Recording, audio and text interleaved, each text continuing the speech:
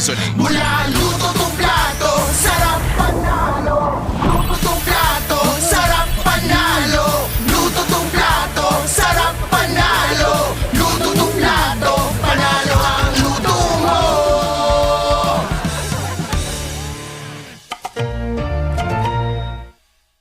Foul! You know your scalp can get up to 5 times more dandruff? Get triple anti-dandruff power. Supercharged with Clear. Hey, you! Did you know men have 1.4 times weaker scalp? Get a shampoo that's 100% made for men. Supercharged with Clear. Enemy alert! Your scalp gets 1.5 times greasier, causing dandruff. Get triple anti-dandruff power. Supercharged with Clear. Stop and pull over! Your scalp gets 1.5 times sweatier.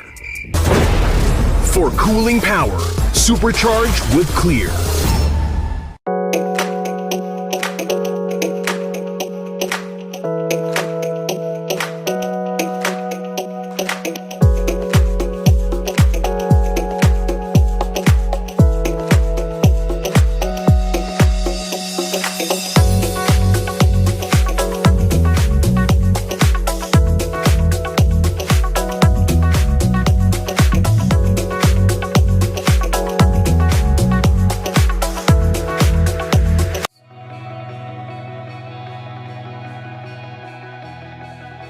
Contact Arctic Aircon today.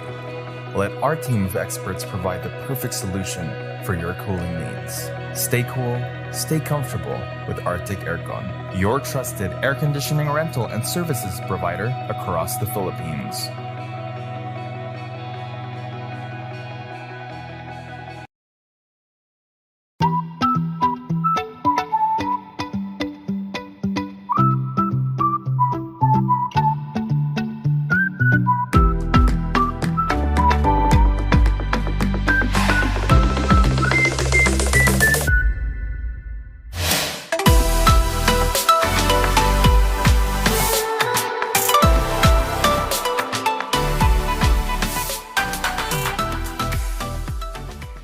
Ito na ang pinaka-inaantay na selebrasyon! Excited na si Bibi! Marami pa siyang kailangan gawin para maging ready ang lahat. Bibi, huwag masyadong pen. Focus! Ganito ba? Ha! Ay, naku! Bibi! Gatot Katsa? Need help? Injection! Wala ako. Ito na lang! Wag na! Please, ibalik niyo na ako sa base! Wag! Bibi! Bruno! Hello? Gising, Bruno! Okay na ako, Bibi! Let's go! Asikasong tunay si Bibi. Tumulong sa heroes, nag-set up ng event. Kahit koryo, hindi niya pinalagpas. Magsisimula na ang pinaka-inaabangang performance of their lifetime. Pwede nang huminga ng malalim si Bibi. Pero teka, tinatawag ata si Bibi sa stage.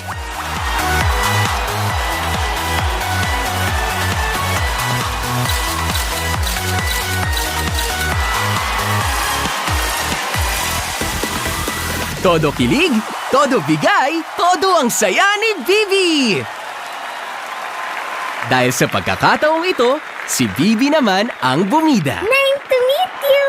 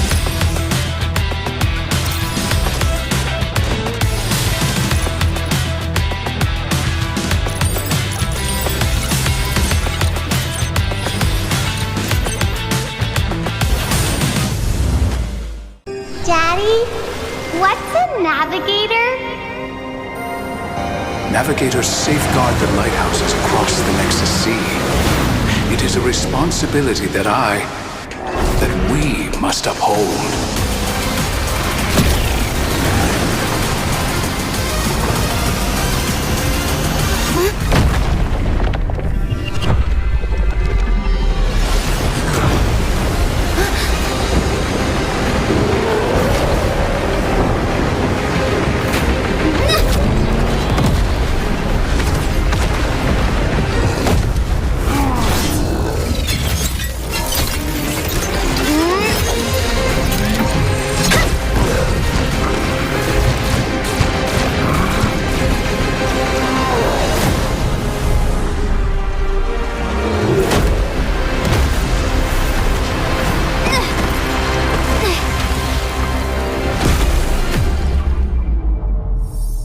Dad?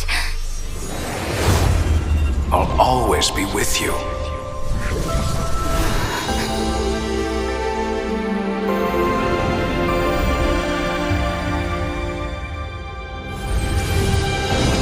Target acquired!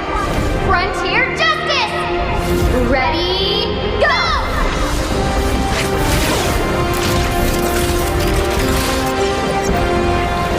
For all the Laylas out there!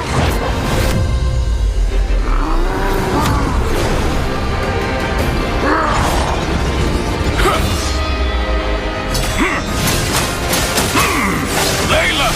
Now! You should have never tampered with the lighthouses. Cause I am a navigator!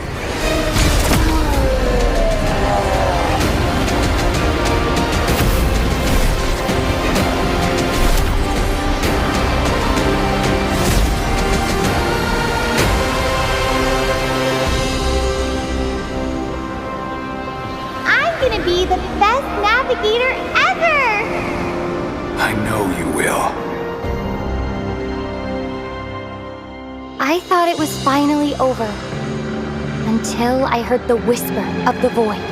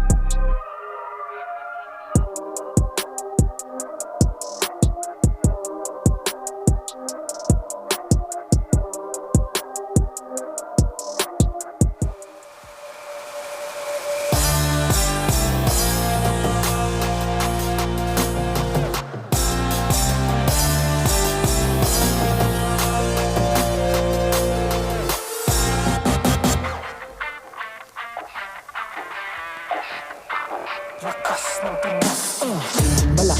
Pilipinas, malakas, kahit anong lane, we become the monsters. Malakas, Pilipinas, malakas, face the golden sun and repping for the free stars. Look at us, to the top, no ifs, no buts, winning any game, para to sa PINAS. Di mo matitinag aming boses sa new level, nasa kalye man o mobile, you know I become a legend. Listen, open fire, we unite, we winners. But with pressure, like diamonds are made of. Switching the lane na parang gera, HP racing may reseta. Pagkakatang buhat ni Hilda, full dome SS parang Laila. Susundan ko ang wakas, kasama pataas, tagumpay natin to dahil tayo'y malakas. Para sa Pinas, nasa amin ang alas, hindi to atas. Kinikilala sa taas kasi kami ang malakas. Para sa Pinas, nasa amin ang alas, hindi to atas. Kinikilala sa taas, ganito kami sa Pinas. Yeah.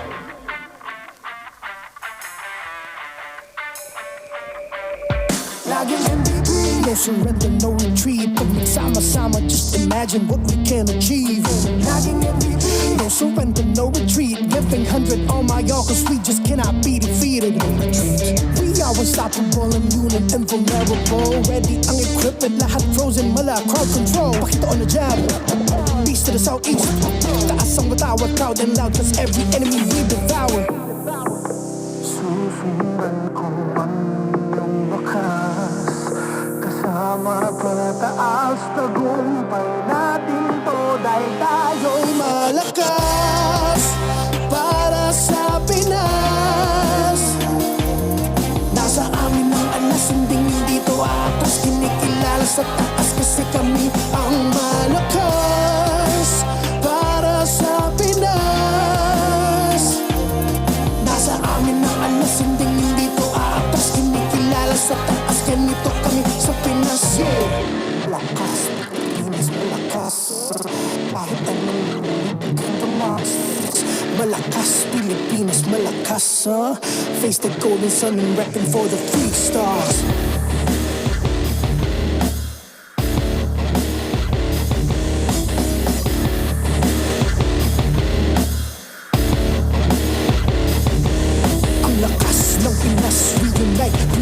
Ang lakas ng Pinas, reunite with the stars. Ang lakas ng Pinas, reunite with the stars. Ang lakas ng Pinas, with the stars.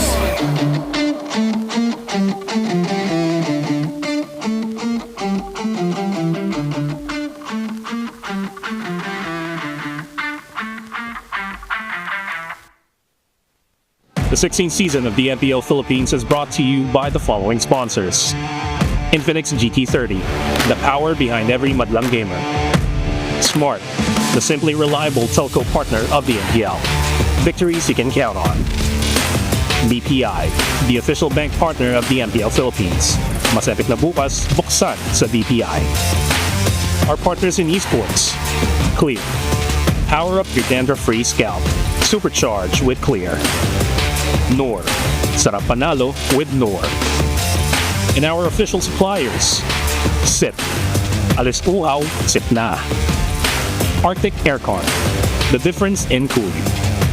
And Go Hotel. Tara na sa Go Hotels. Let's go explore more. Don't miss any action by following the official MPL Philippines pages and subscribing to our YouTube channel. Follow MPL Philippines on TikTok for more content. Witness and experience a new era of MPL Philippines Season 16 playoffs live at the Cuneta Astrodome. Go to the official MPLPH website to secure your seats. No ticket, no problem. You can still be part of the MPLPH playoffs hype. Experience the action live at the Superfan City Festival grounds and join the free watch party. Don't miss the fun, freebies, and the ultimate Superfan experience. And to ensure the equality and fairness of our games, MPL Philippines is also monitored and supervised by the Games and Amusements Board.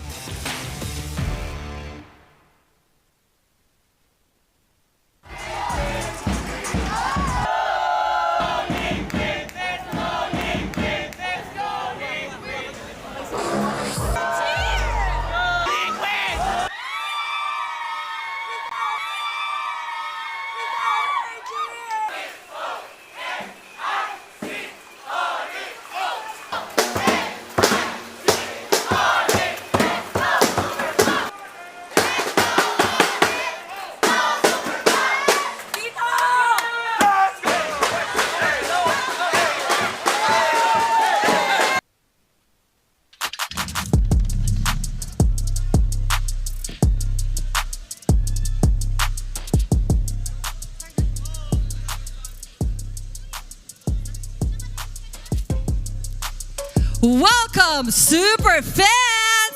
This is day 2 of our playoffs. The road to immortality has narrowed as only 4 teams are destined to walk in their respective journeys.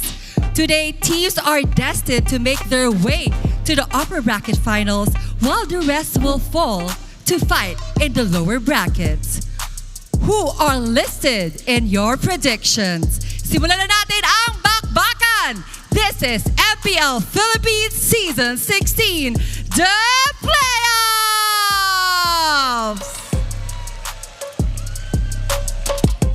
And to officially open our show, let's welcome Sony Music's top Pinoy hip-hop collective, Unexpected.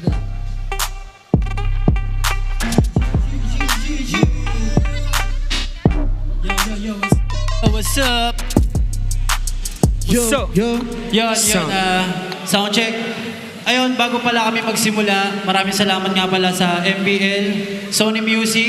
At ayun, kami nga pala ang Unexpected. Ako si King Pills. Ako nga pala si Richmel. Ako nga po pala si Okix. Ako naman si Diggs Morty. Yeah. Ayun, ang title po pala nakakantahin namin ay Anataga. Lalabas na siya sa November, ngayong November. Abangan nyo. Huwag na natin patagalin to. Okay. DJ, play mo na yan. Let's go. Yeah! Okay ba tayo lahat dyan? Let's go! Let's go. Dito, okay ba tayo lahat dyan? Malakas dito.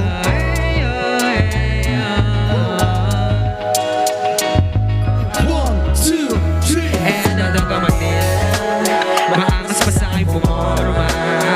Sa iba'y mas tutang ang iyong ganda, kaya nakakahalina. Anataga Manila, mga matay nang ihila. Yes, sino ba naman ako para maginarte? Kung halos lahat sila hindi makatanggi. Damn, she's fine, no lie. Makikita mo sa kanya kakaibang vibe. Dating ang marikit, malachos ang taglay. I don't wanna miss the shot dahil sa'yo walang sablay. Kasi your uniqueness, sobrang intense. Kahit di mo na gamitin ang yung six sense, pagkasama ka hindi na mabibitin. Mapapasabi na lang ng damn, she's a treat man. Tanging tanong, handa ka bang sumama? Kasi ganda mo ay hindi nakakasawa. I don't wanna waste your time. Baby, I just wanna make you Anataga Manila, maangas pa sa aking pumorma. Sa iba'y mas tutang ang iyong ganda, kaya nakakahalinaw. Anataga Manila, mga matay nang ihila. Yes, sino ba naman ako para maginarte? Kung halos lahat sila hindi makatanggi. Angas natural, hindi lang physical. May kagandahan, di na baloob. Sumatuta sa pula, walang labis, walang ulang o puta. sabaya. Panalinis kaya Uutalunan ang lalaki pagkalaman nila siya ay Rizalenya. may delikadesa kahit ilang milenya. Siya lumipas Nilang na matigas kundi ewan na magilas. may sarili na dilensya. Doon pa na panalo na handa ako pumusta. Swerte mo naman sakali na makatagos ka. Alam mo na dating palang hindi pilit umasa. Likas na, di pinilit Mangyayari sa lenya, maangas pa sa aking pumorma. Sa iba'y mas tutang ang iyong ganda, kaya nakakahalinaw. Mangyayari sa lenya, mga matay nang hihila. Yes, sa iba'y para maginarte, kung halos lahat sila hindi makatanggi. Kapag lumapang girl, parang anghel pero may aura na pang bad girl. And I find so hard to believe you a 10 with a 90 degree. Cause you're perfect, I hate something na naanggal. You got my whole attention, no one can divide it. Got me worshiping you just like a divine. Yeah, can you be mine, baby, I don't get excited. Praising your beauty even for a million times. I you see girls fine, pero iba kapag dabawin niya. She got smile, pero di yung tipong vibe kila. She got sass, kaya pari ako nahila. Tigasan, akala mo na yan, di ba? Maangas pa sa aking pumorma. Sa iba'y mas tutang ang iyong ganda, kaya nakakahalinaw. Mga handa bawin niya, mga matay nang hihila. Yes, sino ba naman ako para maginarte? Kung halos lahat sila hindi makatanggi. At kawan ka, mamay, panis sila lahat di magkasabay. I'm sorry but si Buwana, girl, she's so fine. Nahira jud sa uban, you know. Iba siya manamit, iba ang kanyang dati. Kala mo galit, ganun pala siya maglambing. Kay sana ay makuha, magpapala ng tadhana. At magiging asawa ko ang natutangin dalang. I can't deny you amaze me, and I can't forget what you've done.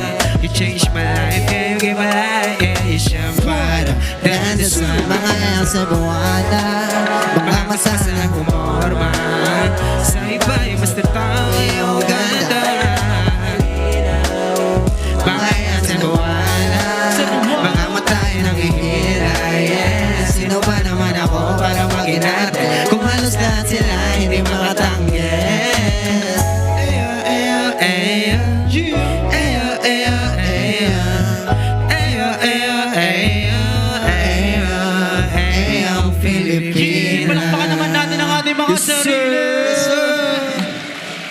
So ayan, bago pa pala kami dadako sa Wait lang, kuya. Bago natin kantahin yung last song natin. Ano yun? Kanino ko pa kasi napapansin eh. Ayun nga din eh, may napapansin din ako eh. Sasabihin ko Diba? sana eh. Alam mo yan. Sige, ikaw na lang magsabi. Ang dami palang ML fans na magaganda. Ayun. Mismo. Ayun yan, kita mo naman. Ayun, dito. Ayun. Kahit sa sulok yan, ang daming magaganda eh. Kaya nga Alam mo eh. yan, kung magkakajowa ko ngayon, hindi ko ilalowkey. Yun, no? Hindi ko ilalowkey. Talaga ba? Ano pa? Papakilala ko pa sa mama ko. Uy, papakilala sa mama, swerte. Ano pa? Dyan, haharanahin ko pa araw-araw. Yeah. Sige nga, sample lang. Sample lang natin. Gusto niyo ba ng sample? Sample! Habang buhay na ako sa'yo, kaya ipakilala mo na ako sa mama mo. Kasi ang tulad ko ay di pa low-key. Handa naman pag inalok na siya ni daddy. You know I wanna flex you in my FIG. Ganda mo pambira like Katy Perry. Kaya di mo deserve ang low-key ka lang. DJ play mo na yan! Let's go! Sa mga nakakalam dyan, sabay-sabay na lang tayo. Sabay-sabay tayo ah. Para sa mga nilalawin. Let's go! Let's go! Na na na na na na. Let's go! And 1, 2, 3, let's go! Habang buhay na ako sa'yo, kaya ipakilala mo na ako sa mama mo. Kasi ang tulad ko ay di pa low-key. Handa naman pag inalok na siya ni daddy. You know I wanna flex you in my FIG. Ganda mo pambira like Katy Perry. Kaya di mo deserve ang ilang igalan. Sa ganda mo yan. I just wanna let you know na baby girl, di ka lang Di ka lang Okay, baby, that's for sure. Like what I said, you're my one and only. You make me go pop, pop, pop. Take this one shot. Kasi nga, sigurado na ako sa'yo. At di mo na kailangan pa na nga magpanggap. Kasi nga, hindi ka itatako. Cause we belong together. Oh, baby, tell me something. Lagi-lagi kang dadalhin dun sa amin. Let's go. Ilalayo ka sa mga alanganin. Ipapadama sa'yo pag-iisip. Kaya habang buhay na ako sa'yo, kaya ipakilala mo na ako sa mama mo. Kasi ang tulad ko ay di pa low-key. Handa naman pag inalok na siya ni daddy. You know I wanna flex you in my FIG. Ganda mo pambira like Katy Perry. Kaya di mo deserve ang ilang igalan. Di na kailangan itago, iwanan ka pa ay malabo. Sumbahan at mga pangako, ayoko pareho maglaho. Malapit man yan o malayo, pagod man tayo mahayo. Patuloy pa rin, natuto pa rin, di hayaan mapako. Sa isa't isa, hayaan na natin sila. Di na yung mahalaga, ano man isipin nila. Mas pipiliin kita. Huwag ka na dyan mataka, marahil ikaw ay iba. Kaya napusuan kita, kahit isa-isahin naman ka dyan sa kanila. Puro saya, harapin, kasama kita sa ligaya. Tatahalin, tatanawin, nagawa ng alaala. Walang hindi makakaya, basta ikaw lang ang kasama. Pagkasama ka pinunan para sa akin. Habang buhay ako sa'yo, kaya ipakilala mo na ako sa mama mo. Kasi ang tulad ko na shit ni daddy. You know I wanna flex you in a FBIG. Ganda mo pamira like Katy Perry. Kaya di mo deserve, ilawi ka lang. So pwede ba mayaan mo ako na sa'yo ay may padama? Na sa akin di ko lamang ang pinakamaganda. Mahalaga ka basta kaya mo na sa buong mundo. Gusto kong isigaw sa kalawakan. Nasa buong tundo. Lahat ng sugod ko'y gumaling na. Di akalain na dumating ka. Naging matingkad. Akulin ng bawat araw buhat no ikaw na ang pagkapinta. Tatanggapin ka na wala man lang pagkalilangan. Sapagkat pagdududa'y tinapon ko na hindi na yun kailangan. Kaya wala na dahilan para panatilihing-lihim ang lahat tungkol sa atin dahil na ikaw ang binibining. Karapat dapat na ipagyabang. Sa iyong puso ikaw lamang magpakailanman. Naiintindihan naman kita kung natatakot ka sa sasabihin ng iba. Pero hindi yun mahalaga. Sino ba sila? Wala naman silang paki sa ating dalawa. Nandito lang ako kaya di mo kailangan mangamba. Ipaparamdam ko sa'yo na hindi ka nag-iisa. Yeah. Ipakilala mo na ako. Sabay habang buhay na ako sa'yo. Kaya ipakilala sa mama mo. Ipakilala mo.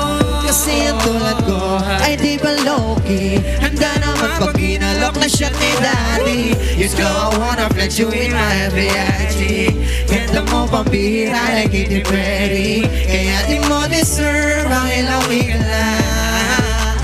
Sa ganda mo yan. No, no, yeah. No, no, no, yeah. Sabay-sabay tayo, pasa low-key. Pasa low-key. Pasa low-key. Pasa low-key. Pasa low-key. Yeah, palakpakan naman natin ang ating mga sarili. Maraming salamat po sa lahat. Maraming salamat, MPL. Sa akin kami nga expected. Once again, let's give it up for Unexpected! Thank you. Wow, ang galing, napasayaw ang MPL crowd. Welcome to MPL Philippines. Thank you. Ayan, introduce naman. Pakilala muna tayo. Ako nga po pala si Okix. Ako po pala si King Pills. Ako po si Rishmel. Ako naman po si Diggs Zumorty. And kayo ay Unexpected! Ganon, sabay na sabay. Ano naman ang feeling nyo na nakapag-perform kayo dito sa MPL? Masaya po kasi sobrang hype ng crowd. Isa pa, andito yung mga idol namin, yung mga ML player. Tsaka first time natin First time namin dito. first time namin dito. Isang malaking opportunity para sa amin to. Tapos marinig kami ng mga idol namin na ML player. Tsaka yung crowd sobrang solid nung pag-welcome nila sa amin. Maraming salamat. Tsaka ang daming magaganda ng mga fans. Hindi ako maganda. Meron isa sa inyo dito na sumusuporta, ang GF. Pakilala mo naman dito. Shoutout sa girlfriend ko, Chelsea. Chelsea! Kinikilig si Chelsea, oh! Sweet, ang sweet. Sana all! So, nabanggit mo nga na fan kayo ng MPL. So, sino ang sinusuportahan niyo na team? Sa akin, ONIC. ONIC talaga. Grabe! Raise your flag! ONIC. Sino ang bet mo sa ONIC? Si Kelro, syempre. Ay! Kung may message ka sa kanya, nanonood siya, anong gusto mo sabihin? Good luck, tsaka 1v1 tayo minsan. Hinamon ang esports player! Okay, pero may iba naman tayo sa kanta ng Ea na Taga. So can you tell us more about it? Yung Ea na Taga? Siguro para sa mga babae na maaangas pumorma. Tsaka mga babae, para sa mga babaeng magaganda yun. Ang tanong, tagasan ba yung babae na yun? Yes. Kaya yun yung title ng kata, Ea na Taga. Yes. Tagasan nga ba? Bakit meron ba kayo napupusuan?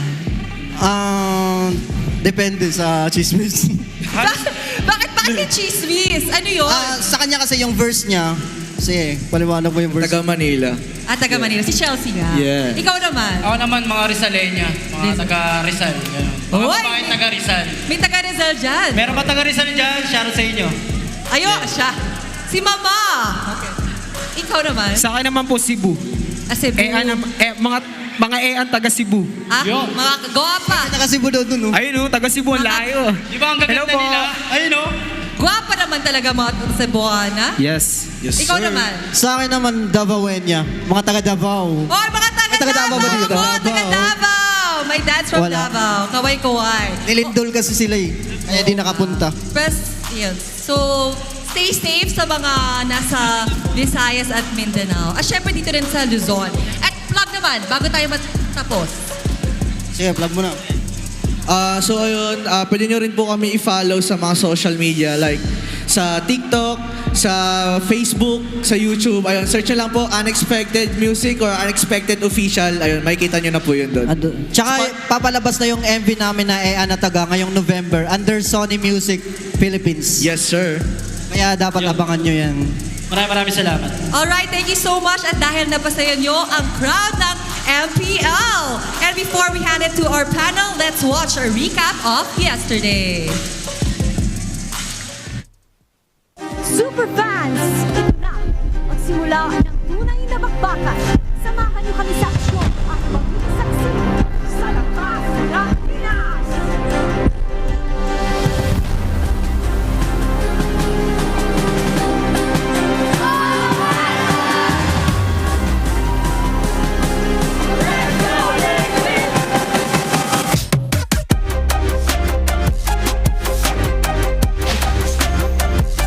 Yung pagtatapat na natin ngayong season to, palupitan na lang mga repa.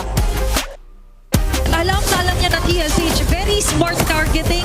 Sa pagkakatanggal kay Black PZ, eliminated agad yung frontliner, yung setter na meron na T-Falcons. Doon yung combo mula sa tech charge!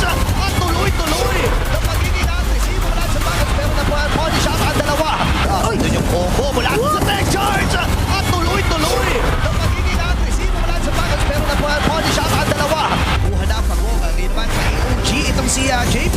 Pero naman na lahat. Si JP buhay pa rin. Ako tinatignan siya. Si Black. Diyos kay matalikod. Nakuha na kagad ng dalawa. Isin itong kanilang rover na si Uber. Pero si RTC nakuha na ipagong.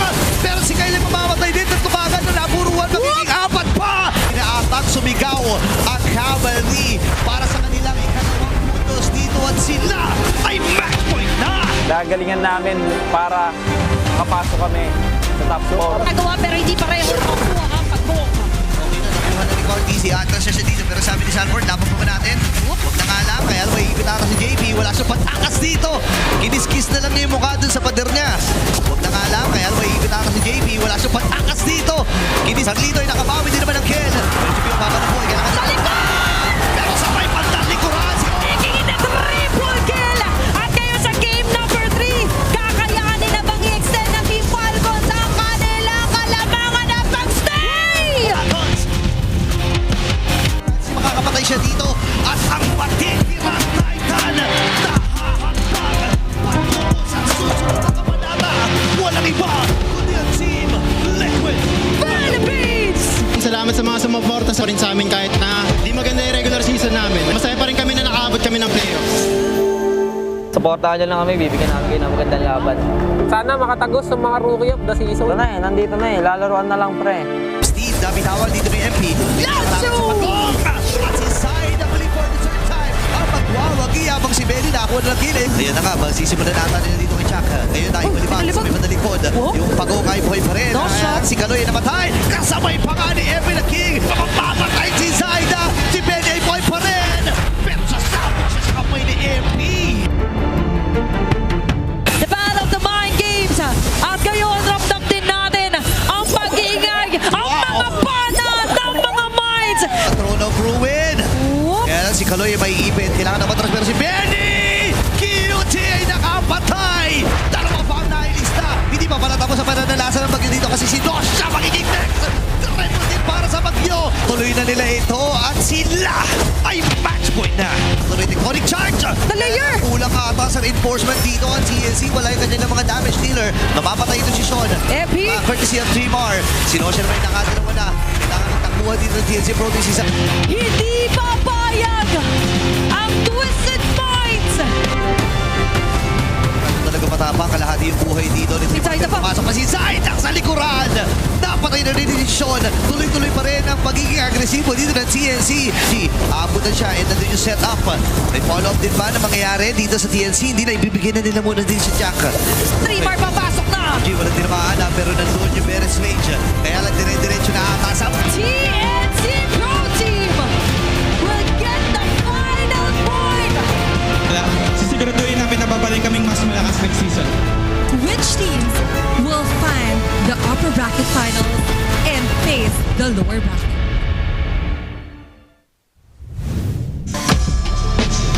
It has already been a lot of moments that wrapped up day number 1 and the quest to find the next champion of MPL Philippines is still upon us here at the MPL Arena for your MPL Philippines Season 16 playoffs. My name is Hans Galeria and of course I am joined by Brigida. It's been a while since we've been together, joined here at the panel. I'm very happy that we will be witnessing greatness once again because of the matchups that are about to happen. Yep, and imagine we're back now that we're down to the top 4 teams of the season. So we've narrowed it down yesterday and we've had very competitive matches for our play-ins. It's sad that we only get to see some of them go up against each other in as early as the first day, but I guess that's really the nature of competition. I mean, if we're talking about competition, you're gonna have to level up at some point, right? And for leveling up, you need to level up your game with Vibe by BPI. If you download and sign up for Vibe, you'll get 50 raffle entries because last month,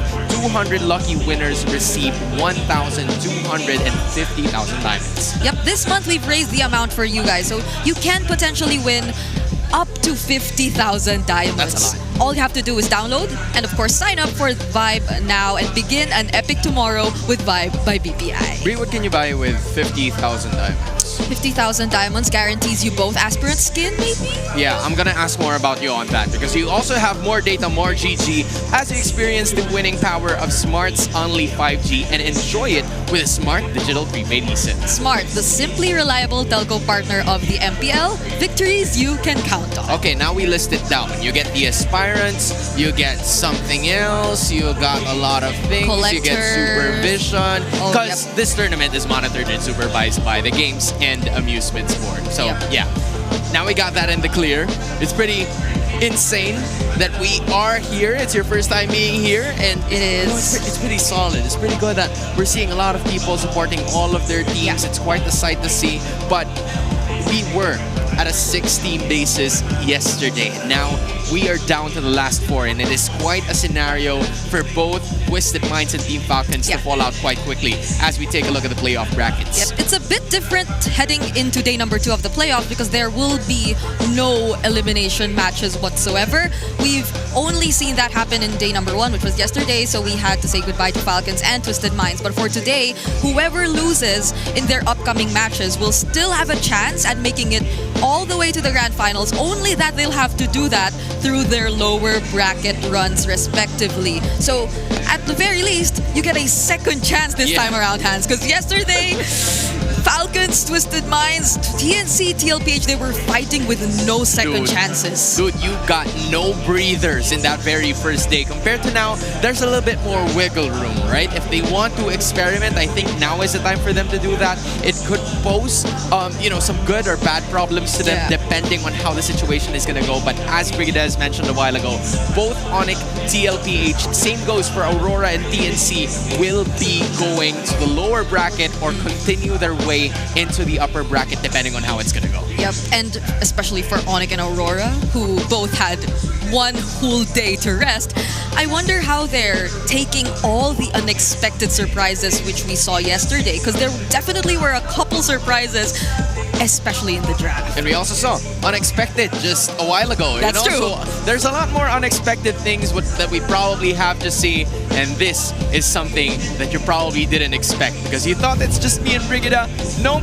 We also got Coach Snap here with us, courtesy of Smart Omega. Coach, we're so happy that you were able to give us time to make sure that we got things all under control because the drafts, things were going crazy yesterday, and it's pretty unusual. So I want to know, like, from the thought process that the coaches had, was there any sort of differences that you saw from the drafts of the first 4 teams that have competed yesterday? Honestly, comparing it to the regular season, it brings back old memories from before. Double Fighters is back, funneling the jungler. Yeah. Yeah. I miss all that. Yeah, especially I think for teams who I expected to really double down on the double fighters. Right. Especially Benny Cutie. Yeah. He just suddenly reverted back to using marksman yesterday too. So was this something you also expected? That teams would just be a lot more flexible now that they're in the playoffs? Yeah, they have to adjust, especially during the regular seasons. Benny has been spamming fighter heroes. Yeah. They're probably just targeting ban on him. So he has to go back to his original MMs. I mean, you were just talking about TNC Pro Team. They are still in the running. Benny Cutie leading the charge in terms of having multiple MPL championships for the third time straight. Meanwhile, you're looking at 5-time hopefuls, 4-time hopefuls, minus few, but for 2-time hopefuls, there's still a lot of players. So at least 33.3% out of the playoff population have already been, eliminated here. And Aurora and ONIC Philippines still haven't played yet. Coach Snap, you've been part of the tournament. You've been part of the league. How big of a factor is it that you are at the upper bracket? And what is the reason why these teams that we have here are so keen in trying to climb that spot? Honestly, besides having a second life, you get to watch. You have an extra day to fully prepare for the enemies, and you get to see their drafts, all of their rotations, and everything.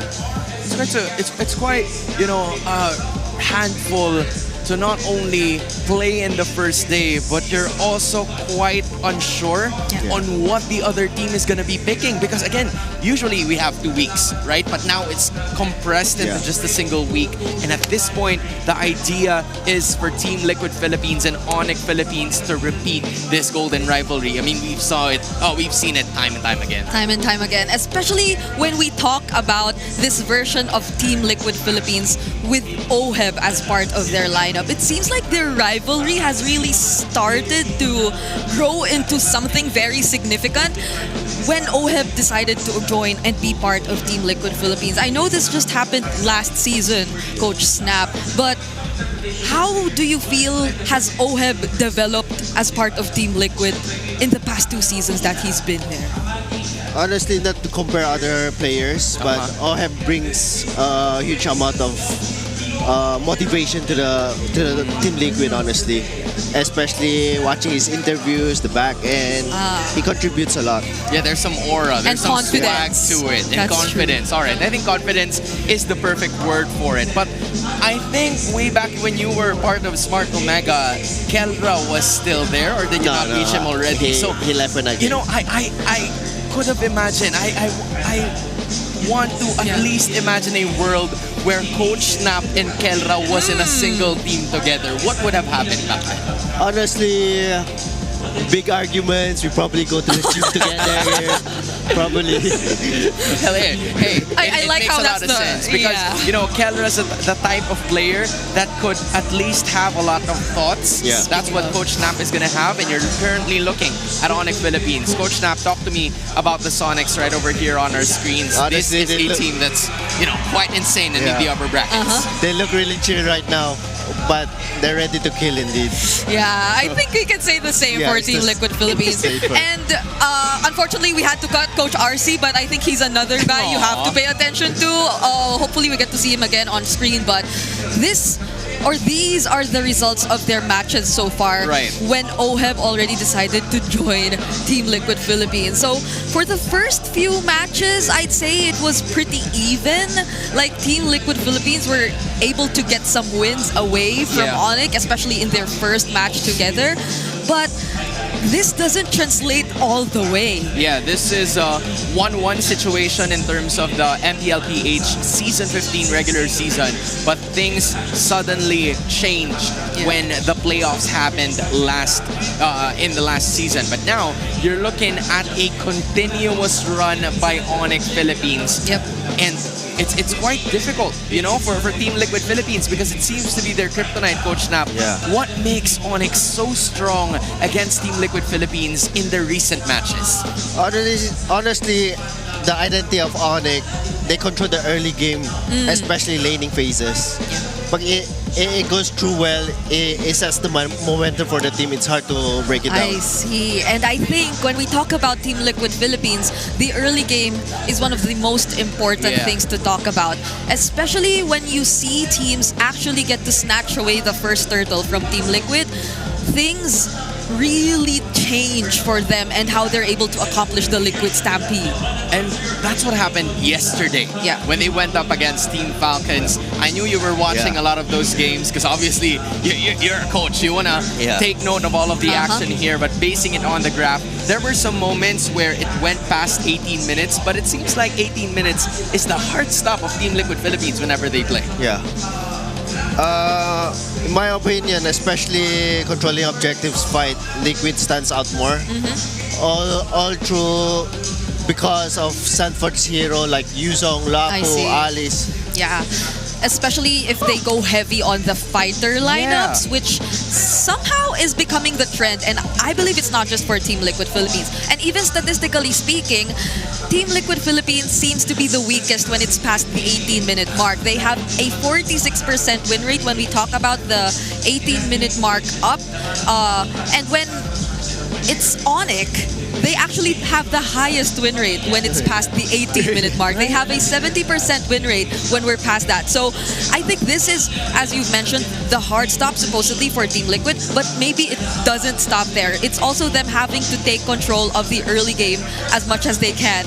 Because ONIC, if you allow them to snowball, it could be just the same. ONIC can just end the game immediately. You know what? I think it makes a lot of sense where Liquid kind of thrives in the early portions of the game, and at some point for ONIC it's quite difficult. But now we're gonna be joined, I believe, by our panel as well, and they are right over there. So nice. Hello, boys. Leo, hello. Meet Coach Snap. I know you've seen each other for quite some time already, but hey.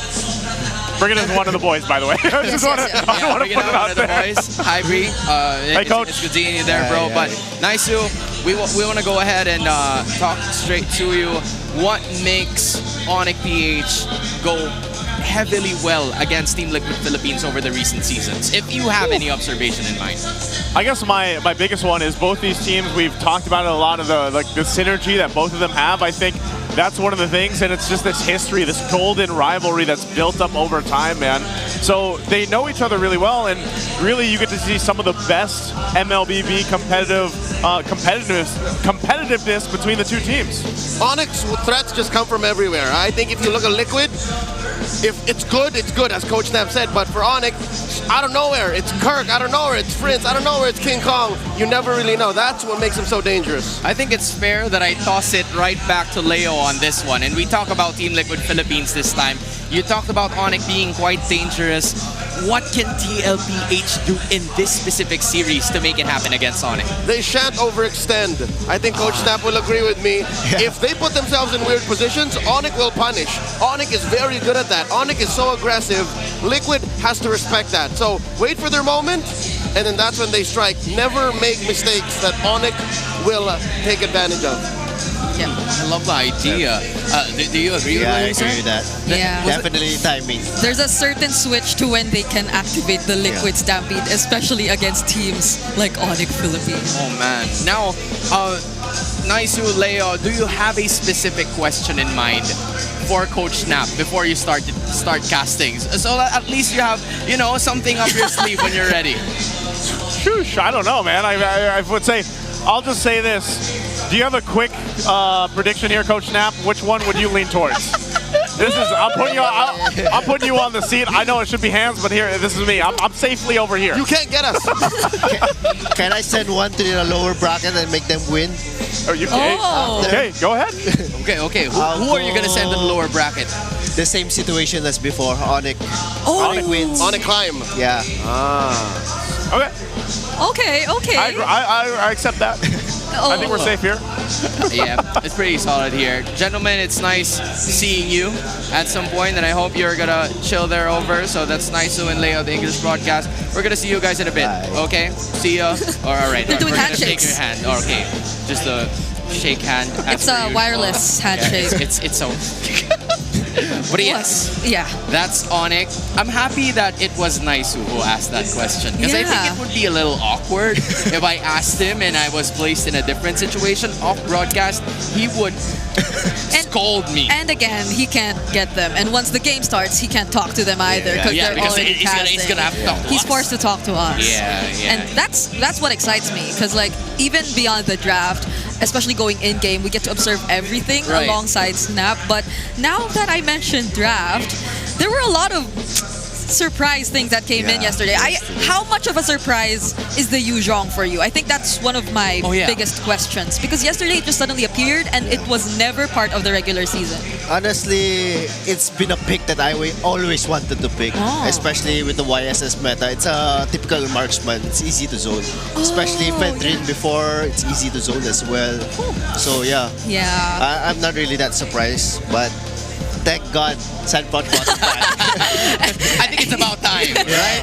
And maybe they did need that because like there's so much attention on JP2. You know, I'm happy that you've been mentioning heroes because there were some heroes that appeared yesterday that we didn't usually saw in the regular season. But hey, that's for another conversation because here is Wolf together with the Howl.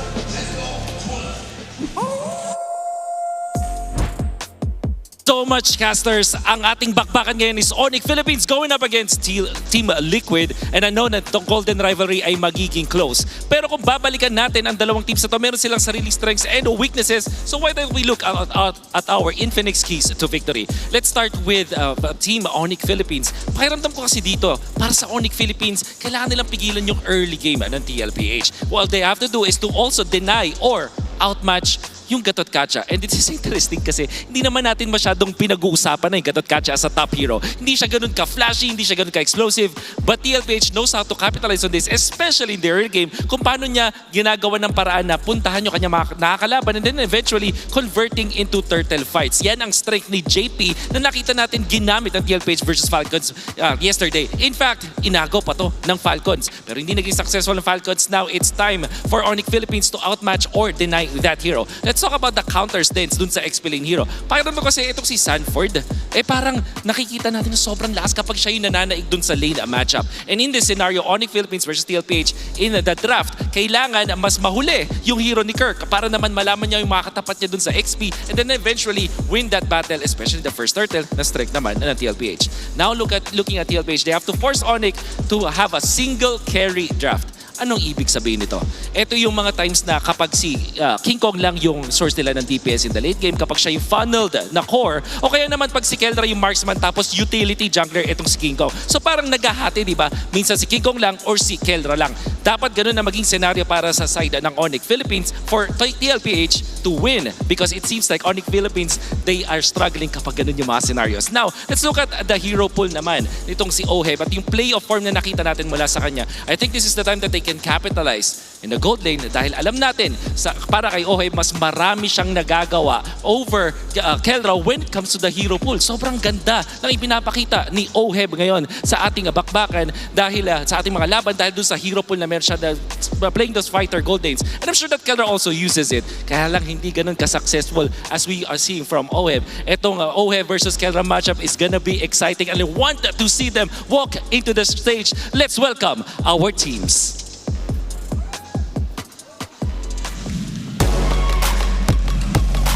Our marshals for the series, Juvin, Chico, JJ, and Yaku Jeff.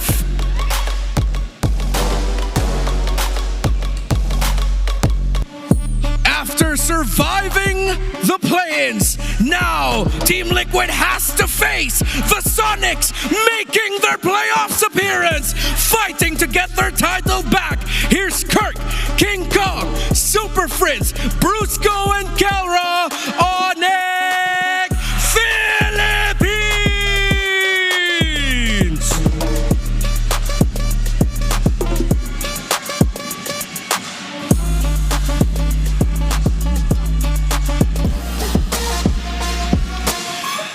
After winning the final clash in the Legend of Titans, they now enter the arena. Sanford, Carl Tizzy, Sanji, JB and Oheb, Team Liquid Philippines!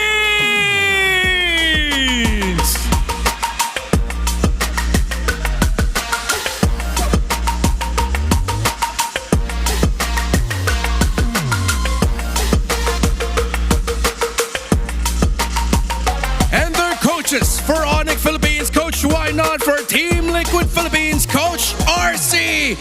Nasaan ang Cavalry? Nasaan ang Sonics? Laban na!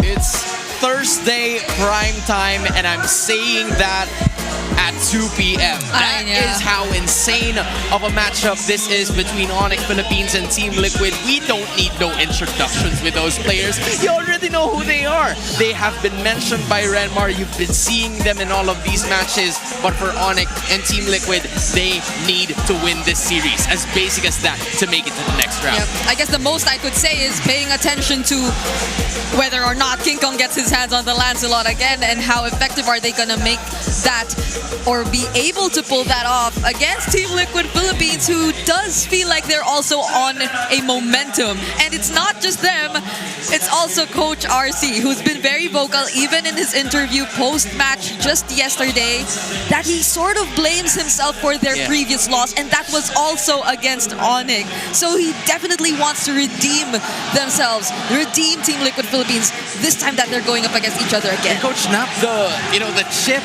is quite similar for these two teams. Where do they actually differ?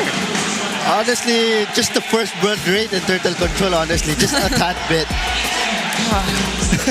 Yeah, it's so close. It's so close, and I think that is how they've been playing from the start. The early game is of the essence here. When we go back to the Infinix keys to victory that was brought about by Wolf a while ago, he emphasized for Team Liquid Philippines, you have to force ONIC with a single carry hero. Is there an immense difference whenever there's a single carry compared to when there's dual carry compared to these two teams?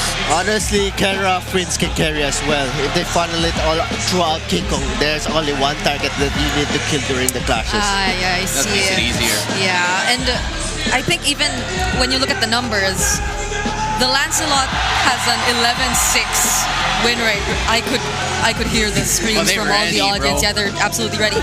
And the Yi Sun Shin, it's like they're struggling to make it work. You know, you've been saying that you've been hearing things, right? That's the crowd. I think it's time for us to hear the players here. The Smart 5 Ping Test. Boss, may papatunayan ako sa'yo, Coach. Win streak kami nung M6 eh. Win streak kami. Win streak. Pati sa ice cream eh. Si Top 3 Alpha eh. May papatunayan ako sa'yo, Coach. Hindi sa kanila. Si Kirk, bawal magalaw buhok niyan. Magalaw na lahat, wag lang buhok niyan. Game na ba to? Check ping na ba to naman? Nahiya daw si Kirk, guys. So, ang gusto niyang iparating na message sa inyo, sa Sonics dyan, welcome sa Cuneta Astrodome. And thank you sa pagpunta. Thank you so much sa pagpunta. Thank you sa time nyo and sa effort and sa suporta and sa love. Thank you so much. Thank you so much and welcome to Cuneta Astrodome. Message ko naman ya. Bulong ko lang. Okay.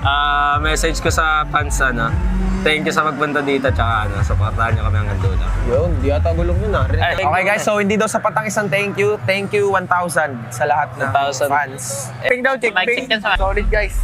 Falcons, nice game sa atin. Nagdumaan din kami dyan. And alam ko makakabawi pa kayo. Yun. Ganda. Message mo kay Pew? Boss Pew, solid ka pa din. Sobrang last ka pa din. Boss Pew, ikaw pa rin ang GOAT ko. Nire-respeto kita sa player. Ba? Tama. Ikaw, message mo kay Flap. Message kay Flap. Flap, magkana na lang tayo. Mag-show match na lang tayo. All-Star PH, let's go. Pusong Pinoy. Hashtag Pusong Pinoy, Flap. That's how it is for Carl DZ and Sanji, basically asking, Few and the rest of Team Falcons for another show match. And I think it's gonna happen pretty soon. Miracle, if you're listening to this, I know you're hearing us. Make it happen again, okay? We trust you, we believe in you, and we will also believe in whatever Coach Snap is gonna say at this point, because, yeah, he's here for a reason. It's to give facts between these two teams, it's ONIC and Liquid. Yeah, I hope that happens, although Sanji is very picky with his teammates, I feel. Yeah, he doesn't want DJY to be his teammate. He doesn't want to team up with certain people.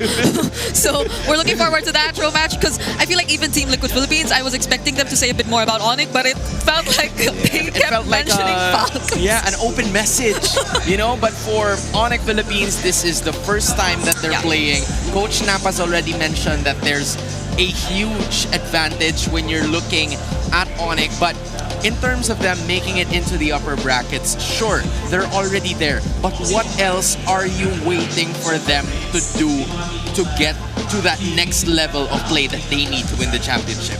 Honestly, show something new. Bring back the M-Words quality ONIC lineup. Because they haven't, because they were saying that. Coach Wynot specifically. Back when I was on stage, they've been telling me that, you know, we haven't reached our full potential yet. And to you, Bri, what does full potential ONIC look like? Full potential ONIC looks like there's absolutely no window of opportunity to turn things around when you go up against them, and that they always get to start things clean. Although there were moments that it doesn't happen all the time, it's as if when you go up against ONIC, you could never feel at ease no matter how big the lead is against them. Because they're very capable of finding these small opportunities that turn into that massive turnaround for them. And that's the kind of ONIC, I'd say, that was really terrifying back then during M-Series. And in the naked eye, right? I think, Coach Nap, you would understand this. King Kong has mentioned that it's more difficult now to go level 15 in 9 minutes compared to the previous match. Any details on that? Why does that usually happen? Due to the revamp with the roam item and especially the new maps, the post 5 with the roamers are much on focusing on mirroring the junglers this time. So you have no free farm at all.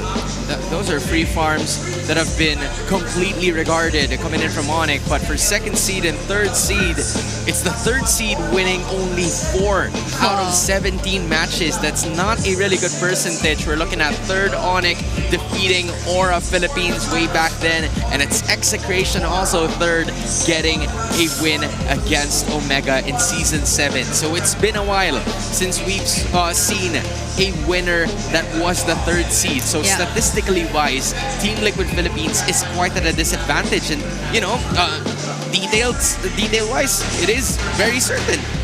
I think everyone needs to be aware that all the statistics are against Team Liquid Philippines for this season. Yeah. Being top 3 never really favored them. Having to go through the play-ins, which they were already able to overcome, also most of the time did not favor them. And us being in an odd season is something that oftentimes results into Team Liquid Philippines not really making it that far.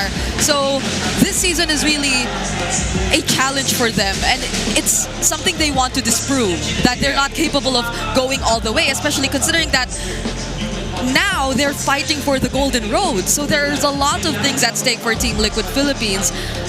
And ONIC knows that. There's more weight, there's more bearing to this match than a lot of people would think. And, you know, Coach Snap, we've always thought about the idea of all 6 teams right in between the regular season and the playoff, the break in itself. Everything goes back to 0. Yeah. Is that true? It's true. It depends on the scrim metas, honestly. Just what does usually happen back then? Like, why is there a sudden shift? Because sometimes teams that are at the top suddenly get weaker in between the break, and then the others suddenly, you know, rise up in terms of momentum. Honestly, it depends if the team takes a break, sometimes goes home to the family and all, and it's hard to catch back up to the meta right now. Yeah. So it's just more on dedication. Yeah. And that is exactly what they need, together with beautiful execution, to take this series and continue on their path to glory. We are now looking at the map draw, and from the looks of it, there were a lot of pickups already happening, but dangerous grass. I think this is one of the best map situation specifically for ONIC Philippines. Yep. For ONIC Philippines, this isn't their most played map. It's only been 2 matches, but as you could see, it's been 100% win rate for them for this season, whereas Team Liquid Philippines, they have a decent win rate at 60%. Storms remain. I'm looking at how ONIC Philippines are currently on the blue side. This is what favors them the most, but they don't have the Lancelot as an option for first pick anymore. And look at this. It's a Lancelot and Fanny taken out by Team Liquid Philippines. Meanwhile, the Lunox, who has suddenly rose in terms of the pickings, have been appearing so far. Yeah. Honestly, the Lunox and the Kimi is the best mages for hard carrying the team. If you're gonna funnel it out through a jungler and a mage and go through double comp fighters. That's how it's gonna be. So the Kimi and the Lunox, only the former is available as of the moment, and I think it could potentially be picked up by ONIC Philippines, but instead, here is a hero that we have not seen in day number 1. The CC finally coming up for ONIC. Honestly, it's a flex pick for them. We're at that point where, yeah, you have to consider that the CC and whatever gets to show up might be a flex pick, but the likes of the Alice are also still possible or up there. I think Team Liquid Philippines have been paying attention to that, but this allows for the Yi Sun Shin to get picked up alongside the Gato at Gacha. This is what a lot of teams avoided yesterday, but Team Liquid Philippines gets their hands on it. But it's also probably because ONIC are confident in what they're going to be able to get in this round of the draft. They have the CC in their hands, which is such a great answer to the engages that you could expect from the Gato Gacha, and they could just throw out the curtain call. So those are the team fights that we're looking at for ONIC Philippines. Although they don't have the Lancelot that they could pair up this time around. There are a lot of options for Prince. And just as we mentioned that, they took away the Kimi, which could have been a great pairing with the Gato Kacha as well. And what better way to show how confident you are in the first phase of the draft, if not by showing the joy of King Kong. They're facing confidence with confidence. Just like what Coach Snap has mentioned, Kimi, Lunox, two of the best mages that we have so far in the meta. But this is a joy. You don't usually see a joy anymore. But what's the idea behind this? It's King Kong's joy. I don't think there's any analysis for that, right? Man, it's quite a situation here for Team Liquid Philippines because they also got the heroes that they wanted. It's the Yi Sun Shin and the Gato Gacha. They're comfort as well. Now they can go Alice due to the fact that Chi-Chi typically counters Alice during the matchup during lanings. So the Alice is a pointer here. If Team Liquid Philippines, they could, potentially ban it if they want to. They still have 2 more bans, but it makes it a little bit more difficult. Yeah, and that's a lot of magic already for ONIC, I feel. So they might want to look at other heroes potentially, if ever really the CC is not guaranteed in the EXP lane yet. Because again, there's a chance that it still might not be there. But what... Wow, I think that's Fuego, by the way. Shout outs to him. I didn't even realize it was him. Yeah. That's how much of a rock star he has been lately. But hey, the Grok and the Esmeralda are going to be the 2 next bans here. So both teams really banking on durability towards the next 2 preceding bans that we have so far. Because from what we are looking at, it is just JT that has the advantage for that. But the Hilda will also be the addition for Team Liquid Philippines. They do not want Carl TC to be disturbed at all.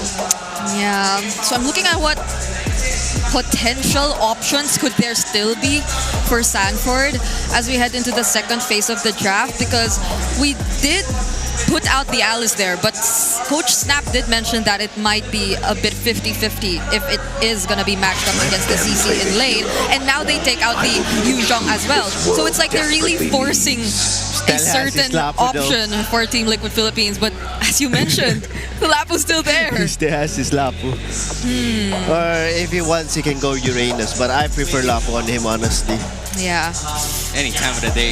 It's the Lapu making those big plays, doing a little bit of damage as well. You already have the Harith on the other side, so yeah. But he might go last pick. They have to see where the Chi-Chi is going. He might go Alice if the matchup is actually good. Yeah. They have more options. I think that's really what Team Liquid is considering right now. And at the very least, the Farsa, regardless, it's Sanji holding it, so it's going to be a safer route for them. They also cannot, mean, there's no chance of ONIC contesting that since they already have the Kimi either way. ONIC Philippines for their gold lane or XP lane. This is such a... They might go Kalito Highlands for the roam.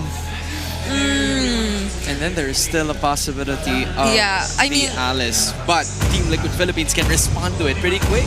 There's so much disruption if it is going to be the Joy Khalid from ONIC Philippines. Although they just revert back to the high loss. They're predicting the Alice XP. So yeah, Lapu is the only choice that Sanford has to get. It's either a Lapu or a Uranus. Lapu or a Uranus. The high loss that was mentioned by Coach Snap a while ago appeared for ONIC Philippines. Meanwhile, the Granger, also a household hero for Keller.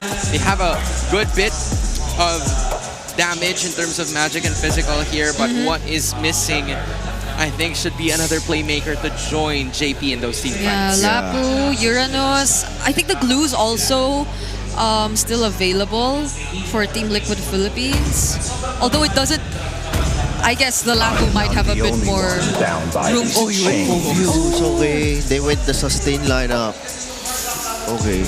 Now, ONIC, TLPH, Coach Snap, you're looking at both of the lineups. Would you say that one lineup is better or easier to execute than the other? And what is it? For me, it's actually just countering each other's heroes. Straight up. Countering each other's heroes. I mean, you could see that the moment they just decided to prioritize the CC as well. So many picks were limited from Team Liquid Philippines. But they gave priority to JP this time. So if it's playing around the center of the map that we're looking at, Team Liquid Philippines might just really contest ONIC Philippines this time. Oh, this is gonna be a battle between these two teams. Team Liquid Philippines from the lower bracket or from the play-ins, they want to make sure that they can match up against ONIC. But you know what time it is. It's time for battle. Thank you so much, panel. Hans, Brigida, Coach Snap to break down a game of one here for us in our first match of the day. It's a best of 5. It's the golden rivalry between ONIC Philippines and Team Liquid Philippines. It's nice to Leo to bring you the action. I'm so used to how Liquid drafts and how they ran through Falcons last night that looking at ONIC prioritize their hero, prioritize the Joy, and then slap that high loss back into the metagame like he never left. I need time to get used to this. ONIC needs time to warm up here at Cuneta Astrodome.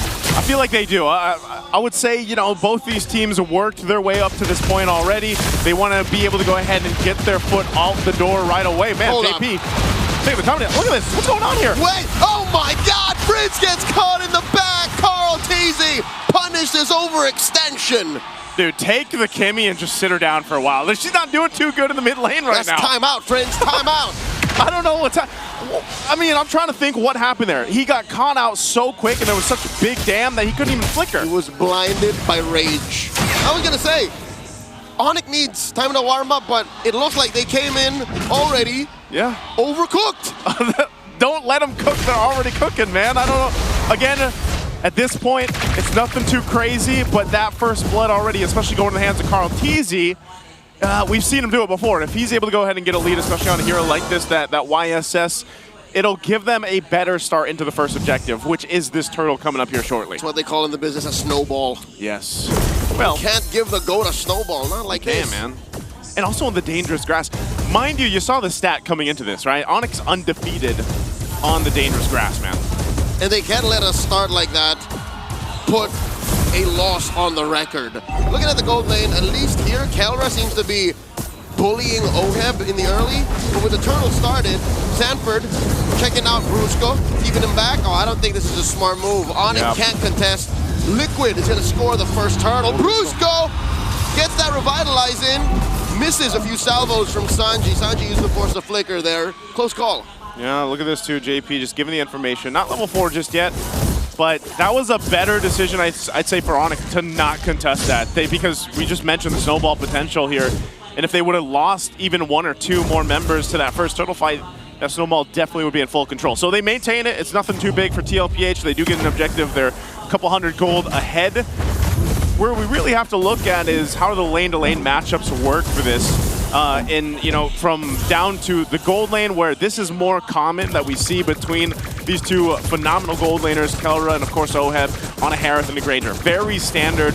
The rest though, Phobius, I feel like, has popped up more and more because he fits in that role where it's like, all right, you need that front line, but you also need someone to help peel if you have to, especially when a YSS is in tow. There's Kirk. No.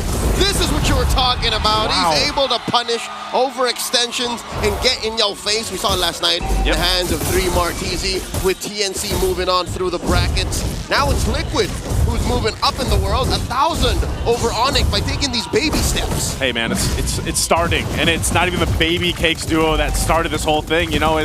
They got what they needed to do.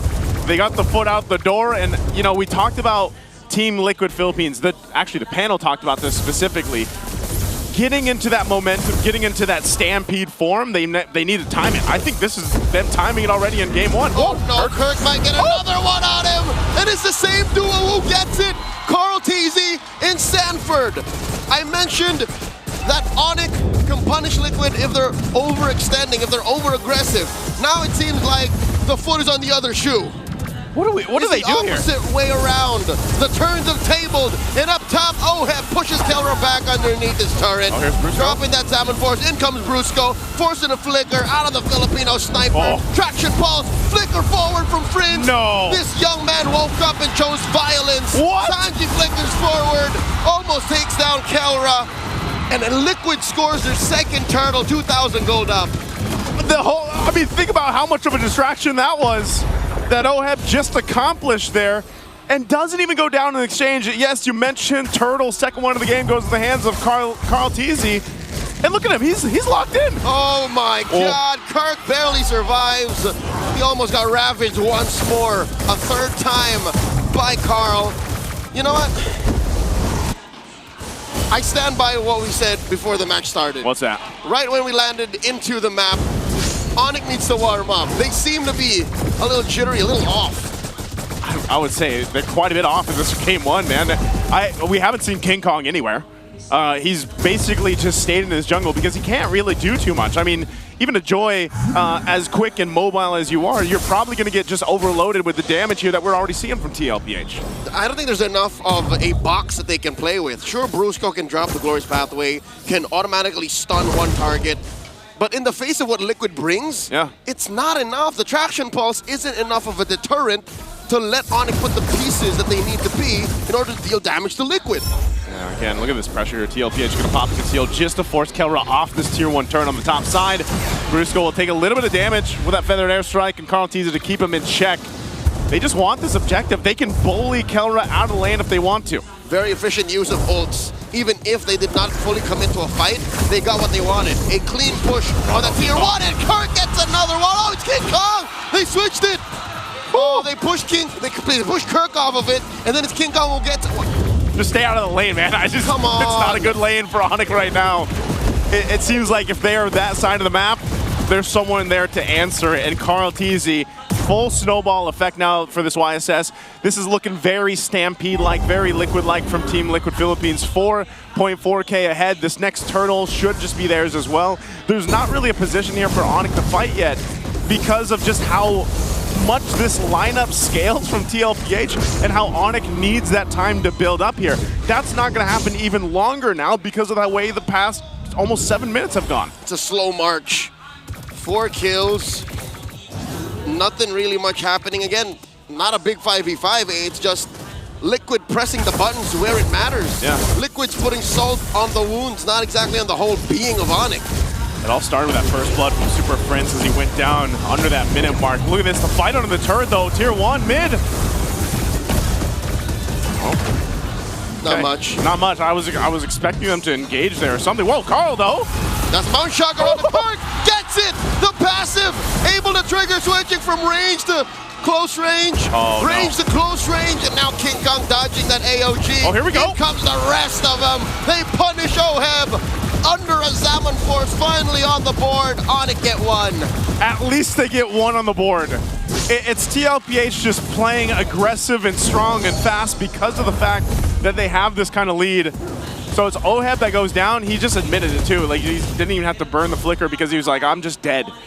But with that, TLPH finds themselves building up. Oh man, look at the real-time head-to-head between the junglers right now. Oh my god. 8 minutes up on reaching level 15. Oof. So what that means for a Joy is it's not going to be a good game until later on. Oh, forced flicker on the Sanji. The Glorious Pathway drop perpendicular to the angle of attack. Liquid here are staying on top of their toes. Because, again, what happened to OF, that was unfortunate, but they can afford it. Yeah. But I'm just saying, that happened maybe 1 more, 2 more times. Onic's going to close that gap. And that gold needs to go over to Kelra, or even Super Friends to an extent. He got the kill earlier on, but you know, scaling-wise, you see it just in terms of the jungle comparison, how much time they're going to need to build up. Now, as a team, they're going to need to be able to do that too. They've been holding on to this mid-lane Tier 1 turret, though, for a while now, but nonetheless, this first Lord, I think TLPH still clearly gets this one. ONIC can't contest anything. They're down on vision, they're down on box, they're down on zoning. I'd say you're right. Get something on Kelra, work on King Kong, but Liquid isn't going to allow that. They've been slowly marching forth and building this huge lead. It's still at 6K. I hate to say it, it's still at 6K even with that free pickup on OM. Is this one of those games where, again, you have to look at this lineup from ONIC and be like, all right, how are they going to be on the defense in the base? You know, can they? Is there a potential there to turn something around on maybe a little bit of overzealous pressure from Team Liquid Philippines? We've seen it happen before where they purposely push into the base when maybe they don't have to.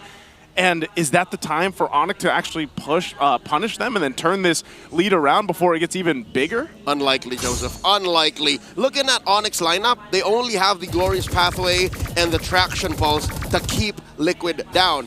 Maybe you can rely on the curtain call, but that means Liquid really, really dug their own grave.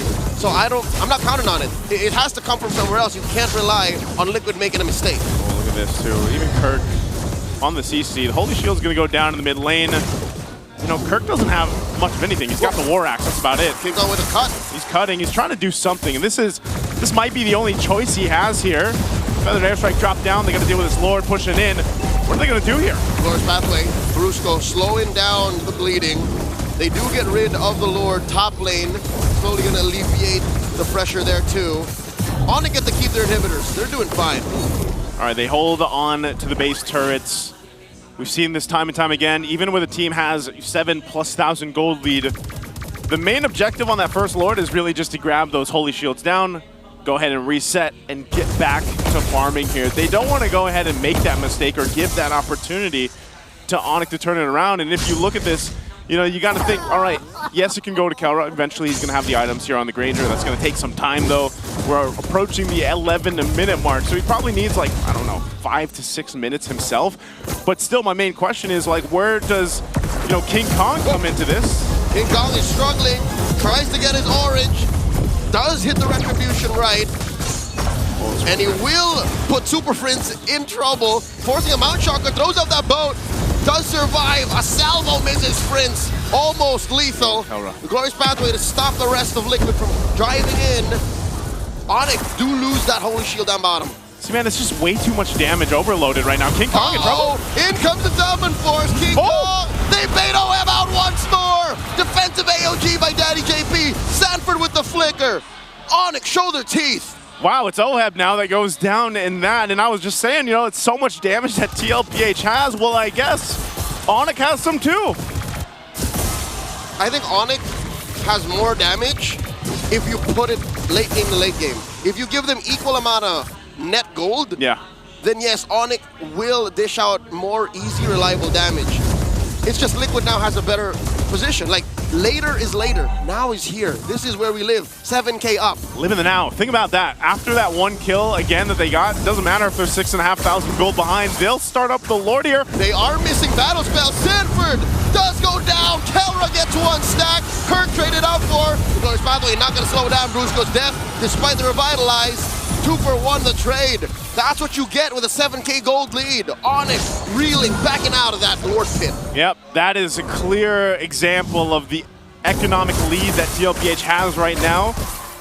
They're still fighting back, though. You got to give it up to ONIC. Despite the odds, they're fighting back. They're trying to get back into this game. Part of that, again, is hinged on King Kong. He's got to go ahead and farm up. We saw the breakdown earlier. I think he's doing what he has to. They're not going to contest this Lord, though, so they'll be back on the defense. Again, they hold on to the base turrets. The Holy Shields all went down, but there's potential. We're starting to see the potential of a turnaround here for ONIC. In the recent change in Project Next, past the 8-minute mark, more passive gold was given to players. And I think that's what's allowing ONIC to stay close to it and get kit on the heroes that would otherwise not in the old patch. But still, you gotta look at the map and realize the world's not gonna stop spinning. Yeah. Liquid will also still get stronger, and the map will get so much worse, and you can't just close that 4,000 gold gap between Carl and King Kong by drinking your vitamins and saying your prayers. It's not gonna work out. Dude, wake up call, reality check, look at the map. Yeah. Those turrets are unmolested. Liquid owns the map, it's all red. Hey, man, they don't have anything in their favor. They are going to have to deal with this Lord, though. There's a concealed push in. They're going to go for King Kong. He jumps on out, but they're going to fight under the turret. Sanji with a fed airstrike hidden in that dangerous grass pixel brush down in the bottom lane. Brusco gets hit with a boat from the mountain shotgun. Carl Teasy wants to take him down. The Goat gets it. He's got like King Kong taken out by Oheb. Oh, can they end it here? Lord's with him. Left to defend. A Lord standing. AOG by Daddy JP. Counter falls. Liquid stampede through the world champions. Game 1. Team Liquid Philippines, a quick game, a dominant one. Started from the early game with a quick first blood all the way here, 14 minutes in. Let's go ahead and get ready to throw it over to the panel. I'm sure Coach Snap, along with Hans and Brigida, have a lot to say about Game 1. It's a sea of blue at the Cuneta Astrodome as all balloons are up.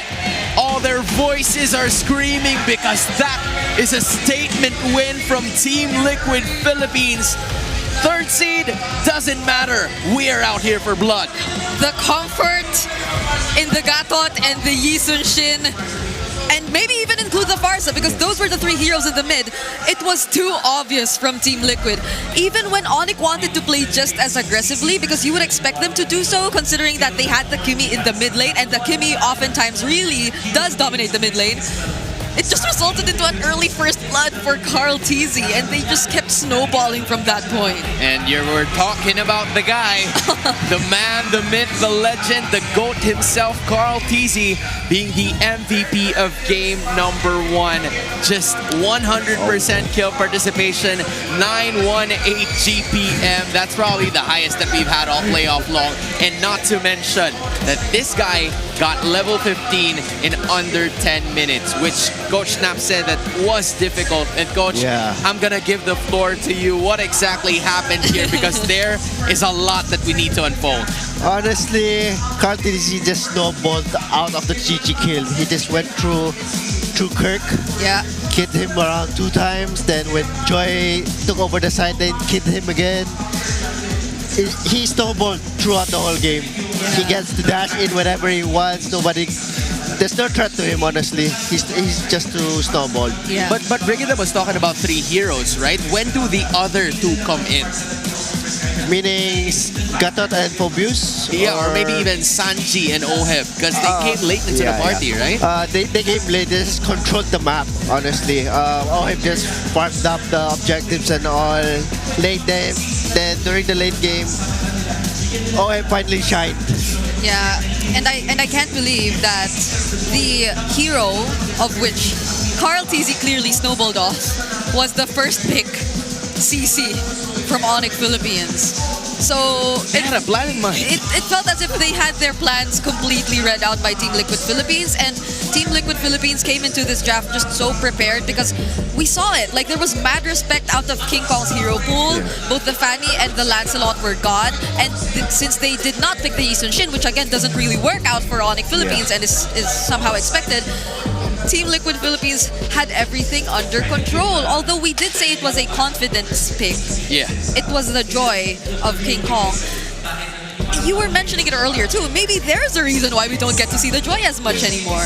So, do you think it can still work, Coach Snap? Honestly, it still can work. If they build their mid much stronger, honestly, with a faster pace of heroes like a Khalid or a Hilda against a YSS or an assassin that Carl's picked. he can cancel out his rotation.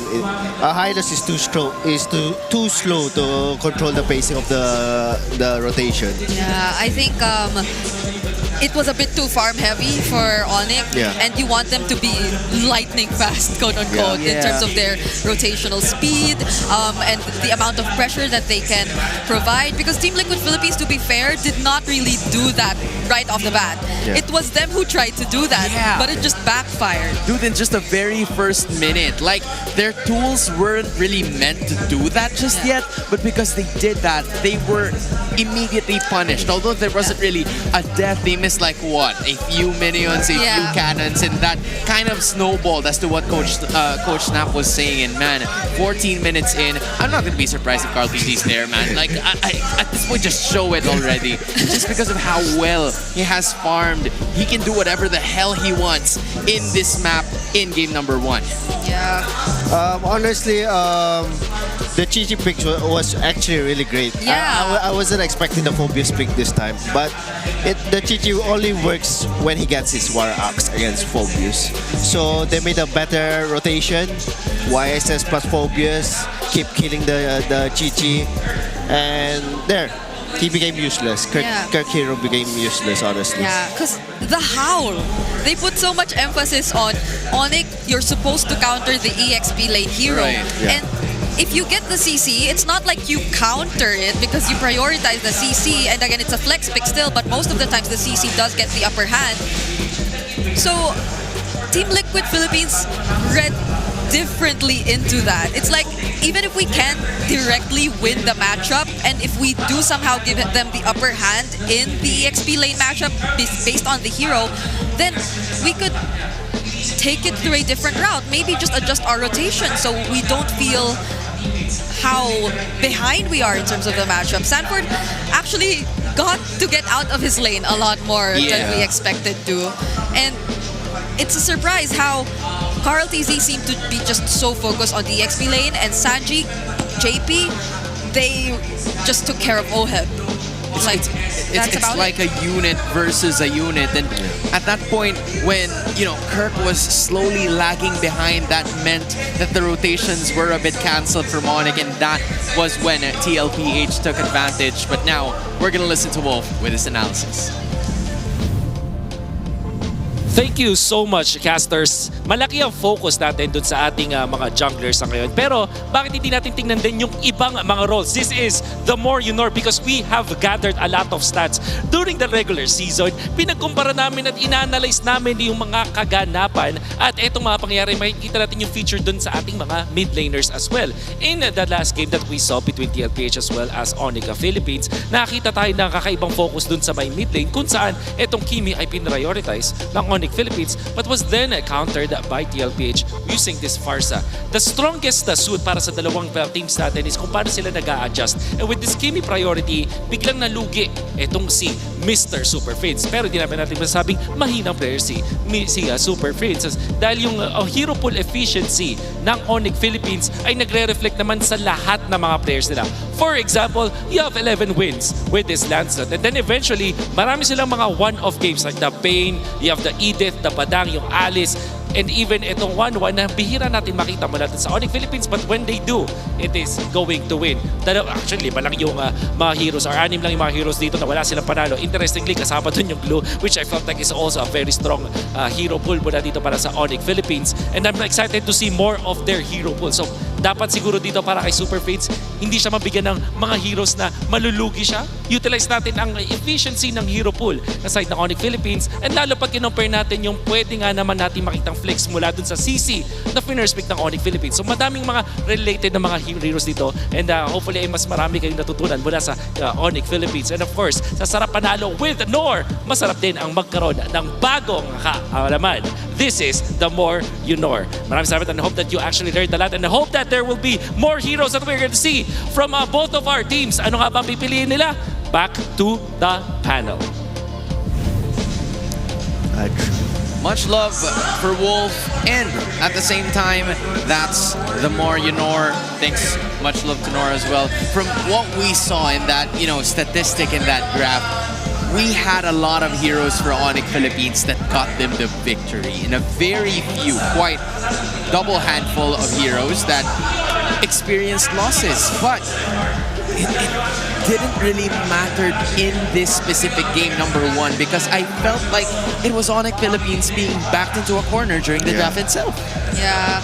Off cam, we did talk about what could have changed, like what could have been a bit more different. So depends on where ONIC decides to put themselves in the next draft, because I still feel like blue side favors them. I mean, we'll see what their first pick is gonna be. And we will also see the Alamat Awards, because it is back. Who will rise to become legends of MPL Philippines Season 16? Watch the awarding tomorrow on October 24. Coach Nap, just a quick nudge because you're technically here already. Who's your MVP? Light. Oh. There's a lot of people who are saying that. It's just Coach Snap you're asking, right? Yeah, but Okay. yeah, I guess. You can say something else though. I'm okay with that. You don't want to say it? You know what? I'll just go say it. You can secure your playoffs ticket now. Head to the TLPH website and join us at the Cuneta Astrodome for the MPL Philippines Season 16 playoffs. Coach Snap, I'm gonna bring you to the seat again. Finalists. Finalists. He did not see that coming. Oh, that's hard. Yeah, I know. I think we have enough time. We have like 5 minutes. So Let's make it wide. TNC Aurora. the ones who are meeting the second match. Yeah. So you're That's pretty telling me fire. they meet later on and then they get a rematch. They meet again. Okay, maybe there That's is a a world. wild prediction. Yeah, that, I like it. who knows? I mean, we can't say for sure because like there's just so much things happening so far in this season. W's in the chat for Coach Snap. He's such a good sport. He answered us through that. Because if I were to ask Brigida, we would probably reach the 5-minute mark and we still haven't found an answer just because of how many explanations she has. I have one Right, Coach? answer. What is your answer? As a Liquid girlie, Team Liquid Philippines will be the other one. See, she had a bit of hesitation. You saw it. You saw it. But hey, yeah, you can defend her at the comment section, but please don't hate us in Snap. But you are looking at the fans here at the Cuneta Astrodome. Put your game face on and make your smart power pose. Wow. You know, we've been doing this for quite some time now. And it's so fun because we have more faces to, you know, as contestants. Yeah, I mean, you mentioned it. It's a Thursday. It's a weekday. It's a weekday. It's only 4 o'clock. What? But look at how much people are attending the second day of the playoffs. And I believe there are some people who even arrived here wearing their uniforms. Guys, please don't cut your classes. I hope you just I hope it's a vacant. I hope it's a vacant. Huh? I hope it's a vacant? Yeah. Oh man. This guy means business. Okay. This guy means business. So, I'm seeing. Yeah. Okay, don't let go of the pose. Yeah. Oh yeah. He's the winner. He's the obvious winner. Congratulations, dude. I love the yellow bandanas I'm seeing on ONIC sides. Yeah. They look like Minion They look like cosplays. I thought they looked like Teenage Mutant Ninja Turtles. That too. That too, right? It's either Minions or Ninja Turtles, depending on how you're gonna take it. But hey, it's been a pretty wild ride, and we haven't even reached the halfway point Not yet. of the playoffs and of this series. Because for ONIC Philippines, we've been talking about it off cam. What do they have to do in that one? Because that was a snowball that was dealt by Team Liquid. Honestly, it's probably playoffs jitters. Probably a warm-up game. I Yeah. hope it's a warm-up game. Even our casters Yeah. mentioned it. ONIC might be taking a bit more time, or they might take a bit more time, since again they did not play yesterday, and it's been a while since we last saw them. But we're expecting that they came into the playoffs with a couple of things up their sleeve, because we ourselves know for a fact, teams already know for a fact what their strong points are, that they perform best when there are assassins, and teams are directly answering that now. So should it come to a point that this consistently is the ban, or will be the bans for Team Liquid, they definitely have to show us something else. You know what? I agree. Because based on what we saw yesterday, there was a composition of Team Falcons before that didn't really work well because one, they were reactive, two, they were playing a bit more on the defensive side of things. Yeah. But then game number 3, they had to fight fire with fire and they were able to do it. So I think it's more of the playmakers that we are looking at here as of the moment. And in fact, we're looking at the M7 spotlight, which are Team Falcons. I don't know if you guys are, watching a lot of MPL MENA, but they are going to be making it back. And if you know, Boyet, one of our Filipino imports, is going to be the first Filipino to make it into the World Championship. Are you personally friends with Boyet by any chance? Coach? I used to always play rank games with him. Really? Before he went pro. Oh, so how do you know Boyet? Like, what's his personality in general? What's the vibe? What's the vibe? He's really straightforward, honestly. Really? Yeah, and he plays really aggressive. Oh. He likes trash talking. Oh. He's that type of person. You know what? When he was back in MPL Philippines, you saw it. Yeah. Right? He was a very vocal person, quite opinionated, but I think that's what his team needed. Some direction, some leadership in order for them to get back into the M7 World Championship. Yeah. And whoever is going to be going there from the Philippines is going to be meeting Boyet as well. Yeah, especially when you're on a Yisun Shin, it feels as if you have a bit more of the leadership role because things have to revolve a bit around your farming and your rotation. But it's actually Team Liquid who Big first pick. take first pick. They're choosing it with a 75% win rate. Yeah. At this moment, Coach, do the sides still matter? Because way back in the previous meta, right, there's always blue side winning. Yeah. But now, is there some sort of parity already based on what we've seen in terms of the games? Honestly, it depends on the hero comp and what you guys really prefer. Do you like counter pickings? Yeah. Do you like... Usually blue side, they build their comp straightforwardly. They don't flex that much. Yeah. They pick like util and straight up carries right away compared to the red side where they just counter picks. They pick better matchups. Yeah. And overall, it's not that big of a difference Yeah. anymore. It's like only around a 3% difference between how blue side wins a lot more or a bit more than red side. We're going back. Again? We are going back to a place where Team Liquid Philippines is yet to still be undefeated after that Game 1 victory against them. So we might see a bit more of the adjustments here, especially for ONIC Philippines, where they are going to be switching sides, kind of prioritizing 2 heroes already, and they have a chance to quite pick up the Lancelot if it's not going to be picked up by TLPH. But the problem is Carl TZ can also use that. Yeah, and the thing is, if they're confident that ONIC, or they have an answer to ONIC picking up the Yisun Shin, then there's no reason for them to ban either of the 2 heroes anymore in this part of the draft. Not unless they still badly want to limit the options there. Because for sure, ONIC have tried and practiced making the Yisun Shin work. They have the 2 same bans as well with the Arlet and Baksha. Yeah. It's quite similar to what happened in game number 1. So there you go. That's a change. It's the CC being taken out. Probably an idea by Coach RC. They want to remove the flexibility of ONIC Philippines, just like what happened in game 1. Yeah. They're thinking to ban the Lancelot. Ban it themselves, really? But he'll just go YSS. Yeah. So that's the thing. People already have this impression of the Yisun Shin not working for ONIC. Yeah. So they're gonna leave it open. They're gonna trade it. Probably 3rd pick core for ONIC. Yeah, he's not giving it away. Yeah. They're letting the Yisun Shin. YSS. Yeah. You go get the YSS, bro. I am sticking to what I did in game number 1. I mean, they can still prove us wrong. Yeah, they can if they prove us wanted wrong. to. They honestly. can. The Katot is also still available, so they can deny that from Team Liquid Philippines already. They don't need to rush the Yisun Shin. So maybe they can look at other options as well. If they want to speed up the pace, as mentioned by Coach Snap earlier, the Kimi is also still an option, I feel. Oh, but they already picked up the Yisun Shin. Here they go. What's the idea behind this, coach? Because again, it's pretty quick. They denied JP of the Gatat Kacha and then a Yuzong started popping up.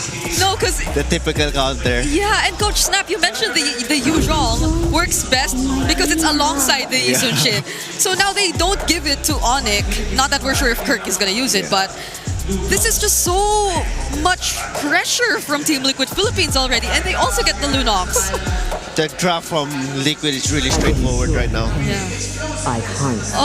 They're not even going for flexibility because that is what they tried to do in the regular season, and it's been an up and down battle for them beforehand. But man, the Valentine is going to be wrapping things up.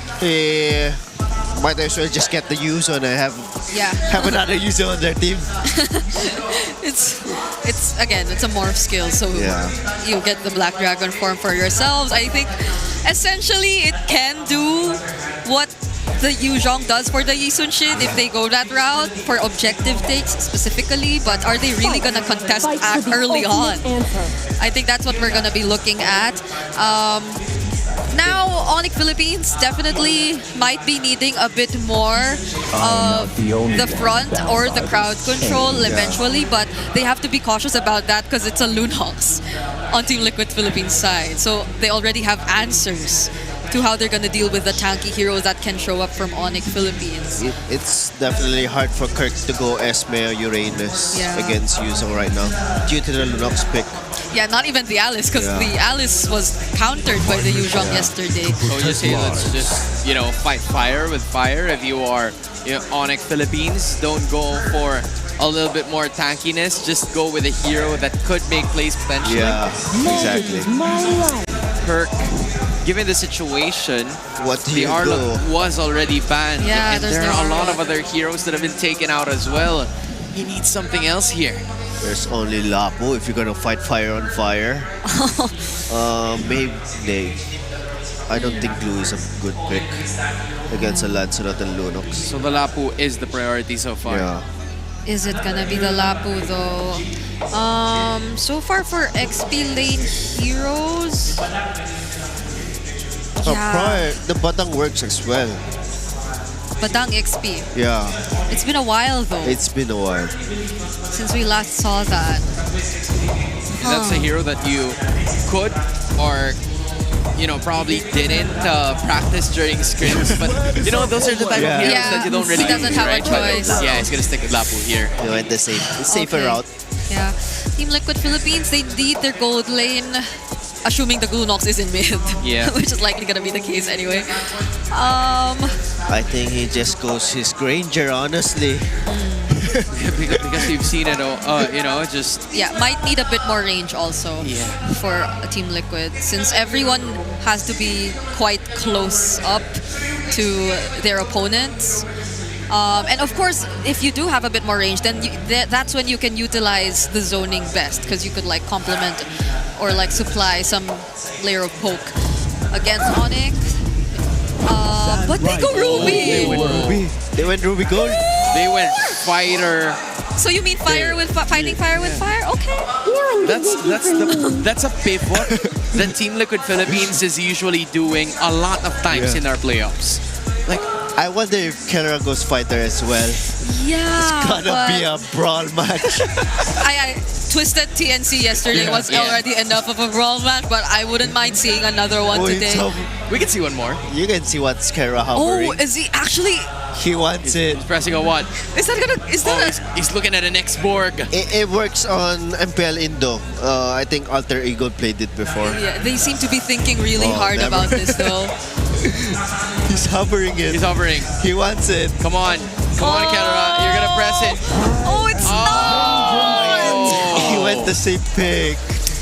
He's gonna go for this Moskov. Moskov kind of dipped already in terms of the, in terms of the pickings. But hey, if it's Kelro's using it, there could be a potential win. But we were so close to seeing an X-Borg. I mean, that was really good in X-Borg. Yeah, exciting if you would ask me. But this is, I guess, ONIC just trying to really stick to what they're known for and trying to stick with comfort, I feel. It was already, to some extent, comfort that they did try to make work in game number 1, but I don't think there would or there should be any jitters this time around. This is where they should really start fighting back against Team Liquid Philippines. And that is exactly what they're going to be doing. Coach Snap, thank you so much for your info. It's ONIC and Team Liquid Philippines once again. Nice to Leo. Time to get the ball rolling. And here we go to game 2. About to jump into the land of dawn. Team Liquid Philippines, man, after a dominant game 1, does ONIC lean towards the comfort to bring game 2 under the belt and bring it to a 1-1. It's me, Nice to, and Leo to bring you this one. Leo, what are we feeling? Is this the adjustment that ONIC Philippines needed? Because let's be honest, man, they started off on the wrong foot in game 1, and it quickly snowballed out of control. That was a wake-up call, and I think ONIC should have been jolted up into form, and their draft speaks to that. I like how this draft is adjusted to be able to fight back. Again, I'm looking at a Valentina. Usually when it's picked that early, I'm a little iffy, but it can steal, and I'm offended. It can steal a Raging Sandstorm. It can steal a Black Dragon form. Prince woke up today and chose violence, and with this hero, he can wreak havoc. He can, man. After the early first blood on the Kimmy in the previous game, I think Super Prince is one of those players that if he picks the Valentina, regardless of what order in the draft, you're like, okay, you know what, Super Prince. We've seen him do, respect, right? We've seen him do some crazy things on the Valentina just across the world in general. And he's got his pickings in terms of what ultimates he wants to go ahead and take from TLPH. And he's been pretty on point with deciding on the right ultimates for the right situations. Now looking into this too, you've got to be able to go ahead and point out the fact that this is a matchup where OHEB on the Ruby, that fighter gold lane, man, it's been popping up time and time again now. We've even seen the fighter versus fighter gold lane just yesterday. So OHEB versus Kelra here is going to be interesting because especially as the game goes on, that crowd control, that little bit of extra crowd control that this lineup that TLPH has might be deadly, especially for Kelra. So he's going to have to be like locked in. And again, that's why he has the Purify to kind of alleviate some of that pressure that he's got to deal with. That might be. This is Liquid's MO. They want a team fight. They want to secure what they start off in these team fights, and they need crowd control to do that. OHEB, by picking a fighter gold lane, help do just that. Black Dragon form here by 40. Where's he going? Straight to the turtle pit, helping Carl easy secure, and ONIC looking to punish post-turtle. Oh, they want to go. Bravest fighter coming through in a stolen Black Dragon. Oh, and they're going to go. They take out Carl TZ, and SOD comes through too. They want this purple buff to capitalize more of the punishment. They're going to find it out anyway for this one. Oh, the Sigma gets kicked out. King Kong can't commit. Grab that purple. He takes out 40. Sanji very low. Gets pushed back as JP holds the fort and keeps that purple in the brush for Carl to collect. ONIC, great recovery despite missing out on the turtle, up by 500 gold. Great response there, and again, that was Super Prince that took that Black Dragon form from Sanford, and he was like, you know what, we'll go ahead and use this, because Sanford used his just to kind of get out of there and then help secure the turtle, but it was Super Prince that made that happen where they get the 2 kills under their belt, so really they get this minor lead in their favor. King Kong gets a kill. Brusco himself, and I gotta say too, with the YSS in the hands of King Kong, getting an early kill is much better already than what we saw in the Joy, the previous game. Like, just because, again, Joy, when she falls behind, you're in this position where it's like you're just scrapping what you can, and he was, I mean, at one point he was 5,000 gold behind Carl TZ. Well, now he should be able to go ahead and control the pace on this YSS, hopefully leading into the next objective. King Kong on a Eastern Shin, King Kong on a Haya, King Kong on a Lance. I would put my top 3 junglers of the season. But King Kong on the Joy, despite that being his hero, especially if you watched game 1, questionable. Better shape for the Super Fam right now, going into the second turtle, 30 seconds in, same spot. Same spot right now too, and you know, this has been a hero of discussion as well. Sanji with the Lunox, man. I know even our panel, a couple times throughout our series last night, we're like, what, why? Like, they didn't know how they felt about the Lunox. Ruby, especially in the regular season. There was a time where that was all the hotness, but now it makes sense. Sanji's undefeated with his Lunox. Yeah, and he's one of the few players that has that kind of stat point on that hero. And you can make it work. Again, it's great for going ahead and taking out some of the resources, whether it's the battle spells or ultimates from the opposing team. But then you can't deny the amount of burst potential that Lunox can provide as well. So the second turtle is up. You still got both gold laners on that side of the map. So ONIC will hold this one here. King Kong holding on. He's just going to continue to farm up. I'm not sure if it's TLPH that's going to go ahead and be the ones to try to get ONIC to respond to this. Both teams have an equal chance to get it. Full contest. Sanford going around, looking for targets in the back line. Carl Teasy with a retribution. JP very low, gets the hell out of Dodge. A stolen Black Dragon form by Super Prince, zoning them out. The flicker from Kirk. No one falls. Close calls, though, on both sides as Liquid takes their second turtle. Okay, a whole lot of nothing in that fight. It looked like it would break out into a fight, and then I guess just ONIC didn't have the positioning that they were looking for. Oh, went with a steal. Yeah, a little bit of steal there. But, you know, still, you got to look at this gold lane and how this is going to transfer over here. It is Kelra that has that bit of a lead because of the fact that OHEB has been traveling up. Oh, hold on, Kelra. Anji got eyes on Kelra. Nowhere for the gold standard to go, but down. Hey, goodbye gold, you know, goodbye gold lead that I was mentioning. You know, I was going to say OHEB has had to go ahead and rotate towards those objectives. Well, then you just call in Sanji. You burst down Kelra. All he has is that Purify. He can't escape those two heroes. So now some pressure there too. Is actually going to get the tier 1 down to the bot. Super Prince taking some damage from Carl Teasy with that Thorn Rose. That turret, tier 1, does fall now. So TLPH taking the first turret of the game. What happened to ONIC? It feels like in game 1 they were too proactive.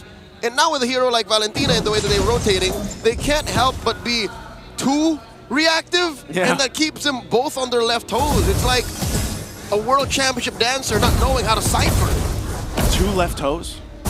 Left feet. I was gonna say, it's kind of like wearing 2 left shoes, you know, at this point, because... That's how it goes, yeah, that's the idiom. I like it, I like the idiom, you know, but ONIC, I think what I would like to see them do is come up with a quick adjustment to this, man, because TLPH, they've done this time and time again, Leo. They get this bit of a lead, 2,000 up, and then next thing you know, you're down 8,000 gold against the Stampede.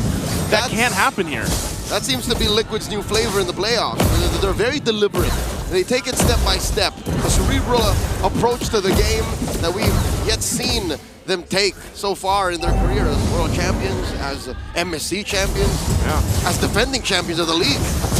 Prince, I'll go ahead and use the brilliance here. That's going to be expended.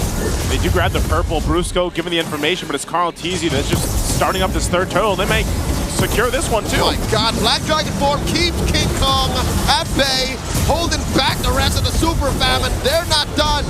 Forcing a defensive AOG out of Brusco. Down goes Super Prince. Kurt's going to follow through.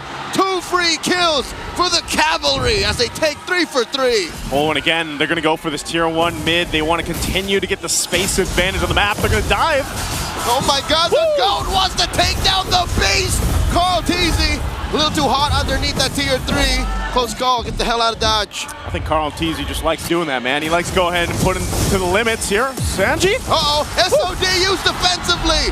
Point blank, but there was backup there as Carl gets another. As I just mentioned, Carl Teasy likes to touch the limits, and look at that. He was right there at the right moment to grab Kelra. That is his #1 hero, despite all of the success on the Fredrin, on the Baksha, hell on the Akai every now and then. Carl Teasy says, my #1 favorite hero is still Lancelot. That is Lancelot. me. Has he ever cosplayed Lancelot? Like, who have we ever seen Carl Teasy? Would he ever do that? Nope. Carl Teasy has only ever worn eyeliner. That is as far as as far as it's gone. Yeah. Hey man, maybe, you know, this Halloween. Super Marco though, that's a different story. that is a different story right now. But again, TLPH, as I was saying, when they get that kind of lead, you see it already. It's ballooning even further. 5,000 now up. More turrets down, pressure on this side of the map. ONIC, they're kind of struggling to really be able to find a moment here. Carl Teasy picks up a brute force breastplate. He's going into that defensive hybrid build, working really great for the Lancelots in the current meta. It's a bruiser Lancelot. It's a bruiser Lancelot. You can get away with so much, deal, you know, a lot of damage. A respectable amount of damage, and leave the opponent thinking like, how do we kill it? I'd still call it big damn, man. Like, I mean, it's like you saw the amount of damage one Thorn Rose did to Super Prince or any of these, you know, squishier members of ONIC. That's the 5K gold deficit. They do find Natty JP forcing a defensive Raging Sandstorm. In comes Sanford. Oh, so ready to defend his dad. Not his real dad, but you know, his dad. In-game dad. But that's a push down bottom. That was all for that tier 2. It was all for that, and they knew that this load was over. They're gonna go for Sanford. He's a half dragon getting caught by 3 members of the Super Fam. Jumps into him, knocks him up, hits the petrify, and in comes the backup. Down goes King Kong, down goes Brusco, and it's all according to plan as Liquid decimate the Super Fam. Prince caught out behind enemy lines. Sanji gets him. 3 for none, going for the Lord. The Super Fam gets run over by the Stampede. And with a dragon or not, Sanford made that happen. Again, confident enough to just say, hey guys, we got this. OHEB got there in time. With this Ruby, the crowd control's insane, and then they just capitalize off of it. Joseph, that's the 6K gold lead you're looking at. The 3 members that Sanford was tangoing with did not have enough damage output to stop him on those warrior boots with the Oracle. I don't know if that blade armor was built already when he engaged, but it was just too much. Like, he survived. He survived. It was enough with the shot. The Shaw Essence, man, the Petrify, everything. Like, he didn't need the Dragon form, like I was saying. It's just, they're overloading right now. This is just a perfect display of what we're always talking about with the Liquid Stampede. And they seem to almost refine it in a way for the playoffs. I don't know. It's so clean here. I know we saw a little bit of a rough patch for TLPH in the regular season, but now look at this. Oh, look at that. A flicker. Raging Sandstorm. Animation cancel. Plus the glorious pathway. They take down Daddy JT straight out for King Kong and Calera. They're still inside the base. Down goes the turret. The Lord marching with them. This is a stampede of unprecedented intensity as Liquid go for the base. Super Prince left. The Cavalry are at match point. Are you kidding me? 11 minutes game 2? TLPH is locked in today. I think the Super Fam, they're dealing with some whiplash here, man. They've got to be able to come up with something to deal with this. Let's go ahead and throw it over to the panel to break down this quicker game 2. Bro, Team Liquid is just aura farming at this point. My goodness. 10, 11 minute game. It was a stampede. Successful coming in from Team Liquid Philippines. And just when you thought that ONIC Philippines was starting to fight back, Liquid says no. We gotta shake that opponent away from here. Hey, I legit thought that it was not gonna end as fast as 10 minutes. And I could not believe they took that 18-minute hard stop too seriously. Like, they've been ending games so fast, and this guy, I am speechless. That Yuzhong, who we thought should have went down in that moment up top.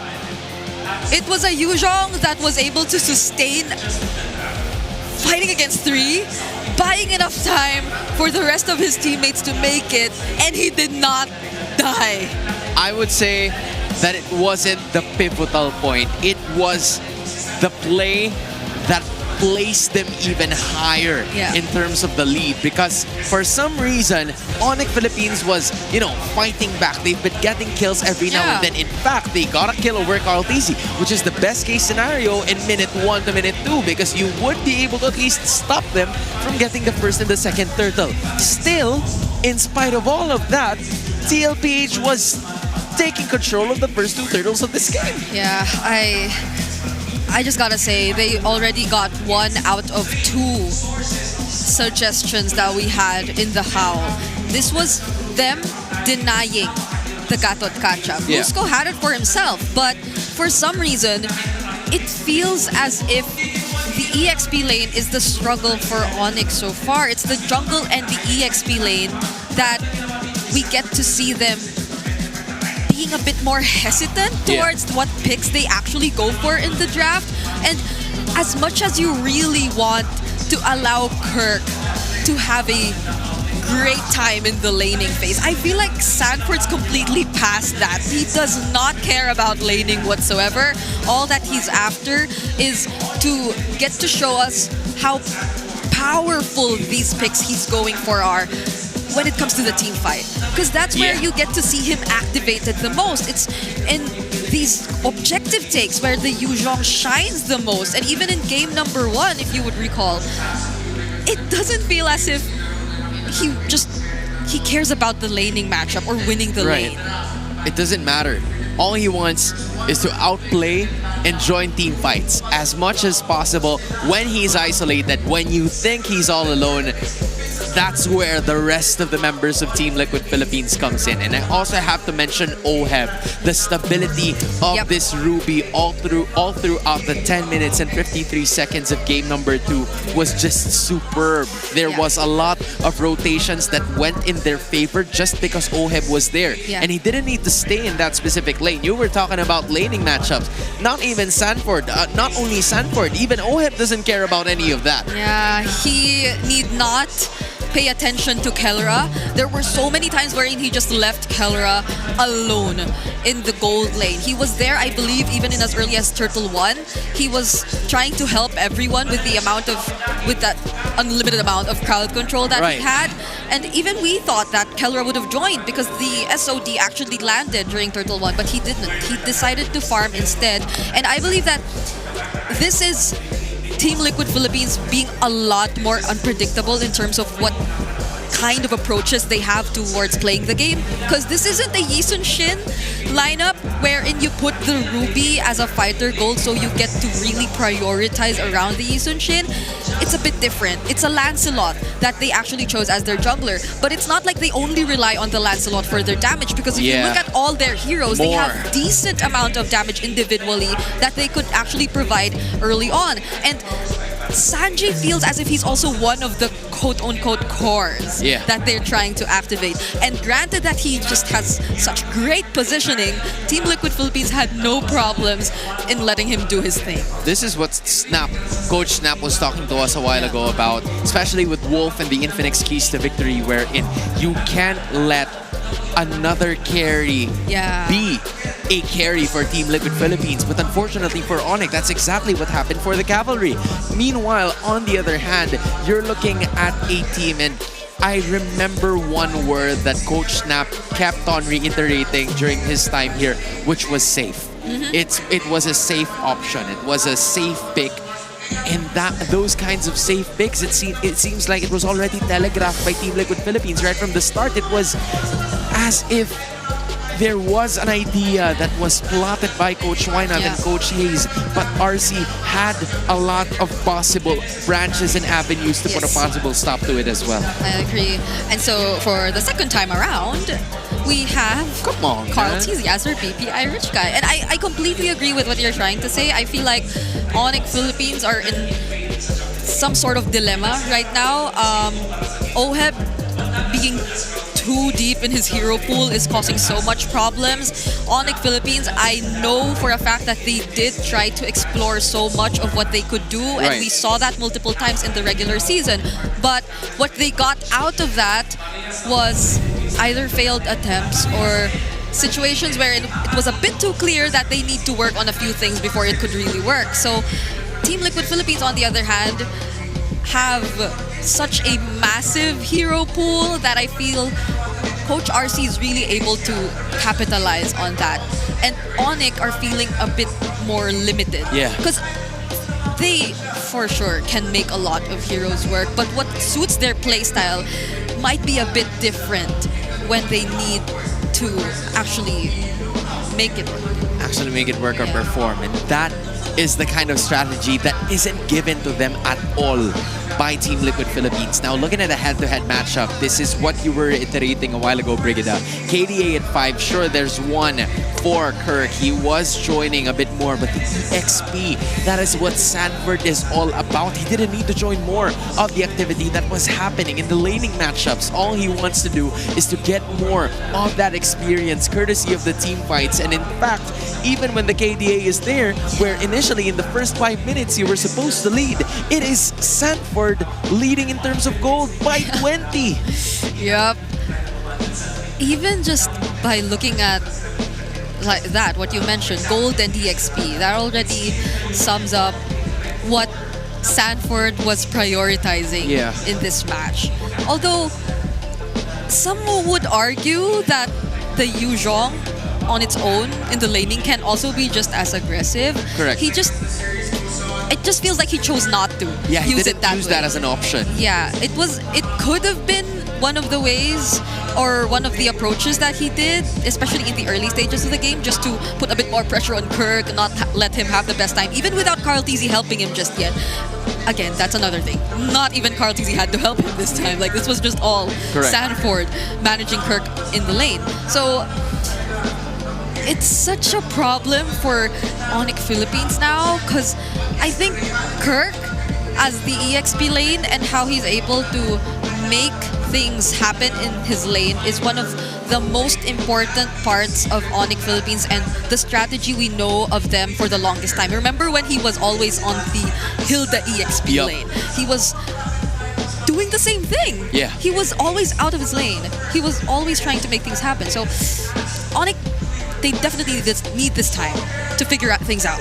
And we have the time to power up your dander-free scalp as you supercharge with Clear. You know, Brigida, I was talking to Renmar just yesterday, and I was talking to him about, you know, how about our Clear winners going outside when it rains, they apply Clear I heard to that. their hair. Would you say it made sense? Yes, but Why do I only feel if like they it's- had extra clothes. Because you wanted them to use Clear out in the rain. In clear day. Oh, really? Oh wait, it's not clear day because It's not. it's raining. It's not. You know what? I'm gonna remove my thought out of my mind. Renmar has a lot of and suggestions. throw that away into the sea. Yeah, hopefully Renmar is gonna help you out sometime in the future. He actually did say one time that he hopes to have a Clearhead super fan of the day who was bald. That's fun. I agree. Because like when the lower thirds are there, right? It says clear head. Clear head. We're talking about a bald guy. That's supposed to be the case. Clear, I hope you're not listening to this, man. Like, we're just joking. Of course, we want the people with really good looking hair. But No, hey, 'cause- we also respect the people who are bald. You have beautiful, shiny heads. But yeah, you know what? Let's just toss about the Odin. man. Yeah, I Odin, think he has something you, for us. You know what you're talking about, Odin. Magandang hapon, MPL Arena! Your very own Odin is back here on the side. Pero hindi lang ako mag-isa dahil kasama ko lang naman ang kampyon ng MDL Philippines Season 6 AP Rock World Era! Make some noise for our champions. So welcome to MPL Philippines.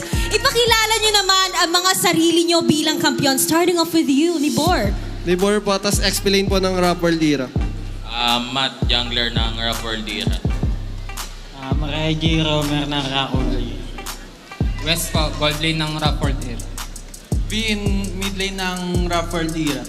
These are very familiar faces, not just to me, but the whole ML community dahil marami na din naman talaga kayo napatunayan sa MDL at sa MPL na rin. And to you, Sir Matt, congratulations! Hindi lang championship ang nakuha mo this time around. Kanina, nagkaroon tayo ng MDL Philippines awarding sa ating Super Fan City and you also bagged the finals MVP. Ano yung tumatakbo sa isip mo getting all those awards? Siyempre, unang-una nagpapasalamat ako kay Lord, pati sa family ko, pati sa sumusuporta sa amin. Kasi di ko naman makakukuha lahat yun kung wala sila.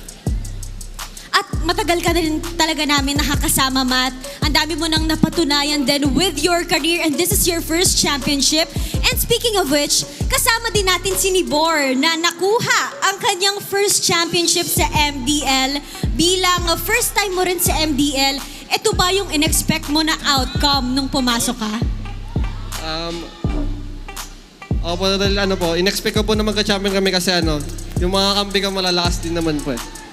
At parang all-star talaga. Hindi lang parang dahil lahat ng kasama ko dito ngayon ay na-awardan sa ating all-star lineup kanina lamang din sa MPL Festival with the MDL awarding. And for all of you, since first championship nyo ito and undefeated streak kayo sa MDL, no match loss, walang natalo sa inyo, what makes AP Rough World dominant this season sa MDL?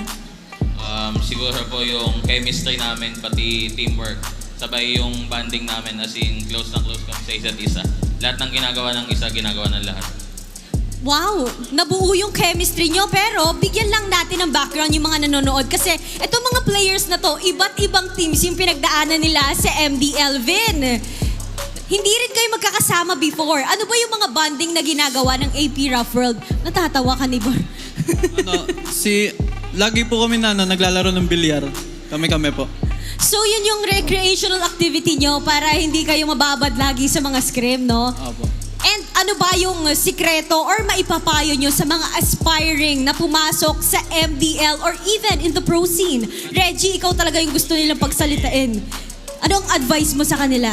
Tuloy lang po nila hanggang sa makapag-champion. O, diba? Katulad ng ating team na AP Rough World Era, nagtiyaga talaga sila and now they are called the champions. And you are here now at MPL Philippines. Alam natin na lahat ginugolden na makapasok dito. West, I'll give the mic to you now. Ngayon na napapanood mo ang ating laro dito sa MPL Arena, sino ba ang dalawang teams na pine-predict mong makakapasok sa championship? TLPH pa rin po tsaka ONIC. Okay, so this is the matchup they are looking forward to seeing in the Grand Finals. Maraming salamat. Palakpakan natin ang AP Rough World Era. Kaya naman ibalik na muna natin sa loob ng Land of Dawn kasama ang ating panelists to witness ONIC Philippines and Team Liquid Philippines. Much love to Odin and of course our MDL Philippines Season 6 champions AP Rough World Era. They seemed like they were facing detention while they were being interviewed by Odin because all of them were like, gusto po naming manalo. In English, we want to win. We basically want to win. But hey, they're champions. That's aura for you. If that's their way to, muster up aura, then let them because they're champions anyway. And I don't blame them. If it's a bit overwhelming to see the amount of people that are here right now at the Cuneta Astrodome. And I mean, MDL for the longest time, this is also one of their dreams, right? If you're being part of MDL, this is also the place where you want to be. And them being a champion, who knows, brings them a step closer to being here. But I think what we have to focus on right now is how ONIC gets to turn things around. Yeah, you were talking about champions, and this is a battle of two champions with one getting 2 games over the other. ONIC Philippines, they're at a wall. They're currently facing a wall right now, and they want to surpass it or break it because so far, when we looked at it in terms of the draft, there were some improvements. There were heroes for Kirk that have been that have supposed to work well for them. It's just that they can't execute it enough because in terms of the execution, TLPH is making it happen. They're no longer going with the fundamentals, which is the laning phase, and just going with an all-out brawl, which is the idea for the Stampede of Team Liquid. Yeah, and I don't know if ONIC are willing to not stick so much to the fundamentals anymore. Because I think that's one of the biggest contrasts we see between how these two teams are trying to manage the patch and how they're trying to make it work in their respective lineups. Team Liquid Philippines, it's so obvious that they're exploring, but ONIC, it's like they know what works, so they're trying their best to stick to that. But what if it's already something other teams have completely read out already? Yeah, like their way of branching out has already been, read by Team Liquid Philippines. And for a team that has lost to ONIC in the recent matchups, we're gonna be going back to yet another dangerous grass situation. And man, Bri, I'm telling you, this dangerous grass seems to be the bane of ONIC's existence. They are yet to win a victory here, but looking at the bans here, the first 2 and 3 for Coach RC, there is the CC still, but for ONIC, that's a Lunox taken out. Yeah, so there is still a high chance we see the Lancelot being prioritized, but we'll have to see how. Let them play the hero. How are they gonna shake it up a bit more? Take it out. Look at this. They took out the Yuzhong too, and even the Lunox. They had to shake that. They had to shake that draft. They have to shake that draft a bit, because even earlier they already had their backup, which is the Lunox, or which was the Lunox. Now it has to be something else. So Lancelot Gray prioritized for Team Liquid Philippines. A bit more expected. The Gatot might come in again.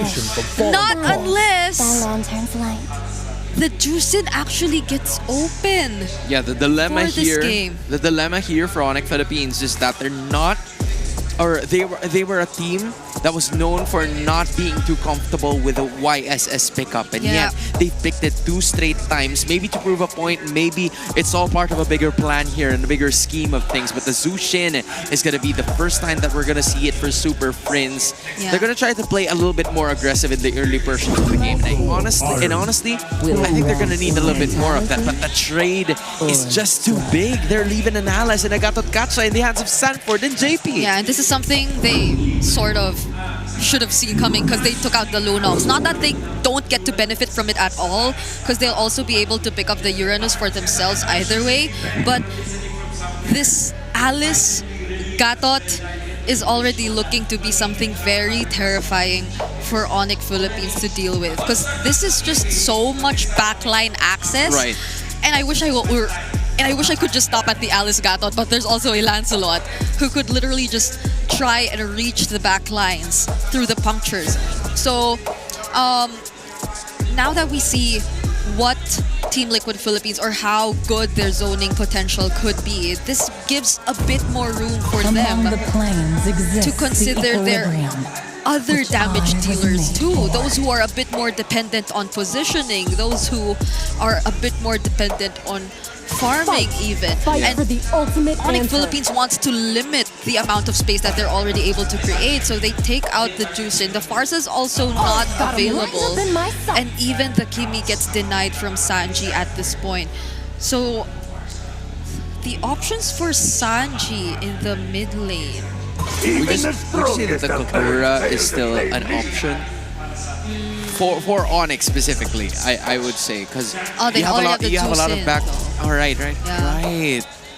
Yeah, we're talking about Sanji at this point. Because if it's a Juicin Kagura, then I feel like it's a pretty even matchup, at least in the laning. But if it's a Kagura, then there's a clear-cut picture that you want to deal with someone from ONIC's lineup, and maybe not. You could make things a bit awkward for the Harith, but Yeah. ideally you'd want to burst down the Yi Sun-shin. So, A way for you to do that without the Lunox, the Kimi, the Eve, and the Farsa. there's a Selena Novaria option for Sanji that he can consider. But if it's long, drawn out team fights that Yeah. we're talking about, Then they're gonna have to need a hard. They're gonna need a hard carry coming in from OHEB, because there needs to be some sort of, early to mid-game damage. The balance needs to be there. Sure, there's Carl DC, but the concept of having a heavy carry is there. And there it goes. The Selena and the Claude covering both bases here for the Cavalry. yeah, and we did say a bit more of a farming dependent hero to compensate for the damage that's needed for Team Liquid right now. Wait. Yeah, this is gonna go to Brusco. Okay. This has to go to Brusco. Yeah, because there's a Harith, so this cannot be a Yi Sun-shin in a different lane. A Baksha Juicin in the mid lane. Okay. It's quite a contrast, Yeah. if I would say, but they're gonna have to make it work. A Baksha, Juicin for Brusco and Super Friends. I feel like this suits their playstyle so much if they really want to make King Kong, or if they really want to enable both King Kong and Kelra. JP and Sanji have to do a really good job at stopping the tempo that ONIC Philippines wants to establish. And it's not impossible that they're able to do that. They're on momentum currently. And they're also missing a bit more of crowd control, but for ONIC, when they want to extend this, it's up to TL to find out. Thank you, Brigida. Thank you, Hans. The question is, can the Super Fam take Game 3 under the belt to survive a little bit longer here on this upper side of the bracket, or are they going to get sent down? Like, what's it? Welcome Coach to Snap Mobile mentioned he'd like to Legends. see it, Leo. He did. He did, but truth be told, Game 1 was a reality check, a wake-up call. Game 2, you're on the edge. Game 3, this is for real. it's for real, but they, if you also look at it in the way, it's like ONIC they were overcooked in game 1. Game 2, they were trying to cook, and now like what's the dish, man? There is no time to have fun. You can't shake that thing anymore. You can't. You gotta play for reals. You have to. And this is where it all starts in the early game. You're taking a look at just how both these teams have performed on the heroes that they've drafted into this game 3. OHEB hasn't won yet on the Claude, which is interesting because over here, Kelra, this is a winning, it should be a winning matchup, I feel like, for him with a Heron. Oh, here we go. ONIC, they dogpile on a Sanford early on. He is able to gleam on out of there as Carl Teasy checks in, dashes on through, punctures on a King Kong's purple. He's trying to go for the steal. Does he get it? The answer is yes! The GOAT has committed Grand Theft Purple at 1.5 minutes. He just walked in there and took it, man. He saw it. He looked King Kong in the eyes when he did it. What up, young blood? Welcome to my league. Hey, you remember the opening video of yesterday? The game's chasing him now. He's the big dog. He's the big dog. He's the goat. Yard. It is, man. It's his pasture. I think that's where goats are. I don't think they're in yards. I think they're in pastures. That's true. Oh my God. ONIC have just gotten their buff stolen away from them. And with that, this is going to delay things a little bit. It's nothing too crazy. Again, a lot of this, what we've been seeing so far with our current meta shifting into this, post-Project Next, now that we're weeks into it, these objectives, these first turtles can still be secured here, but this is going to be a little bit harder to do. Look at the zoning here. Massive presence from both sides. A Crimson Beacon, plus a throne of ruin. A lot of damage coming in from Team Liquid Philippines. But JP falls first as Carl Teasy focuses on the beast. King Kong is slain underneath tier 2. Up top, and now Brusco's gonna fall. The Waltz might just be enough, but the Unite gets him out of range, and the Gleam might get him down, but Sanford pays the iron price.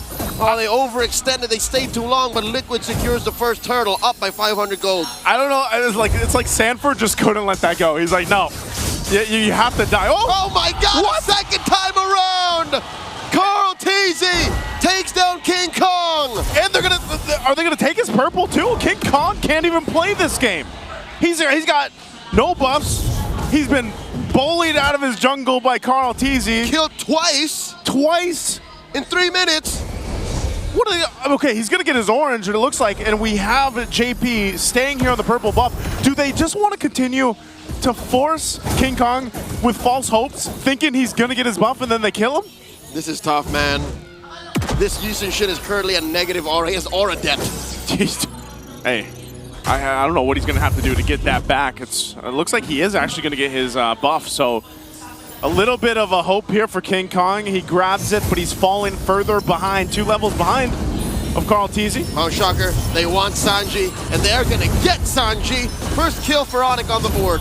Okay, they get something. They needed that. ONIC needs to get some control over this game without it slipping out of their hands. I know it's still early on, but when your jungle, especially in the case of a YSS, does fall behind Lancelot's Carl Teasy, that's not going to be very fun. That's not going to be a great place to be here leading into the next objectives. All right, slow rolling into the second turtle, lower quarter. Folks, there are 3 kills aside right now. 1 on Kirk, 2 on Brusco for ONIC, 2 for Carl, and 1 for Sanford on Liquid. And the Cavalry's first to the scene. They are just giving it all they got. Turtle now at a quarter of its health, a 5th and 8th, a 10th, and they get it. They get it. Easy turtle for them to take. Again, not sure how much they are up here at this point, but it's TLPH leading this economy. Kirk will take some damage. He's got the Consecrate. Again, this Uranus is tanky enough to go ahead and play that front side, but again, eventually you might find yourselves in ONIC's position to say, hey, we gotta go for a fight. We gotta be able to get this, we gotta get it in our favor. And how do they do that? It's allowing King Kong to recover, which I think he started to do. He's still behind in Carl Teasy, but the rest of the team, they can shine. Brusco himself, tanky enough, has been able to do some damage here. Oh my God, the Unite stopped Carl Teasy's free reign over Puncture on Puncture and Puncture. Up top, I guess this is the safest spot for ONIC to be in. Because again, that still is a Uranus. You mentioned how it's a blunt instrument. Yeah. It can just force itself into favorable positions. Look what Kirk is doing. His teammate Ryota, watching from the back, knows that this is the most effective way to own that part of the map. It's just buy time, give Kelra time to snowball onto that Harrod. He's looking good against OHEB right now. That's what he needs. Again, this Claw takes a lot more time to build up to where he needs to be able to pump out that damage with Blazing Duet. Uh-oh. Oh, Carl? Okay, he's gonna not find that connection. He's in trouble here. That's a Zaman Force. It's a full-on goat fight as Carl Teasing gets taken down. Kelra serves up a kill to King Kong. JP tried to save Carl with that Revitalize, but it was too little too late. Okay, there's some life. Are they actually gonna continue to put pressure on this bottom side? OHEB and JP all by themselves against 4. We still got King Kong in the mid going and farming up, trying to catch up still, but they are going to go ahead and focus on this. OHEB with the Blazing Duet just to clear the waves. Him and JP doing everything that they can to slow down ONIC's comeback. Look at the top lane though. 40 doing his own fair share of cutting, letting that wave crash into that tier 1. Okay, they clear this out. Third turtle for the game is up. ONIC is in a position to actually contest this though. We'll see if they can. King Kong still wants to grab his orange buff. TLPH on the other side, they'll go ahead and get in position here. Unless Brusco gives a call, they'll just start this up, getting the turtle in their favor. And it looks like maybe King Kong is like, guys, we might as well just set up for the first Lord if we can. What happened already happened. OHEB gets a bolt thrown at him. That is Liquid buying time across the map. Turtle still standing. Down it goes. Carl Teasing with the retribution. Kirk putting Ionic edge stacks onto JP and Stanford. Sanji spacing out Kelra. Quick slam on to Sporty. Gets that Throne of Ruin. No follow-up. Yeah, no follow-up here. This a whole lot of focus on this side of the map, though. After that third turtle is secured for TLPH, they'll go ahead and just put pressure on these tier 1s now, looking to open up the map a little bit.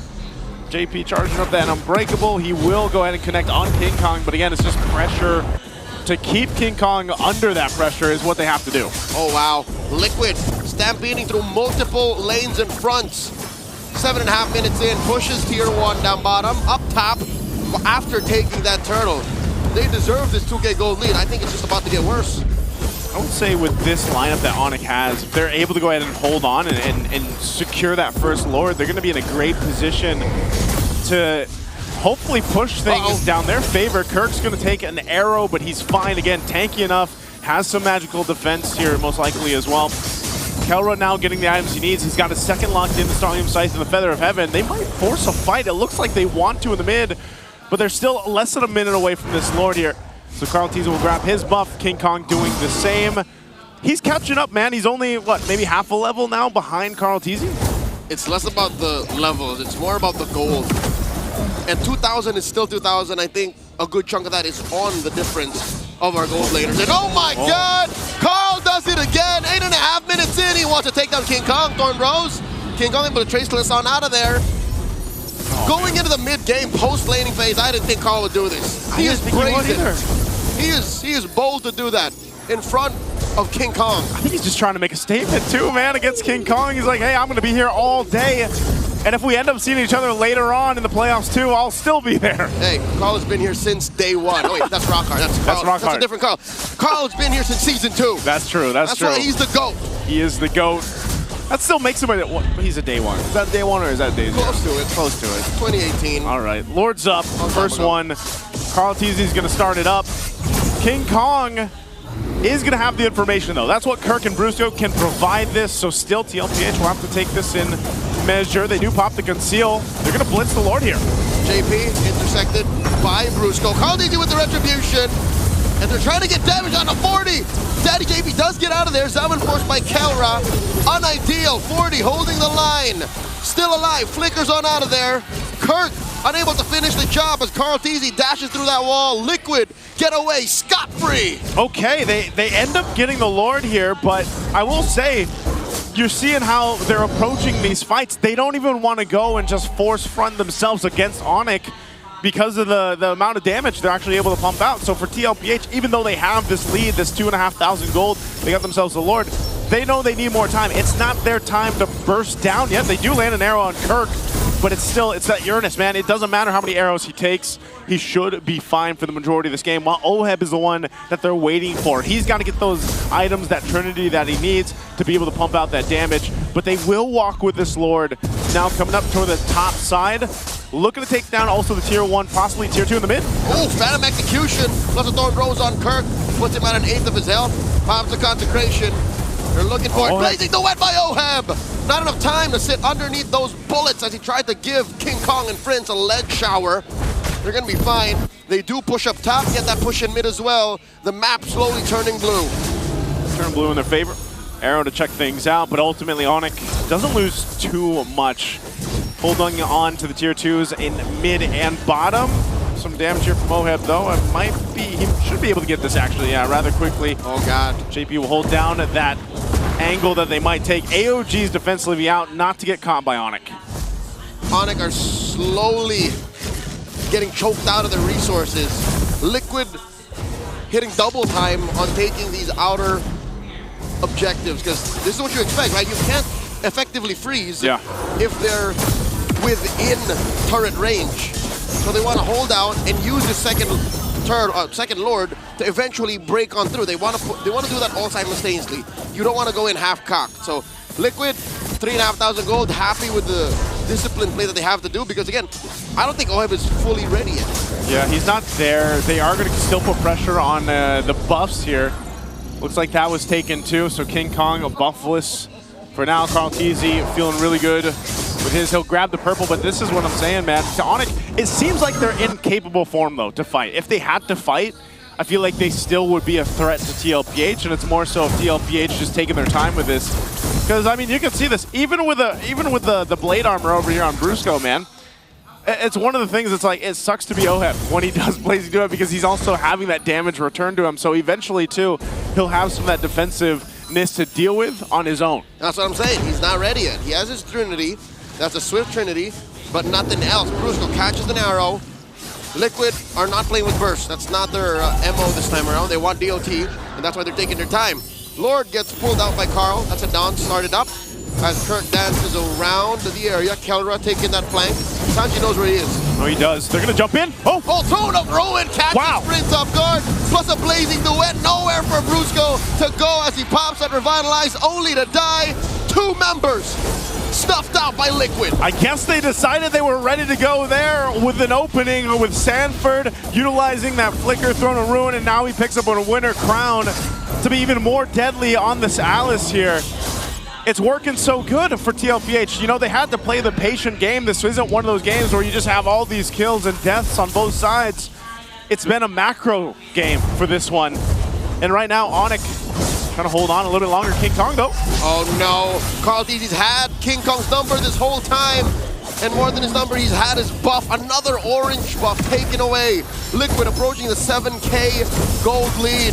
Lord marching up top, bottom lane building up that wave. Mid, say goodbye to that tier 2. Yeah, this is a potential for TLPH to go ahead and get towards the base. I'm not sure if they're going to get the base turrets down, even with this kind of lead. They got to choose that opening, that window right. Well, Kelra taking a ton of damage. That was what, a second underneath an arrow? Oh my God, the push up top. Liquid have broken into the base. They broke into the base. Look at this placement here for Sanji. He's going to throw an arrow out from that dangerous bush. Dangerous grass here, playing a part for TLPH. They know what's in sight here. Now ONIC staring down a potential sweep defeat to get sent down to the lower bracket here in the playoffs. Again, no team going home today, but still, this has been a dominant series so far for TLPH, and it's looking to be the same way in Game 3. This is unreal. We are moments away from the 3-0, and I can tell you now, on behalf of all the Sonics, members of the Super Fam all around the world, the millions and millions, this is not the ONIC we ended the regular season with. Yeah. What happened? I'm not sure, man. I think a lot of teams or a lot of their fans and everyone was wondering how would that time in between the regular season up to the playoffs play out for a lot of teams. And you know, it seems like, at least for the ones we've seen so far, they've really refined that play. But I feel like ONIC, there's something off here. From 3 games in a row, there's the synergy that we were talking about even leading into this matchup just doesn't seem to be there right now. And there's so much pressure that they're dealing with from TLPH on their side of the map, on just how quick they're playing and fluid Liquid is being. It just seems like ONIC can't catch a break. It's enough for that Ruin and that AOG to shatter lines. Add more, literally, the straight lines that an Abyssal Arrow draws. So ONIC really can't catch a break. It's a lose-lose either way. Even if they do have strong heroes like Isun Shin, Harris, and oh my god, they catch Carl, but he survives! No one can take down the GOAT!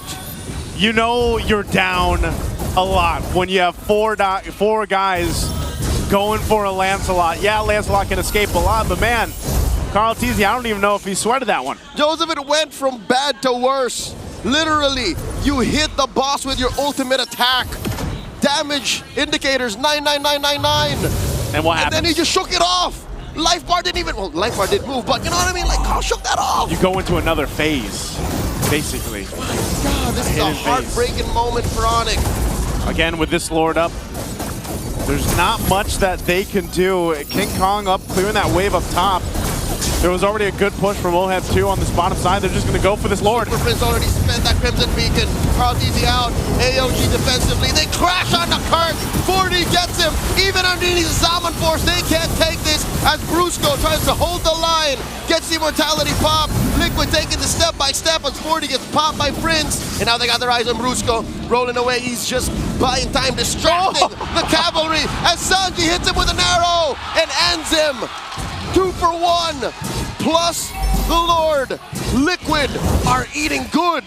Sanji lined that up perfectly. That's a moving target, and he led it correctly. Lands the arrow there. Look at this. That's 77 arrows thrown out there. He's got a great percentage on this one. A lot of them have gone to these tankier members of ONIC, but so far, it's proven to be a point here. Now they're going to go down the mid. They jump Kelra, forcing a Zaman Force from him. And he can't use that defensively, at least not immediately, as the Lord marches through the top lane. Liquid are once again in their base. Waiting for that wave to push down mid. The Lord should be cleared by that time, so ONIC has found themselves to be able to defend, at least to stay in this game. Almost the 18-minute mark. 8,000 gold behind. They're going to have to do something near to a miracle to be able to turn this one around. Just the way that it's been playing out, they haven't been able to contest any of these objectives. They're just punishing TLPH when they decide to stay a little bit longer than they should. And it's been a phenomenal game and series so far for Team Liquid. Joseph, you know what kind of miracle we're looking for? What are we looking for? Liquid to slip up. Right now, a huge chunk of what ONIC is hoping for is Liquid to overextend. Sure, 40 might be their best way to kind of bait stuff out from the cavalry, from Super Fam. But if they can find OHEB randomly, like he's on a sprint, likely not gonna happen, but if they find him lacking, if they catch him sleeping, then maybe. Sanji has a lot of dashes, but if ONIC can get Brusco on him, if they can somehow, some way, like hit him with a boat, with a Mount Shocker, that is the start. But again, you're just hoping that Liquid makes a mistake.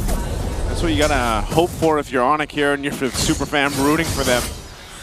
I think a part of this too, man, is, you know, we're gonna have to see Kelra pump out that damage. He's got the items. You saw it just a little bit ago on this Herod, but it's more so of being able to actually get a position that's favorable for them in these team fights. That's the big missing picture here. Because even so, like, OHEB might be the squishiest target, but he's also got the immortality now. And he's probably ready to go ahead and switch over to the item swapping if he really needs to.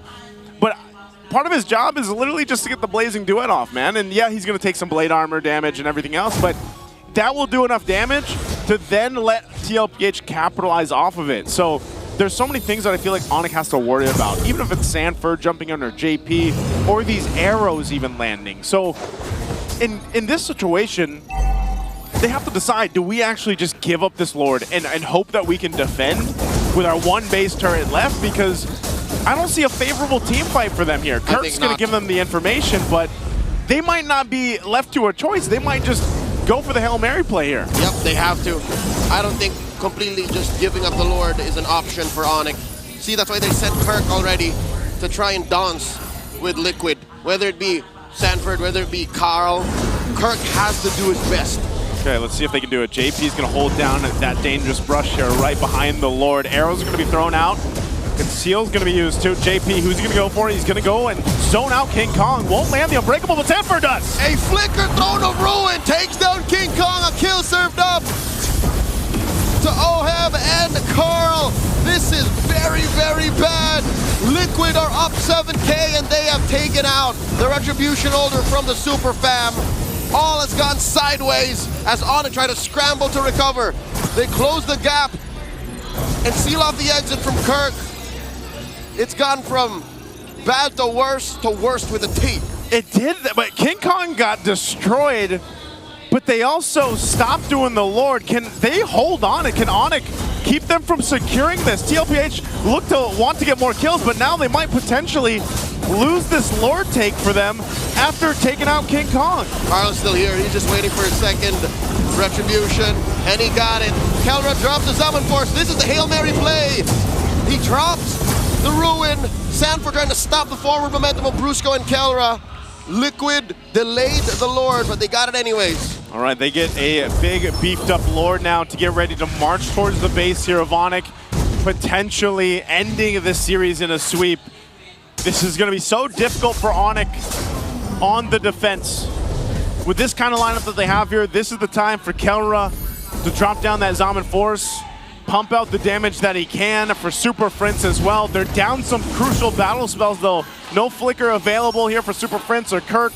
You got a little bit of time on this Purify from Kelra, which is going to be crucial for this, but the Lord is already making its way up top. A sliver of health on that mid turret. It's going to be gone in an instant, and TLPH is looking to stampede this victory into this series with a 3-game win. Here we go. Brusco starting up early with the Revitalize. He knows the damage. And look at Kelra on the bottom. He pops Sanji, serving up a kill to Super Prince. And now Brusco gets the Immortality pop. Mount Chakra from King Kong. Brusco falls. Yeah, blazing the wet from OHEB. Down goes King Kong. The GOAT finds him once again, and Kelra follows up. 3-0! 3-0! A Liquid Stampede takes TLPH to the upper bracket finals. Clean as ever. Team Liquid of Philippines sweeping the Super Fam in a dominant fashion from game to game to game. There wasn't much of a chance for ONIC to adjust here. I mean, yeah, it took a little bit longer in game 3. But I'll tell you what, it started with Carl TZ being all over the jungle of King Kong. It felt like King Kong couldn't even move in his own territory. Something is amiss. Luckily, ONIC PH aren't eliminated just yet. They get the drop to the lower bracket, take their bout a day, lick their wounds, and assess what went wrong. 0-3. Who'da thunk? Who would have thought? Again, they take their bow here, ONIC Philippines. They've got some time to adjust. They'll go to the lower bracket. Well, let's get ready to throw it over on stage. It's been me, Naisu, and Leo. Let's hear from our winners, TLPH. Let's give it up for our match winner, Team Liquid Philippines! Wow, naghihiyawan ang mga super fans na Team Liquid Philippines. Congratulations! Parang ano kayo? Parang happy-happy! Ayan, gusto kong tanungin si JP since birthday niya kahapon. Happy birthday, JP! Thank you po. Ayun, so ano mga naging preparations nyo laban sa ONIC? Ano lang po, yung sa kahapon po namin parang may in-adjust lang po kami tapos nag-review ng mga game. Grabe, na-sweep nyo eh. So talagang nag-prepare kayo for this playoff? Yes po. Ayun. So ako naman, pwede naman kahit sinong sumagot Curious lang ako, ano yung mga naging ritual nyo before the game? Unang-una po, syempre, i-review namin yung ginagawa ng kalaban namin. And also, may ritual po kasi kami sa bootcamp, which is the day before the match, nag-movie night po kami para yung utak namin makapag-relax and makapag-banding kami. Para bonded kayo. Kasi grabe yung chemistry nyo this match. Wow! Kayo, meron ba kayong mga pre-ritual? Mga ritual? Ano po, lagi raw po nagka-coffee before game. Before game. Sila coach. Wala, inawa lang namin yung aso ni Carl, si Cookie. Ah, yun ang swerte. Bahawak nga niyan ha. Baka maswertehin din ako. Si Carl naman, may ritual ka ba? Ako po, wala po, nagpo-focus lang kami kung sino yung kalaban, ganun. Enjoy lang namin. Tsaka syempre, wag natin kalimutan si God. Alright! So, alright, thank you so much. And once again, you may now take your bow and walk off to victory.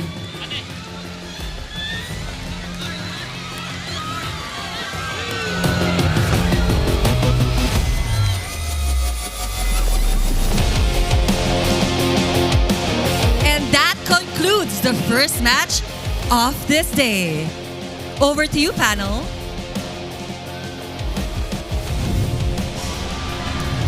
Brigida, I don't know if you saw it, but Carl TZ, while he was giving high fives to everybody, he was like, he was biting his What, lip. he still had that game face on? He was ready to go for 5 games, but Team Liquid Philippines, all preparations came into play in this one. They swept the 2nd seed, and they're bringing the first team that made it to the upper brackets down to the lower brackets in the midst of elimination. They've been defying all odds so far, making it past the play-ins, beating 2nd seed, being 3rd seed. They've been doing so much when in fact, people had probably much more expectations for ONIC heading into this match. And how devastating is it for you to do this for 2 games out of those 3 using King Kong's best hero? That's... If I was King Kong, I would be offended. Yeah. I would be completely offended. Number 1, you get denied your best hero 3 times in this series. And not only that, you get defeated twice by the only one, Carl TZ. And that is quite an insane feat to take note of. You're looking at the MVP highlights right now. Man, this has already been a struggle right from the start for ONIC Philippines, just because they can't get their foot going. Because sure, they were a little bit tanky compared to the previous two games. They were able to prolong it for quite some time. But King Kong wasn't able to catch up on time because he died twice in the first 5 minutes. Yeah, and I honestly feel like ONIC tried changing a few things for this game. Draft-wise, even rotation-wise, I feel like there have been much more rotations towards the gold lane compared to the EXP lane, because I feel like for the past 2 games that we've seen them play, there's been so much emphasis on Kirk, but I feel like they've shifted towards Kellora a bit more in this game, and the backshot pick has helped them a lot to do that. We did talk about this while the game was ongoing, that the backshot actually helped them amplify their rotational speed and allowed them to do things that they were struggling to pull off in the first 2 games. And that was a step forward for ONIC, but that's about it. It wasn't enough to deal with the stampede, because if they were taking things 1 step at a time, Liquid, they were stampeding all over ONIC Philippines for the entirety of this series. And I have to say, you gotta give props to Coach RC for these past 3 games that have made Team Liquid Philippines, specifically made an easier way for Carl TZ to play. Not only did they ban out the heavy carries that would be meant for King Kong, it was Carl TZ trying to at least play some mind games towards the rest of the members of ONIC Philippines. And thus, we've reached the later portions of our game where usually it's Team Liquid Philippines that struggles. You know, in like the 15 minutes and beyond for ONIC Philippines, that was their moment. That was their opportunity and window to shine. And unfortunately for them, sure, there were enough durable moments for them to withstand the pressure. But if King Kong was the one that is being targeted by the rest of the members of Team Liquid Philippines, specifically Sanford and JP. We saw that in that last play towards that Lord Clash where it was quite impossible for him to get out of that specific situation because all ultimates, all skills were for King Kong alone. Yeah, they also had all angles covered. If they probably had one that could have been a potential escape route, Sanji has it covered too. And Sanji on the Selena, we should not look at the numbers, the KDA, because that is not what matters in this game for Sanji. It's the way he just kept making his presence felt. As the Selena, throwing out arrows, making ONIC feel like they're in very awkward positions majority of the time, and that has helped them so much. Imagine having unlimited ways to gain vision against ONIC Philippines when in fact that already helps you so much, because this is a Yi Sun Shin lineup no matter what you say. This is a Harith that needs to be somewhat covered by ONIC Philippines before they're actually able to throw out all their utilities. But they're not able to do that Right. at all. I feel like there were glimpses or there were moments where they nearly were able to pull things off, but Liquid are also so quick to acknowledge that this could turn sideways for us. So they just decide to disengage whenever those kinds of moments come up. And that's something really commendable for Team Liquid Philippines as well. Which comes back into the draft where Coach RC picked up a Claude for OHEB. I think that wrapped up the entirety of the composition here for Team Liquid. Because if it wasn't a Claude, if it wasn't a hard carry hero in the late game, this would have been a totally different story because they wouldn't have enough damage should they pick up the Granger, should they pick up something else. You know, and I think the fighter, they understand the concept of when to pick a fighter Goldane and when to pick a Goldaner in the best possible scenarios. And we continuously see that all throughout these 3 games because it was a manifestation of everything that they have learned so far. So this was just an immaculate showcase of talent and strength and preparation from Coach RC, Carl TZ, and the rest of Team Liquid Philippines. Yeah. My oh my. I have to say, Team Liquid Philippines, in a span of 2 days, have shown us completely different versions of the Liquid Stampede, of Liquid Philippines as a whole.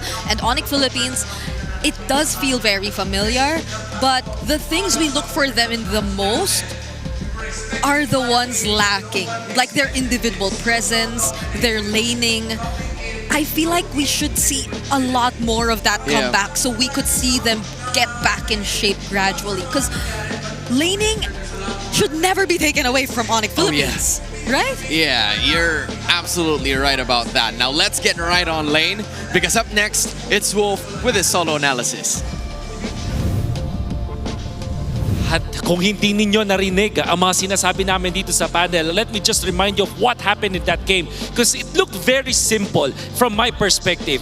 Ang TLPH ay nakapaglaro ng MLBB whereas itong ONIC Philippines hindi man lang nakatapak sa Land of Dawn. And that started with the draft. I think yung better drafting ng TLPH ang nagbigay sa kanila ng chance na manalo ng early game ng sunod-sunod dito sa ating series. And also, TLPH, ang ganda ng draft order nila na parang na-checkmate nila in many ways. Ito side ng ONIC Philippines, napakahirap laruin ng mga laro ng ONIC Philippines because not only were they outdrafted by TLPH, they're also giving away yung signature gameplay ng TLPH. Yung ONIC, binigyan sila ng chance na maglaro ng early game, makuha yung first turtle, magkaroon ng comfortable game ito si Carl TZ. Sanford was given so much comfort this game as well at nag-profit ng ganun kadali lang ang side ng TLPH. At idagdag pa natin dyan, additional na seasoning para sa TLPH, yung jungle diff.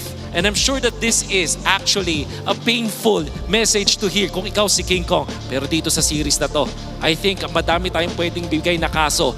Jungle diff ang nakita natin. Hindi lang sa 1v1 ng RTZ vs King Kong, but also as a team. TLPH moved as a unit. Maganda yung kanilang pag-invade versus the jungle of ONIC Philippines. They constantly were aggressive and controlling the river.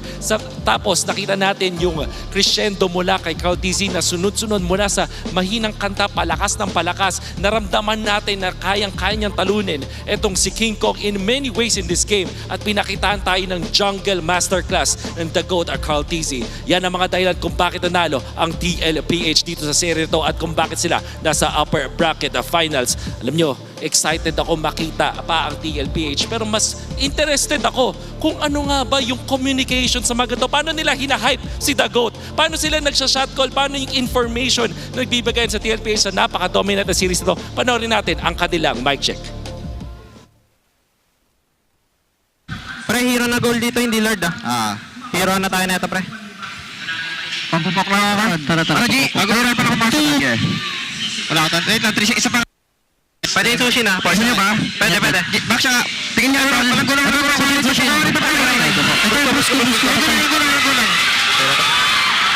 Nice call. Nice call, nice tingin.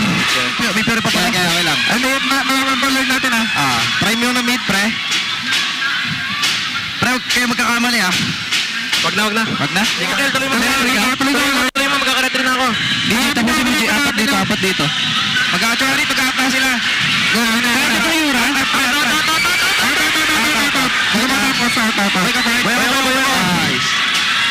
Pre-harapan nga.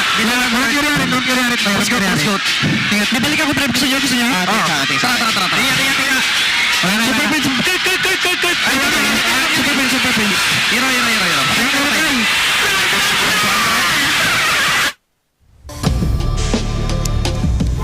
Dude, how unusual is it? Yeah. Right, to see Team Liquid Philippines so composed against a team that has beaten them all throughout the regular season. It doesn't happen ever so often. Yeah, they were very, very locked in. Right. Like their comms were on point. You could see it in their facial expressions. They were just set on doing what had to be done. And that's why it was a sweep that they handed over to us. You know what? They gotta be awarded something, man. They gotta be awarded. And because of that, we were recently nominated for numerous titles during the Esports Awards. You guys can vote for Team Vitality for Esports Team of the Year, Kirk for Esports Breakthrough Player of the Year, Team Liquid and Team Falcons 2 for Organization of the Year. We also have Team Liquid for Content Group Mundon, has also been nominated for Esports Publisher of the Year, and Mobile Legends Bang Bang for Esports Mobile Game of the Year and Esports Game of the Year. I'm trying to match up what they were saying a while ago, all right? But hey, it's pretty cool that we've seen a lot of people, and thank you so much, guys, for being here and being part of history. Yep, we're so thankful for the amount of people here on a weekday. And we also have amount of performances. Yeah, that's why they deserve. Who do we have? Bark, Unexpected, Nobita, and Ace Banzuelo live at the MPL Arena. Sony Music has got us covered with performances that will surely hype up the crowd. We saw Bark shake that thing. We saw Unexpected pass on low-key decisions. Yeah, and they low-key pass on terms. low-key What else are we gonna see from the next two performers? I don't know. That's but tomorrow and wait, no, is it no, tomorrow? it's on Saturday and Sunday. There you go. So we're saving 2 for the weekend, and I'm expecting a lot more people to come in during the weekend. You know what I realized? It seems like the curse didn't work today. That's true. It seems like the curse didn't work today. Yeah, I was trying not to say it on broadcast because it felt really weird, but it is what it is. It's a 3-0. Well, it feels so weird to experience that. Well, it depends on our next match if the streak will continue for you personally, because it's Aurora heading up against TNC. That is a 1 going up against a 5 on the other side. That's pretty interesting. Yep. We will be diving into the statistics of this matchup later on, but 1 versus 5, I think it's pretty given what people would assume would be the outcome. But based on what TNC has showed us yesterday, I don't think it still can be a clear-cut win for Aurora just yet. We're about to find out more of that on behalf of Coach Snap. Brigida, my name is Hans Galudia. See you guys in a bit.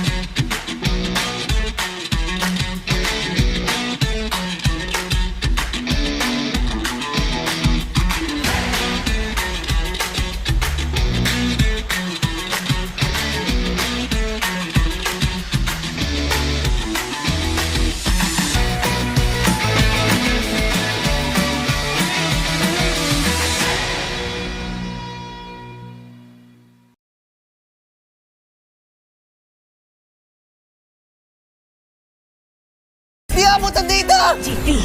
GG bro! Don't worry! Be unleashed with Smart Power All 99. Hindi bitin with 10 gig data to power your games plus only Facebook or only TikTok. Load now!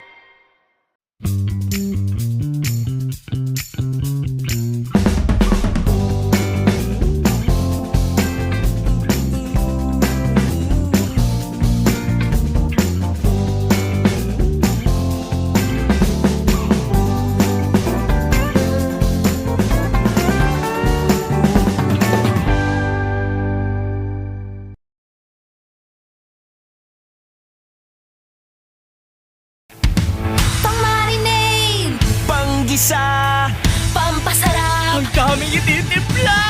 Luto mo yan with Knorr Liquid Seasoning. Mula luto tong plato, sarap panalo. Luto tong plato, sarap panalo. Luto tong plato, sarap panalo. Luto tong plato, panalo ang luto mo.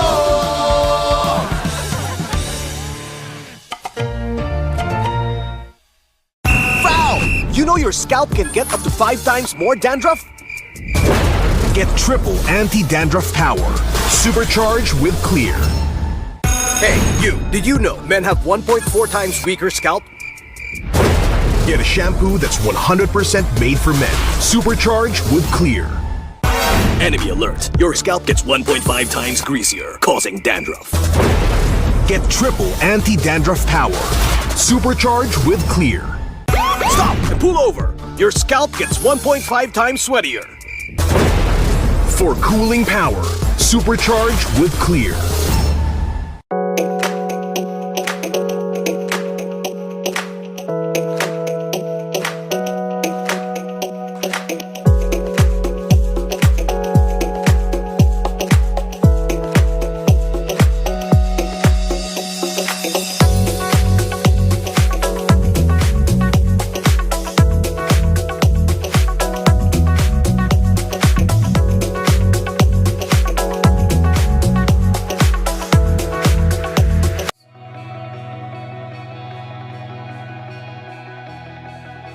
Contact Arctic Aircon today.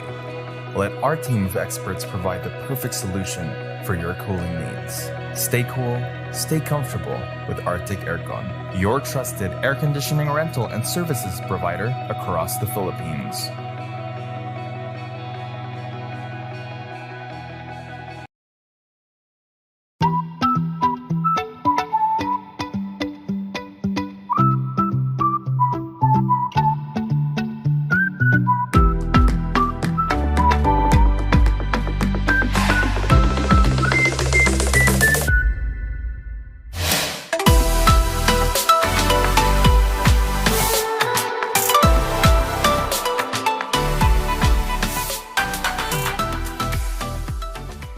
Ito na ang pinaka-inaantay na selebrasyon! Excited na si Bibi! Marami pa siyang kailangang gawin para maging ready ang lahat. Bibi, huwag masyadong pen. Focus. Ganito ba? Ay, naku. Bibi. Gatot kacha? Need help? Injection! Ingat pala ako. Ito na lang. Wag na! Please, ibalik niyo na ako sa base! Wag! Bibi! Bruno! Hello? Gising, Bruno! Okay na ako, Bibi! Let's go! Asikasong tunay si Bibi. Tumulong sa heroes, nag-set up ng event. Kahit koryo, hindi niya pinalagpas. Magsisimula na ang pinaka-inaabangang performance of their lifetime. Pwede nang huminga ng malalim si Bibi. Pero teka, tinatawag ata si Bibi sa stage.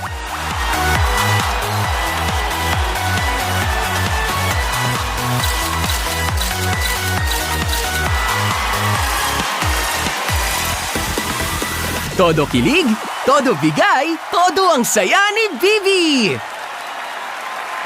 Dahil sa pagkakataong ito, si Bibi naman ang bumida. Nice to meet you!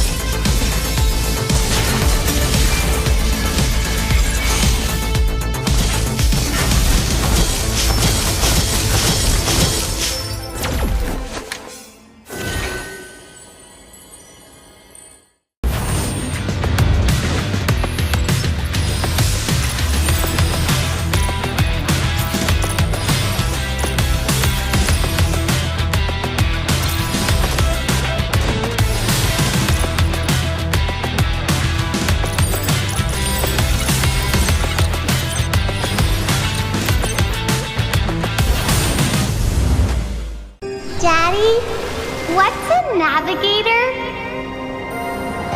Navigators safeguard the lighthouses across the Nexus Sea. It is a responsibility that we must uphold.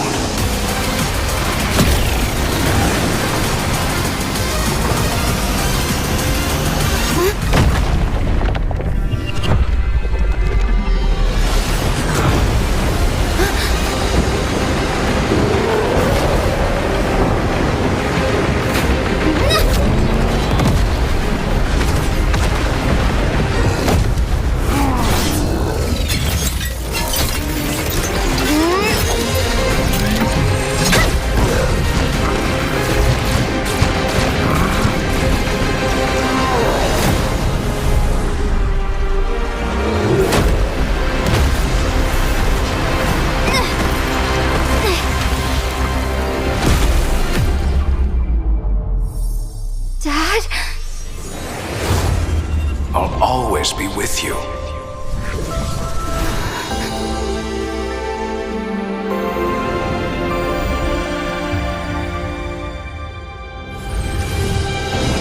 Target acquired! Frontier Justice! Ready, go!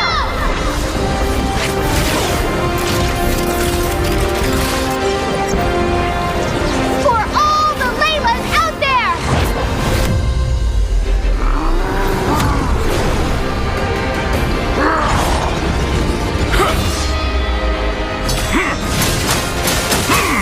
Layla, now!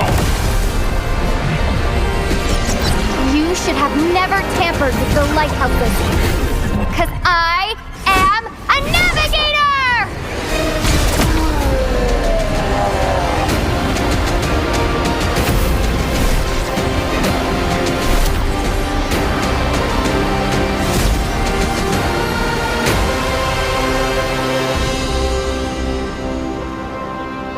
I'm gonna be the best navigator ever! I know you will. I thought it was finally over. Until I heard the whisper of the void.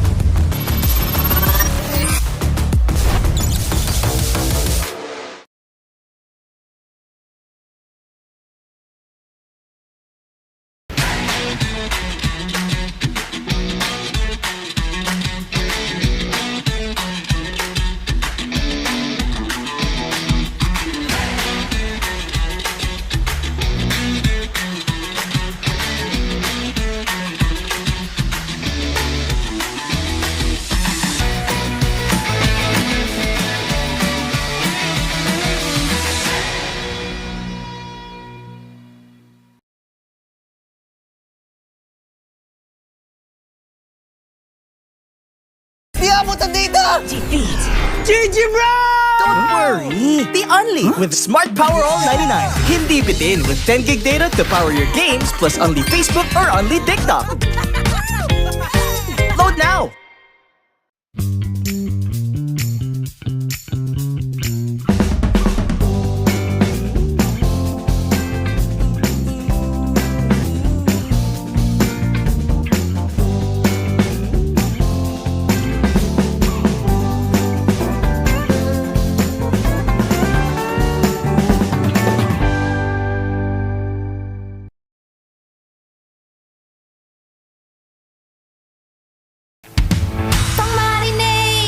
Panggisa!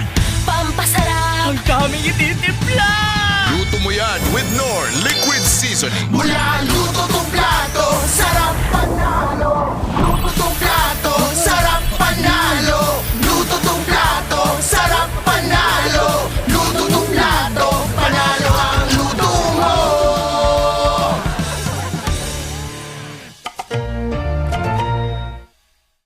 Foul!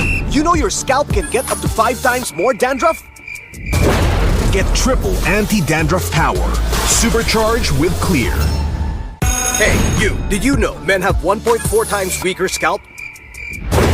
Get a shampoo that's 100% made for men. Supercharged with Clear. Enemy alert. Your scalp gets 1.5 times greasier, causing dandruff. Get triple anti-dandruff power. Supercharged with Clear. Stop and pull over. Your scalp gets 1.5 times sweatier. For cooling power. Supercharged with Clear.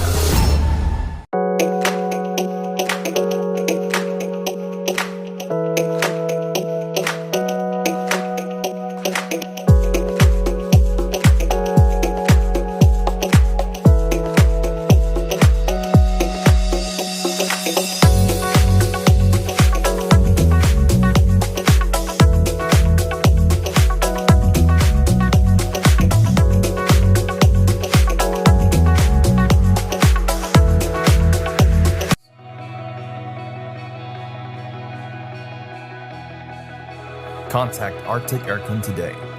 Let our team of experts provide the perfect solution for your cooling needs. Stay cool, stay comfortable with Arctic Aircon.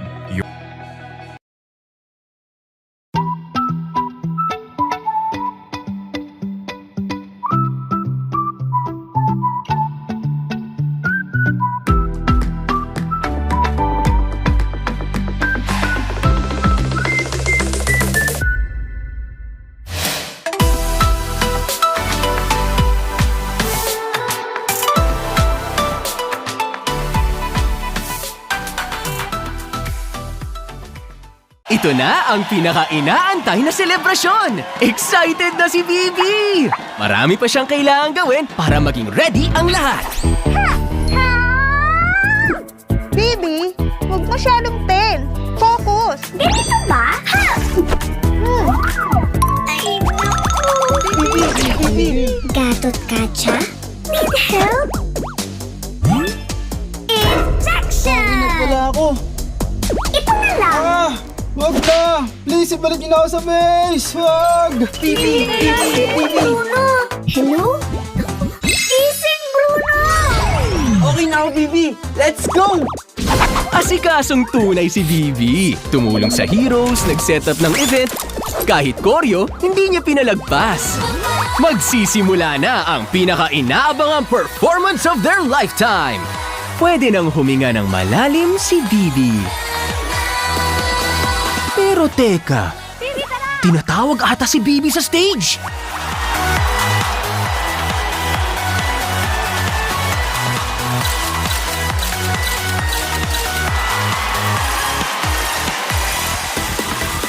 Todo kilig, todo bigay, todo ang saya ni Bibi.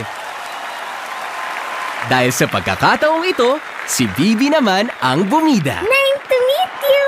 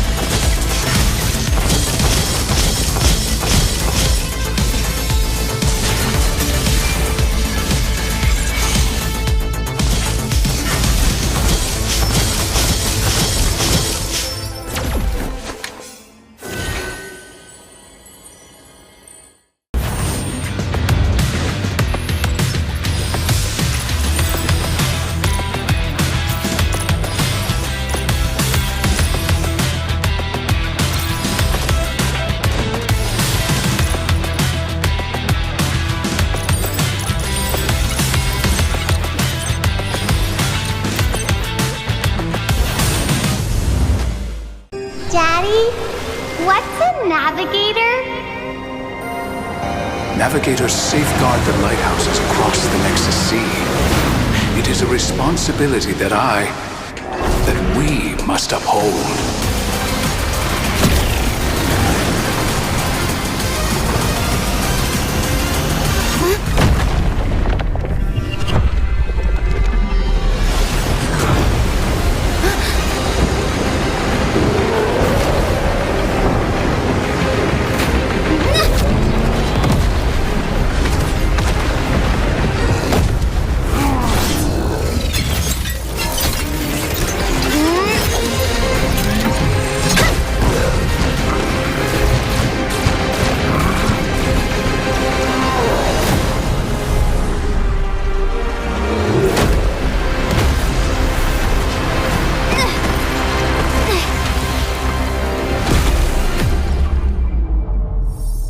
Dad? I'll always be with you.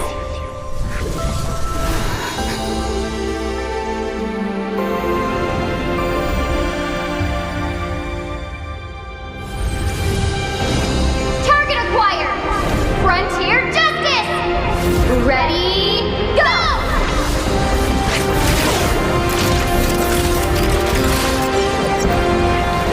For all the Laylas out there!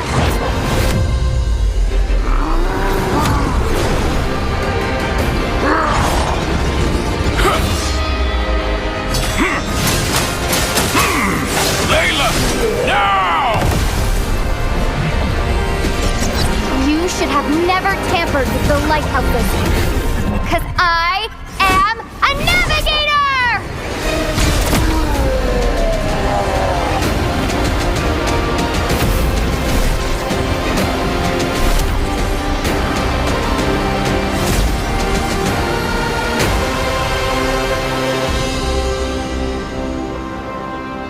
I'm gonna be the best navigator ever!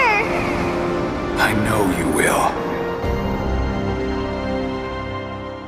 I thought it was finally over. Until I heard the whisper of the void.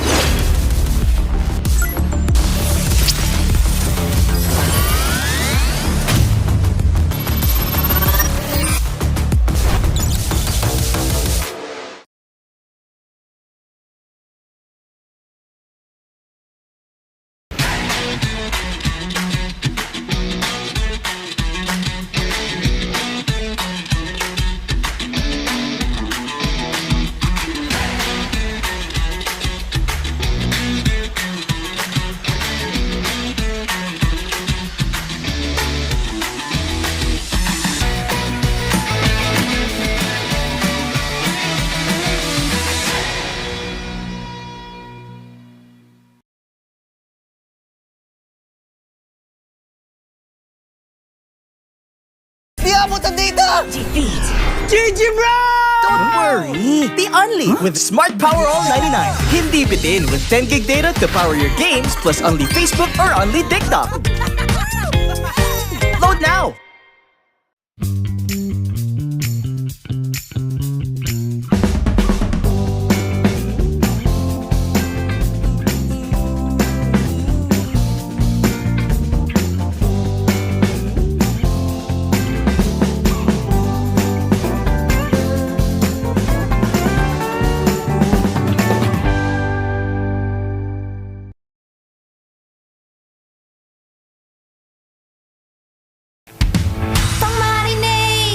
Panggisa! Pampasarap! Ang daming ititimpla! Luto mo yan with Knorr Liquid Seasoning. Mula luto tong plato, sarap panalo. Luto tong plato, sarap panalo. Luto tong plato, sarap panalo. Luto tong plato, panalo ang luto mo.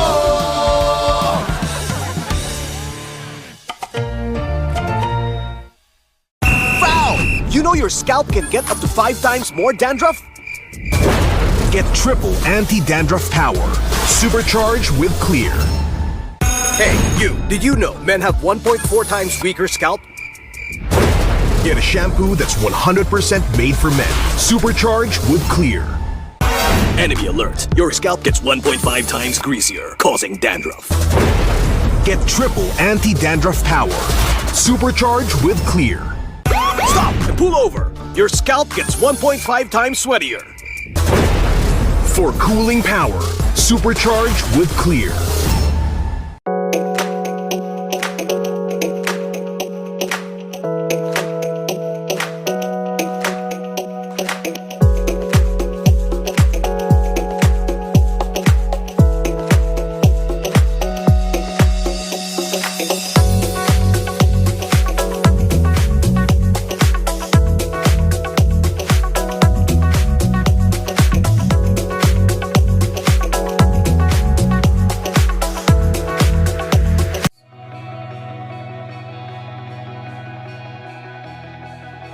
Contact Arctic Aircon today.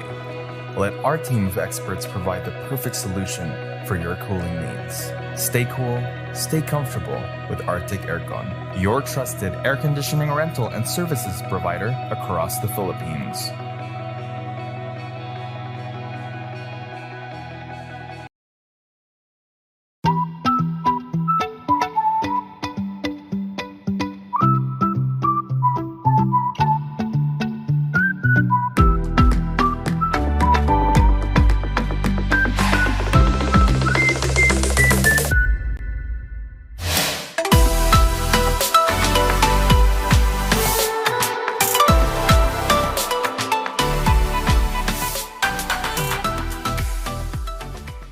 Ito na ang pinaka-inaantay na selebrasyon! Excited na si Bibi! Marami pa siyang kailangang gawin para maging ready ang lahat. Bibi, huwag masyadong pen. Focus. Dito ba? Ay, naku. Gatot kacha? Need help? Injection! Wala ako. Ito na lang. Wag na! Please, ibalik niyo na ako sa base! Wag! Bibi! Bruno! Hello? Gising, Bruno! Okay na ako, Bibi. Let's go! Asikasong tunay si Bibi. Tumulong sa heroes, nag-setup ng event. Kahit koryo, hindi niya pinalagpas. Magsisimula na ang pinaka-inaabangang performance of their lifetime. Pwede nang huminga ng malalim si Bibi. Pero teka, tinatawag ata si Bibi sa stage.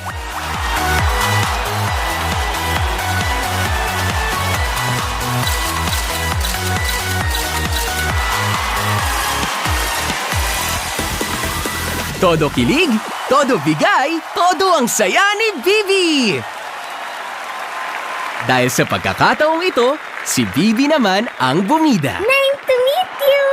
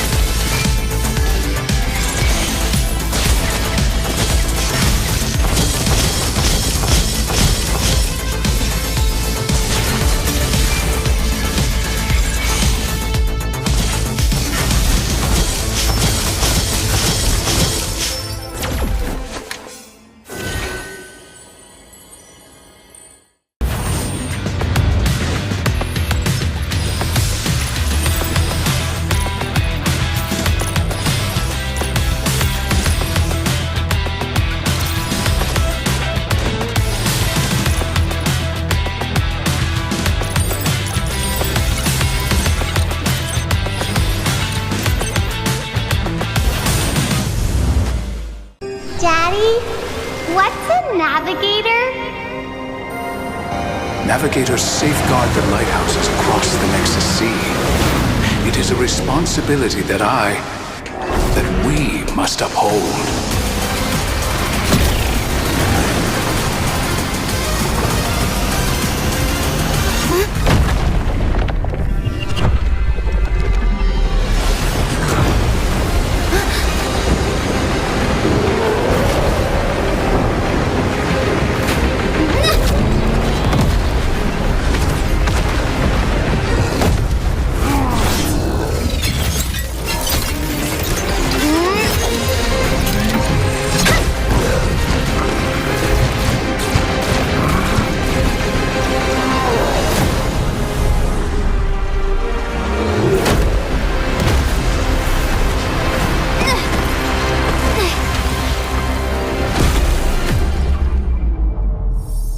Dad?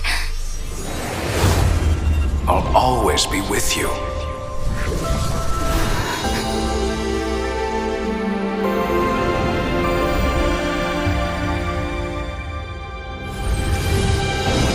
Target acquired! Frontier Justice! Ready, go!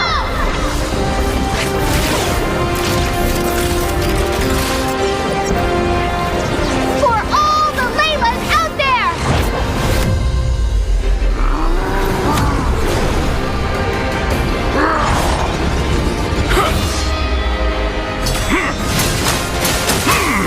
Layla, now! You should have never tampered with the lighthouses. Cause I am a navigator!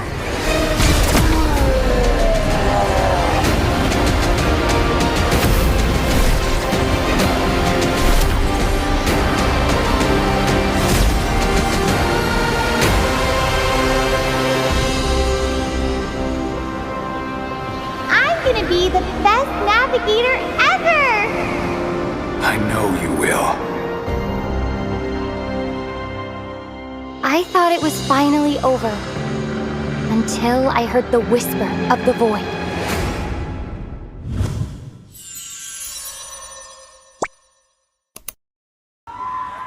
Mas may papatunayan ako sa'yo, coach. Win streak kami nung M6 eh. Win streak kami. Win streak. Pati sa ice cream eh. Si top 3 Alpha eh. May papatunayan ako sa'yo, coach. Hindi sa kanila. Si Kirk, bawal magalaw buhok niyan. Magalaw na lahat, wag lang buhok niyan. Game na ba to? Checkping na ba to naman? Nahiya daw si Kirk, guys. So, ang gusto niyang iparating na message sa inyo, sa Sonics dyan, welcome sa Cuneta Astrodome. And thank you sa pagpunta. Thank you so much sa pagpunta. Thank you sa time nyo and sa effort and sa suporta and sa love. Thank you so much. Thank you so much and welcome to Cuneta Astrodome. Message ko naman ya. Bulong ko lang. Okay. Message ko sa fans, thank you sa magpunta dito, tsaka supportahan nyo kami hanggang dulo. Yun, di ata gulong yun Okay guys, so hindi daw sapat ang isang thank you. Thank you 1,000 sa lahat ng fans. Ping daw, check ping. Solid guys. Falcons, nice game sa atin. Nagdumaan din kami dyan.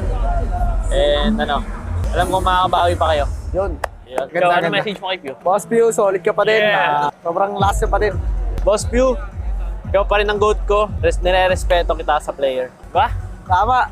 Ikaw, message mo kay Flap. Message kay Flap. Flap, magkano na lang tayo. Mag-show match na lang tayo. All-Star PH, let's go. Pusong Pinoy. Hashtag Pusong Pinoy, Flap.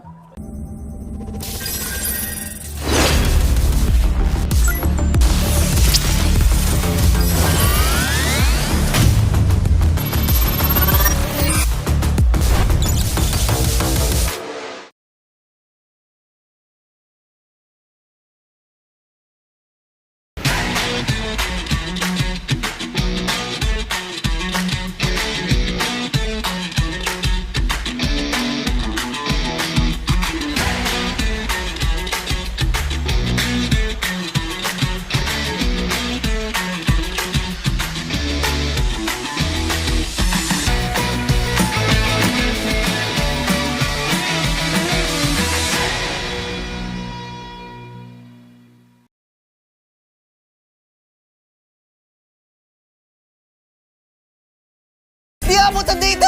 Defeat! GG bro! Don't worry! Be unleashed with Smart Power All 99. Hindi bitin with 10 gig data to power your games plus only Facebook or only TikTok. Load now!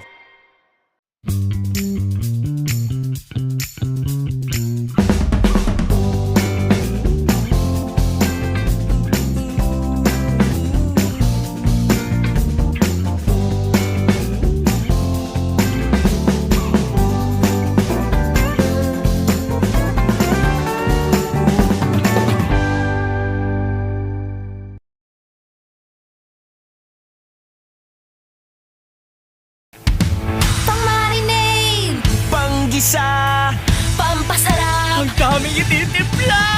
Luto mo yan with Nor Liquid Seasoning. Mula luto tong plato, sarap panalo. Luto tong plato, sarap panalo. Luto tong plato, sarap panalo. Luto tong plato, panalo ang luto mo.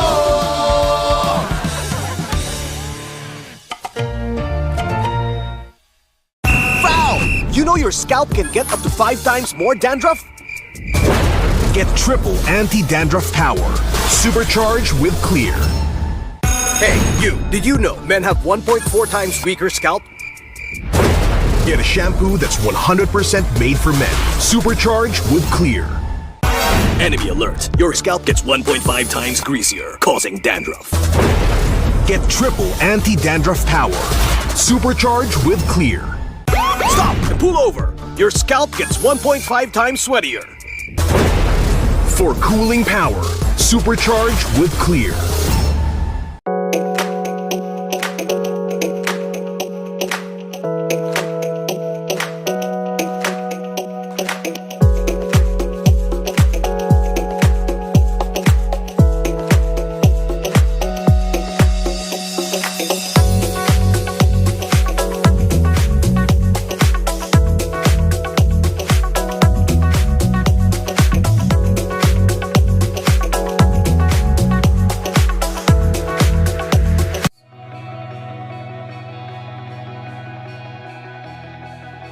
Contact Arctic Aircon today.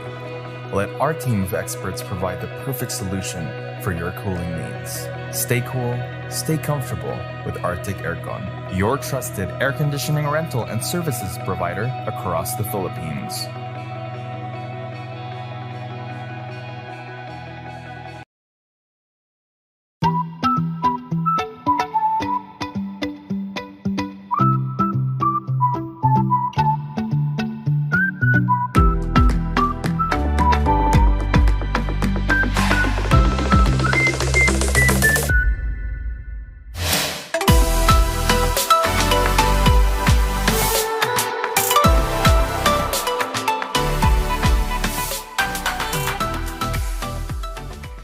Ito na ang pinaka-inaantay na selebrasyon! Excited na si Bibi! Marami pa siyang kailangan gawin para maging ready ang lahat.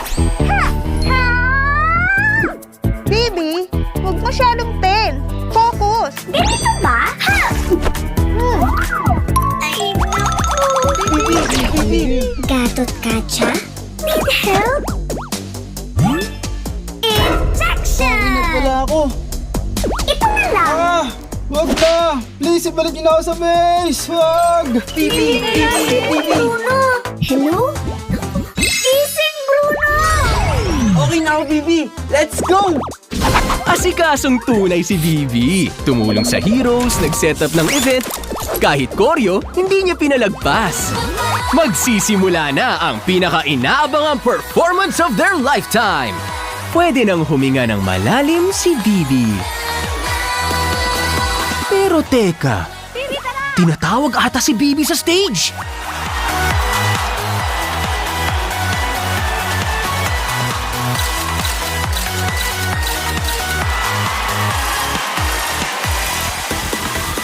Todo kilig, todo bigay, todo ang saya ni Bibi. Dahil sa pagkakataong ito, si Bibi naman ang bumida. Nice to meet you!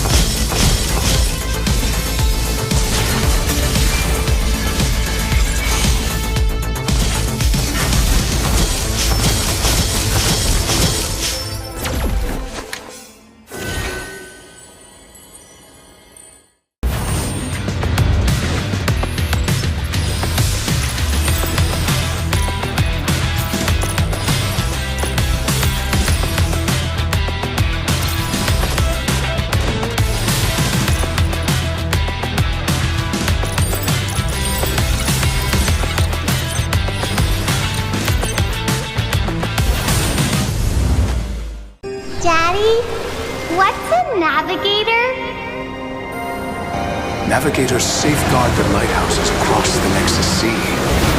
It is a responsibility that we must uphold.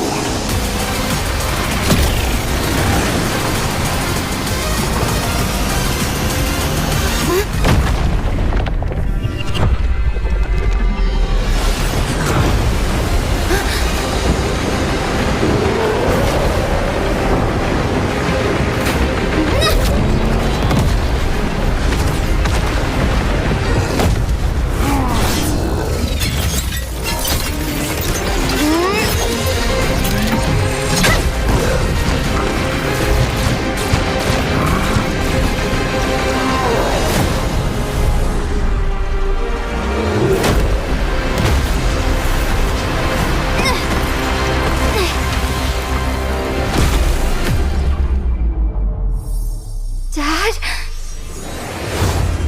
I'll always be with you.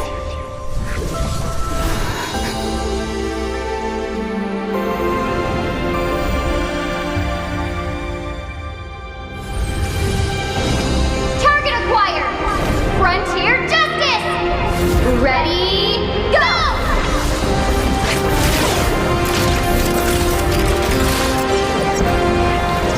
For all the Laylas out there!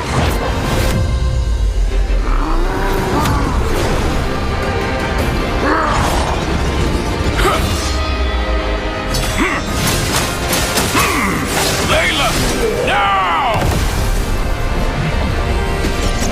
You should have never tampered with the lighthouses. Cause I am a navigator!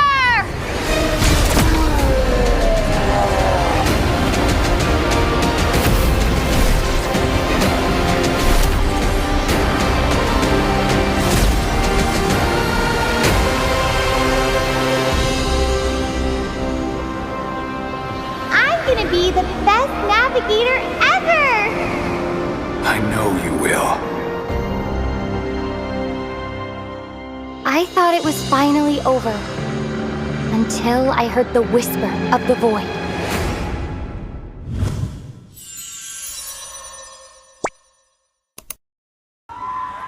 Mas may papatunayan ako sa'yo, Coach. Win streak kami ng M6 eh. Win streak kami Pati sa ice cream eh. Si Top 3 Alpha eh. May papatunayan ako sa'yo, Coach. Hindi sa kanila. Si Kirk, bawal magalaw buhok niyan. Magalaw na lahat, wag lang buhok niyan. Game na ba ito? Checkping na ba ito naman? Nahiya daw si Kirk, guys. So, ang gusto niyang iparating na message sa inyo, sa Sonics dyan, welcome sa Cuneta Astrodome. And thank you sa pagpunta. Thank you so much sa pagpunta. Thank you sa time nyo and sa effort and sa suporta and sa love. Thank you so much. Thank you so much and welcome to Cuneta Astrodome. Message ko naman ya. Bulong ko lang. Okay. Message ko sa fans, thank you sa magpunta dito, tsaka supportahan nyo kami hanggang dulo. Yun, di ata gulong yun Okay guys, so hindi daw sapat ang isang thank you. Thank you 1,000 sa lahat ng fans. Check daw, check ping. Solid guys. Falcons, nice game sa atin. Nagdemanding kami dyan. And alam ko makakabawi pa kayo. Yun. Ganda, ano message mo kay Pew? Boss Pew, solid ka pa din. Sobrang last ka pa din. Boss Pew, ikaw pa rin ang GOAT ko. Nire-respeto kita sa player. Ba? Tama. Ikaw, message mo kay Flap. Message kay Flap. Flap, magkano na lang tayo. Mag-show match na lang tayo. All-Star PH, let's go. Pusong Pinoy. Hashtag Pusong Pinoy, Flap.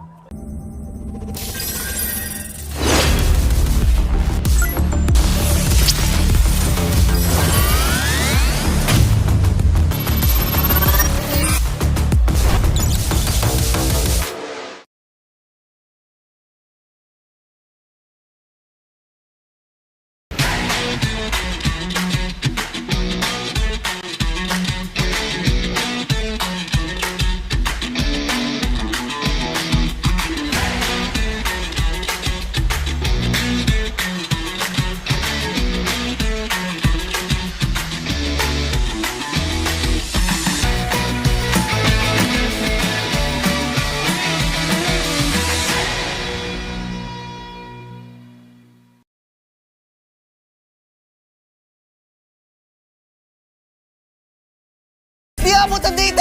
Defeat! GG bro! Don't worry! The Unli with Smart Power All 99. Hindi bitin with 10 gig data to power your games plus only Facebook or only TikTok. Upload now!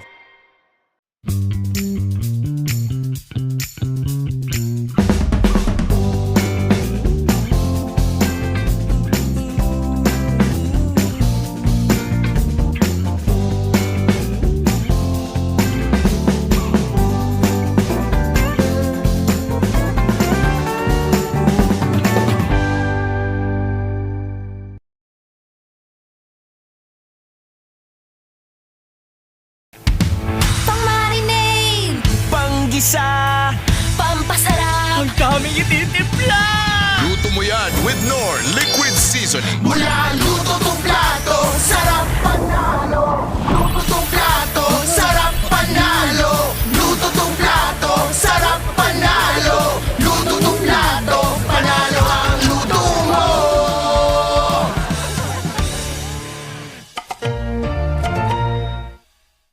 Foul! You know your scalp can get up to 5 times more dandruff? Get triple anti-dandruff power. Supercharged with Clear. Hey, you! Did you know men have 1.4 times weaker scalp? Get a shampoo that's 100% made for men. Supercharged with Clear. Enemy alert. Your scalp gets 1.5 times greasier, causing dandruff. Get triple anti-dandruff power. Supercharged with Clear. Stop and pull over! Your scalp gets 1.5 times sweatier. For cooling power. Supercharged with Clear.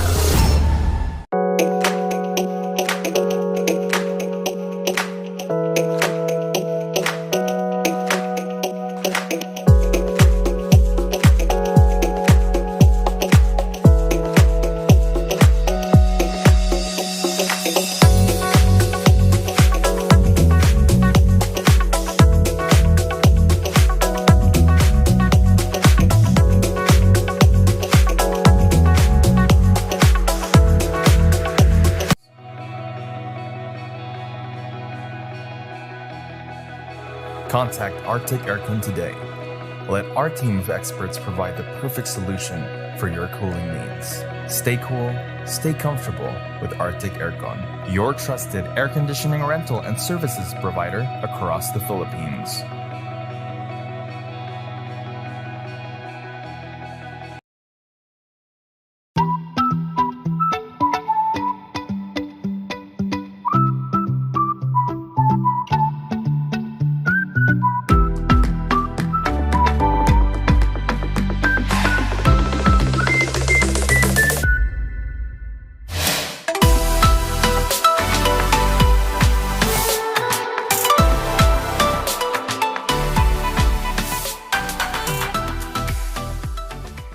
Ito na ang pinaka-inaantay na selebrasyon! Excited na si Bibi! Marami pa siyang kailangan gawin para maging ready ang lahat.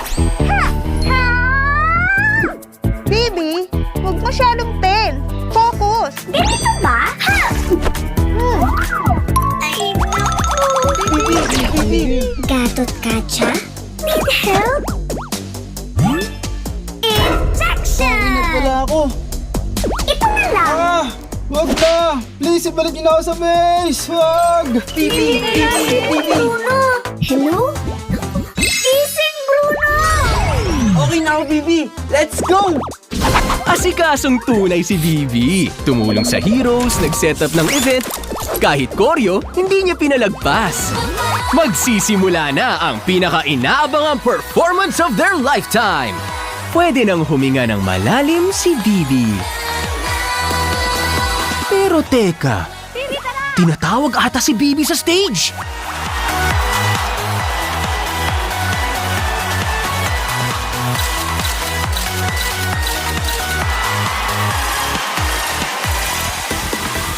Todo kilig, todo bigay, todo ang saya ni Bibi! Dahil sa pagkakataong ito, si Bibi naman ang bumida. Nice to meet you!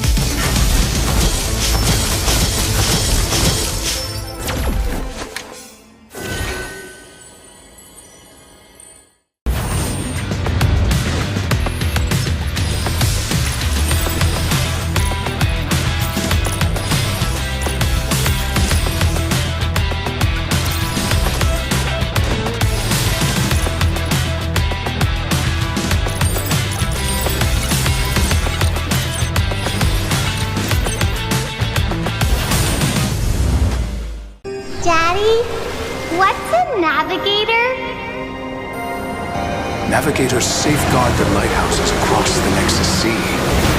It is a responsibility that we must uphold.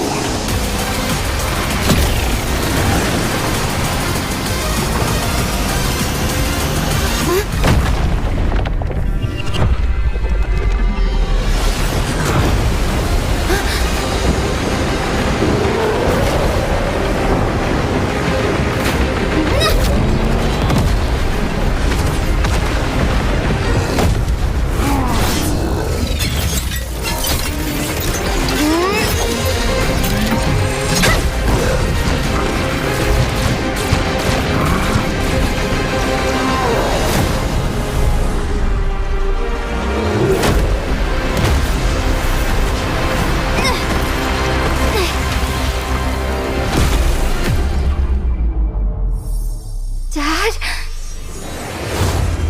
I'll always be with you.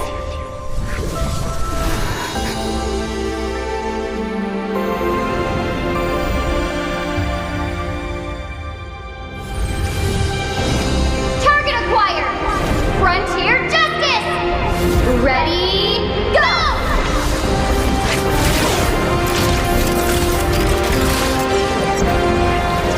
For all the Laylas out there!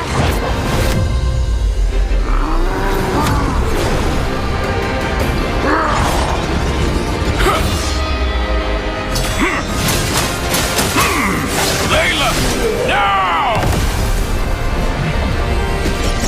You should have never tampered with the lighthouses. Cause I am a navigator!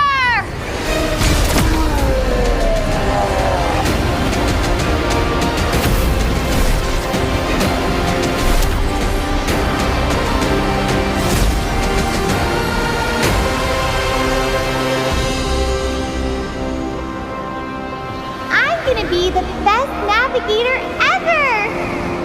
I know you will. I thought it was finally over. Until I heard the whisper of the void.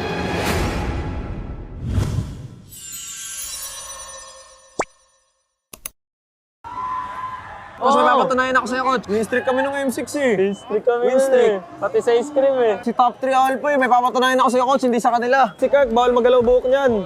Magalaw na lahat, wag lang buhok niyan. Game na ba to? Checkping na ba to naman? Nahiya daw si Kirk, guys.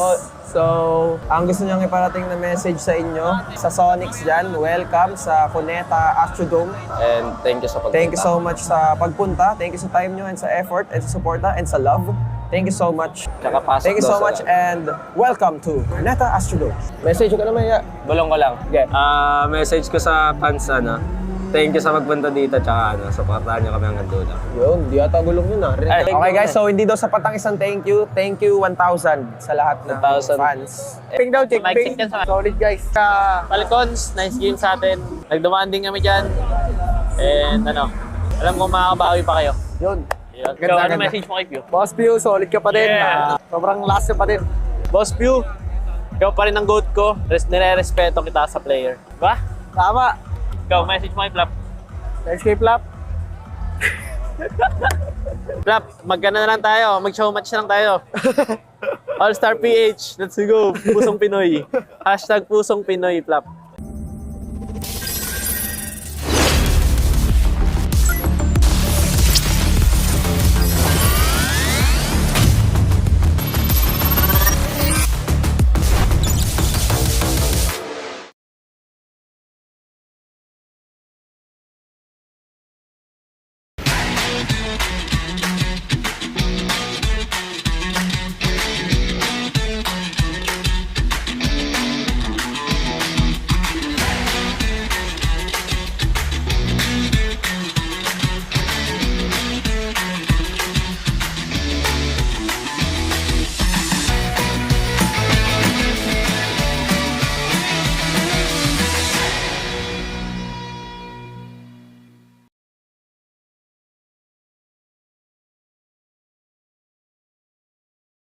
Di abutan dito! Defeat! GG bro! Don't worry! The Unli with Smart Power All 99. Hindi bitin with 10 gig data to power your games plus only Facebook or only TikTok.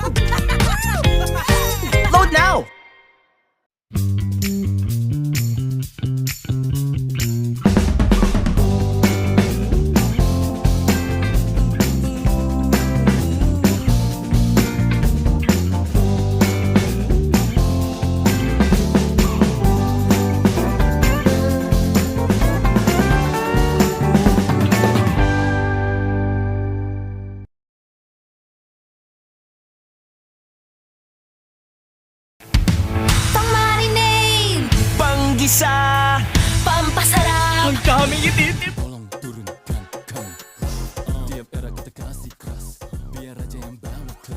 Bila ONIC penggandali jangan semua harap dapat pas. Mari coba if you let me. Sekali sentuh kadang.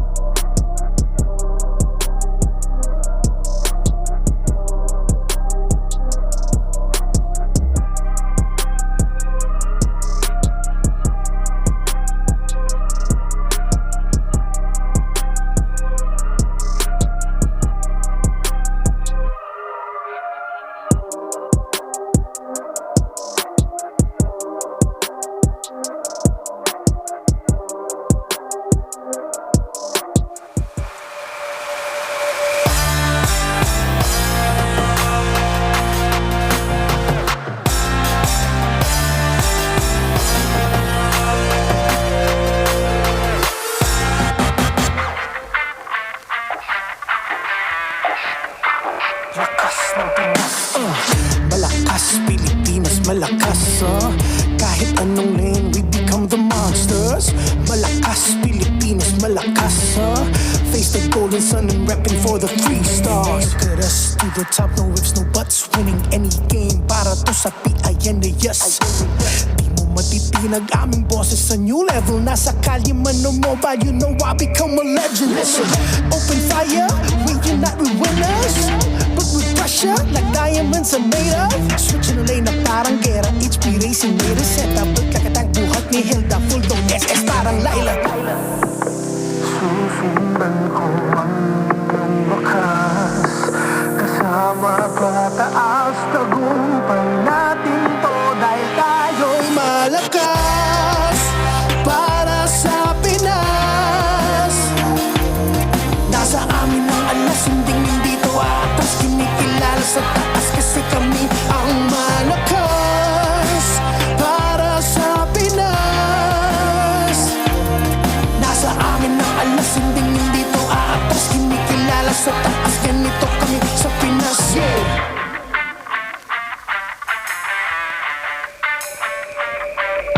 Laging MVP, no surrender, no retreat. Pag nagsama-sama, just imagine what we can achieve.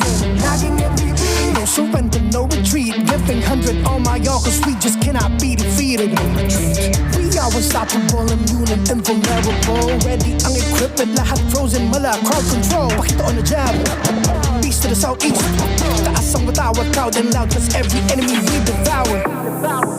Susundan ko ang iyong bakas. Kasama pataas, tagumpay natin to. Dahil tayo'y malakas para sa Pinas. Nasa amin ang alas, hindi to atas. Kinikilala sa taas kasi kami ang malakas para sa Pinas. Nasa amin ang alas, hindi to atas. Kinikilala sa taas, ganito kami sa Pinas. Yeah. Malakas, Pilipinas, malakas. Bakit anong the monsters? Malakas, Pilipinas, malakas, face the golden sun and repping for the 3 stars.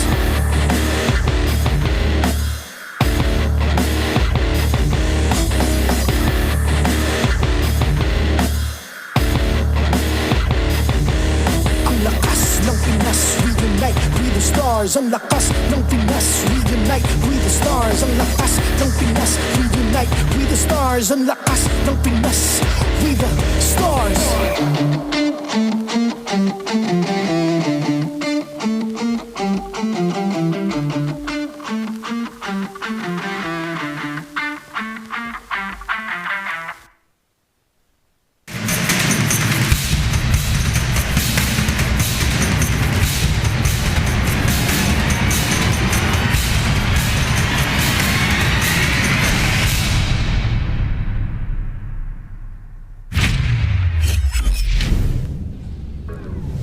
And welcome back, ladies and gentlemen, here to the English desk. It's MPL Philippines Season 16. It's day 2 of the playoffs. It's me, Nice, and my boy, joined here with Leo to bring you the action for match number 2. Why are you looking at me like that? My depth of field is not on point. I did not expect my hand to be so close to your face. I was going to say it, like, you know, I welcomed it, though. It's fine. We welcome all our viewers from watching, tuning in around the world the same way. I hope you have a hand on your shoulder. No, I was literally like right here. I'm sorry. If you want to overreach, hey, you can overreach, man. That's fine. That's, you know, we're at the point here. I'll try to show them like how big this place is, and instead do this, I'm just... Hey, it's okay. The place is massive, though. I do have to say, people are still welcome in. It's great because we have the Superfan City. Sorry, the Superfan City outside. Baby. But we also have something more, and we've been using a lot of this, man. It's the SIP water. SIP purified water. It's filtered through volcanic rocks for a crisp, clean taste that quenches my thirst like no other. Ali's Uhaus, SIP, nah. I was going to take it, dude, but that was 100. Yeah, thank you. I'm getting better at Tagalog. Hey. Something else we need besides hydration is a cool spot. No funds to shell out for air conditioning units that you will only use once. Well, no worries, because Arctic Aircon Rental has a wide range of packages that will surely fit your budget. Thank you so much to Arctic. You can also get them because you have They're great for indoor events like this here. This is your indoor functions. You have outdoor affairs like we do out there for the Superfan City. Arctic Aircon Rental is here for all you guys to keep you and your guests comfy. That's what it's all about. Also, by the way, speaking of comfort, man, I'll tell you what, Go Hotels. That's where we've been staying. I'm so excited to rest. Hey, I know who else is super excited to rest. He's not here, but he's over there. And let's go to Go Hotels. Let's hashtag Go Explore More. Thank you to them. I actually got the opportunity to go ahead and talk to some of them earlier today. They had an interview with me, and I told them, you know what, guys? A+, because I have a hard time fitting on beds, man. Like, I'm quite the large human being and quite, you know, lengthy, but I fit on their beds perfectly. I love it. Hey. And also, yes, hey. At 6'9", 6'9", man. 350 pounds, I'm telling you. Great lodging. It is. You know what? Also, the last game. I don't know how I'm tying that into lodging, but 0-3, ONIC, the Superfan they got sent to the lodge, man. It's that weird jump that feels the same way as this weird reality we live in, because who'd have thought this? All right, I expected for ONIC to take the dub, right? They're fresh off of a nice 2 weeks of rest. Yep. And they're going up against ONIC, rather Liquid, who went almost all the way against Falcons. And look, Falcons got one off of Liquid, bro. Yeah. Falcons got one off of Liquid. You'll see it happened yesterday. And ONIC didn't. Not a single game. I think a lot of the Superfam and the Sonics out there are wondering the same thing. Like, what the hell happened here? What the hell-y?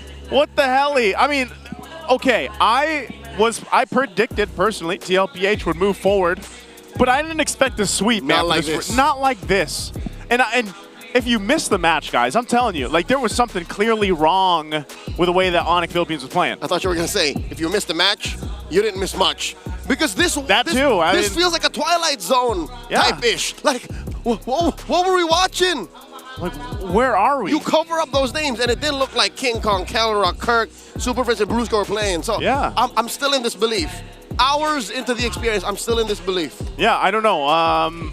That's what I'm saying. You know, they're going to have to go ahead and adjust. Now, I know we had Coach Snap earlier on the panel stand with Hans and Brigida, and he did mention that he kind of predicted that he would see ONIC go down to the lower bracket. I'm not sure who else predicted that. Maybe some of you guys did over at home too. I know you didn't, right? You predicted TLPH. I is wrong. Yeah, you predicted they would go down and then make their way up.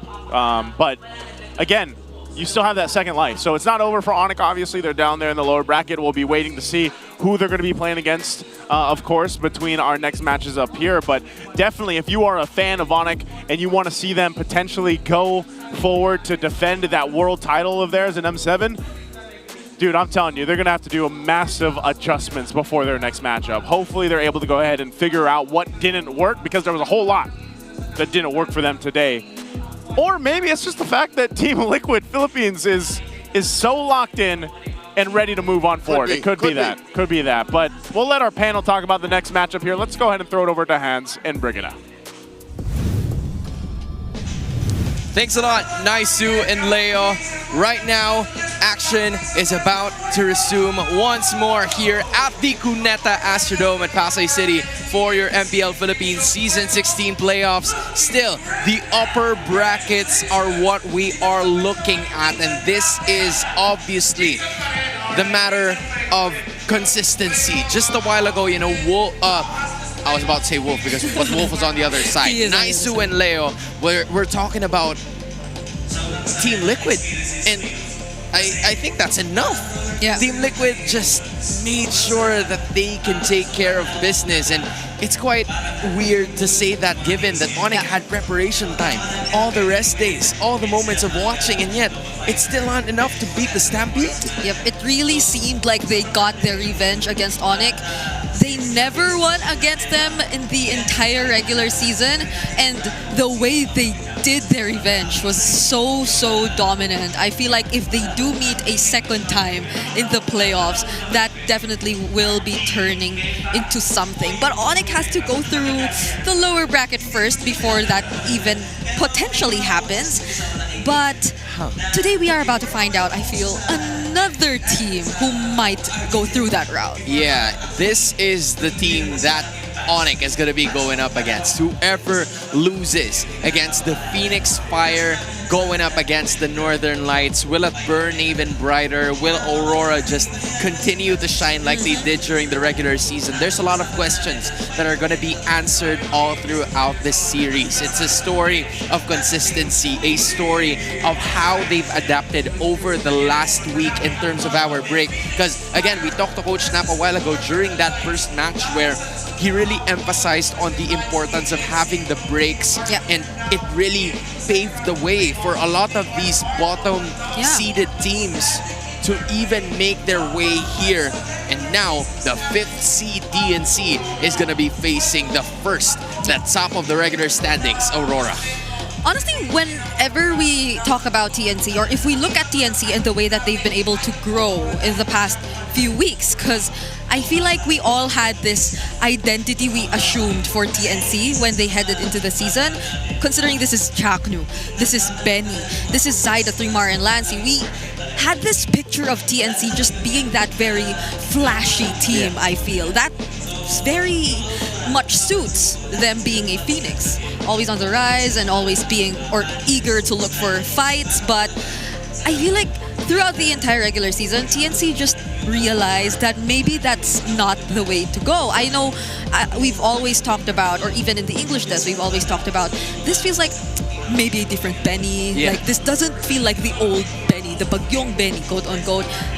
And this doesn't feel like the old Chaknu, quote unquote, exactly, right? So maybe that's also what they discovered and understood, that maybe there's a different way to go about this. Because so far, this stability that TNC is able to show us is what's working for them so far. It's just that they enable certain players to be the flashy guy, and it's not like all of them all at once. You know, you were talking about stability, and I think we can see that based on the lower thirds that are currently displayed on your screens right now. The first seed, 100%. There were no other opportunities that the first seed and the 5th seed go up against each other. Because on a regular, number 4 should be winning against number 5 given the situation, but it didn't happen at that moment. It was TNC making waves at that moment, but going up against Aurora, you were talking about TNC being a team that makes some flashy plays, makes some crucial moments for them to take over and potentially take a series, just like what they did with Twisted Minds. But with Aurora, they are so fundamentally gifted this season. It's like they understand that they have to control the early game. Master the Basics and Dexstar have manifested this time and time again, and their experience overseas has definitely helped them to get in shape this far into the competition. And Light, we've said that for quite some time now. The addition of this guy has been tremendous for Aurora. And it's not like he's adjusting. You don't feel how he needs to change so much of his signature playstyle or his identity as a roamer. Dude, don't forget to look at it. And the signature staring contest doesn't change though, but that's the thing. Like Light, he just felt like a perfect fit again for Aurora. It's the way that he's just able to blend in so well for them. And Chaknu, it wasn't, or it didn't happen in a snap of a finger. Correct. But I feel like, again, as mentioned earlier, he's slowly finding himself and the kind of roamer that he has to be for the Phoenix arm. Well, look at this. Playoff appearances. These 6 players still yet to look for their very first MPLPH championship. This is Dominkite's 4th season, US 6th season. Khaled has been here 4 times. Lancy had 5, Trimar had 5, and Chaknu, the uncrowned king, still, after being teammates with Kelra, who already won his championship in Season 14, he wants to change things, not only for TNC, but also for himself. This is a personal vendetta, a personal goal towards what he wants to make, which is to reach that top and represent us in the international stage. Yeah, 9 playoffs appearances. It's no joke. It's no joke. Dude. 9 times of you making it into the playoffs, but failing to get that championship title. So I'm pretty sure, like, even all the Chaknu fans out there badly want to see him take it. Just like how Keller was. Just like how Keller was, but it's different now. Like, he's the one who needs to do a bit of catching up in terms of that. But even yesterday, you see it.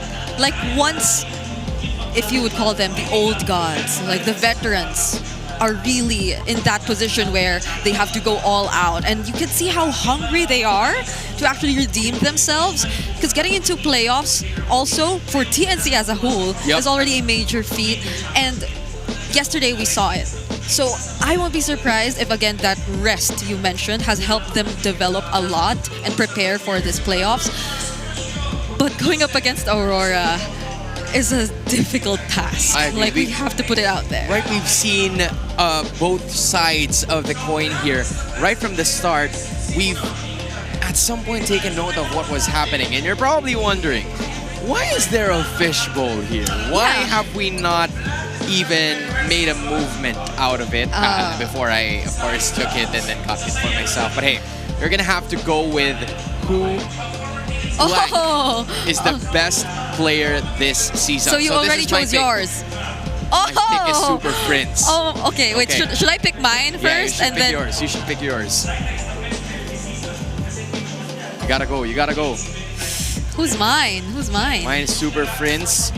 And yours is Zaida, who's actually gonna be playing today. I'm in a bit of a disadvantage because Super Prince and ONIC just lost a while ago. But all right, I'm gonna be starting. Super Prince has been very consistent. You were talking about flashy. You were talking about a captain that goes into command. He's usually shy. He's very bashful when he is outside. But when he takes control, when he takes over the reign, that led to one of the most dominant M-World performances in history, which is none other than the M6 World Championship. I see. But if it's about consistency, then I think Zaida would be the best example because it's not all the time that you get to see TNC play from ahead. And Zaida, regardless of the situation, even when they're behind, you could see how well he performs as a jungler, how stable he is. And when you let him get his hands on those high mechanical heroes, he's able to deliver just the same. So Zaida has been a very standout jungler for a lot of people, and I think they would agree that he could potentially be considered, or he is actually the best player of this season. And I would also agree to disagree because of the option that Super Prince makes low mechanic heroes look highly mechanic. But yeah, I guess we're going to be tossing this one. It's up to them to decide who won the debate. It's up to them to decide. No Aurora players from where we picked up on this, but it's so nice to see hundreds of people celebrating Aurora just like this in the MPL Festival, which never really occurred before. And it's so cool that they're all here dancing, celebrating, cheering for their favorite team. And they have so many props. So many. And they're all so colorful. I mean, it's not too colorful. It's still in line or according to the theme of the Northern Lights. It's that kind of blue that suits them. But it's just so nice because you could see like all sorts of people joining in too. Like there were some who are a bit more old. Right? You could see, like, young at heart. Mothers and some are just like, I don't know where could they even come from because this is playoffs, so I won't be surprised if some even flew all the way to Manila. I mean, during the regular season, we've seen a lot of them, too, right? There's a lot of people who like really commit to watching the games even during the regular season. And man, I always get reminded of how thankful we are that we are doing this just because of everybody else putting in the effort to watch us, coming in from different places, and somebody coming even from the States just to watch here because they want to experience live. It's like, what? And we are here just yapping like it's a regular day, you know? So sometimes we are absolutely reminded of how thankful and grateful we are to be in this position. And I'm sure the players and teams also feel the same way. Aurora being in a position where there were some signs of blacklist from this squad. You are probably talking about why there are some people who are young at heart who are still supporting this team. That was because way back then, they were one of the biggest fan bases to ever make it here into the MPL. And now getting their players, it's like the people who are young at heart grew up with them here in the esports scene. Yeah, whenever we get to talk to them, whenever we hear our hosts talk to these people, it seems like they have a common answer, but they all stay. I wonder if the common answer is quite different for Wolf in the Howl. Thank you so much, casters. Ito na ang ating ikalawang playoffs match sa ating round 1 ng upper bracket. Alam naman natin na gustong manalo ng dalawang teams para makapunta dun sa upper bracket finals. And in order for them to do so, they have to follow our Infinix keys to victory. Magiging mahirap to para sa TNC dahil top seed ang kanilang makakatapat na Aurora. Pero pwede nating simulan yan dun sa draft. And this is interesting kasi yung dalawang teams natin ay may kanya-kanyang strengths when it comes to drafting. Nakita ko yesterday for TNC na yung kanilang mga power picks katulad ng Lunox na properly placed into the draft. Sabay meron silang mga counter picks na ginagawa. Doon natatalo yung kanilang mga nakakatapat. Hindi pa nagsisimula yung laro, parang panalo na agad ang TNC. And same can be said with the Aurora. All throughout the season, the draft has been important para sa Aurora sa kanilang pagkakapanalo. Dahil doon sa kanilang mga balance or mga safe na picks kung saan kahit unahin silang mga heroes na madaling counterin, eh mukhang hindi na-counter kasi na-ban na pala nila o kaya naman nakahanda sila for the lure. And for both teams natin, meron din naman sila kailangan gawing in-game. Para sa Aurora, they have to take control of the map and the war of attrition versus TNC. Kailangan nila maipanalo yung mga maliliit na mga resources na eventually ay nakuha nila para manakaw dun sa kanilang kalaban that eventually gives them the advantage. Late game din naman ng mga pre-lord setups ang pwedeng ipanalo ng Aurora dito dahil kapansin-pansin para sa TNC, yung mga struggles nila in the regular season is when the late game comes, dun sila natatalo sa mga lord setups. Now for TNC, they have to be active and aggressive in the early game rotations. It is what they did in the previous series. Kapag nakakuha sila ng advantage sa early game dahil aggressive si Chakno, pati na rin itong si Lancy, mas napapaganda ang laro para sa kanila. And they also have to look at Trimar as the key dito sa ating laban. Kapag aggressive at comfort mix ang nakukuha dito ni Trimar, panalo ang TNC. Kaya nga naman yan ang kailangang sundin ng ating mga teams para sa kanilang pagkakapanalo. And speaking of victory, you can experience victory as well with the Infinix GT30 with GT triggers and MLBB certified 120 FPS. Enjoy ultra smooth gameplay and outplay the rest. Ang pwedeng gawin dito ng dalawang teams natin ay mag-focus din sa kanilang mga comfort. At kung makikita natin kung komportable nga ba sila, meron ba silang aura ng winning moment para dito sa teams, panoorin natin na pumasok ang TNC at ang Aurora. To oversee and uphold the tournament's integrity, our marshals, Joshua G, Chico, Patrick, and Yaku Jeff.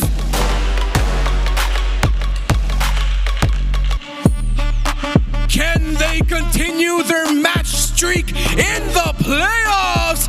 Give it up for the Northern Lights, Edward, Demon Kite, Yue, Light, and Domen Kite, Aurora Gaming!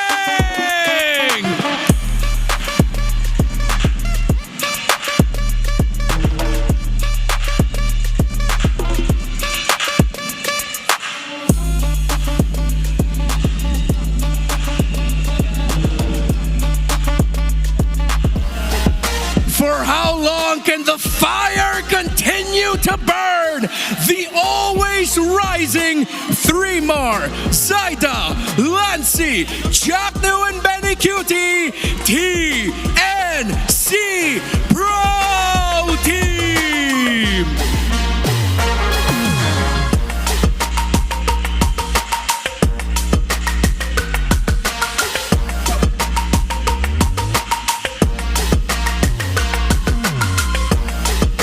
And the coaches. For Aurora, Coach Master the Basics. For TNC Pro Team, Coach E2 Max. Phoenix Army or Northern Lights, sino ang pupunta sa upper bracket finals?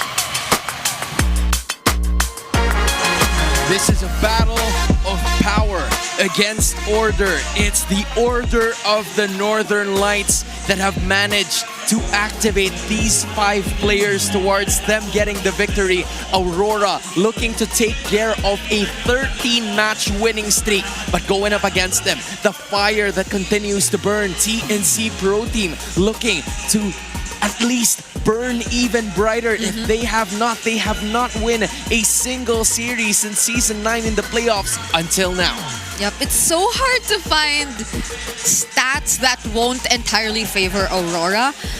But But for TNC, I don't think that could be completely at a disadvantage either. Because I feel like these are the points, or these are the things they were able to really take into consideration, which they greatly improved at, as we could observe from their previous matches. And I think it's great that at least for a start, the graph shows how aggressive they still can be in the early game, because this is something you have to take away from Aurora. Even during their last matchup, this was highlighted by the Howl in their previous matchup too, which was to survive Aurora's early game. But what better way to deal with it if not by taking over the early game completely and not just surviving it, because that's something completely different. And TNC, it's not like they didn't come off a win yesterday too. Yeah, it's momentum, but it's a hard-earned victory for TNC Pro Team. It's like the Twisted Minds were going head-to-head against them, fighting at least a punch with another counter-attack. But for Aurora, they have been watching, they have been lurking, they have been at the skies, looking at the Phoenix as they fly. And that is a story that's to remember. But now, we're going to look at a big test. Mic check, Saida. Okay lang kaya yung matcha ko dun? Grand Finals daw, puno daw dito ah. Scan ko. Kasama kaya tayo dun o manonood? Alamat Award, thank you sa mga fans namin dyan, lalo na sa mga dumadayo pa dito. Grabe Grabe supportan nyo, dahil sa inyo lumalakas kami. Si... Shoutout din sa mga TNC boys, mga matcha lover. Iba talaga aura ng Aurora. Shoutout sa mga Aurora fans, pengi kami unti sa inyo. Shaknu, and obviously Benny Cutie. Now I'm wondering where the Aurora side went. They're probably still in the Northern Lights, but hey, they're gonna go down in just a bit. But Shaknu, just like what I told you guys, they are very thankful to see thousands of people that are here united in front just to cheer their hearts, their voices, their lungs out.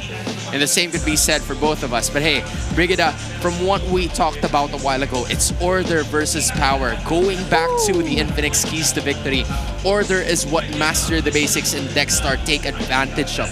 In spite of a 12 number or a 12 hero deficit, because Aurora has only picked 41 heroes compared to TNC's 53, they're still able to pull it off because they don't need to branch out to execute what they want to do. That's how precise and concise the game plan has always been. And it's not like you don't or you can't consider them versatile despite that number, because they can still switch between different strategies, different play styles, which basically revolves or depends on what Demon Kite gets. And it's like, it's very low effort for Aurora to show how versatile they are, how masterful they are of the current patch, of the current meta.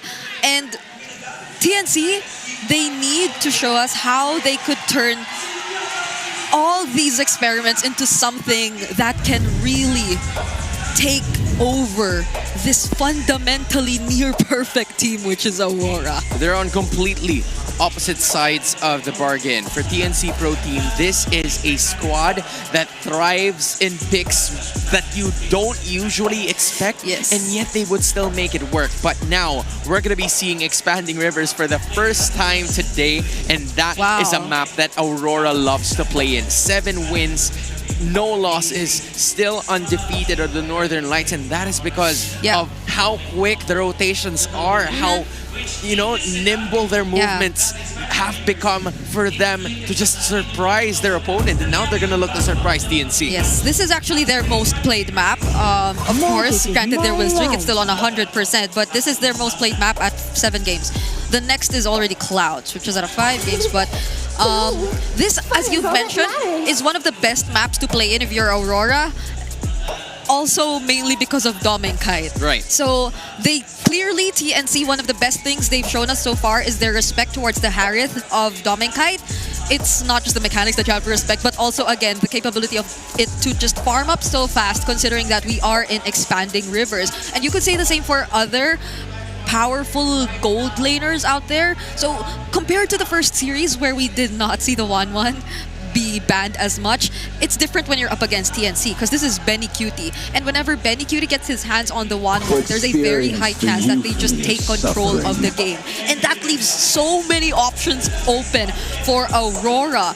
All the first picks we've seen recently from the Gatot, from the Dusin, from the CCs, from the Lancelots, everything's still there, but they're banking on the stability of Mr. Consistent for now. This is what ONIC PH, I believe, did in some of their games. They tried to pick the CC first because it gives you a little bit more of that flexible option if you are coach master the basics. And we are still, not yet sure at this point if it's going to be going to Domingkite or even to Edward, because either way, this is what you were pertaining to, Brigida, that they have been fluid in making something happen in spite of a single pick. But for TNC Pro Team, they're going to stick with what has been comfortable for them right from the start of the playoffs. Chaknu, regarded yesterday as one of the best Gatot Kacha users we have here in Season 16 in Zaida. I don't think there's a need for introduction in that.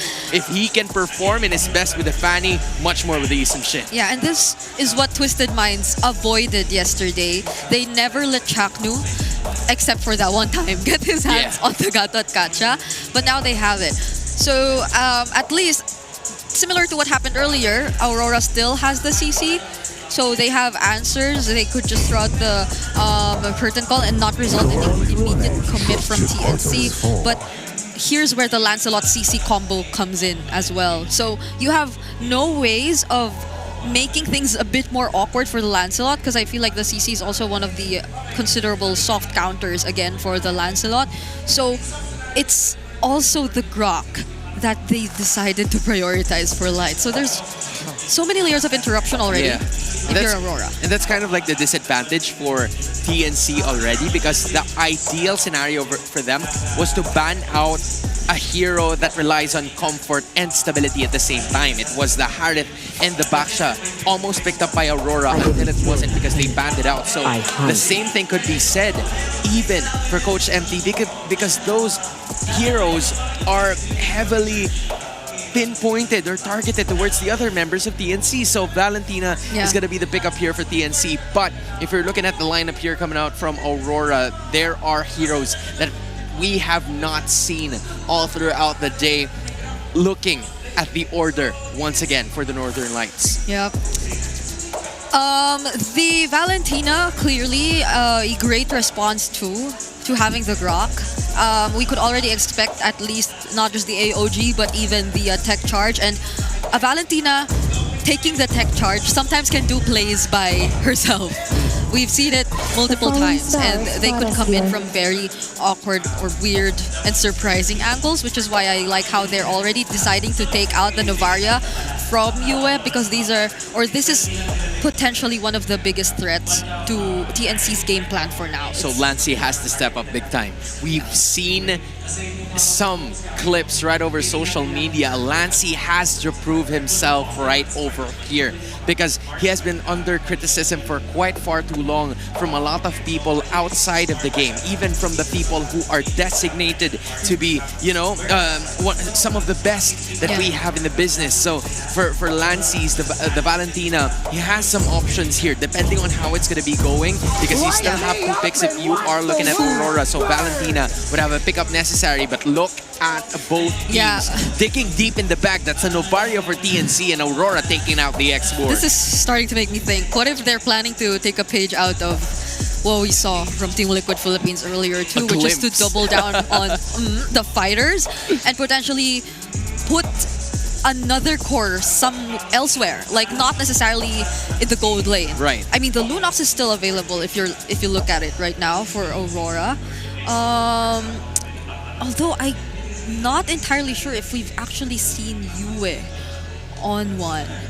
So maybe we could also look at other potential options. The Kimmy is also still there if you think about it for Aurora. And we are yet to see the magic damage from Aurora too. So that might be one. TNC take out the Alice though.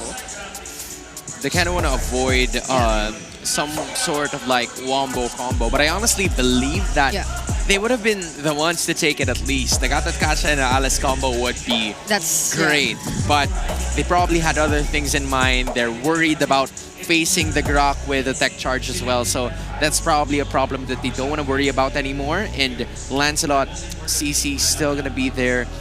There's a good amount of damage potential from Aurora, but what I'm looking forward to is a Dominguez hero, because there's going to be enough access towards that back lines with a Gatot Kacha alone, but the follow-up damage also needs to come from TNC here, not just Saida here. Dominguez. Following his best pick, Kareth, it's clearly the Granger, but even that one's banned out. So next to that is the Moskov, with I believe a 5-2 record so far. But we get to look at that later. For now, TNC on their 4th pick, still looking for their gold laner too. Dude, what? Do you know that this is where the power picks usually come in? Yeah. Right? So it's I think it's a toss in the air on what the pickup is going to be like. But hey, the Lapu Lapu. So based on what we saw a while ago on the left side of our screen, all 5 of our most used heroes have been either picked or banned, with 4 of them being part of the 2 teams' lineups. Yeah.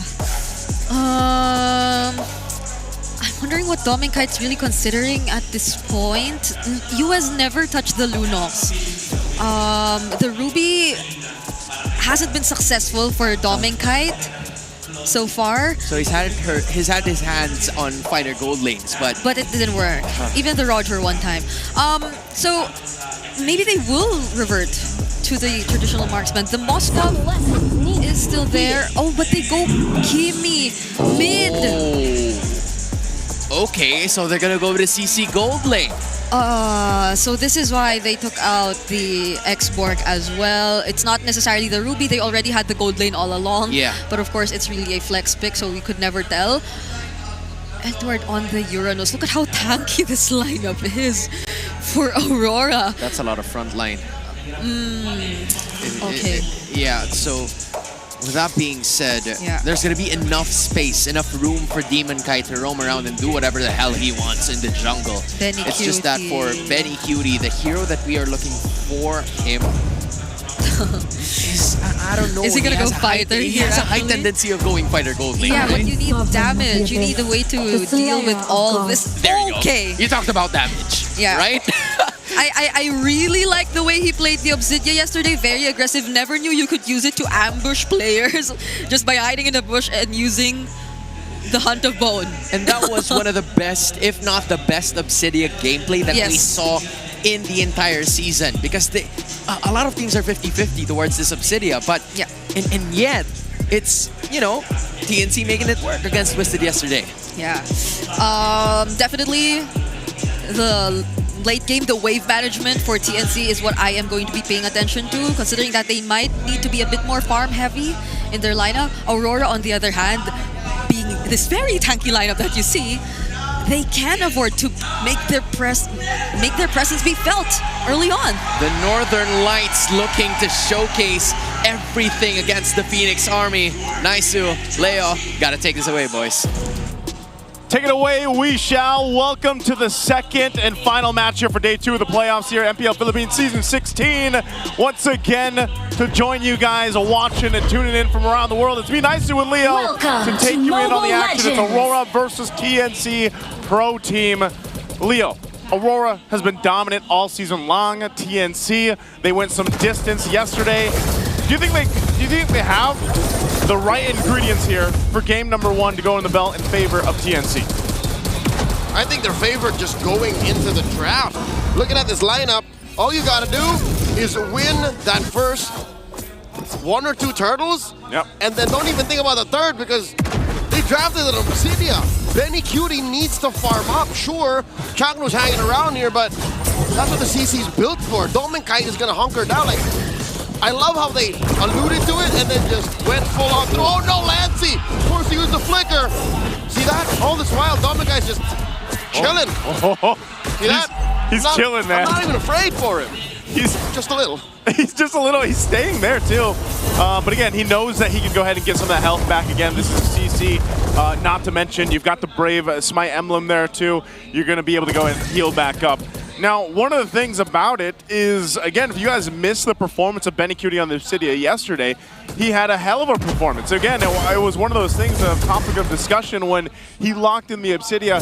We haven't seen, I feel like, that good of a game from anyone just yet, except for Benny Cutie last night. So maybe if he's able to go ahead and replicate the same thing here, you would be able to say that, yeah, Benny's damn good on the Obsidia, because this would be against a team that is RORA, who's been #1 and really kind of unstoppable for the season. And this map is the perfect place to do that. Chagno comes through that safely as Light runs into him.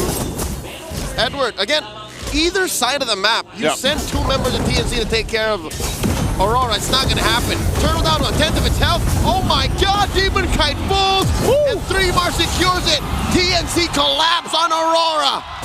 Where'd that come from? I'll tell you now, that's what you call a Phoenix Flash. That's the Phoenix Flash we saw yesterday as well.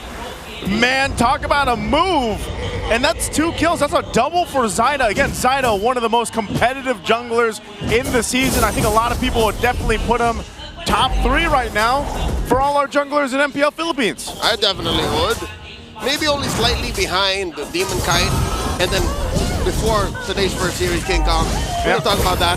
Right now, TNC are almost 1,000 up. Again, 2 free kills and a turtle. Sure, say what you want about winning the side lanes, but TNC have the main arteries. They took that major objective, and they're bullying Aurora right now. Big fights belong to them, sure.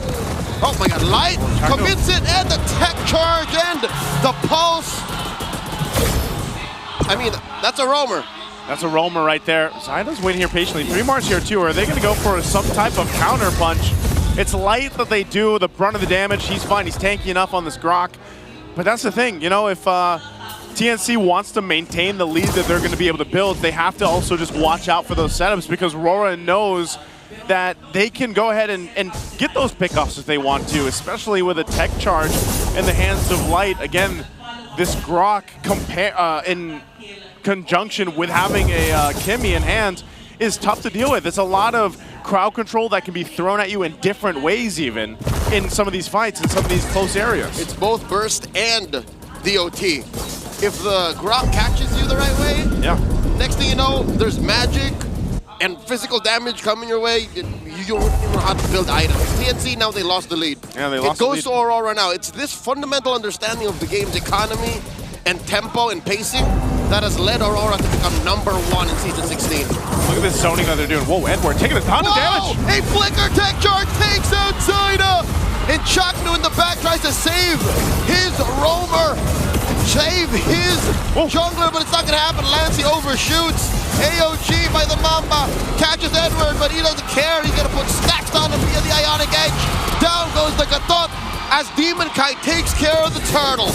And they'll get the objective. They got the kills. Benny stayed to farm.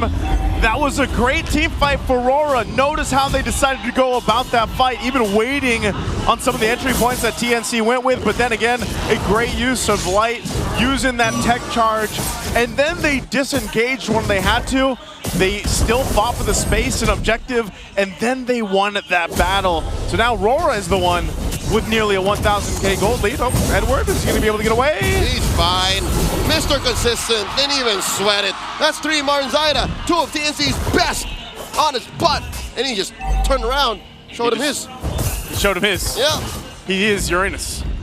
I like that. You like that? I like. Hey, he's got the Oracle already too. You know, that's about all he needs right now. And the Warrior Boots. And the Warrior Boots to be tanky enough and just relying on the Ionic Edge and then the whole passive and Consecrate. He's tanky enough, man. And the problem about this is if TNC decides to put too much into Edward or, you know, throw themselves at him, then they're going to be wasting those precious resources that they need as he continues to build up more physical defense. Because when you look at the lineup over here for TNC, that's the majority of it, right? They have very little magic damage, who's mostly going to be from Lancey, and he's been holding on to the tech charge mostly. It's little to none. I'll tell you that much. That is the traction pulse thrown out by Yue. Just to zone out the bottom. 3mar and Demon Kite going 1v1.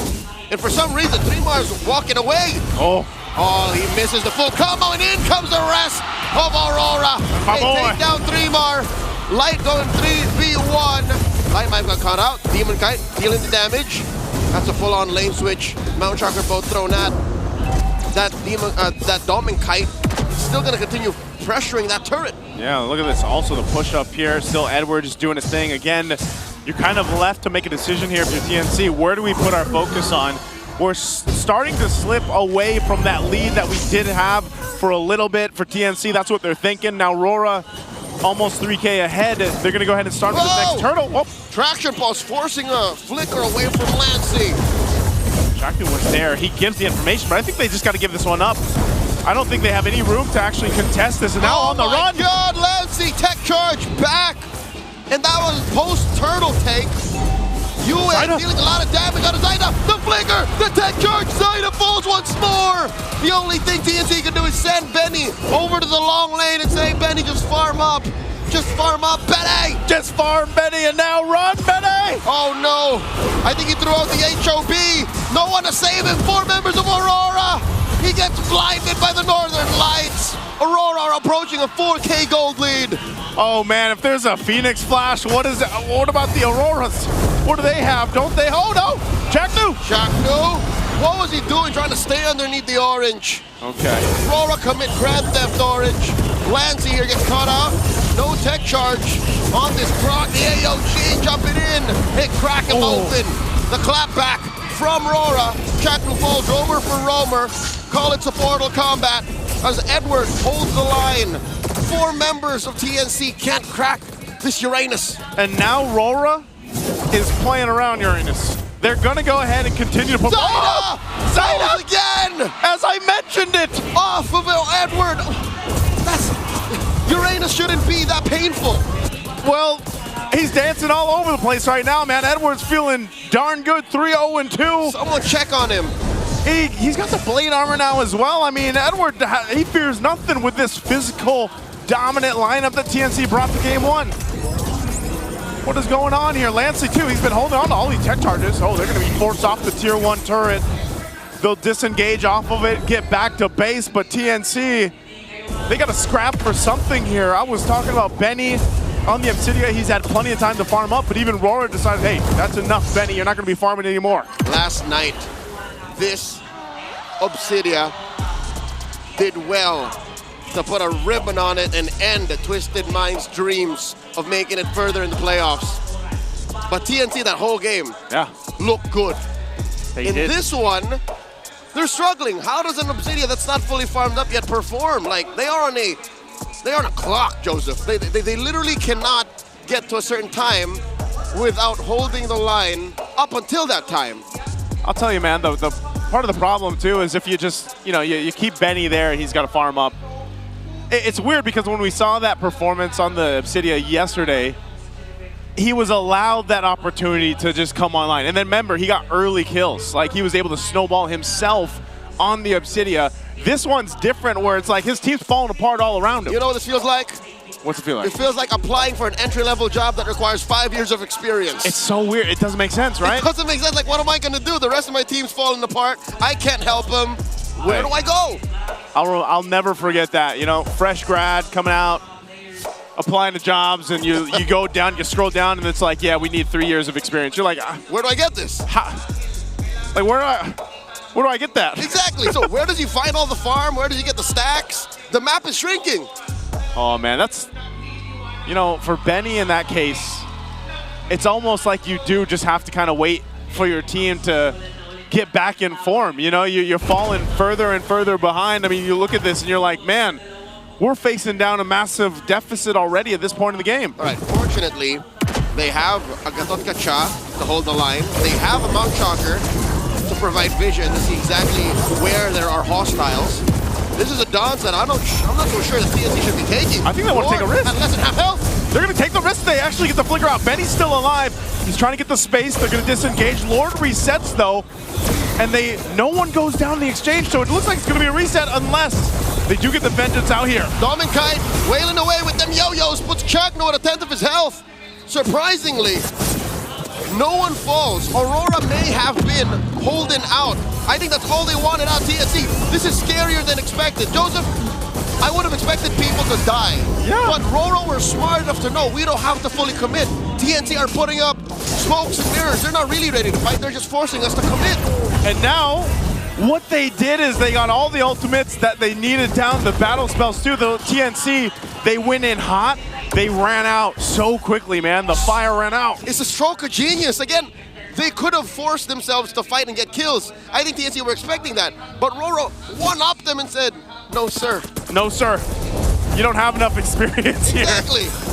And with this, man, I don't know, RORA, they're going to get that Lord. It is that first one to go into push on the base. But with this kind of lead and this kind of lineup, they could potentially force a fight that TNC's not ready for. And that's what this lineup is so good at. Non-committal engagement. See, they can just throw attraction falls and check.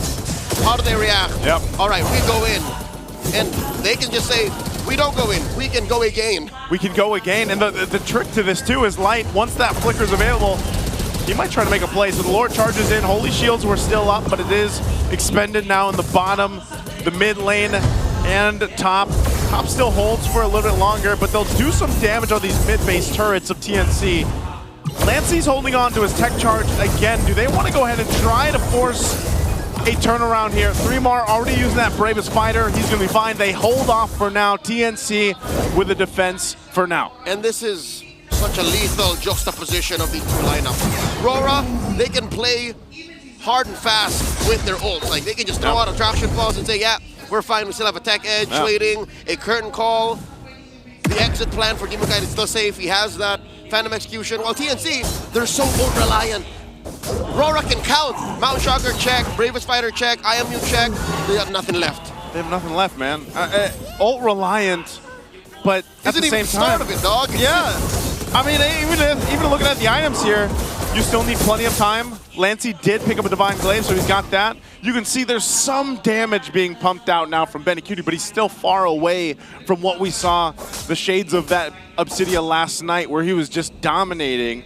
So they definitely need that time. I think even in a sense, when Chaknu and 3mar get a little more tanky, a little more durability in their hands here, they'll be okay to go ahead. But, you know, mind you, when that Lord came up earlier on, even if they were down 5,000 gold, dude, they chose to fight it anyway. Now, if they choose to do that again by the time the next Lord is up in less than 30 seconds, and they bought themselves a little more extra damage, a little more durability, then they might be in a position to actually beat RORA in a fight. Yes, but no, because Aurora now up 8,000 gold. It's 8,000 gold, man, but I'll tell you what, we've seen turnarounds before. And if it depends on how TNC plays that fight. I think the biggest factor is Chaknu, for the most part, hasn't been able to get those setups on the AOGs we're looking for. And even to an extent, again, the setups aren't just in their favor. I don't think it's going to happen. Aurora just so good at dispersing and regrouping. And look, they can try to contest, but just the fact that Zaida doesn't know what's happening in that Y brush, and how Aurora are holding these choke points, he wouldn't even dare come close. Free Lord for the Northern Lights. And they had to clear out that minion. They kept Benny up top. So he's got his orange buff here. Again, itemization-wise, Benny, he doesn't have much of a choice. He's just going to have to defend, man. He's going to have to pull something out of here. I think a big part of this is Lancey. You know, our panel talked about Lancey, especially for this matchup, especially what we saw him do yesterday. And I think this is a moment where he steps up. A big tech charge in this base defense could actually change, I feel like, the game here. It's one of those moments where, again, this lineup, you can't count it out completely. Lancey, yeah, he's got a little bit of damage. He's about the only magic damage over here, but he's able to set something up. That's where then, you know, Benikudi unleashes. He's getting closer. He's got his Haas Claws, Corrosive Scythe, and he's building into what? His fourth item. Probably defensive he's going to need. All right, with this Lord and the rest of the waves crashing in, 10k up, I think Aurora are going to be happy with just a bare base. I don't think they can end it now. Traction Pulse thrown over. Light spends that enhanced basic attack. Chaknu blocks off from the exit point, the rampart. Bottom lane inhibitor falls. See how Aurora's taking it slow? They know that they have to do this. They have to take the discipline route towards the end. Bravest Fighter by 3mar. Oh, 3mar jumps in. There's an AOG already too. 3mar, though, he's in trouble here. Can he escape? Plus attack charge as Lancey falls. Paired on 4 in Light. Turret still standing. Benikudi almost bites it. But the Mamba falls. Yue gets a double. The base is going to be up next. Mount Shocker by Zaida. I don't think they can clear the waves. 3mar, less than half health. Look at the base. Traction Pulse. Thrown out one more time as the next inhibitor, the last one falls. 4v3. TNC are holding on. 3mar in the middle of it all. Oh, 3mar, he takes the brunt of the damage. He was trying to clear the waves, but that's it. It's over. TNC get wiped out as Aurora blind them in the first game of this best of 5. 1-0. A valiant effort to defend their TNC, facing down nearly a 10,000 deficit. But Aurora will take first blood in the series in this best of 5 to maintain that spot and go forward to the upper bracket. Let's go ahead and throw it over to the panel to break down game 1. Aurora picking up where they left off in the regular season, bringing it all the way to the playoffs, and that momentum made it methodical. Their approach was supreme against the Phoenix Army in game number 1. And what did we say about expanding Rivers and Aurora? They just go perfectly They're a perfect together. There's a combination. perfect combination. And to think that this wasn't even a gold lane for Domeng that had to farm so much. Yeah. But it still helped because everyone just kept grouping up, kept helping each other. But I also feel like there was a lot of disconnect we saw from TNC in this game. So many signs of hesitation, I'd say. So it felt a bit different from yesterday. And okay, let's give it to the Grok guy. Light once again secures another MVP. I wonder how many he already has, if I'm not mistaken. One thing's for sure, He's Grok, part you of- rock. Yeah, he's top 2. He's top 2 in total MVP counts. That's crazy. So that adds another one to his record already. Just clean.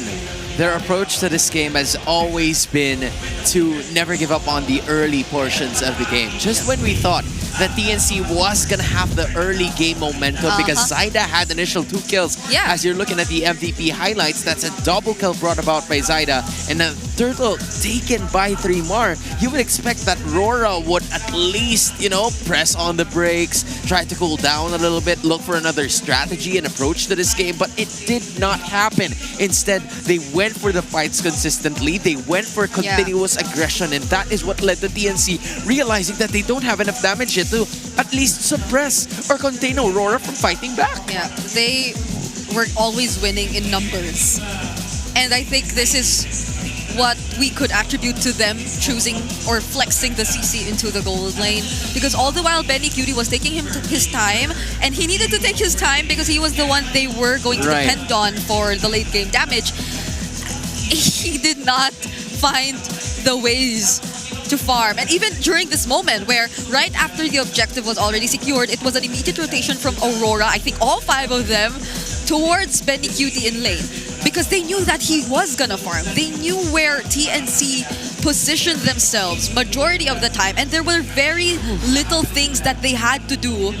It was just them completely aware of what the lineup demands of TNC and taking advantage of that. That was a lot of demands from Aurora, just, you know, chiming it up one by one. It even reached the point where it was like an audition situation coming in from TNC because they had no front-to-back composition because it was immediately broken by Aurora. The idea was to at least keep Benny Cutie alive, just like what he did in, you know, some of the games that have happened yesterday. But the Obsidia, this is the reason why it is a risk to pick this hero against Aurora, because they know how to counter it by just consistently pressing on the gas and never stopping. And that is what they did. Like after that first turtle taken by TNC, it was Aurora taking the driver's seat. Even in those small windows of opportunity for Benny Cutie, he couldn't even land his ultimate because it gets dodged by Aurora. That's crazy, by the way. Yeah, that could have been a way for him to escape, I feel. If he just was able to keep his distance, move away, have easier or faster movement away from where Aurora was coming from, but it still doesn't guarantee that he gets to survive, because that was 5 or 4 members of Aurora already chasing after you, completely utilizing the expanding rivers. So it's equally terrifying for Aurora to pull off a lineup like this that barely needs to go through farm. Yeah.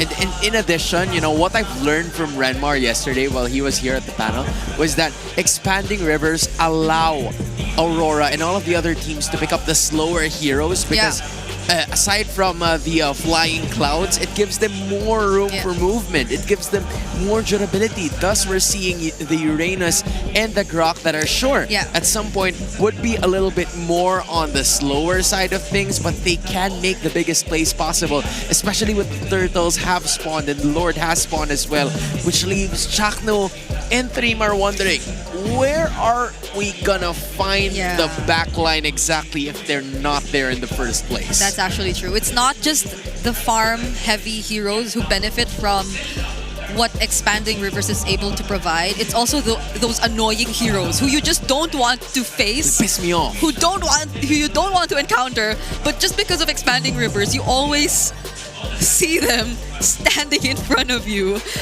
And it's like the people who are going for jogging at 5 a.m. Yeah. And then those who came out of club at like 4:30, they're gonna be meeting each other. So that's like the those worst are just, situation. Yeah, they're complete opposites. Obviously, it's Edward, and looking at the lineup from TNC, I don't think there's enough crowd control to just really limit what Aurora could do. It's just Chakno, Lancy occasionally when he has the tech charge, but that's the thing.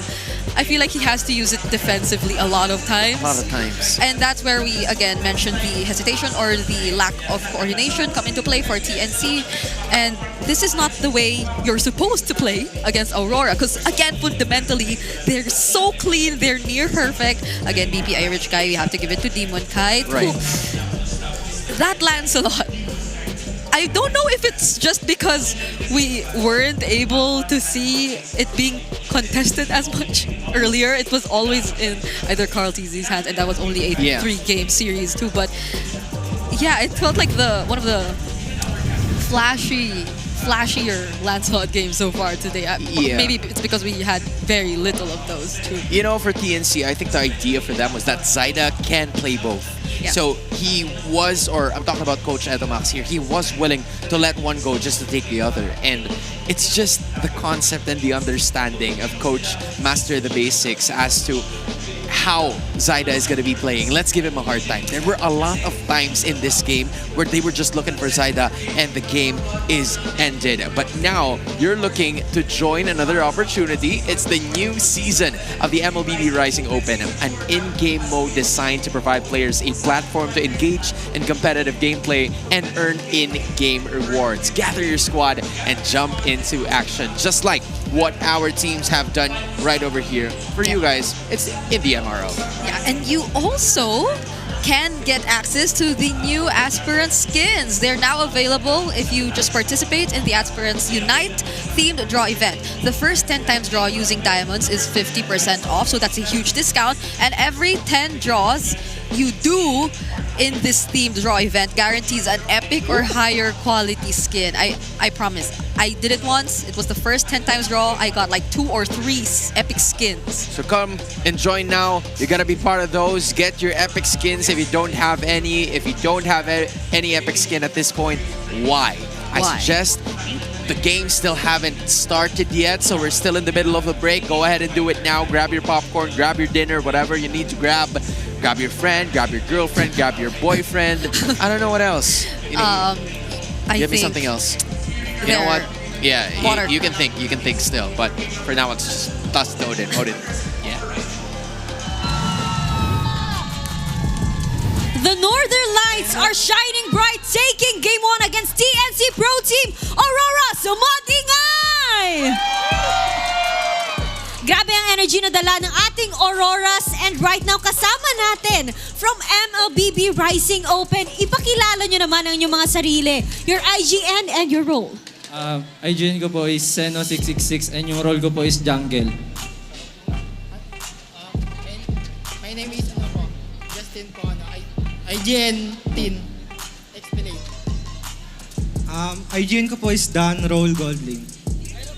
IGN ko po is Dan, tapos role ko Mage. IGN ko po Sabo, role ko po Explainer. IGN ko po Wiz at role ko is Rome. IGN ko po, Malos, and my role is jungler. So meron tayo ditong 7 nagagwapuhang RG Boys, MLBB Rising Open Boys. Tan, talk to us kung ano nga ba yung MLBB Rising League at paano nyo natutunan ng tungkol dito? Nakita lang po namin siya sa ML, bigla po siya nag-pop up, tapos na buko po yung interest po namin. Tapos may nakita po kasi kami doon na makukuha po kami ng 10K Dayas, tapos pupunta po kami sa bootcamp. Yun na po. So na-excite talaga kayo sa mga pwede nyong makuha. And how about you, Seno? Narinig ko na hindi lang isang buong team to. Dahil 7 kayo, nahati kayo sa 2. And how did you guys form your group? Nagkakilala lang po kami sa RG. Nakalaban ko po yung bossing namin, si Basilio. Kaso hindi po siya nakapunta since yung location niya po is tiga, Cebu. And malayo po. And ayun po, sa RG lang po kami nagkakilala. Then nabuo po kami. So mga win streak kayo sa RG, kaya kayo sumali sa MLBB Rising Open? Sakto lang po. Sakto lang. Ilan na ba yung stars mo? 400 star po. Ano ba yan? Hindi pa nga ako maka-40. Kayo, Tan, paano nabuo yung team nyo na 4? Nagkakalaban po lang po kami sa BetG. Tapos nag-decide po kami mag-form ng team. Ayun lang po. So, nagkakilala kayo sa different event and nagkaroon kayo ng team to join MLBB Rising Open. And tell us about your experience dito sa MLBB Rising Open. Ano ba yung mga naging proseso at paano kayo naglaro dito sa MLBB Rising Open? Mga na-experience po namin, pina-experience po ng Aurora Bootcamp na ma-coach kami ng mga coaches doon tulad nila Coach MTB and Dexstar. And pina-experience din po namin yung makalaro yung mga pro players po. Ano yung best experience para sa inyo? Ano po, yung pag-guide po sa amin about sa draftings and pagtatrata po sa amin sa kunyari na maging pro. Ganun po. So, pangarap nyo talaga maging pro. They stayed for 3 days sa Aurora Bootcamp and I believe marami kayong natutunan from MLBB Rising Open. Sino ba mag-aakala na makakapunta kayo sa bootcamp? And right now, nandito kayo sa MPL Arena. Anong gusto nyo sabihin sa ngayon na naglalaro na Aurora Gaming? Ano po, good luck na lang po sa kanila. Sana po manalo po sila. And with that, palakpakan natin ang ating mga players from MLBB Rising Open. Kaya naman, ibalik na muna natin sa ating panel for Aurora Gaming and TNC Pro Team. Do you see them? Yeah. Do you see them? That's why they're here. It's because they won MRO season a lot. Okay? But you know, at this point, why are you not joining the MRO yet? Yeah. You have a chance to go here for free. You're gonna get interviewed. If you have social anxiety, I'm sorry.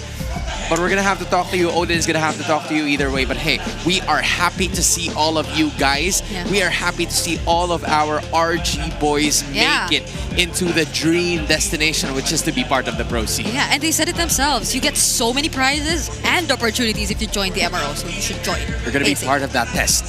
Right here is a big test. Hello, 1, 2, 3. Game. Welcome mga Ebot ay Kalal. Ayan, thank you sa mga pumunta, ng mga fans. Sana mag-enjoy kayo. Ayan, maraming salamat sa mga pumunta dito sa playoffs. Tsaka enjoy kayo. Kaya buko. Wow! Di mo ko kaya, boy. Uy, Chak, no? Namaigchikan pa nga. Para na-chain yung puso mo yan. Hello everyone! Solid yung TLPH. Galit na galit. Sobra na yung bitaw nila ya. Message nga pala namin sa laban namin kahapon. Sobrang solid yung laban. Sobrang sumakit ulo namin. Solid din. Ay, shoutout din pala kay Bosinyo. Salamat sa pagpunta kahapon. Solid din talaga si Bosinyo manood no? Talagang papanoorin ko rin. Buti hindi natin siya pinahiya. Pinagtatrash talk yung kalaban. Binanatan. Okay na ba yan? Si ang pinaka-mic check? Pag nasa mood siya, gusto niya siya mic check. Saida. Okay lang kaya yung matcha ko doon? Grand finals daw, puno daw dito Scan ko. Kasama kaya tayo doon o manonood? Alamat Award, thank you sa mga fans namin dyan, lalo na sa mga dumadayo pa dito. Grabe, Grabe supporta nyo dahil sa inyo, lumalakas kami. Shoutout din sa mga TNC boys, mga matcha lover. Iba talaga aura ng Aurora. Shoutout sa mga Aurora fans, pengi kami unti sa inyo. Dude, I'm so happy that we're getting extended clips of the mic check. I don't care if it already happened once. I wanted to watch it again, and we had more. We had more players because they're doing a double mic check now. And we had Hito being a performative male right at the back. How sure are you that What? he just doesn't genuinely like matcha? Who? Hito. And I'm pretty Chak. sure he does. Okay. I'm pretty sure he does. For Chaknu, I it don't makes know. sense. Yeah, I don't think he's the type of person to like matcha. Benny Cutie maybe. We can confirm later on. Yeah, because there are a lot of unks in the league, or maybe dads in general that love matcha. Really? I don't know. But Okay. people are like in the comment section maybe. Yeah, you guys can. You know, I start to wonder us. if Leo and Naiso actually like matcha. I've never really asked them. Yeah, do they? Do you think they like matcha? If I were to take a guess, maybe. They like whey protein though. That's for sure.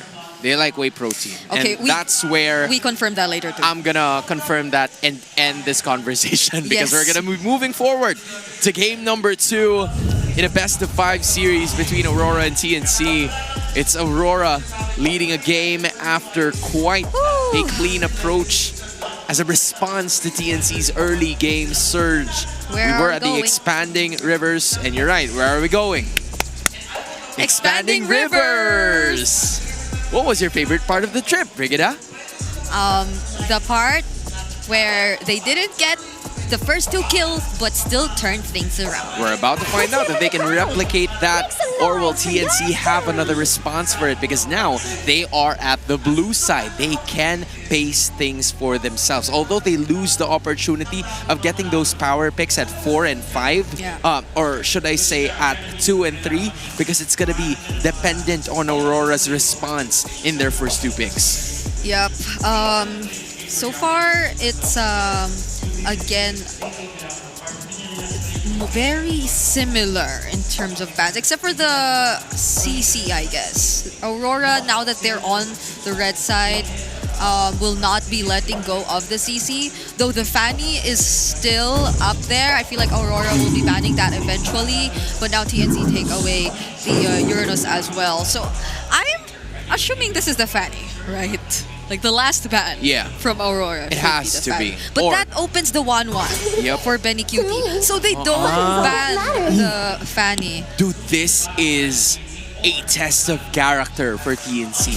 Just imagine if they're completely baiting Zaida to pick up the Fanny because they're willing and they are ready to have a plan for it. And that is going to be either boosting or decreasing the morale of Zaida and the rest of TNC if this wouldn't work. So, you know, for TNC, they're thinking twice about it on whether or not they would pick the Fanny, because it's quite nonchalant that they banned out the 1-1 just to leave the Fanny wide open. And the thing is, Demon Kite uses the Fanny as well. So, although yesterday when TNC did go for this draft, Twisted Minds had a fairly great response with both the Kalea and the Hilda already prioritized. Though they didn't win that game, it could have went really well. So TNC will be playing it safe, and since it's not all the time you get to open up the Lancelot for yourself, then they will be prioritizing it here instead. But Aurora can deny the Gatot Kacha then.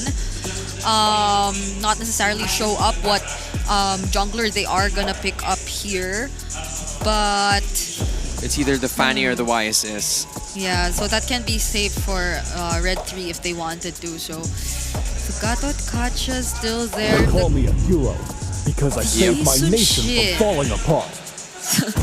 For Aurora, they found a way to no longer waste a ban on Zaida. Yeah. I think that's what they've been trying to do. They were okay in putting up a trade, giving the Lancelot to TNC, but the Grok and the Yi Sun-shin remain. So whatever the jungle may be, as long as Light's Grok is going to be right over there, it's A-okay. There's still a potential way to replicate what they did in game number 1. And I feel like they don't mind even if another Valentina comes through for TNC. And they might even like it that way. Because they can play just as aggressively as earlier. And in game number 1,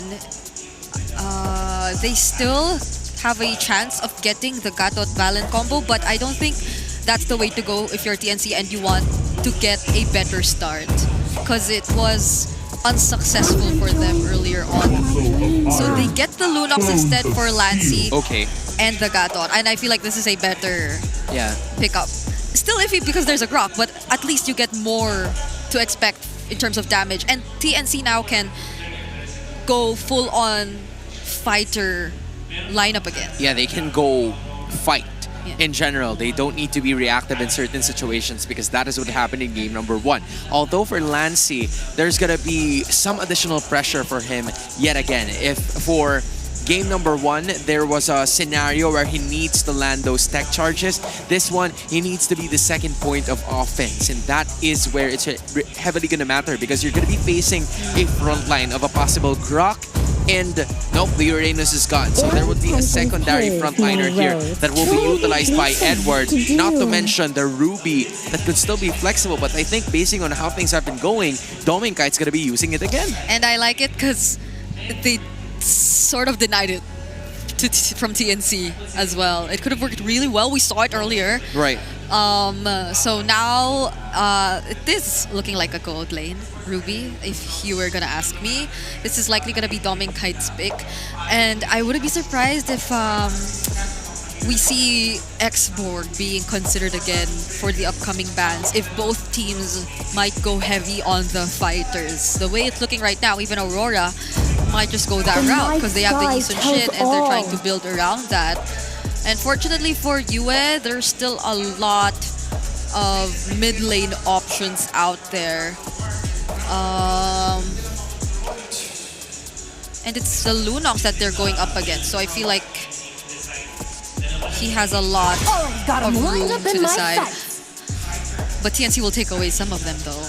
You know, one thing that I thought about because of this Esmeralda ban is an Angela. Yeah. I don't know why it's possible, but given the lineup that Aurora has, they already have durable characters in Ruby and Grok, and it's really going to be a matter of how Demonkite or Dominkite is going to be hard carrying that damage department, which is why they're going to be needing for a bit more sustain when you have TNC on the other hand that's going to look for the backlines constantly. So you is going to have to be careful for that and consider that with his hero pick. I guess you only also have to be cautious. There you go, the expert ban. I guess you only have to be cautious about the fact that TNC has burst damage. Right. So they might have immediate ways to deal with the Angela if ever it does come through. Other ideas that come to mind though are the likes of the Selena. I feel like that can amplify the rotations of Aurora a lot and just live up to the name of being disruptive. Yeah. Because it's a Grok and a Ruby that you already have. And I think that's one of the remaining options if you're Yue. Because even the Farsa's taken out, I did feel that this would be out of the picture because it would have been too perfect if it's a Grok, Farsa, Eason Shin together. That's too much. In a single lineup. Although TNC does have the Lancelot, but it's still, as you can see, mad respect for Yue. So, unless they want to save it for last, Edward might show his XP lane hero here. I guess a bit of backline too would be helpful. Because they already have the Grok and the Ruby as well. But they get the Novaria. That's what you were talking about. This is a backline specialist, if you would call it. But hey, you're looking at TNC trying to do it again. Benny Cutie. It didn't work last time though in their current playoff route, but they were still able to make it here, which is a really good sign, meaning that they could run it back, hopefully get a better opportunity.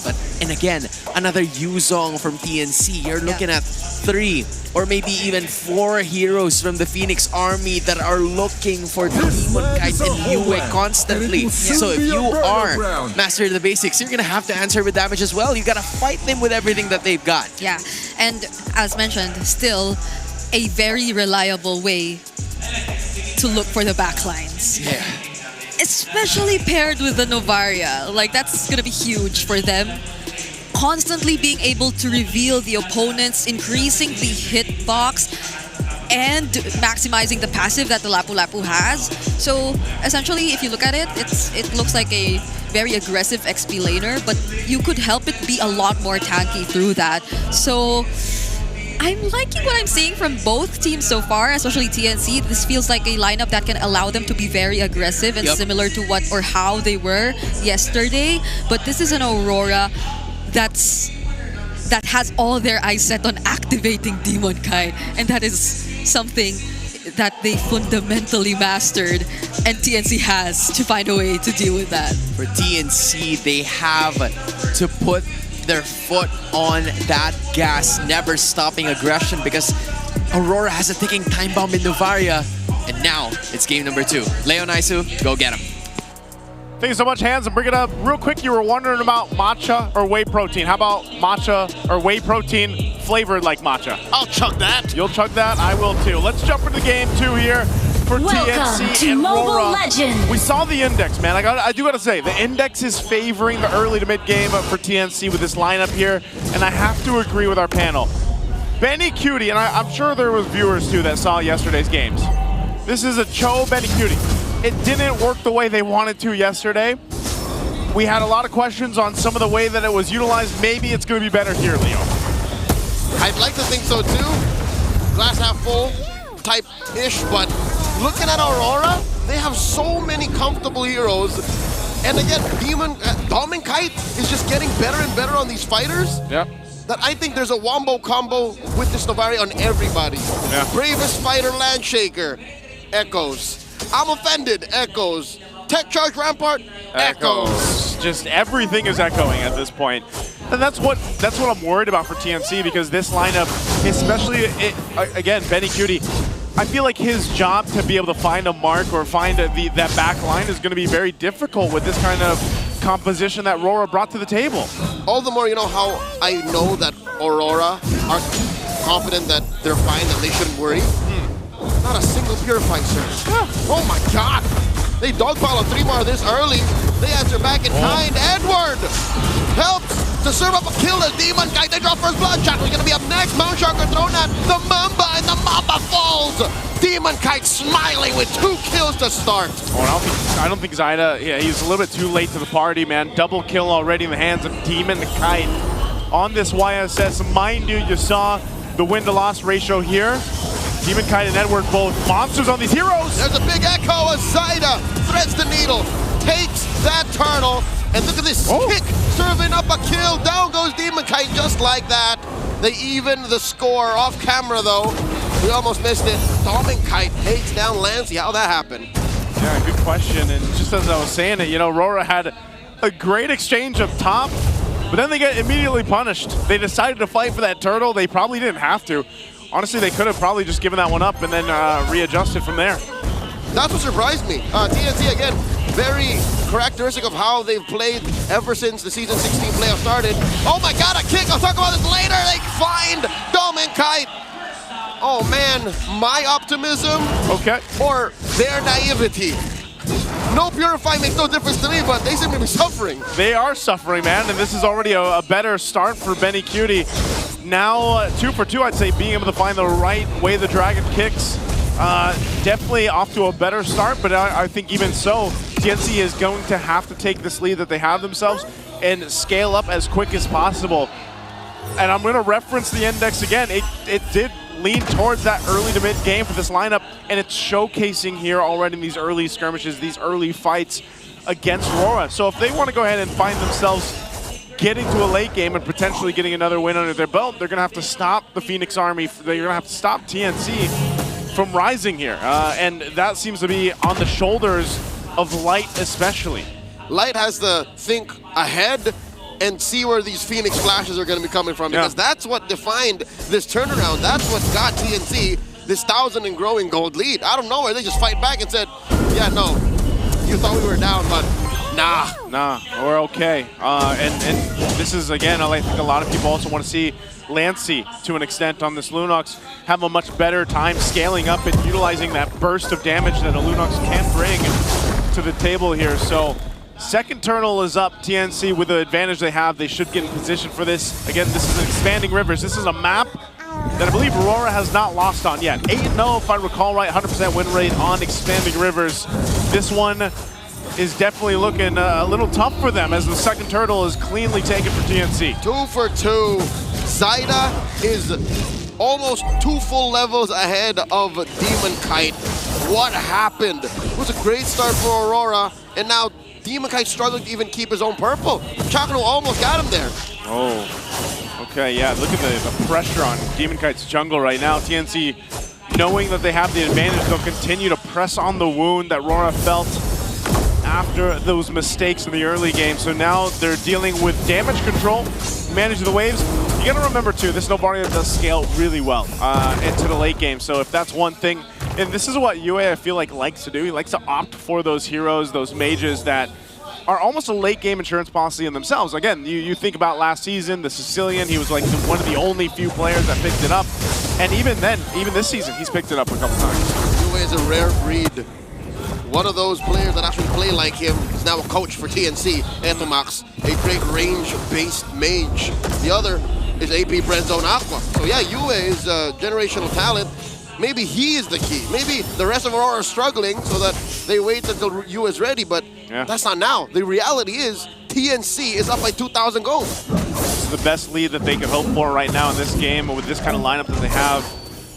And at the same time, I'm just, again, I feel like this is on a, almost like on a clock, this lineup for TNC though, because I do feel like that, yes, that amount of damage that a Benikudi Cho can pump out, it is going to get a little bit more difficult, unless, again, he finds those windows of opportunity or those timings to be able to get the right targets here. But when we get to the late game and the scaling comes into place, RORA, I feel like late game will be in that position. I think Benikudi running out of time or being scaled out in the late game is the least of their problems. No matter what you do, no matter what you say, a kick is a kick. Yeah. So the damage can come from elsewhere. What I'm worried about is 3mar. 3mar is, on the Yuzhong is great in the early, but he's the one who's going to sort of lose damage and just become a petrifying machine later on. Yeah, he's going to have to use that. They might use that here. Get this third turtle, they're going to fight for it. Black Dragon form, zoning out. Demon Kite cannot break through. And now that's a 2v1. They got a 3v1. The Mamba obliges them as 3mar gets healed up by the Revitalize. And this 2K gold lead, you feel it, man. It's an arms race. And look, Dominkite getting chased down by Zaida. Now Dominkite gonna fight back. Dominkite falls. Nothing on the board for Aurora. Oh, I think Dominkite thought that he could actually heal a little bit back up there and buy enough time for the team to capitalize on getting a kill on Zaida. That doesn't happen. Dominkite just not tanky enough. And even so, it's just showing that even down 3,000 gold, they couldn't capitalize on killing 3mar. He was quite low after the Black Dragon form, but still maintained himself in that fight and kept things together for TNC. So now getting that gold lead even further. They've got 3 for 3 for the turtles. They're taking turrets now too. RORA doesn't have a single turret down. So they're gonna have to figure something out. Let's take a look at the items here too. A majority of the gold lead is between Benny and Dominkite. Yeah. So Dominkite, he's the one they're waiting for. UA is on time. Everyone else is close to, or at least gold-wise. EXP-wise, Demon Kite, Zaida don't even get it started. Yeah. But Dominkite is so behind. Maybe in the sense that 3mar becomes a petrifying machine, one of the jobs for Dominkite is just to be a I'm offended machine, a crowd control source, if you will. Oh! Goodbye. You hear the MPL Arena groan as Demon Kite fails to get his own purple. It's not too often you see Demon Kite behind, you know? Like, if you think about all the previous games that Aurora has won, even in the regular season, there wasn't many times where Demon Kite has been playing from behind. He's now, what, 3 levels behind? 3 levels behind Zaida. He's having a little bit of a hard time getting the buffs he needs. That was a retry diff. It was a retry diff, man. I mean, that's what the 3 levels will do for you, too. They lose that turret now on the bottom side. This Lord is up. I'm almost wondering if Aurora actually wants to contest this first Lord. You can already see the positioning here for Zaida. He's ready to start it up. Weirdly enough, this is one of those moments where I'd say, go ahead. I think Aurora have enough utility, and maybe they have enough cojones to try and steal, but again, retry diff, sure, what if you can chain CC? You can isolate Zaida enough. Will there be enough time between that and the retribution difference that he has to stop you? They're going for this dance, and I think TNC have all the incentive to just blitz this. I don't think RORA can answer back that quickly. Yeah, it looks like they're going to take their time with it, though, too. Benny's still on that bottom side, farming up, doing his thing. RORA, again, they won't have to commit to this. It's better if they don't. They stall out TNC. Light's whole purpose is just to give the vision, although he takes quite a bit of damage, even though he's supposed to be the tankier member here for RORA. But still, look at the positioning of Domikai too. He's going to be able to follow Benny. Uh-oh. Are they going to be forced to fight themselves? I don't think he was following Benny. I think Benny was following him. Full-on combo. Takes down Domikai 1v1. Ain't nothing there for him to get as TNC do the inevitable and take that Lord.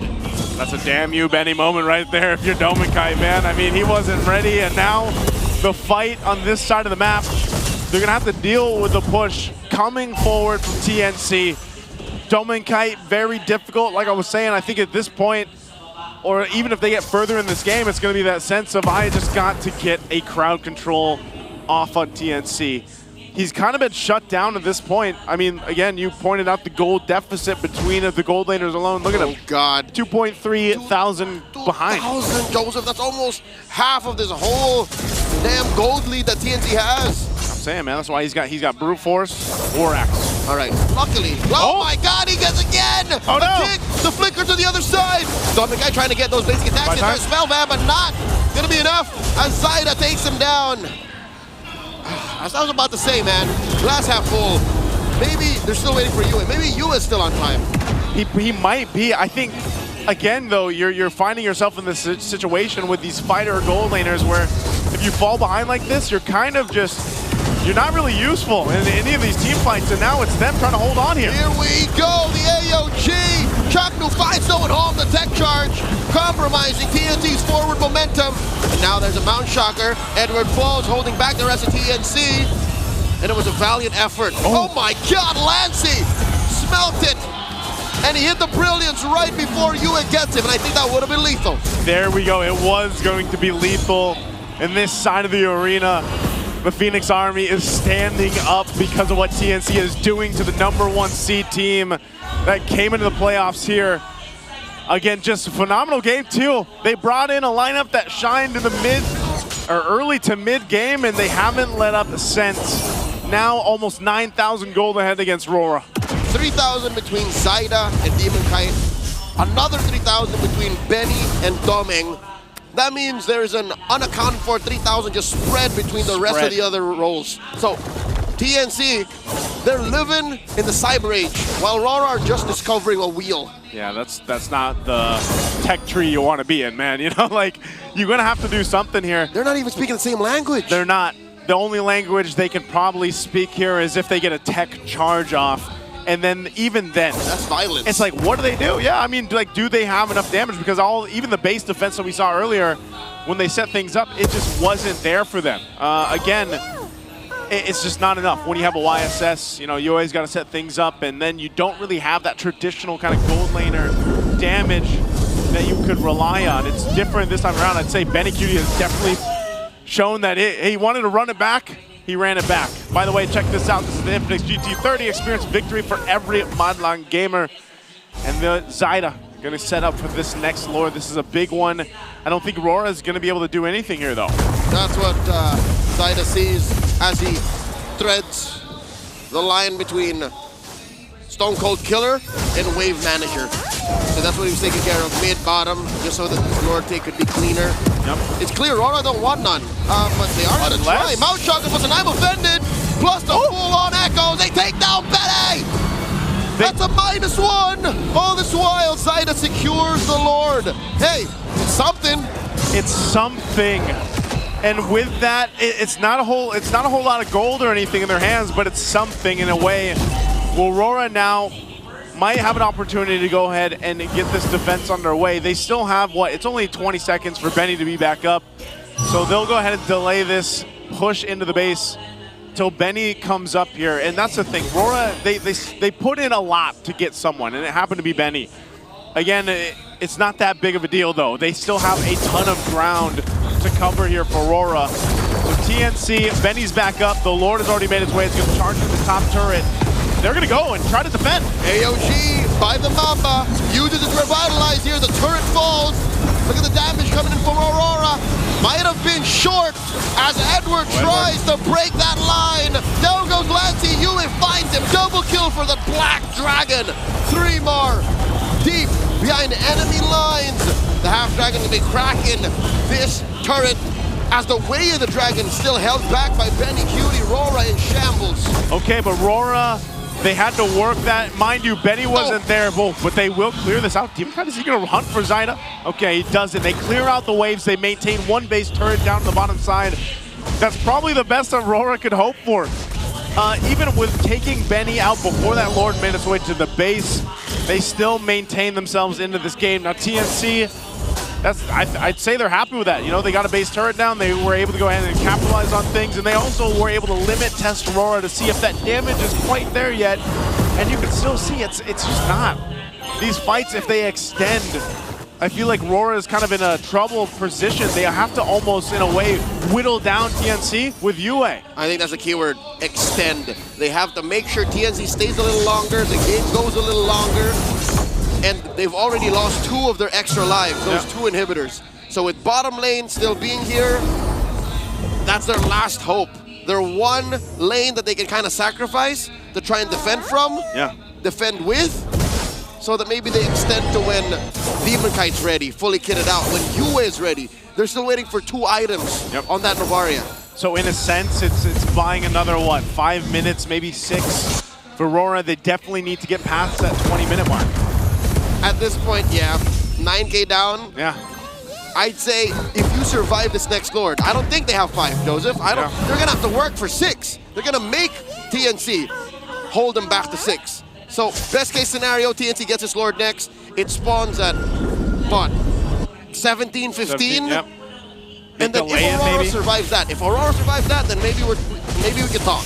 Yeah, I don't know. I don't know if TNC is going to give RORA that opportunity to do so. We might even see Benny Cutie just try to go for a kick if he can, but the problem is now, too, a couple defensive items picked up here by RORA. I know Edward, he just got a little more defense in terms of magical defense to deal with Lancey's pressure that he's putting out. Picked up the Aegis. Now over here too, even for Demonkite, they'll get in position, man, but I think this is still risky. They've also got to watch out for where Chaknu goes. Again, he can cut off the exit plan of RORA if he wants to. He can initiate. There's so many options of TNC is what makes this lineup so strong at this point.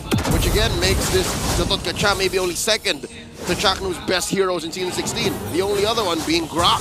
So this is an even trade. Lord now gonna get secured here by Zyda. Taking their time, making sure that it spawns. Oh, it's gonna be 17:45, so RORA get an extra 30 seconds. Yeah, they do. They bought themselves a couple minutes. We look at the items to see how this defense is gonna go for them, and RORA with this kind of lineup, it's not like they have the best clear, man. That's the problem. They're gonna have to kind of throw themselves almost into this fight when that Lord does make its way. Now with TNC 10,000 ahead, massive defense profile too. You can see this too. Twilight Armor now here for 3mar. So his job turning into a petrified machine. Now he's just, hey, look at me. And then focus him down if they can, but then that is all a feint, I feel like, for what TNC really wants to do. They're gonna pop the conceal. Keeping Aurora on their toes here. The Lord's gonna make its way, so they're gonna have to clear this out. Does TNC force a fight here? AOG by Chaknu, the answer, the echoes. Demonkite trying to survive, sustains through that with all its kicks, and look at the base. This is all TNC wants, and the Phoenix Splash happens just like that. We're at even odds, 1-1. Here we go, TNC bringing it to even out the series. This is how we want this game to go. They brought RORA to the limit in this one, man. They gave it to them. A 10,000 gold lead with this kind of lineup. I know the panel has a lot to say about this. Hans, Brigida, what do you guys think of game 2? Naisu, Leo, we think that we have a ball game. Ladies and gentlemen, it's 1-1, the 5th seed. Taking a game away from Aurora, and they were faced. They did not stop pressing on the gas. All gas, no brakes. TNC equalizes the series. Yeah, I really loved how TNC showed us that this is their gameplay, this is their play style. And again, one of their biggest threats, time and time again, is how committed they are into using these fighter lineups. But even beyond that, it's just taking control of the entire map. And this guy, I don't know why he's holding a water bottle, but that Lancelot you saw from Zyda, it was so hard to find a way to deal with him, even with the presence of a Ruby, even with the presence of a Grok. he seemed a bit too free. It was a very difficult situation. I think it's TNC doing a really good job in making sure that all of the 3 damage dealers had enough space for them to, get the farms, get the gold, and it really boiled down to them getting most of the objectives as well, because from what we saw in the previous match or in the previous game, it was Aurora slowly getting their groove as long as they're taking control of the objectives. It does not matter on whether or not they could get a kill, but what matters is they can get a lot more of the neutral creeps, and I think that is what TNC capitalized on right now. Aside from the aggression that was being displayed by Zaida on a consistent and repeated manner, it's just Aurora unable to find anything because there were some outplays, and this is the power picks that we've been talking about. The counterattacks slowly chiming in right when the moments that TNC was supposed to die in certain situations, that did not happen. Yeah, I think it was also mentioned in the Howl, it's the war of attrition that they need to win. And clearly, in this scenario, it was TNC who won that. Imagine having to deal with multiple heroes who could just push and manage the waves and, in general, take control of the map. It's not all the time that you see Aurora forced to react to these kinds of plays. And there was just this one play that TNC did which really stood out to me because of Benny just constantly managing the waves down bottom. It forced a reaction out of Dominkite, to which he decided to wait for an ambush play. And who would have thought he had enough damage to solo kill a Ruby who was just trying to regroup with the rest of the members of Aurora? So clearly, this is the more successful Cho Gold lane game for Benny QT. Yesterday, we did not see it win, but this is how you make it work after all. I think the benefit of having 3mar using the Yuzhong added to the mix of them positively playing aggressively. There were some times that Benny QT had to wait for his moment, had to wait for his time until he was no longer needed in the team fights, because there were a lot of AoE skills that wrap up the composition of TNC. You're looking at Lancy, Zaida, building up the physical and the magic damage, and that balance is what we're talking about. 10k for Lancy is enough, but a full build from Zaida was made RORA scratch their heads to a point where they started thinking, where did this much damage come from? And it's just, 39,000. But it felt like it was so much more just because of Lancy and 3mar joining the party. I feel like this is really what suits TNC. It's to give them individually aggressive heroes. And I think it was more emphasized for 3mar because obviously the Yuzhong, as you mentioned, did wonders for them and the team. But even if you look at the other players, right, the Lunox could be a safer option for Lancy. We saw it clutch, using the Brilliance just to dodge the Star Shutter. Even the Cho, it could do individual plays. We saw it once. Benny QT just went for a pick-off against Dominkite, all the more for the Lancelot. The Lancelot can just do things on his own, by itself, and he can come out of the fight alive and well. And you could probably say the same for the Gatot Kacha because he has a way out of things. If he puts himself in a position which is a bit too dangerous, he can always use the AOG away defensively, because by then he also already probably forced out a couple of useful skills or important resources from Aurora, to which we did see happen a couple of times. So this is perfect for TNC. Yeah. I feel like they just have to stick with this, but not in a way that's a bit too predictable, because Aurora can always adjust in the draft. It reached the point where TNC was allowed to play ISO. They were allowed to be themselves in a situation that they thrive in. Zaida with the damage, but I think there's more. With the solo analyst, here's Wolf.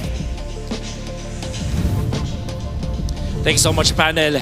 Merong isang turning point ang game na to na gusto ko sanang i-feature para sa mga viewers natin. Dahil ang mga games na one-sided ay nagkakaroon ng isang punto kung saan doon nag-turn yung laban para sa kanila. The turning point para sa TNC we're looking for is actually before our first turtle. Magkakaroon ng kaguluhan doon sa may top lane na pwede nating i-focus doon sa kanilang mga katapak, tulad din sa top lane. Pero Hindi yan ang gusto kong tingnan nyo. In fact, ang gusto kong tingnan nyo ay yung minimap kung saan tinulungan ni Zaida si Benny Cutie dun sa may bottom lane. Then eventually, iiwan niya yung lane at magkakaroon ng clash dito sa may bandang top lane. Pero ang gagawin ni Benny Cutie ay quietly pupunta dun sa may bottom lane kung saan siya mag-clear. Alam ko mahirap itong makita dahil ito yung minimap pero yan ang magiging focus. Eventually, magkakaroon ng gulo kung saan walang magiging trade ang TNC. Pero bakit sila pa rin ang mananalo sa first turtle? Well, dahil yan dun sa expanding rivers.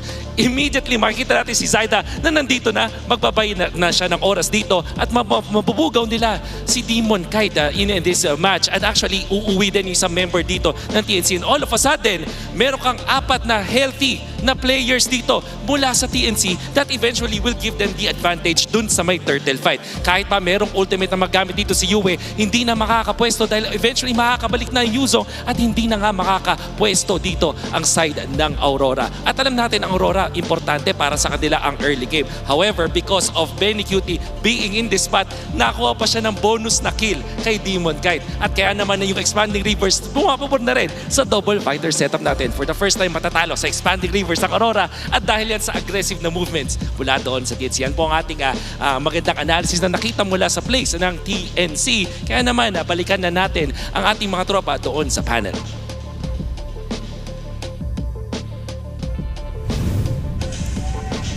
You know, it's nice to see Wolf smiling just for a few seconds, you know, before he tosses it over. Like, let's try it. See, it helps to smile a lot. I think I wish we'd see more smiles over here. But hey, for TNC and Aurora, they've had their shares of smiles and frowns in this one. Because from what we saw at that moment, all of them are fans. All of them are happy to be here. But they can be featured as the next MPLPH Super Fan of the Month. All you have to do is join the MPL Philippines official group, engage with the community, and just keep those interactions positive. Yep, share any MPL-related news and updates in the group for your chance to be named as the MPLPH Super Fan of the Month. So it's a month-long thing, title that you get to hold for yourself if you win. And I'm loving how active the community actually is nowadays, you know? I hope you guys also join and be part of it. We have a lot of avenues for you to be part of that. In fact, you can showcase your esports skills and passion for gaming by organizing your own local tournaments through eProject, Esports for Everyone. Participants in this program will be provided with special access to tournament modes, in-game items, diamonds, and more. So visit the MPLPH website for more information and how to apply. Ilan yun? In-game items, diamonds, and more. Just imagine what the more is. Yes. You know? The more you know. That's true. And I also love playing in tournament mode because you get to try all the skins. That's true. Just in case you guys don't know, tournament mode is gonna give you one amazing perk, or maybe like 1,765 because all of the skins are available whenever you play tournament mode, and you get to play just like how your favorite pro players play with a 5-team ban. I know it's there in a mythical glory. I have another favorite. What? You get to change your camera angle and take screenshots of the players. Really? Yeah.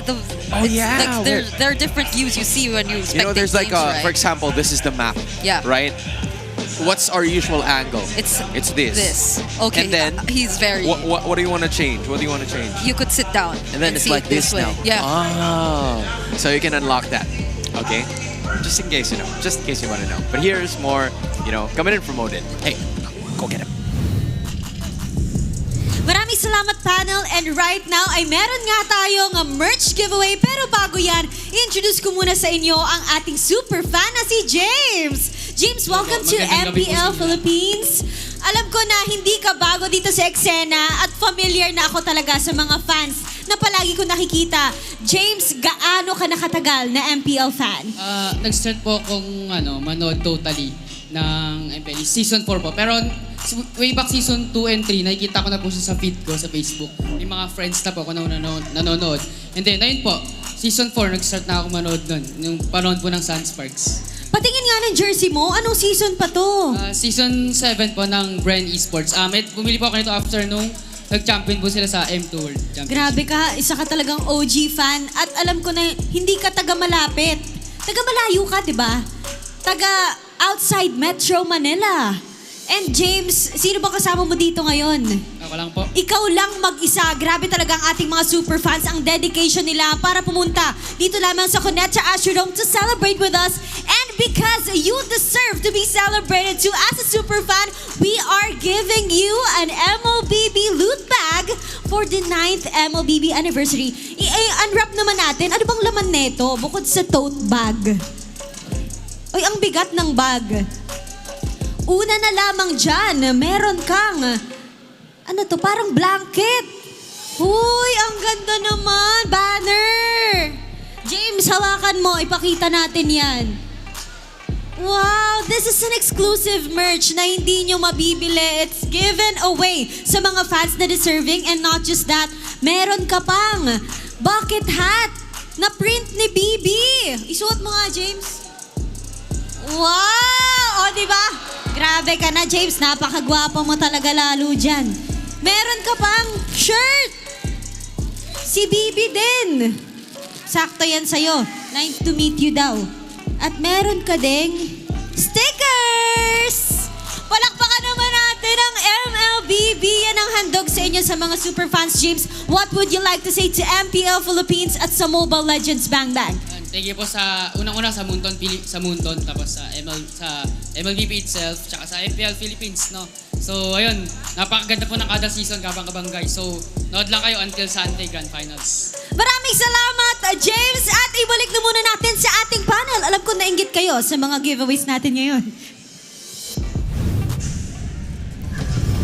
Thanks again to Odin. And of course, our super fan right over there, off the day, not off the month. You still have a chance to get there, all right? But for James, love that guy. I talked to him about basketball a lot of times. Really? Yeah, we start off with basketball as our small talk, you know. He's like, hey, you know, James Yap is actually like, you know, he has the same name. Yeah, same thing. Like, Ateneo's pretty good, you know. Oh. He started liking Let's just that. pretend you didn't say anything about it in day number 1. What? Yeah, for sure. Wait, that was just yesterday. Yeah, thanks again to Odin and what? James. Correct about that. Moving forward, it's a game number 3. This is the matter at hand. Whoever we pick here is gonna make it to the upper brackets. I don't know how true or how fake it is.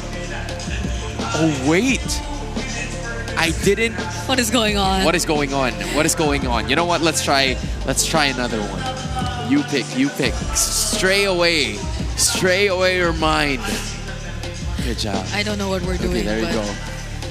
Okay, we don't get to show it to them anymore, but, Yeah, but this is wait. not even part of the game. So But this is true. Look, it's Sanford. You picked Sanford, and they are part of the upper brackets. So I don't know. Where did I that don't know. I don't know. Hey, it's just dumb luck for everybody who's asking. Yeah. But there is no dumb luck in what TNC did. It was pure strategy, tactics, and aggression that have made them tie the series against Aurora. And for the Northern Lights, they are not really backed into a corner, but it was just leveling up the playing field for Aurora. And at some point in time, you're looking at Edward, specifically an article from All-Star Magazine showed an article about having her grandmother pawning all of her jewelry because of Edward being sick back then. He was always sick. He was constantly needing medication. But as soon as Edward started earning money, being a pro player, Edward bought them all back. He's wearing some of them during his games to always symbolize his love for his grandmother, who is currently watching right now. Lola Lucy, it's Grandma Lucy showing support for Edward. oh my goodness, this is so That's so cool. emotional. That's so cool. No, because look, she gets to support and watch him now after everything. And I don't know if it's just me, but she also looks a bit teary-eyed. I don't know if it's just her being W proud Lola or- Lucy, bro. Oh W my- Lola Lucy. W That's Lola Lucy. W's in the chat. I will not accept any other letter but W Lola Lucy. Wowa Woosie. That's all W's. We don't accept L's. in that situation. All right, but for Edward, obviously, he wants to win this for his grandma, who is currently watching right now. Rarely do we ever see. Right? Rarely do we ever see Lola Lucy in this stance, especially during the regular season, but this is a different scenario. And for TNC, you're looking at them looking to break a 13-match winning streak that was set in Aurora during the regular season. The Northern Lights are looking for a counterattack, and how do they initially do that? We try to find out what map version we're going to have. And also, by the way, TNC are also doing this for their fans, who they did shout out earlier in the ping test as well. They appreciate their fans so much, honestly. Okay, so we're going for Flying Clouds. This is, I believe, a map that they were both able to play a couple of times already. Yeah, it's the least played map for TNC, though. But it's not like their number of games played per map vary greatly. It's just by 1 or 2 games each map. So, wow. Imagine a prio ban on the Yuzhong. Yeah, dude, that's been a trend for a while now. The Yuzhong has been a revelation for a lot of our teams who tend to play a little early in certain situations just to assert their dominance in the first few minutes of the game. It's quite unfortunate that, you know, for TNC, they're not going to be able to use that anymore, so they're going to have to resort to other options. But it's somewhat still the same strategy for TNC. They don't want to budge on their first 3 bans. They've realized that, hey, if this is our bans and we won game number 2, there's no need to change anything. We just have to adjust on the fly with what Aurora is going to be picking up. Although I feel that now is a better time for Aurora to go heavy on the assassin lineup. But TNC doesn't want that either. Because like the way that TNC's drafting so far, it feels like it's just okay for them to deal with Lee Sun-shin. Right? Just a while ago, we saw the Lancelot and the Yi Sun-shin quite open for both of them to pick up. But if Aurora is going to be choosing, by the way, the CC is still available, so that's an option for them moving forward. The question for Aurora is, will it be a CC just like in game number 1, or will it be a YSS that Demon Kite's going to use? It's a CC still for Aurora. Prime choice. TNC this time They call me a can hero still go for the Yi because I Sun-shin saved my because they nation from are falling apart. very likely to have a lot of options for their draft either way, especially if they're going heavy on the fighters again. Although one thing to look at is, of course, the Yuzhong is no longer part of the options, so they might have to go for a safer option for now, but maybe not safe. Yeah, I think it's a little bit in the middle, right? We see Lancy contributing to the damage output, although he takes the brunt of the damage in certain situations, he would still have some damage output whenever it is necessary. But hey, there's someone who flew. Yeah. I don't know who that is, but hey, it's the Hayabusa finally making his entrance in this series. So at the very least, they are still not reverting to options that can be easily... No, honestly, it can be easily invaded if you think about it. But TNC hasn't revealed much about or much of their options yet in terms of the roam or EXP lane picks. Yep, the Hilda is there, but they might not get their hands on the Ruby again if they don't pick it here. I guess that's what I'm trying to consider as well for TNC. But never mind the Ruby if they can get the export. You're right. Oh, they've been trying to pick this up. Even the first 2 teams in the first match were hovering over this, but now it's going to be the export coming into action. And I think for Benny Cutie, this is a Benny Cutie hero for sure, because we haven't seen a lot of Xborg in the EXP recently, because you need playmakers in that department. Xborg, sure, not a playmaker, but he unleashes a ton of damage when necessary. Yeah, it's been a while. It's been a while since we've seen the Xborg, honestly. It's been banned since yesterday, but we never really get to see it, feel it out on or in-game. So, at least they sort of deny it from Aurora too, because if they're going heavy on the fighter lineup, then it could have been one of the best answers. But now, because of that, again, as mentioned, the rubies, the chose might be gone for TNC this time. But at least what we know is that they might not be as affected of that, because if the X-Work is gonna be gold, if the X-Work is going to the gold lane, then what they are looking for now, at least, are EXP and roam options. Yeah, the show was like a security ban, you know? They don't want any sort of like flexible option there. I wouldn't want to call it a waste of a ban, Yeah, but at some point you're looking at Benny Cutie looking for that export option, or maybe there's an idea for them that they're thinking about it being a potential pick-off hero. But the Farsa, you're right, the Farsa and the Valentina is going to be the eliminations for Aurora. So again, US being placed in a difficult position once again. For a total of 10 bans, 3 of those have been mages.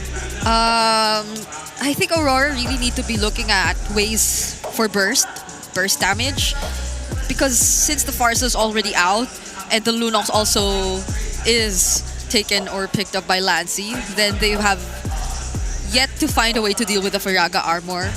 And I think that's a major step in ensuring that they have the upper hand before a team fight naturally breaks out. So they ban out the Hilda too. Of course, they'll have to be very cautious about how the Hayabusa is going to fare in the early stages of the game.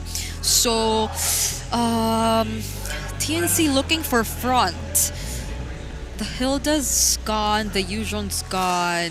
The Gatot's taken by Aurora. The Grok. That one too. The Grok's actually still there for Chaknu. I think he's been comfortable with it. Yeah, I agree. There are certain, moments where Chaknu really performs in spite of the Gatot Kacha being absent. In this case, it's Aurora taking it for themselves. Yeah. Well, there you go.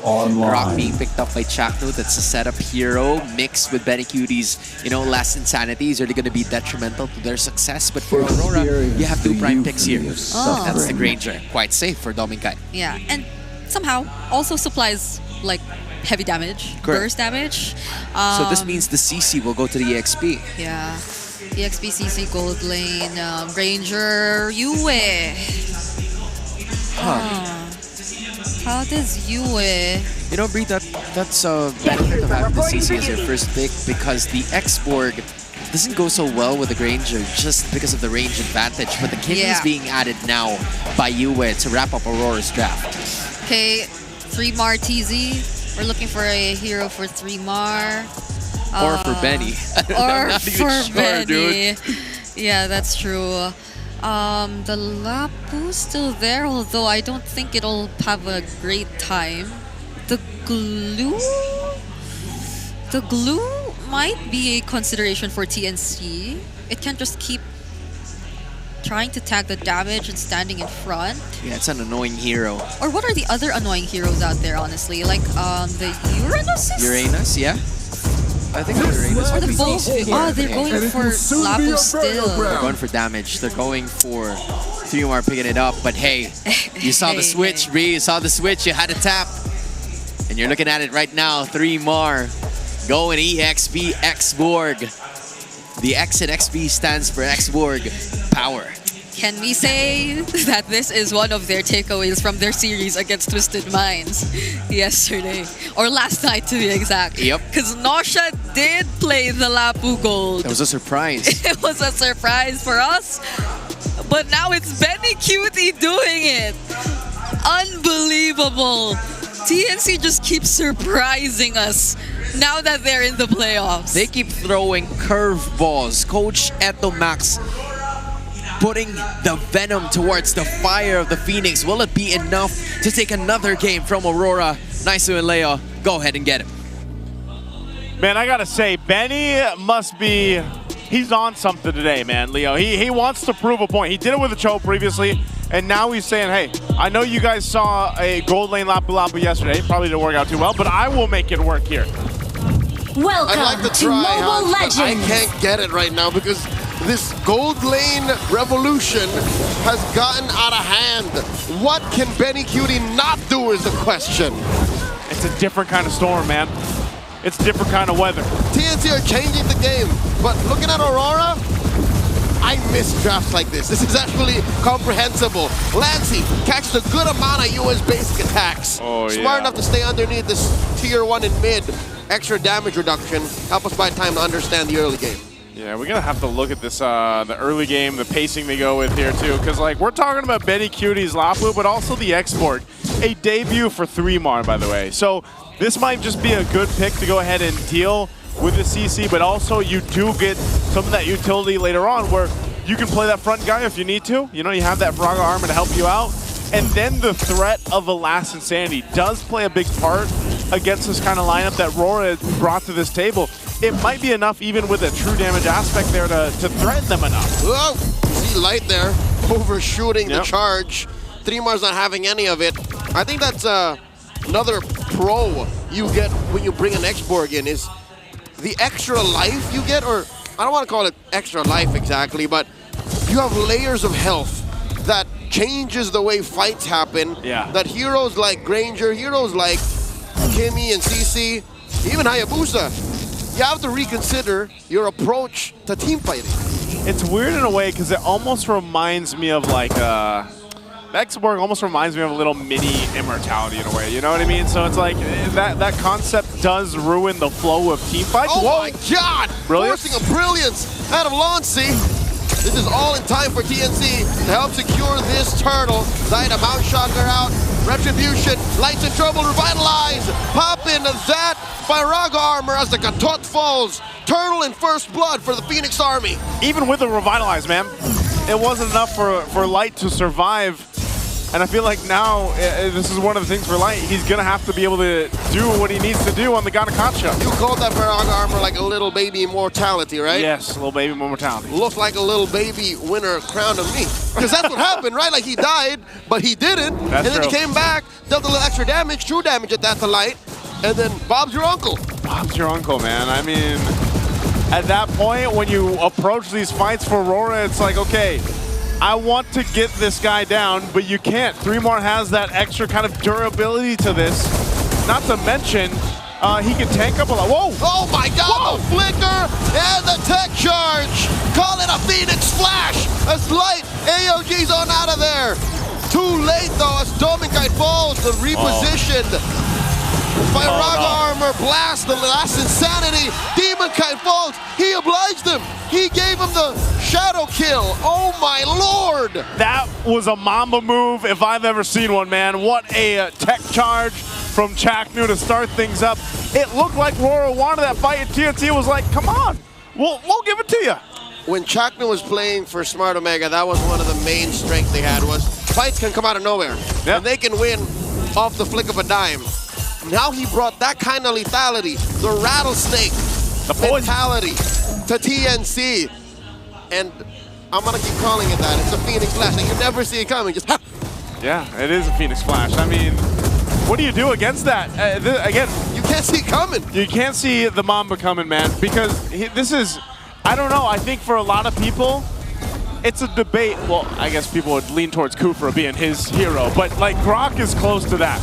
You know, and when Chaknu gets his chance to play this Grok, he makes it work wonders. The second turtle of the game, he's zoning the rest of the team out, but they're going to go for it anyway. Zaid already secures the turtle, though. Uh-oh. Light in the middle of 4. This is not a good look. Demon Kite rather, into the back line. Light tries to close off the exit for Lancey, and they catch Demon Kite. A tech charge pins him down, but Demon Kite gets a couple of stacks. Make that 3 stacks. Pop, pop, pop. Might get 4. Demon Kite's a maniac. RORA, clap back. They're on their feet once more. The Phoenix Flash was meant by Dominkite and RORA. The lights came through and they give him a maniac. I voted that boy as my most improved player of season 16. He was almost a non-factor in the previous game, and here, single-handedly, he brought back RORA from the dead. 1,000 gold lead for the Northern Lights. And 4 stacks this early on, man. And off of that, he's already moving and grooving with rapid boots, and he gets a Hunter Strike too. We're gonna have to take a look at the replay for this one. Again, it was a fight started up after the second turtle was secured. Look at this. It's all chaotic. Again, they take out Demon Kite, but the whole time, look at the positioning on Dominkite. He's like, you take my kite, brother, it's okay. I have the rest of the team and I'll capitalize off of it. He took that personally. He did. Oh, they're still going! A tech charge once more! And Benny shuts him down! Oh Lord, the Phoenix Flash can come from any angle, from any member. Leo. And just like that, RORA's celebration is ended. AOG stopping the forward momentum of TNC on Edward. Lancy with the brilliance. TNC back in the driver's seat. Just as quick as we saw Domikai get the Maniac, get the stacks, TNC does something about it. Back and forth, forth and back. It's I don't know if it's going to go sideways or not, or for which team it's going to go sideways first, but right now, it's about as even as it can get. Now that third turtle's coming up here, RORA's in a position to contest it. TNC has had a pretty good time getting the first two, but now you're in a fighting position for RORA. But I think they're still gonna have to figure out, how do we deal with this front line and this Phoenix Flash? Chaknu, Seal out of that river brush. Sealed out. Oh, that is a curtain call. Tech charge, no one home. Domikai takes down the Mamba. Light, very low. Last insanity by 3 more. Down goes Yue. Edward backing off. Light's already taken down. Zaida gets one. Betty Cutie gets a double kill. 3 for 1 the trade. TNC on top. Another one falls. All 3 go to TNC. It doesn't matter if Domikai's locked in, loaded on the Granger. If RORA gets split up and dealt by the last Insanity, you saw how much true damage that did to their lineup. Joseph, you see that we are at the cusp of history. Yes. If some way, somehow, TNC got a match point, this would have been the most RORA sweat in Season 16 after getting dunked on by Falcons in the opening week. I think it's already starting to shake them a little bit here, man. TNC has found something out. I mean, they're playing better today than they did yesterday. I don't know what it was about yesterday's matchup, but they definitely brought it in this series. Again, this is the 5th seed versus the 1st seed, RORA. The talk has been, can they stay as strong as they did in the regular season in the playoffs? Well, right now they're struggling to find some pace against TNC. They still have room to breathe. They still have a lot of ground to cover though as well. A Malefic Roar's picked up for Domikai. That might be able to help with some of this tanky front line, but even so, do you have the reflexes to deal with the fast setups that are happening here? We're at the point where it's not about what the lead looks like, but what TNC could do with the moves that they're putting out on display. Sure, it's just a 2,000 gold lead for the Phoenix Army, but what they're capable of, what this lineup can do up against Aurora's very pre-Project Next draft is terrifying. It is. And I don't know where that point, that switch here for RORA is going to be, even leading in to the next objective, the Lord here. Because every time they've approached the objective pit, whether that's the Turtle or eventually the Lord, it hasn't gone their way, man. I mean, they haven't really found that out yet. How do we deal with a position that favors us? Are they in a position where it's like, we just have to let TNC control that and hopefully punish? But if you even get close enough, again, 3-mar, this X-Borg pick was so good for this specific draft to work against what RORA has. The fundamentals of MLB have changed right before our eyes. Teams are capable of so much tactical and revolutionary initiations because of the fighter gold lane. And Aurora are reeling because of how TNC have perfected this style of MLBB. They're dancing right now, but again, because of the propensity for TNC to unleash the Phoenix Flash, you could never tell if it really is just a dance or something else entirely. And at any moment, the Mamba could decide to go and start the Phoenix Flash up here. That's why Demon Kai has to be careful. As a Hayabusa, if he's caught out, you're going to be pushed off any of this space that you're trying to fight for. So you have 3-mar Chakno leading the charge up here. 3-mar. Dangerous position for Yue to be in. Yeah, I'm actually surprised. That front. Is he just relying on the Purify? I guess. I mean, Purify into the gem pack should be enough for most, but we've seen Yue get caught already at least once in this game alone. Yeah, but what they do is they keep TNC at bay for now. Again, trying to buy what they can. Yue is definitely, I'm surprised he's playing up so front. Trying to help Edward and Light here find a better time. The Brilliance is going to be popped too. They want to go for this mid turret. The pressure is cooking here. 3mar and Jack New holding up that front side while you have Benny Cutie clear out the lane. They don't want that tier 1 to go down too. They hold on to it barely. Keep an eye on the Mamba. Keep an eye on Jack New. He might be that one. Whoa. Start things up here. Buff's going to be secured. Lord gets slow pushed out. Gets that reset. Demon Kite takes care of that bottom lane. Secures himself a BOD. Lord at 1/10 of its health. This is as hard as it gets to dance with. Oh. That's a soft reset once more. He's going to go for the soft reset. 3mar's going to keep it there, though. So still playing, turning the needle. That's going to be used. Mount Shocker Light.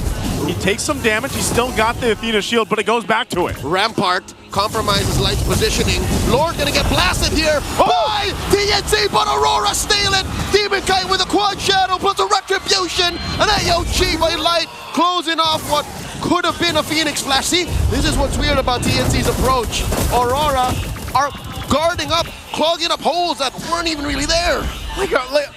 Again, if it comes down to that where you could just rely on Demon Kite to kind of come in, get the Lord from the noses of TNC, that was a build-up, a pressure into that Lord take, and RORA capitalized on it. Now, what does this mean for them?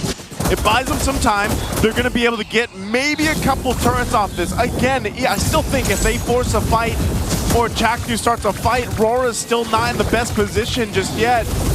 But they might just try to get rid of Chakdu. If they can actually take out Chakdu or force him to defensively tech charge, then that might be a best case scenario for them. I like the latter. The latter seems like the better choice. You don't want to put too much effort into trying to take down a really chunky Grok. Mid lane gonna fall, top lane's gonna crack. Aurora are fighting the map instead of fighting TNC. Okay, Light, top of the Revitalize. He might be forced to jump out as he does, so defensive AOG's there. Demon Kite, meanwhile, will take the purple from Zyna. They got the tier 1 in the mid, tier 2 up top. That's about the best that they could hope for. Maybe another tier 2 down bottom too. So right now, RORA has brought this back in a minor control for their favor, slowly crawling back into this game. Here's one weakness you have with a lineup that favors fighters, that favors actual engagements. Your map control isn't as pristine, isn't as good. You have to convert from actual team fight wins, and that is what TNC is waiting for, to find that next window of opportunity. When is the next big fight? So far, it's always been stare downs. It's always been weigh-ins. And Aurora are now using that advantage to get a 2,000 gold lead and own the map. It's all blue, Joseph, and that's why the other half of the arena has come alive. Suddenly, the blue side, the Aurora side, they're making some noise. They're making noise. The Phoenix Army, though, too, they're still believing in what TNC can do here. Again, we haven't seen a massive full-on team fight just yet at this point in the game. You know, you're past that mark. Yeah, Aurora has a lead, but TNC, even so, they've got this lineup that can work for them. Zyna picks up a Malefic Roar now, too. He's a big part of this physical damage. Then you have a lot of true damage profiled into this that RORA is always going to have to respect. You can see it looking at the items, too. They built up, I mean, again, Dominic is where he needs to be. He's even got a little bit of defensiveness now with the Wind of Nature. Over on the other side, they're just fighting for this purple control now, too, but it will be TNC that secures that for Zyna. Long lane is a bald lane, as TNC have to deal with this constantly forward pushing minion wave far away from where the Lord is. Lord is on the upper corner, and they have to send dudes there all the time. Yep. Bottom lane, okay, luckily, Aurora don't have someone who can split push, not like a Moskov, not like a Ling or a Fanny. Yep. So if Aurora were to slowly pressure bottom lane too, it would be telegraphed. TNC would know. They would. And right now, they're going to have no choice but to deal with that push down on cross map, but also face off this Lord. Demon Kite will go ahead, and he can't be there. Like, he can't sit there, so they might blitz this. Zyna's in position. TNC secure the Lord. Last Insanity by 3mar used defensively as they go ahead and back on out of here. They skedaddle. Benny Cutie, bravest fighter, just to make sure. TNC, that's a win for them. They saw that Demon Kite took too many hits from that Lord. He was sitting about just above half health. He had the quad shadow on out, which then gave the angle for TNC to go in and secure it. Zyna knows, hey, I've got Chakdu, I've got 3mar, and Benny if I really need it to give me that space to go ahead and secure this in. Whereas again, Demon Kite really didn't have that opportunity, even with Light over here on the Garakancha. So again, they've got to respect what TNC is capable of doing. Goodbye to any of the lead that they had. That's what I'm saying. Again, TNC very good on fights. Even the threat of a fight will change the way Aurora respond. Benny Cutie forces Demon Kite out of that brush, and they answer back, cracking Chakno in half. Oh, they That's got a rid kill of for Doming. Oh, Bunny Cutie might be up next. AOG! He gets caught out. Benny Cutie gets shut down by Yue. The three remaining members of TNC turn tail and get out of there. It's a back and forth. My God, take out Chaknu. You lose a big portion of what has worked for TNC throughout this game. And Dominkite, he's tearing through that front line now. It's Aurora off of getting 2 kills. They'll go ahead and get towards these base turrets of TNC, trying to take it down. Last insanity by 3mar, clearing it out. Traction pulse still thrown out for good measure. Aurora, again, a small lead, but to what extent? That's the flying cloud! Not the cloud! The Mamba! A free kill for Aurora, another stack for Dominkite! What is the count here for the Clouds? Taking players to their deaths. The Cloud Prince watching from at home. Netsky knows. He knows. Oh man, I think even Chaknu is like, okay, maybe a little bit too far, and he tries to swing back, but now it's up to them to defend. Demon Kite catches a brunt of that last insanity. Didn't expect with that much burst as he goes down. 3mar scores. And now Aurora, they have to watch out. Down goes Pele. The ship from that Mount Shocker hits a good chunk of them. And they're happy with this, a 2-for-1 trade. But TNC will do that to all defend and maintain the base turrets. They knew they were down a number. Chaknu was gone, so they had to do something. And they hold on to the base intact. That's what TNC wanted. They maintain that, they get there, they buy themselves some more time. Again, you're gonna see them contest that Lord when it does come up. And so with that being said, you're gonna look at some of these last items starting to come up. You have an immortality now too, so 3mar, multiple lives now. Opening for the export. You've also got, again, Benny has gone with some more tankiness himself. He's gotta be part of this equation to stop Aurora in their tracks. Now the question, will Aurora fall for the same fate that TNC used to score the previous Lord? Lord number 2, TNC got it just via the threat of a full-on fight. Now Aurora have to think twice. They have to put their foot down and say, this is an actual fight, it's happening, and we know how to break your forward momentum down. Your assault will no longer work. At 18 minutes, 1,000 and change up, I'm worried for Aurora. Like, this might not actually be the best. This might be hard. Look at Chaknu. Look at the angle he's going to go for here. He sees Dominkite and Demon Kite in sight. Lord's at half health. Light could be trapped into this rampart. They're going to fight. Revitalize already used up. AOG out. Light has forced quite a bit out of TNC. And Aurora may have pulled a little feint of their own as TNC back out. Oh, they have the stacks here at Dominkite too. You can see it. He's got 68 on the Sky Piercer. I don't think they can commit to this. Again, this is an Evolved Lord. This is a tough one for them to take. Yes, they got maybe an ultimate or 2 out earlier on from TNC, but TNC still holds on to those flickers. The battle spells are there, and that's the biggest surprise factor from them with this lineup. Benny will go ahead and pick up his own immortality. So now we're to the dance. The dance for this Lord. It's a massive one, potentially a game-winning one to get either of these teams to match point in this upper matchup here for the playoffs. It's impressive, and it gives me goosebumps how much damage 3mar deals. Forcing out a last sanity via a traction pulse. Suddenly a huge resource spent by TNC. This might be a window for RORA to go ahead and take. They know they can go ahead and zone out the rest of the team. Chaknu takes so much damage, already sitting at half health. They give space to Demon Kite to potentially take this Lord. That's right. What does TNC want to do? Oh my God! That was a tech charge used up and wasted! TNC! This is not ideal. No go Zaida. In comes 3mar via a flying cloud. Edward falls. Traded 2-for-1. Currently, this is a very good spot for TNC. Oh! They pop Lancy. 3mar gets his Virago armor taken down, and Dominkite taking names, rolling heads as they get the winning trade. 3-for-2, a Lord on their side, marching up top. It started by getting rid of the last insanity. That was one threat gone that RORA had to deal with, and then they were able to zone out Chaknu as well. putting him in a position to use the tech charge the way he didn't want to. So RORA wins that fight, wins the objective, and now with an Evolved Lord, they're going to be approaching the base of TNC. Joseph, Dom and Kite is maxed out. 10-2-1.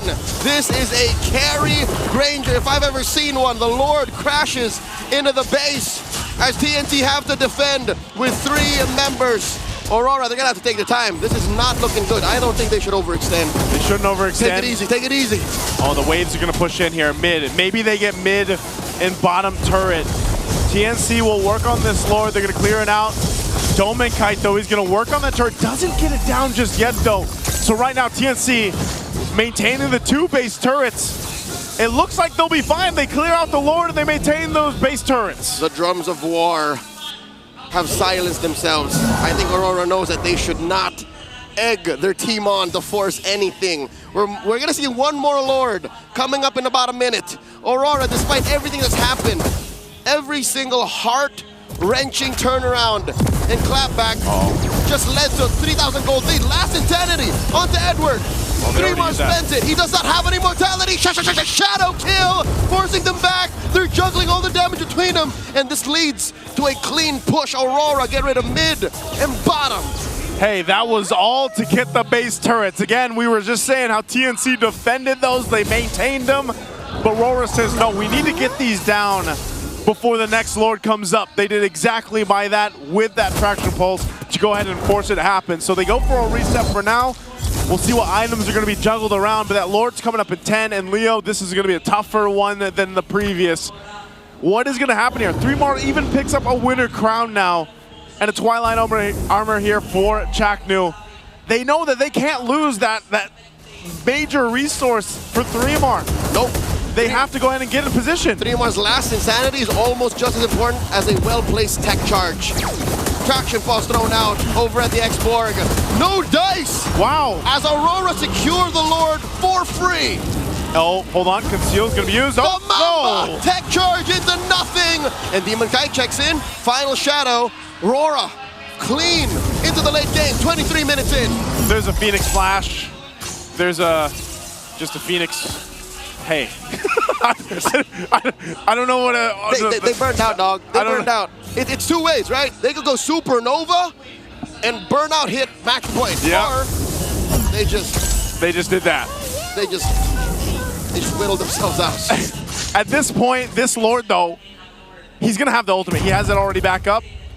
Do they pull something out here outside of the base? I feel like they're going to get sandwiched in, though. You can already see lights charging up. Unbreakable's there, but he's not going to be able to get it. Chaknu, though, up the front side. 3MR2. Oh my God, the traction pulse forces TNC back, spending so many resources just to not die. And they still have to defend. With the Lord here in tow, so healthy. Benny jumps in. Shadow kill, gets in. Demon Kite puts them all so low. They're juggling. An immortality popped into the back line. Another one on Benny Cutie. Down he goes. 3MR gonna follow through. The base gonna be up next. Aurora are at match point. Nearly 24 minutes for Aurora to get that victory. They clawed their way against a rising TNC, a rising Phoenix. What an amazing Game 3 we see there. The panel's gonna have to break this one down. Guys, what do you think of Game 3? What I think of Game 3, it is an absolute freaking gift. Just like what Ranmar back in the Filipino broadcast was saying, man. Oh my damn. God. I cannot believe I was part of this broadcast. I am happy to be here, and so are the rest of the people here at Cuneta Astrodome. But Aurora is now at match point. I legit think I lost my voice screaming at all the plays that were happening for 24 minutes, of course, because there were a lot of back and forth that took place in this entire game. And this guy, from the early to the mid to the late stages of the game, kept making things happening. It's Dom and Kite on that Granger who maxed out his stacks on the Sky Piercer eventually. Took an early Maniac in this game too. It feels like it was in the previous game, honestly, but it's all in the same game.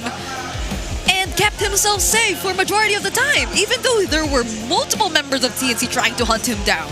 Dude, sure, there were times that TNC had a way back into this game number 3. It's just that for Dominkite, he was there right from the start, and all he had to do was to find the right positioning, and that is what he did in this game number 3. Looking at the MVP highlights here, it was a back and forth affair. Oh, I wish you were part of Cuneta Astrodome, because the audience was also going bonkers between every single kill. It was TNC roaring back, and you know, Benny Cutie's extra Firaga armor, joined by the immortality as well, has helped him to get more sustain in terms of the fights. But it makes it difficult as well, because after the Firaga armor is gone, they don't have a lot of damage to back it up, and it makes Benny Cutie wonder, do I have to go for it still, or are we gonna go back? And that brings him to the lack of movement speed. That should be a problem in this game number 3. Yeah, it's as if they had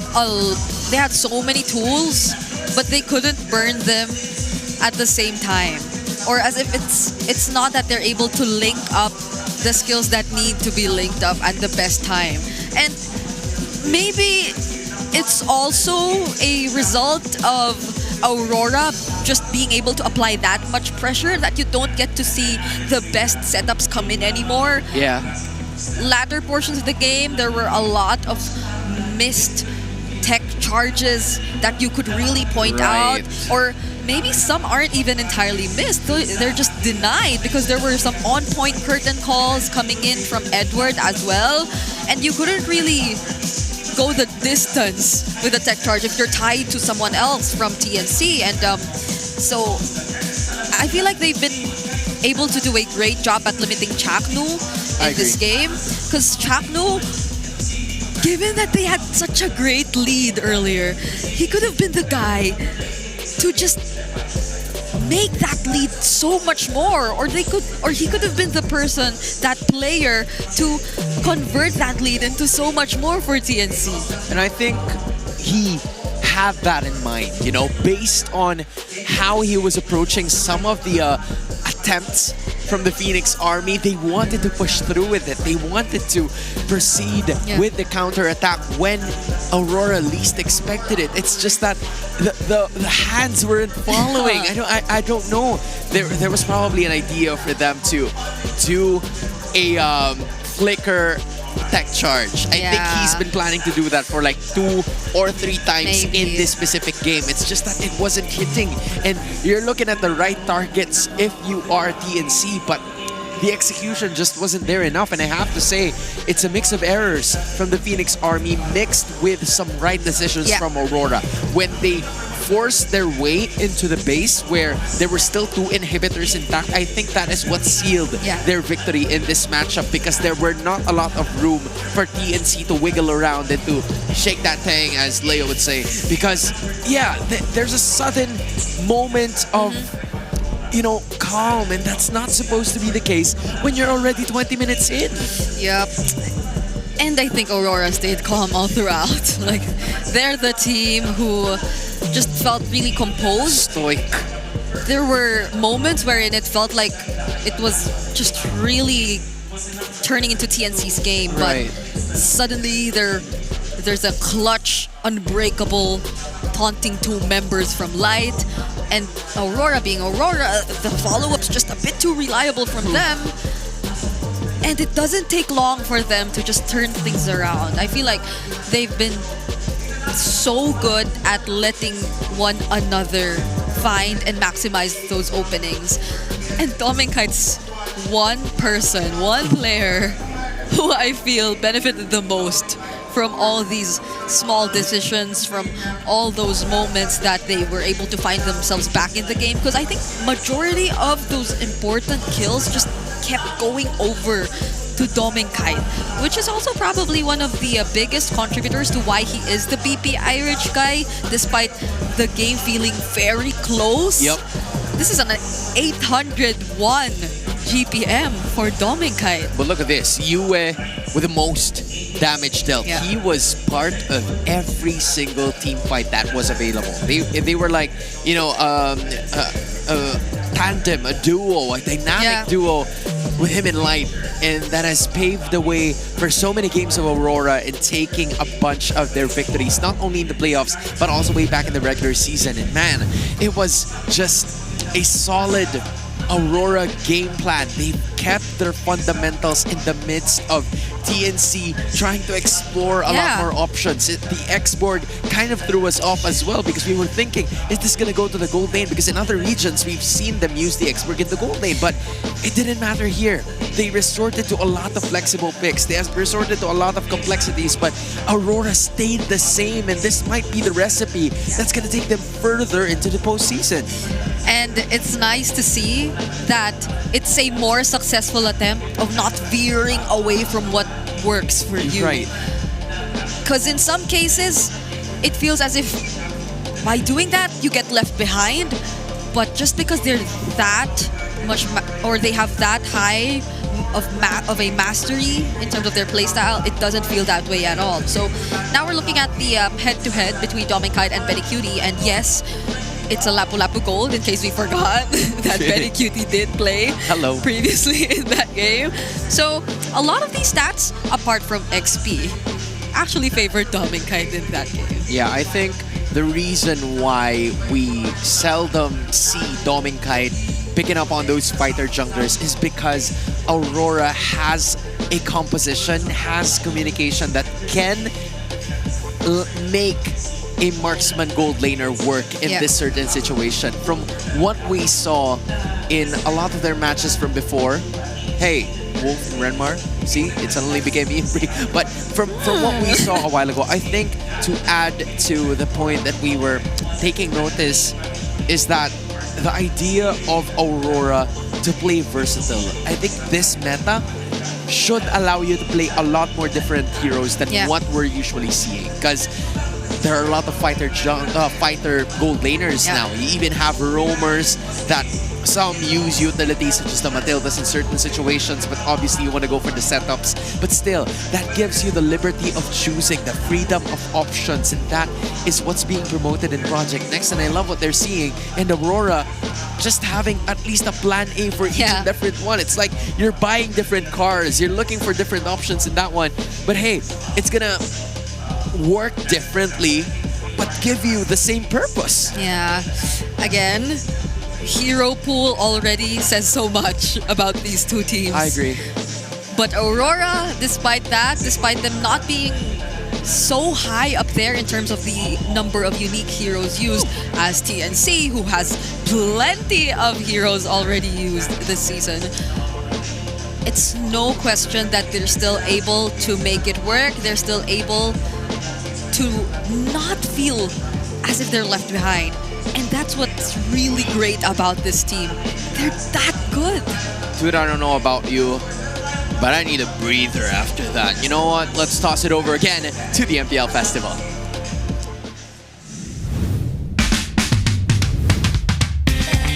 The fun and excitement continues here at MPL Philippines Super Fan City. Makikita nyo ngayon na nandito tayo sa Smart Booth. And let's see kung ano nga bang meron dito kasama ang ating Smart representative, JC. Hi! Ano bang meron tayo dito sa Smart Booth? Sa Smart, we have a MLBB Gacha Pick po. So, kailangan nyo na po dito makapag-load kayo ng at least 99 pesos or 149 pesos para po ma-avail ang aming mga merch po. Or kung hindi naman kayo naka-Smart, you can purchase our eSIM card or regular SIM card po to participate in the game. So dahil Smart user ako at magtatap up ako mamaya, pwede bang itry ko yung gacha? Let's go!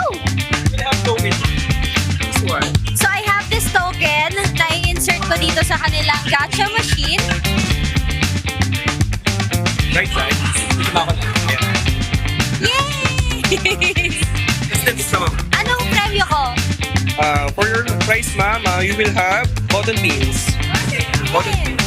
So randomly, makakakuha kayo ng mga prizes here at Smart Pool. Also, we have line yards of Smart ML, and then we have sticker, ref magnet, and then sticker pin. This one. Also, we have here tote bag of Smart. Thank you so much! Bumisita na kayo dito sa Smart Booth. And syempre, meron pa tayong bibisitahin ibang sponsors too. We are now here at the next sponsor booth, which is the BPI booth. Kasama natin si Miss Cla. Ano pong meron tayo dito sa inyong booth? So here, nagpapa-open tayo ng mga products like digital deposit account, buy by PPI. Then they can also apply for credit card, personal loan and other loans, and then as well as investments. Sobrang interesting na mga pwedeng buksan na accounts dito sa BPI. Ano po yung mga naghihintay para sa mga mag-o-open ng kanilang mga accounts? So they can get yung mga PPI MPL exclusive merch like tote bags, t-shirts, stickers, and pouches. So may nakikita ako dito na pwede nilang spin na wheel. Yan yung pwede nila makuha once they avail the products na ino-offer ni BPI. Ano po yung meron dito sa likod? Dito naman nagpapa-raffle tayo ng in-game skin. So yung mga golden deals na makukuha nila, that will serve as their raffle entry. And then yung highest gold deals, yun yung bibigyan natin ng in-game skin. Yay! Appreciate from BPI. And this is an MLBB BPI collaboration. Maraming salamat! Kaya naman ka na. Buksan ang epic na bukas. Meron din tayong Clear Manpower Post segment kanina sa ating stage here at Super Fan City at nakita natin ang mga bagets na nag-posing at nagpakita ng kanilang power kasama ang Clear Men. And right now, pumunta na kayo dito sa MPL Philippines Super Fan City dahil maraming freebies ang naghihintay sa inyo. Kita-kits at balik na muna tayo sa arena. Thanks again, Odin. Sometimes, no, a lot of times, all the time, I am quite envious of your experience at the MPL Festival. And, you know, I wish we would have had a lot of time to at least experience everything that is happening outside. But hey, do it for us, okay? Do it for us. You can go outside, experience everything there, get some money, open some BPI accounts, unleash smart. But hey, here is Benny Cutie. This has been the story of his right from the start. He has picked every single hero possible. Look at that. I can't believe there's an Argus even. There's even a mid-sitar, dude. Like, how many heroes can you see that you don't even see anymore? No, the mid-sitar, I feel like... The Benedetta. Oh, yeah. I think that's the most surprising for me. It's really the Argus. And maybe... No, yeah, it's just really the Argus. For me, if you're gonna ask me, although you didn't ask me, but I'm saying in case you ask me. Yeah, okay. I'm choosing the Argus. I'm gonna ask you now. What? It's the Argus. Gonna say the Argus. Yeah, there you go. There you go. But hey, it's crazy that there's a huge amount of fighters, and we're not even talking about him in the XP. Yeah. It's the gold lane, Benny Cutie, and almost in every season, we see him cooking up something different. It's like you're cooking beef stew with ketchup, with mayonnaise, with, I don't know, I don't want to say something that makes beef stew disgusting, but yeah, this is such a cool way to think about it from a lot of times. But here's Dominic Kite versus Benny Cutie. After the patch, we only saw, how many is that? 5 heroes from Dominic Kite during that specific patch. Meanwhile, on the other hand, for Benny Cutie, 11. you had to wait. Good job. I counted. See, that's why I was prolonging it. So it's 11. I hope I'm not wrong, but it's 5 versus 11 total unique heroes used after the patch between Dominic Kite and Benny Cutie. Yeah, it's 11. But I don't know. Maybe Dominic Kite could have used more only if teams decided to ban his Harith earlier. Because up until the last minute, I feel like they've been letting the Harith through. Yeah. And time again, we've been pointing out that it should not be the case if you're going up against Aurora. They've been too comfortable playing the Harith in the gold lane. They've mastered the rotations with the Harith in the gold lane. And I feel like it's really refreshing to see that respect coming in from TNC. So now, it's like, if you're Aurora, what do you respect though? Because like, there are so many things that TNC could even pull out, and at most, it's probably Zaida's hero pool that comes to mind. But even just now, we saw the Yuzhong also being respected. So it gets a bit confusing, I guess, for these two teams in this series. Yeah, I think for Coach Master the Basics and Dexstar, they understand that the draft is, of course, a supplement to what could possibly win them the game. But there should be ultimate reminders for the rest of the team, because it reached the point, game number 3 reached the point that it didn't even matter. The draft didn't even matter anymore. Now, we're looking at another Flying Clouds map for the second time in a row, which is quite cool, as Aurora got their first victory there for in such a dire situation. It's such a very high-pressure moment, and that's obviously going to propel their momentum. But for TNC, they're in a familiar spot. They know that they have what it takes to face Aurora in this version of the map, but yeah, the sets have to be cleaner here if they want to make something happen and take us to game 5. And we still felt how Aurora was still a bit uncomfortable with Flying Clouds, because it took them much longer to end the game compared to their previous games. Like, majority of their games ended in less than 18 minutes or even less than 12 minutes. But that reached 24 minutes that was before like they double ended the average. it. Yeah, of course, it's also probably because there was an X board, you know, but it's not just that. It's obviously a lot more other things. Now, the 1-1 gets banned by TNC, though. This will open up a lot more. This will open up, I think, more on that jungle position. Yeah. Because the Lancelot and the YSS, I think it's going to be a staple, even the Fanny. right? It's still going to be a staple. So if TNC breaks the emergency alarm and goes for the Fanny, Aurora's going to have to be ready for it. And I think based on the decision that they had in mind, they are absolutely taking note of it. So Grok there were some subpar performances from Chaknu with that Grok in this series, but one thing is for sure, they've managed to at least create a threat for them moving forward. But the Lancelot is there, same with the Gatot Kacha, another deny from Light and Demon Kai. Yeah, the Yuzenshin is still there. The Tushin isn't there anymore too. Such a quick response from Aurora, but it's very understandable why. There's no Grok. Does TNC still want to go for the Lunox in this scenario with the Yisun Shin? Because it feels as if the matchup is going to be pretty much Here's the change. Yisun Shin lands, so okay. An early Hilda for TNC. Again, we rarely see a Hilda coming up in a Flying Cloud composition. There's also still the Kimmy, by the way, if Yue already wants it. He's done pretty well with that Kimmy a while ago, being the carry in terms of the damage output, so they can go for that. Instead, they go for the Farsa. They try to put the pressure a little bit more on that back line, give Zaida less room to breathe in with those feathered airstrikes. Yeah, because earlier this was banned. They didn't allow for the Yisun Shin to have the Farsa by his side. I feel like that could have also been one thing for TNC if ever they did get their hands on it. But now we still don't know where the CC is going again. So this is what TNC's been doing. This is what both teams have been doing in the red side, or in the blue side, rather. Yeah, so they're gonna be focusing on some Lancy heroes instead.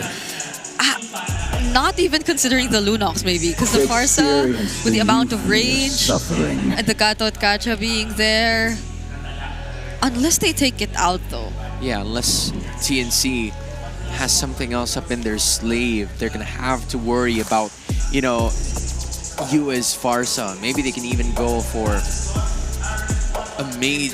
Yeah, you're talking about the Selena, you're talking about the Kagura even, which could be a possibility, just so there could be some pinpointed targets toward that Farsa, because Gatot Kacha and the Lancelot is going to have a pretty good time trying to dash into the backlines, and that has been the problem ever since. That has been what both teams have been doing when they have that composition. But when you're looking at the draft recap for both of the teams, there are still a number of players, a number of picks that have not been utilized. You're looking at the show here for TNC Pro Team, or should I say for Aurora Gaming, that could be the case here if they want to go for it. Yeah, there goes the X-Work.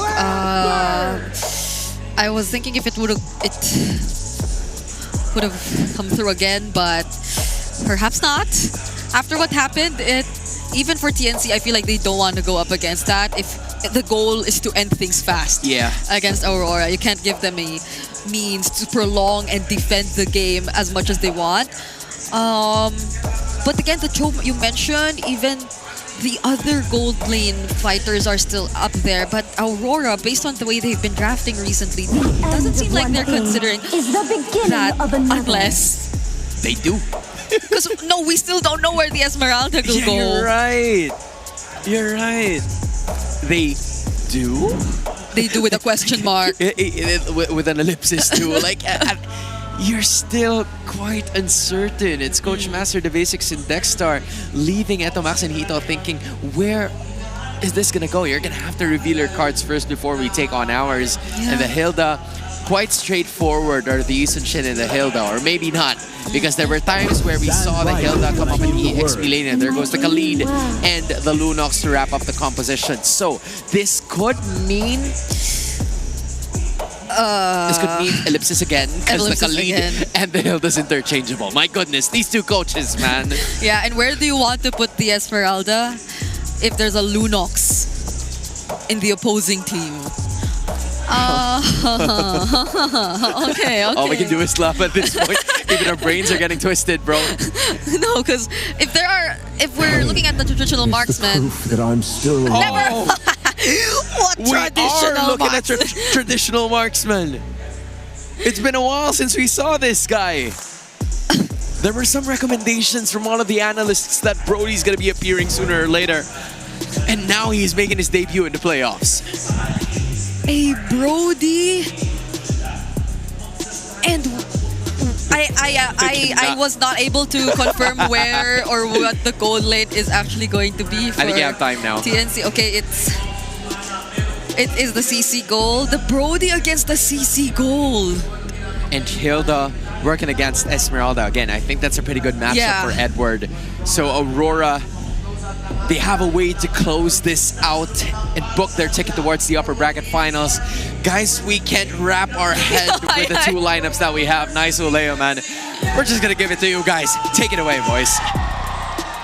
Hey, we're trying to wrap our heads around it too, but I'll tell you that, man, it is wonderful to see where the meta has evolved, devolved, revolutionized, basically, too, in the entirety of MPL Philippines Season 16.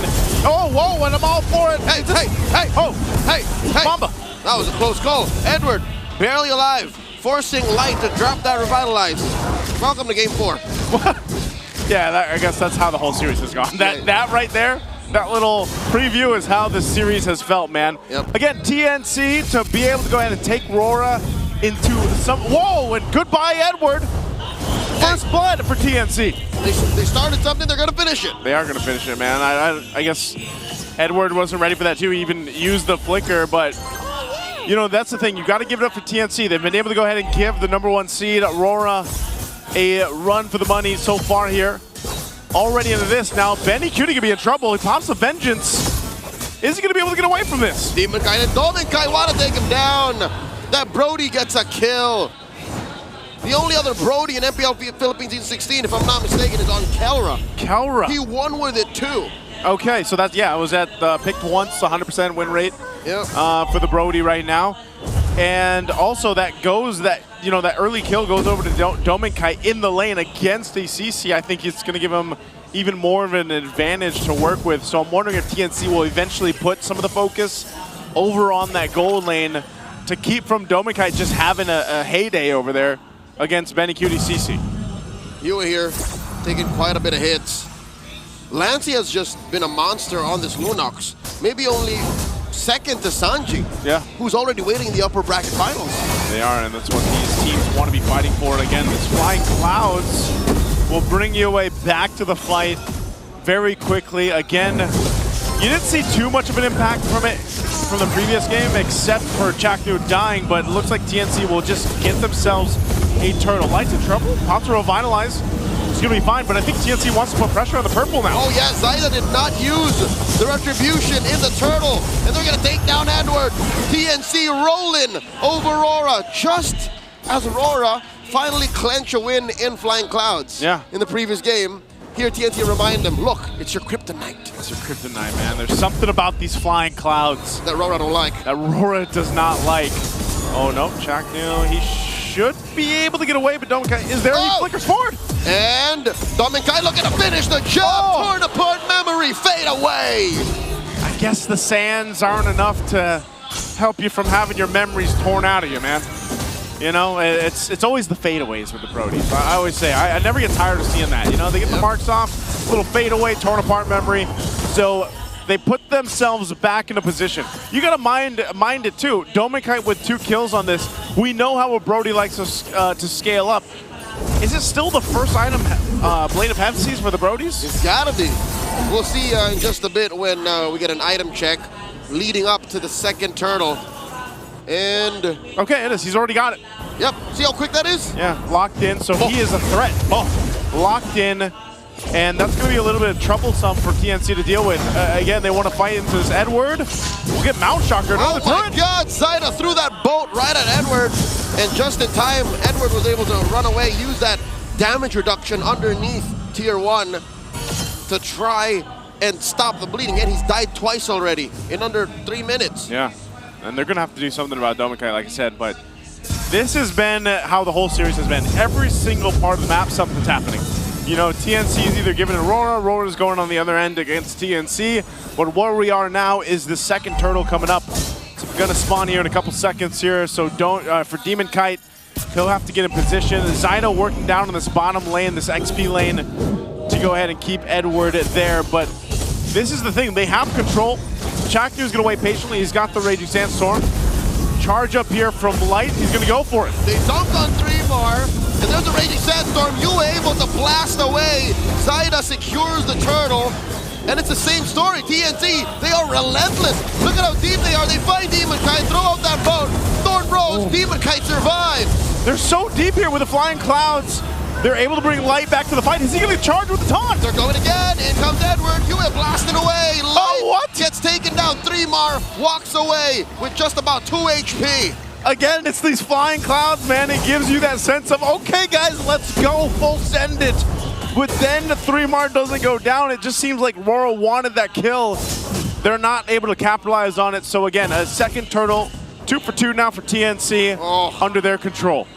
1,200 gold. Wow. 1,200 gold between Dominkite and Benny Cutie. That is the one shining beacon for Aurora to hold on through the early game. At least their Brody doing fine. He's going stacks. He's going to go for the stacks here. As long as you take care of Dominkite, if you're Aurora, they should be okay. So if you're TNC, you're starting to put the focus there. Uh-oh. And I think that's what they want to do. Look at this. Look at the protection that Dominkite's going to have. Bodyguards. Bodyguards for him. Oh! Uh-oh. Gets hit by the Mountain Shocker there. Good push for Benny up top, though.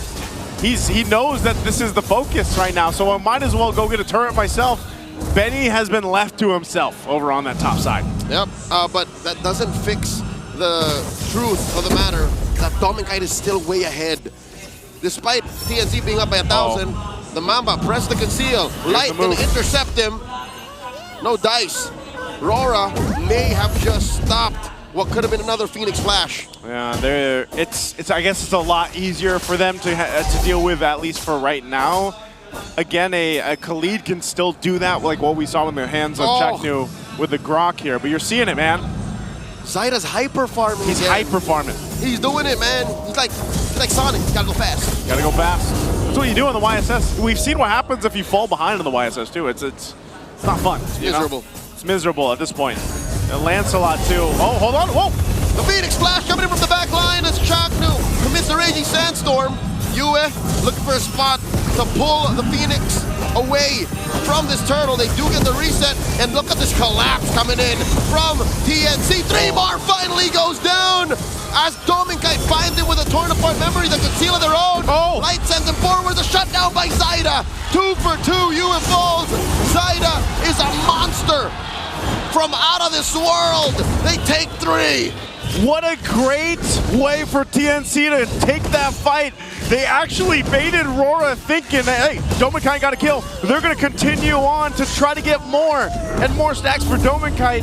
And it's TNC that utilized the lineup they have, that durability, and even the heals that Chaknu has for himself to bring RORA and then punish them. Oh my God, Dominkite! Oh, can he get away? He should living on the right. edge against Dreamar as an XP later. Oh no, goodbye. Dominkite falls the second time. How even? We didn't see it. In what, the same spot even? It's deja vu. And now they're denying Dominkite his purple buff. Look, they left a little baby. Yeah, they're gonna leave that there, man. TNC is on something else. They're taking this game under control, man. I mean, it took them a little bit to get there, but also look, Benny has essentially caught up now. He's only, what, 200 gold behind? Instead of that, 1,200? He's in good shape. In great shape, I'll tell you that. Aurora are down 3,000 gold, folks. All tier 1 turrets have fallen. The map is shrinking. I did not expect this kind of dynamic between the Yushin Shin and the Lancelot. Yeah. I could have sworn Dominkite was going to be more proactive. Yeah, there's something about it again, and maybe a sprinkle of that pressure comes from 3mar on the Hilda. You know, you're seeing it. Sometimes it's just him posting up on this side of the jungle of Aurora like he is right now. And you don't want to leave Dominkite to his own because 3mar is enough to actually put pressure on that. So Aurora is almost in a position where it's like they've got to be together in their own right. They've almost got to be their own form of Ube for this game. Hey, it's in their DNA. They have some parts of what was once Flax International in their roster. Zaida pops that Mountain Shocker, keep tabs on all the members of Aurora. He knows that the coast is clear. This is going to be a free tier 2 turret push down bottom. Very clean takes from TNC right now. They're not taking they're not overextending themselves. They're not getting a little overzealous or anything around these objectives. They're taking it slow and steady, all leading in to that first lord of the game. It's going to come up in a couple seconds here. They've got the position. We have to look at RORA down this much. We've seen them do it previously, turn things around in their favor, but this one's a little more tricky. They'll try to set things up. Dominkite might be able to survive a little bit longer now that he's just a brute force breastplate. So he's at least got that, but they start this lord up. Benny will be the one to do that. Zaida got his buffs that he needs. Same with Dominkite. Are they going to come down to a retribution battle or do they fight? Dominkite gets a little bit of extra range with the Malefic gun, so they're in a position to contest. If my opinion matters any, I think it has to be off of a fight. It's very rare that you'll see this kind of lineup go off of a free lord. They can't just yeet that big objective from out of nowhere. Yue obliges with a feathered airstrike. Down goes the lord. Zaida secures. Dominkite falls. It's so hard to play as this Lancelot.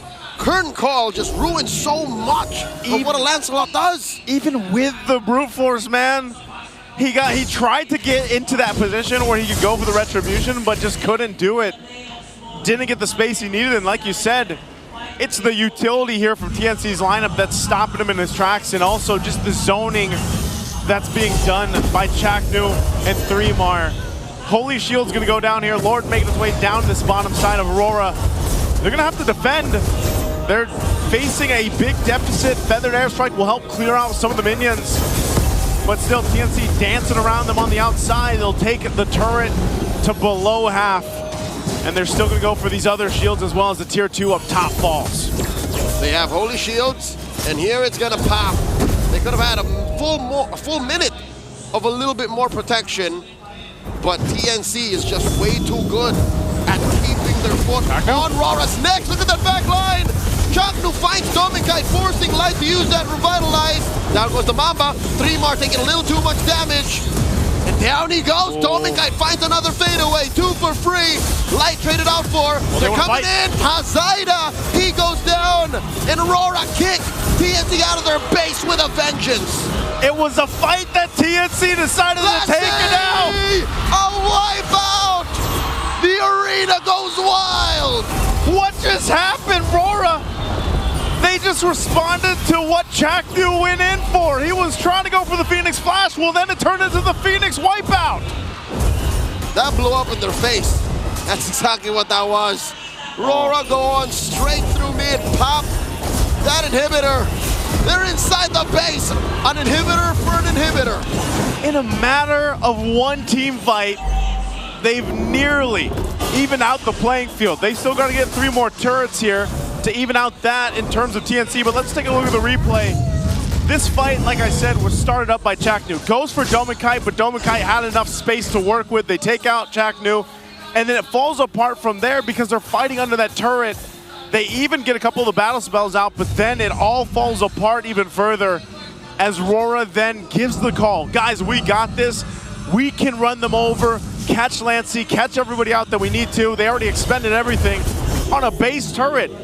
I'm surprised TNC decided to even do that. If you look at a dictionary of MLBB and you look for the definition of full send, you would see an image of that sequence. Yep, that was literally a full send right there. So what does that do? It completely dissipated any lead that TNC had. They still have a map advantage, I'll give them that. In some form or another, they've got a couple extra turrets down. The Lord is up here, they're in a position, but now RORA has basically gotten themselves the confidence to bring it into a contest here for this one. And the painful truth for RORA fans watching is not a single objective win over to Aurora. So what makes this Lord any different? They try to corner Benny Cutie, 3 more dancing around with Edward. Oh, they catch Domikite, the AOG, he dances, he pops in the wind of nature. The Lord stolen away by Domikite. Chaknu folds, 1 for none. It's all for Aurora. Everything that could go wrong for TNC happened in that exchange, and everything that went right happened for RORA. Domikite survived with the flicker and the wind of nature, plus light being there for him. If you see the player cams, you see such a heavy sigh from the Mamba. It's the same issue as in Game 3. Deep into the late game, he just seems to run out of gas. They got a Lord with them. Feathered airstrike from you. RORA coming in for full 1,000 gold ahead. They might have forced the issue. Zyda sends him away. Look at Tribon from the back line. The Phoenix Flash coming through. UFOs. Down goes Lancey. Domikite doing his darkness. Okay, still alive. So much damage. Down goes Light. He's still alive. He's going to disengage, but TNC wants more. They're going to chase down Edward. Edward very low, dancing around so many members. Oh my God! Domikite finds 3 more. This man is on fire. Someone stop him, and it's gonna be Zyda who does. Yes, it is the shutdown on that Brody. The flying clouds work for TNC this time, bringing in Zyda to the fight to catch out Domikite. He survived too long. They had to get rid of him. So if Aurora's full send worked in that previous sequence, here they got punished hard for it. They got punished. And this is, I would say so far, Leo, this is probably one of the more utilized flying cloud maps we've seen in Season 16. This has been on both sides now where the clouds have helped both teams on the defense, and that's exactly what the flying clouds really helps the teams do here when it is the map chosen. You can see this, right? Domikite, he's had to rely on a lot of those defensive items even, that he's switched things out, because again, he used them in the previous fight. They still have a minute. They're gonna bring it back in. They have to reel it back into this point. It's still the same map, right? They maybe got 1 extra turret down. They got 5 down now, but still both teams have 1 base turret down.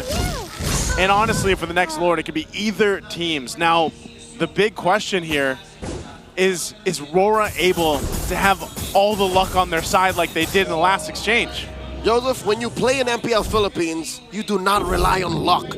Champions are not made by luck. Champions are made by skill, dedication, and hard work.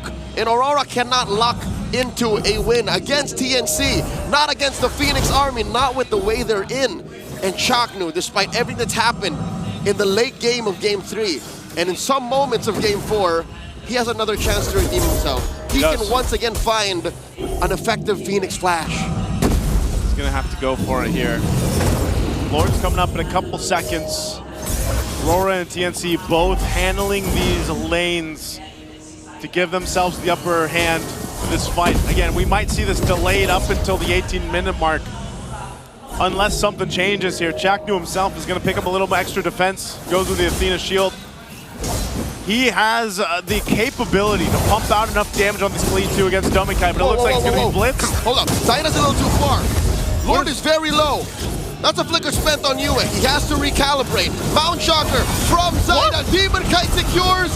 Gets taken out by 3mar. I think Zyda just want to take out the Lord. Just take out the base. AOG from Light. He's going to get popped here. Survives. Yue with a defensive feathered airstrike. He survives, but again, the Lord was secured. For RORA, was the plan, was the play from TNC to just put pressure there, potentially ending the game with Zyda? Joseph, this is tactical genius. If RORA play this right, Demon Kite can eventually join the Lord push via flying clouds. He can, and it's even TNC that's holding it here. Chaknu was trying to go for a Dome and Kite. They're going to hold it. Half health on that Lord. They should be able to clear this out, but the Feathered Airstrike will push them off. Demon Kite's now up. Uh-oh, Edward? Edward takes quite a few damage. Too much!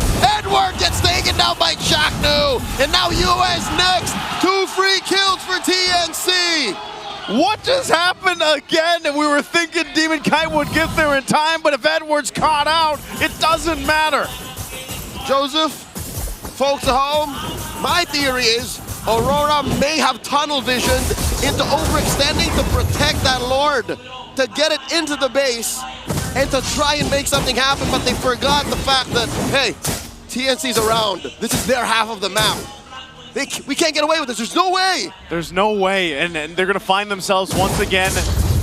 Off of that, TNC has basically brought it back. Now, when we look at this leading into our next objective, yes, we're a minute and a half away or so from it, but when we've seen those defensive items swapped in and out, they're all pretty much available again. So you got your Immortalities, you got your Winter Crowns, you got the little bit of extra damage here now too for Yue as he picks up a Divine Glaive.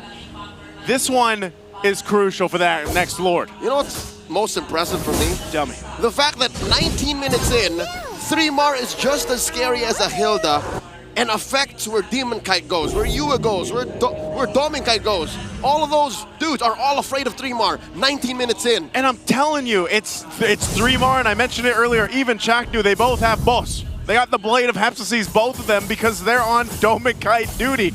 If they can find Doming Kite, or hell, even Yue, to get him to wings by wings early, I would say that's almost a mission accomplished for those two. And there's so many ways to force Doming Kite to trigger that Wind of Nature. So, TNC, again, utility through damage. UTD. UTD. That's either side. It's the most effective kind of utility, just the threat of violence. The threat of violence, man. Please don't hurt me. Oh, man. I think at this time, either team response. Either team's gonna have to respond to that in either way. See, look. Yeah, Yue's gonna. He just again managing the waves here. Lord's coming up now. Again, this is an evolved one post the 20-minute mark. TNC will just not waste any time. They're gonna go for it. I think you're gonna see 3mar swing over on the side. Whoa, a jump in from Light this early on. What was that? What was the call? I mean, he's responding to the Mount Shocker, so it makes sense. And it could also just be to go ahead and get them off the Lord. Again, they need a little bit more time to get in the position. You can see Zyda's probably going to try to do the same thing. He's doing a little splitsies. Yeah, but now, the lesson for Aurora, right? No matter who dies, you follow through on the post-Lord rotation. They're going to be forced into that position. Look at this, too. Chaknu on that side. Zyda will go ahead and take the orange buff. RORA is in not the most favorable position here because of this. Even Doming Kite has to be very careful on what could potentially come from that off angle. Look at that. Doming Kite decides to walk. Oh my God, the read on the map. Magic Sentry shows Zyda and Chaknu with ill intent. They knew. No. Now leading, I don't know. All right, Light intercepts the two. Edward as well. Revitalize. Dancing around, forcing the Revitalize. Feathered Airstrike coming in from Yue.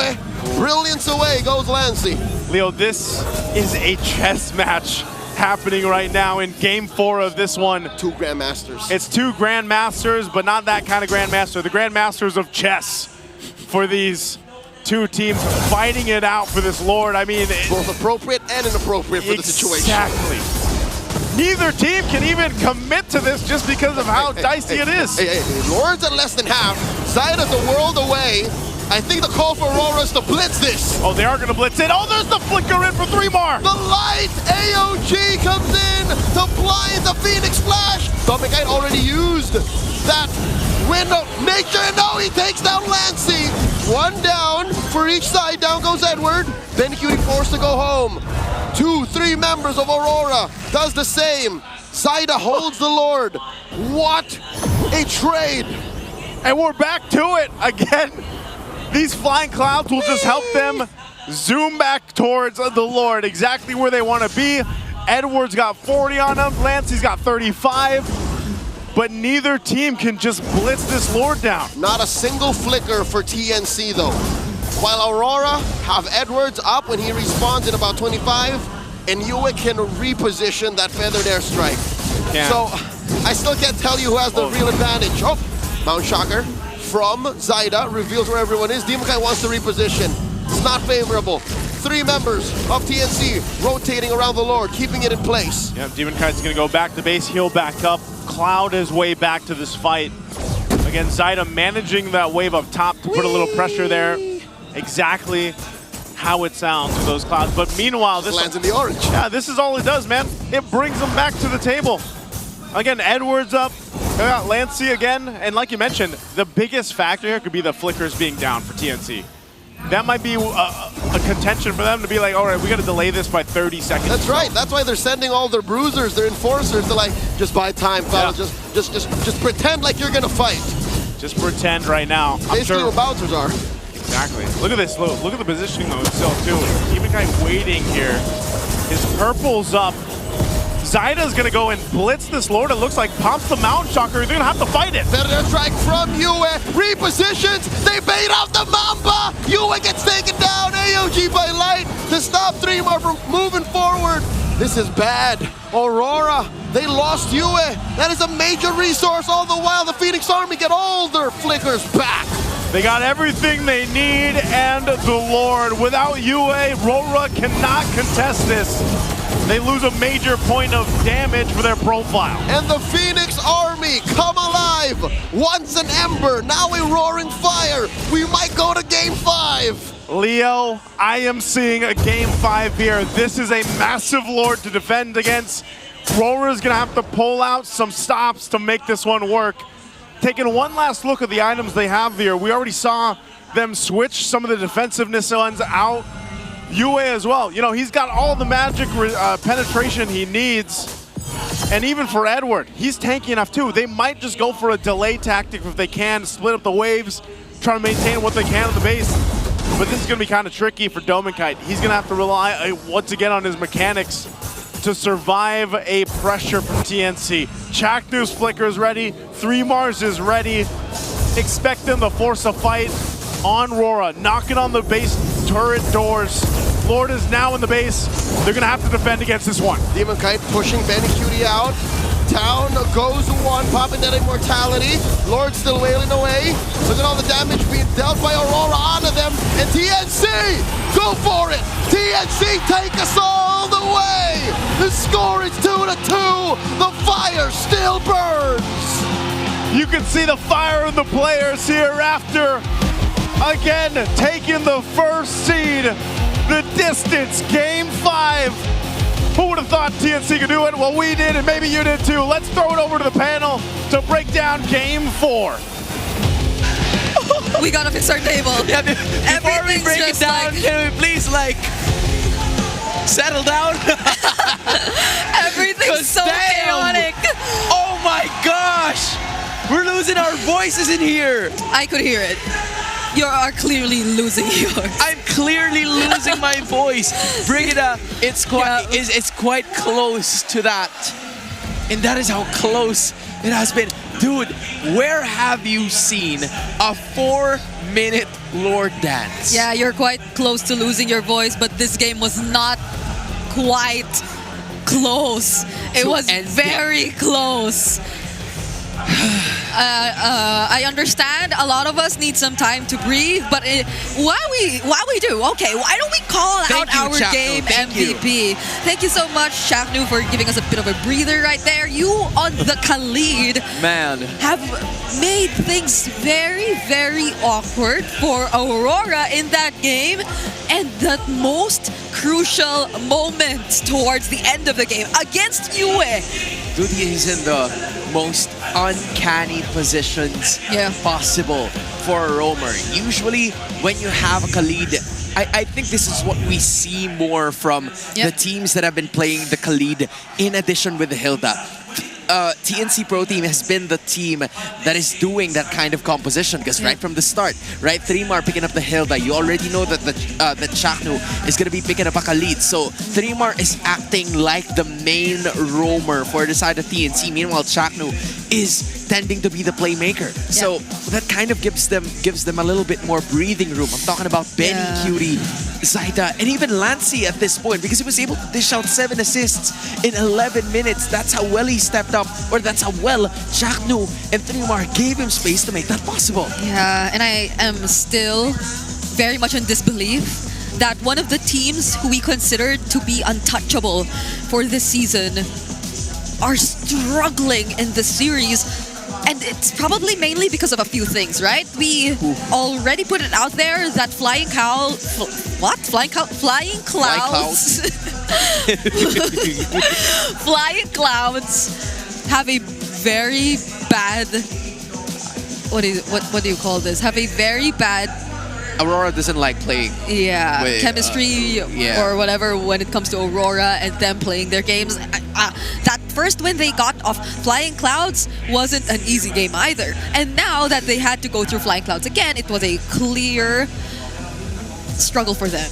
Now, aside from the entire Flying Clouds conversation that we put out there, it's also the fact that TNC as a team and their draft is a bit too complex for us who are so used to seeing the normal fundamental drafting patterns. 3mar said I love you there, but I think Aurora have been caught off guard. Yeah. Again, from what we started in terms of the draft, it's only a matter of order against power. Eto Max thriving in those counter picks. Coach Master the Basics thriving in a sense of certainty. And this Brody, as much as it helps a lot during the early to the middle portions of the game, you don't see them use this often. You don't. And you know, from all of the other heroes that we've seen Aurora use, it's the Brody that has been an outlier. Like, don't get me wrong, it was incredible during the early to the middle portions of the game, but TNC, knowing this, they were very much willing to take it into the later stages, and that is where they thrive. They were able to take at least one inhibitor, enough to bring the others down. And yeah, as our boss Pao is just right over there taking notice of us. Yeah, she knows the pressure. She knows that everything is going. She can't believe it's a game 5. Same here. Same here. You gotta Same understand it. All right. So yeah, boss. We'll see you in a bit. Thank you so much for passing by. no, but in all seriousness, I agree with what you mentioned about the bus. Oh, what? No, I was just saying the Brody. Yeah, I agree with what you said about Brody. It's an outlier. We don't see it often, but there clearly was an idea behind it. Yeah, for sure. I think this is also where Wolf's entire neutral, safe, and balanced picks idea comes to play. Yeah. Right? Because it's not a winning quote-unquote matchup, if you would say, or if you would call it to be one, but it's a safe pick. It doesn't win, it doesn't lose. It's a reliable. It just keeps things stable, at least for the gold lane. And Dom and Kite, we're so used to seeing him always winning his lane, always getting the upper hand, but in situations where he doesn't have the tools to do that, then at least give him something that won't put him in a dangerous position. And the Brody probably was one of the options if they were considering that. And it did actually fare well. I think it did really well during like the first 10 minutes of this game. We saw a lot of torn apart memories kind of outplaying what was supposed to be an outplay for TNC Pro Team. And yet, this guy right here, man, Zaida, if we're talking about being reliable, this guy has been the reliable option of offense here for TNC Pro Team. Edward having like so much damage. It's how it is. The manifestations continue to bring up the best in this jungler from what we saw, and that is the reason why he was picked in a sudden fishbowl that we had from a while ago. It's just Easton Shin, Lancelot, you name it, dude. The Zaida can make it happen, and this is the guy who has been stable for them so far. Wait, I'll look for the other one. My bangs are... Yeah, just buy some time. Talk while I look for the other one. Okay, so if you guys would recall earlier, he did pick a name from the fishbowl and said whoever he picks is going to the upper bracket finals. And he picked Zaida. But Domikite's here as well. Okay. Dude, like... Yes, thank you. Thank you so much for that. I think we need a breather. So we have Zaida. It's either Zaida or Domikite, but these two are putting up a show, especially in game number 4. I wonder what Wolf is going to say about this match. It's been too long, Wolf. Go ahead.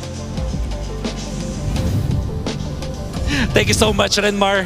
Let's catch our breath, everyone, and look at this beautiful play. Pag tinignan natin tong very quiet play, masasabi natin for TNC. Kasi parang after this clash, isa lang naman ang mamamatay. Pero crucial yun kasi yun ang magbibigay ng endgame scenario para sa TNC.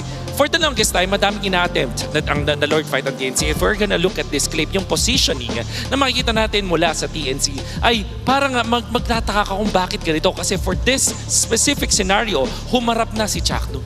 Laging naghahanap si Chakno for the longest time. Maraming beses sa mga Lord dances, naghahanap siya ng opening dun sa may backlines. Pero in this scenario, tinry niyang humarap. At nagkaroon tayo na ngayon ng mga targets. Etong si Chakno will look for eventually yung spot dito kay Yue. At alam din nila eventually na itong Lancelot ay lalabas dun sa ating mapa. So Trimar, nandito siya sa push to eventually cut off the lines at maging pangharap lang doon sa kanyang, doon sa Lancelot ng kalaban. Now, para naman dito kay Lancy, nandito lang siya para tulungan etong si Demon Kite, si Zaida kung sakali. And of course, Benny Cutie looking for an angle dun sa backlines to eventually output the damage and then help etong si Benny Cutie. So we are going to see now as it plays out. Ganun yung mangyayari. Chakno will eventually look for Yue and beat the target habang si Lancy naman tutulungan etong si Zaida nung ginaw siya ni Light. At si Trimar naman haharapan lang etong ating Lancelot na hindi na rin nakapasok dun sa zone. And then eventually, as Yue goes down, that's the end of the clash para sa side ng Aurora. And eventually, TNC will just get the free Lord. All it took was one death. At yun yung sa Farsa. Ay nagkaroon tayo dito ng magandang tasks na na-distribute sa mga members ng TNC. The way that they found out that their win condition, yung endgame scenario sa kanila, ay para lang magkaroon ng sari-sariling trabaho. Zaida, dun ka lang sa Lord. Lancy, tulungan mo lang si Zaida. Trimar, dun ka lang sa mukha nung Lancelot nung kalaban. At Benny Cutie, itali mo si Trimar at si Yue. As long as Chakno provides the vision and of course the stun, that will be good for them. And TNC, tina-doubt natin. Kahit sa Keys to Victory ko, hindi ko gusto yung endgame scenarios para sa TNC, but they proved me wrong. At dahil dyan, pupunta tayo sa game number 5. Maraming salamat TNC and RORA. Back to the panel. And thank you again as well, Wolf. I'm stuttering. I'm trying to catch myself in certain situations because damn, from what we saw, a lot of people said that this was supposed to be 3 games. Some people were saying this was going to be 3-1 and then that was them being generous. But TNC, they didn't give a care in the world with all of the predictions. All that mattered to them was that this was a series that they felt like they really have a good chance to win. And now, cutting it close once more against Aurora, the Northern Lights are being pushed back. Yeah, it's a game 5 again. This feels more like it, you know? Like, I'm more used to this. And I didn't even bring it up. Ladies and gentlemen, I tried to evade the question, but she can't bring it up. No, because we're already here anyways. It's already a game 5 anyways. It's not like it's gonna change anything. Thank you, but thank you. maiden of extensions. Yeah, I think we're all watching out for what can happen in the next game, but we have a few more minutes before we head into that. Right now, we are gonna take a quick look at the head-to-head between Chaknu and Light for that game, where the guy who has so much MVPs feels a bit outnumbered here. Yeah, there were some moments where Light was really providing assistance, but we haven't seen him made a lot of those initiations, specifically because of the gacha, you know? There seems to be like a smoke disturbing him from within. Like, how would I approach this? How would my idea be? But his judgment is clouded to a certain extent. But for Chakno, it seems like there were more decisive plays coming out from him in terms of the Khalid. He knows the positions that he has to take for them to at least get a little bit more real estate heading into the matchups, which are the Lord and the Turtle Dicks. And even though I have to say that Aurora has done a great job in taking care of a lot of their objectives during the majority of this game, it really mattered in the team fights. It mattered in the smallest of errors. And at that moment, it was Chakno catching Yue, you know, off guard. And there was no other way for them to get the Lord. From there, it was just an all-out brawl for TNC, and it was their game to lose, thus winning and taking us to a game number 5. Yeah, I feel like we might see... I wonder if Aurora's still willing to let go of the CC again, if ever they are not going to be in the blue side. But we'll get to know that later. For now, we have to dive deep into Flying Cloud stats, because it's clearly not the best map for Aurora.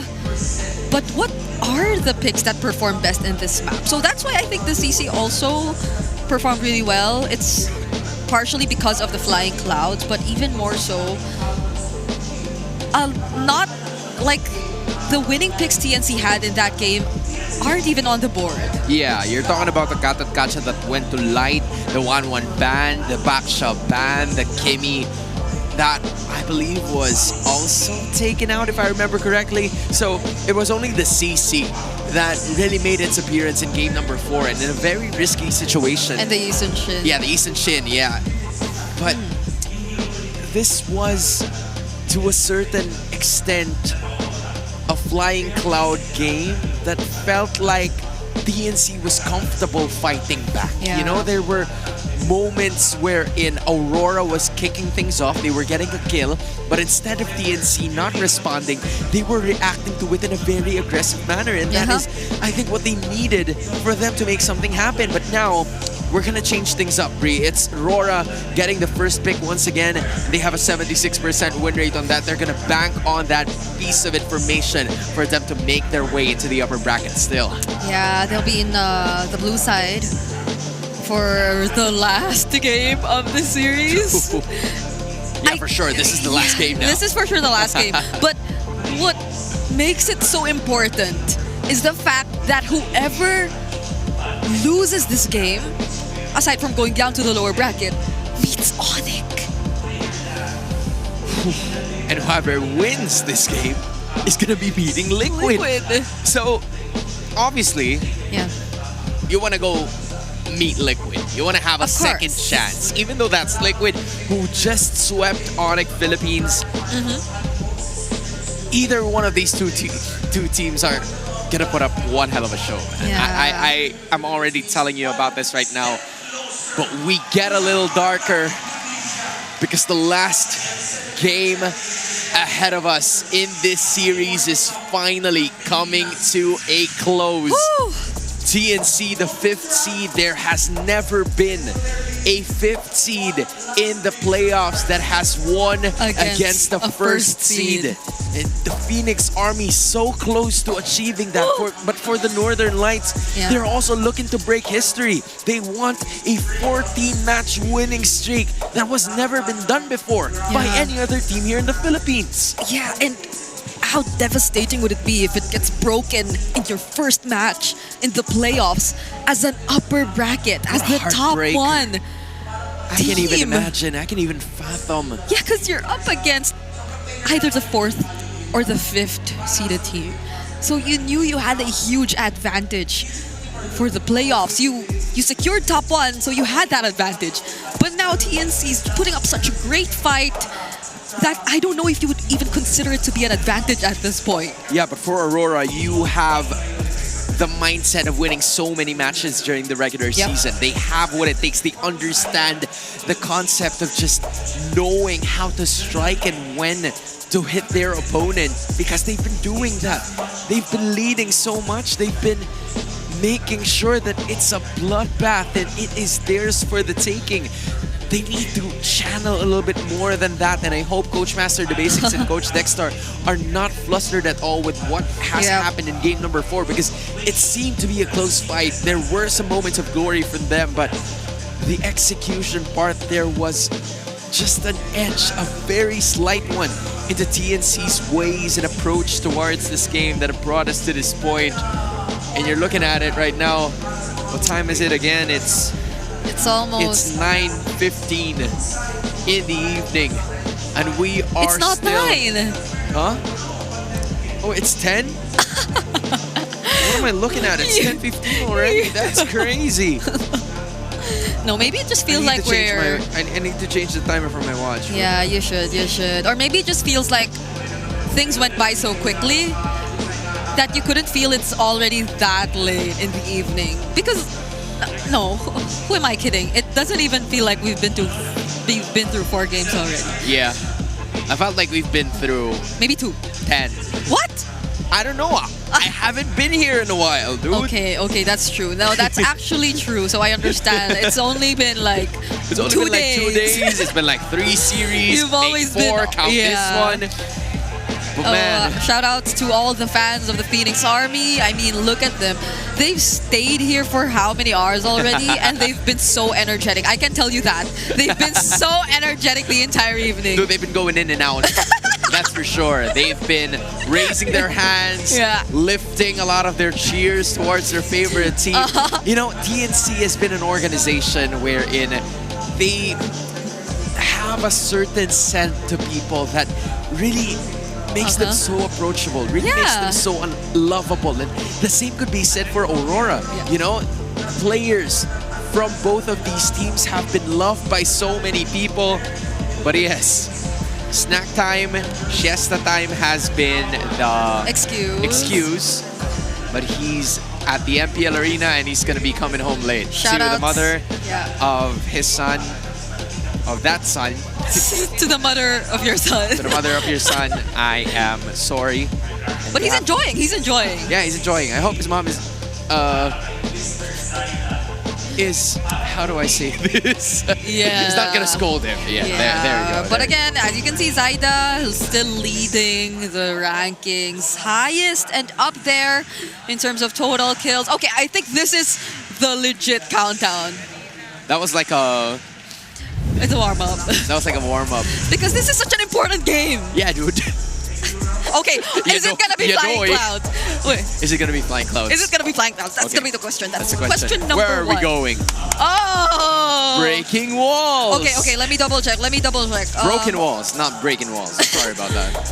Aurora... Yeah, look at that. Has a 100% win rate. TNC...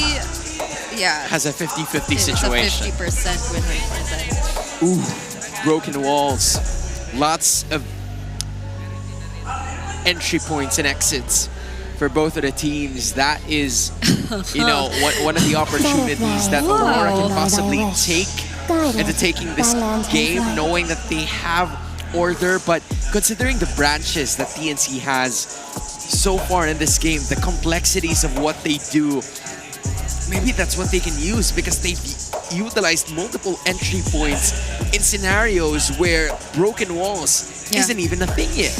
Yeah, I can't believe the priorities also been shifting. It's now the Yuzhong Prio ban for Aurora.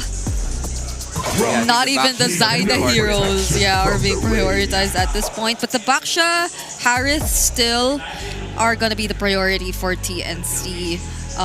They, for the past few games at least, have been also banning out either the Granger on the 1 or the 1-1 in the third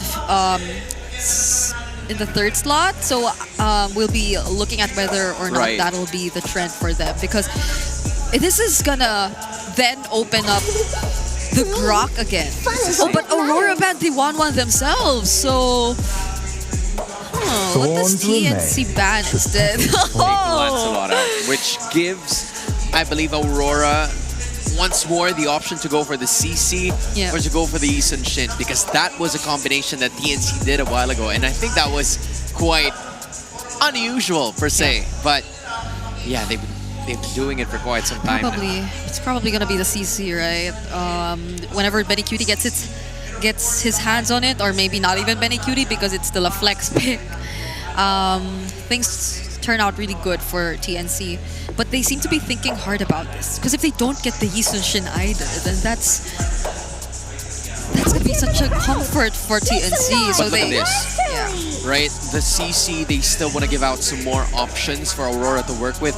My only worry is that once TNC gets the YSS, the Fanny would be available. I don't know if that is still a possibility. It's just that YSS has been the prime of junglers so far. And also there's still a Grok either way. There's still a Ruby either way. So many ways for to stop TNC. And if they do get those 3 picks in the first phase, then at least they can ban out the likes of the export later on in the second banning phase. But they prioritize the Gatot Kacha over anything else. Still, again, the most stable roamer, arguably, in the current meta, and a great deny pick for Light. So I think it's a mix of comfort and composition here with the Gatot Kacha pick. You understand? We kind of mentioned the Grok a while ago, but basing it on the last 2 games that they were playing, Shackno has had some, missteps and mishits. Thus, picking up the Gatot Kacha, it's a safer option. But here is where it changes. Light adding the Hylos to this series, and same goes for the Hayabusa. They've been using that all throughout the season. So Demon Kite is going to be prioritizing a different kind of approach, trying to go for maybe the back lines, just a bit more agile towards the steps and making it happen. Yeah, now I'm thinking, could TNC pick up another X-Borg Red 3? They did that earlier on, not necessarily winning, but with a high loss CC. It looks like a decent pick already, but they might not go for that route if it's a bit too risky. So they secure another comfort pick again for Lancy. And these are 3 really great comfort picks for TNC already. I think that's 3 in a row that Lancy has picked up this Lunox all over the last 3 games. And in addition, it's been in this month. It's been in that first round of the drafting phase. So for TNC, they kind of understand that for Lancy to completely operate, they need to give him some sort of prioritization and make Yue, or at least punish Yue in a manner that it doesn't really translate into the bans, but instead it makes it harder for him to move around. Yeah. So now Aurora can take out some Benny Cutie fighter gold lane heroes, of course, since I feel like that's where we're headed, considering the Yisun Shin Lunox already secured by TNC in the first phase. So the likes of the Cho are still there, the export even is also still there. So they until it wasn't. Until it wasn't, you're right. And they all, or TNC also, as you mentioned, might want to take away a Yue hero. The Farsa might be a great option for the bans here. It can be answered by the Gatot, but still it can deal so much poke for the main damage dealers of TNC, namely the Yisun Shin and the Lunox at this point. So I'm wondering if they want to take that out or the Kimi instead. Sustained it. And DPS, of course, still might be a problem if they want to go fighter. So that'll be the option instead. I think that's how they wanted to go here. There's always the Kimi ban whenever the Lunox for Lancy is available. We haven't seen a lot of Kimi in like the last 3 games. The same could be said for the Granger. Somewhat they are pushing them back into a wall where they are forced to play CC gold lane, which, isn't really a bad fighter gold lane. It's one of the best that we have here in the system. But if you are Aurora, you're looking at a pretty honest draft coming in from TNC Pro Team. out So all the now, injustice in the if you're world. taking out the X-Borg, you better take out the Cho as well. Brigida was right. You just make sure to cancel out those fighter gold laners because it's been the bane in Aurora's draft. But you mentioned it just now too. I wonder why it went quiet all of a sudden. Yeah. There is still the Bane, the Ruby. Correct. There are still some fighter options out there if they wanted to, but the Alice also. Yeah, I think it's been banned in the second phase once. In game number 1, just in game number 1, and then they totally ignored. I think it's because there was heavy priority on Team RTZ and Chakno during the first phase to a point where Edward, on the other hand, was also forced to pick up the Esmeralda as well. So, yeah, there's some tendencies for that. Okay, so it is a CC Gold. Or not. I'm telling you, bro, like our brains are just being chopped into little tidbits right now, but there you go. Could be a potential closer. Now, if DNC is willing to take it into the late game, then Yue would be more than happy to dish out the damage. This is what Aurora had up their sleeve. Benny Cutie. What can he be willing to play into this? We did suggest, or we did open up that the fighter gold lane options out there are still potentially the likes of the Ruby or the Bane, but they go marksman this time.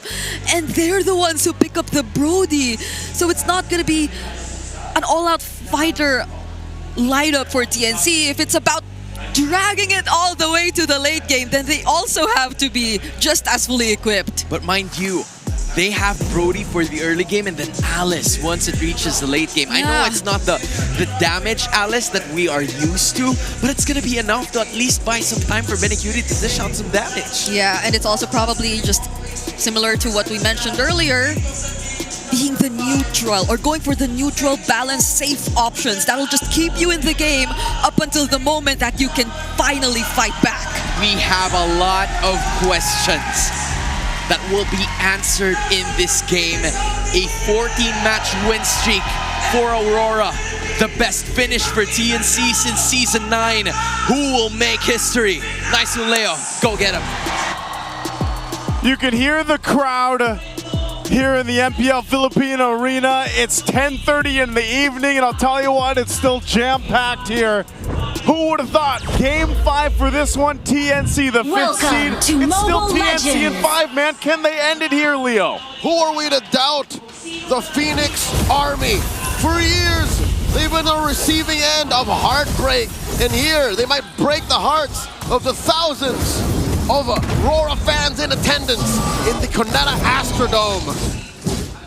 Man, I'll tell you what, the way this draft went, there's shades of that new meta, there's shades of tricks up the sleeve, one of those being that Sicilian for Yue. We talked about this a couple games ago, maybe a few games ago in the series even, that Yue, one of the few players to bring out the Sicilian, had phenomenal stats on it last season, brought it out maybe once or twice, I think it was, in Season 16, and now we'll bring it out for Game 5 to potentially get them one step closer to M7 for them, staying in that upper bracket, or will be TNC with a massive upset already here, day 2 of the playoffs, if they can finish it off. Now, one thing that's been amazing for them is Zyda. Zyda has been locked in the jungle. I'll say this too, even Lancey and Chaknu, they've been working really well together on a lot of these setups in the early game. Chaknu alone, talk about a series for him. Yeah, he made missed a couple ultimates on the Grok when he had him, but he dealt with him. Lancey, okay. Early flicker spent on Lancey, and you don't need much connection to do that. You just need sheer mechanics, and Lancey's been on point. He has. Honestly, you got to give it up for the entire TNC, man. They have been on point as a team. Even 3mar doing work on different heroes throughout the series. Now he's getting his hands on the Alice. His first turtle's up, though. It is going to be started up by Demon Kite. It's going to be zoned out a little bit by Chaknu, so they're going to go ahead and capitalize on this while they're split up from the sides. Backline in control for TNC. They draw first blood on Light, but Demon Kite secures the turtle. RORA has had it with TNC zoning them out from these big objectives from the early all the way to the late. RORA said that's enough. That's enough, man, and they'll do it themselves as well. Maybe that's one of the reasons why Light picked up the Hylos here. You know, part of his job is going to go ahead and to be that, zone out what he can. I'm just a little worried if they don't control what we saw in the hands of Domain Kite, that Brody, this time around in the hands of Benny Cutie. I think Light might have some trouble. So what you have to rely on here is him and Edward in conjunction with even Domain Kite on the CC to help alleviate some of that pressure on Light's shoulders. I'm not as worried about that because, look at mid, you already mentioned a hot topic in this matchup. Aurora, they drafted a Sicilian into the hands of Yue. That's his Excalibur, man. That might be enough. Like, that's the mythical pick. It might be enough to help Light out. I think even so, our panel mentioned the same thoughts here. Leo, it was like, if they get to the late game, that's what Sicilian is, man. Like, he is that guy to get those stacks. And here's where I'd like to disagree, but just the same, ride that thought. It doesn't have to make it to the late game. Yue has played this hero and made it feel like it's the 18-minute mark with just about 2 items. That's true. Even alone with the claws alone are enough to kind of disrupt some of the composition ideas here for TNC with this one. Imagine a well-placed Gleam with a well-timed Ruin. And then you just get, what? With a Claw. I'm getting clawed. That's not what you want to have happen here. So for TNC, you'll have to see this lineup kind of come to fruition later on, and RORA as well. Ben Cutie just part of that torn apart memory. He does damage check Domain Kite, but the rest of the team will center around the second turtle of the game. So not too much action leading into this. It's all about the objectives right now for both of these sides. Chaknu holding it with 3 Mar. They'll wait for Zyna to go ahead and make his way after getting the orange buff. Demon Kite's here, so he's actually going to take control of this. And now we'll see. I thought that Domain Kite might even rotate down, but he doesn't want to leave Benny up there, so it looks like it's just going to be a turtle in the hands of Demon Kite. 2 for 2 now. Contrary to how TNT has been playing for a majority of the series, suddenly they're the ones who are behind a step or two. Aurora score another turtle for free this time. Conceal coming in from Chaknu. Zyda rides that wave. It's that Mount Shocker already throws just a charge shot, both still intact. Yep. RORA's doing well to, you know, back off when TNC wants to fight. I think they read him out. In a way, Leo, oh, whoa, whoa. 3 Mar jumps in. Chi plus the Throne of Ruin, no one home. They answer back with a glorious pathway. And of course, a Pat's Feast. And again, if it leads to nothing, I think that's an advantage for Aurora. They can just bide their time, lead up to when Sicilian is inevitable. When he has the stacks at that point, but this is the interesting thing too, both sides now, we've seen it. It's this kind of engage, then disengage on both fronts for the lineups here, but all this led to Aurora putting pressure now up the top side. Benny Cutie might lose this turret here, so that tier 1 does go up top. Does Chaknu follow through with the Unbreakable? They're gonna go for something. Mount Shocker out of a lot of them, and Edward goes down. He used his flicker to try and push them all back. Down goes Light to Yue. Pops that Bat's Feast to no avail. TNC read into Rora's tendencies. Great for the Phoenix Army. Great answer. Again, it was starting to build up in the gold lead for RORA. TNC just took that and took the tier 1 turret as well. Might even take this purple buff. Again, there's a push down bottom, at least trying to make something happen, but TNC, they don't get the purple buff, so that'll still be there for Demon Kite. But what TNC is doing is they're playing smart, man. They're playing to the strengths that they have here. Ooh, even for Zyna, again, it looks like, yeah, so he'll get his purple, and they're setting things up. Did you see that, Joseph? What's that? Light is rocking Encourage. Yeah, he's done that a couple games now. Instead of Conceal. Yeah. That's a choice he's made. I've noticed it throughout the series. Light has actually opted for the Encourage. They're going to go ahead and take this 3rd turtle in their hands. RORA starts it up, but TNC, they don't want to give this one at this time. Mount Shocker going to be used. Zyna will get control. Does Light choose to fight this with a team? There's the charge in. Flicker, Throne of Ruin. Zyna secures the turtle. Glorious pathway by Light. and they're trying to do it. Edward falls first, traded out for Zaida. Edward goes down as well. 2 for 1, and that'll be one more. 3 for 1. Benny Cutie. TNC 6 kills up. What? I mean, RORA, it looked like they would have had a much better fight. I guess they weren't encouraged enough for that one because there were so many low health bars for TNC, but still, they just didn't have enough firepower in RORA's hands. Again, this is one of those lineups that needs to build. It has to have time to cook. And even with that setup that came through, they just didn't have it. So, again, you take a look at the items. Demon Kite still has the Sky Piercer, 100 Strike Sky Piercer, but you know he's still scrapping for stacks. He doesn't have any yet. Demon Kite will get a brute force, so this is the hard part when they go into these fights.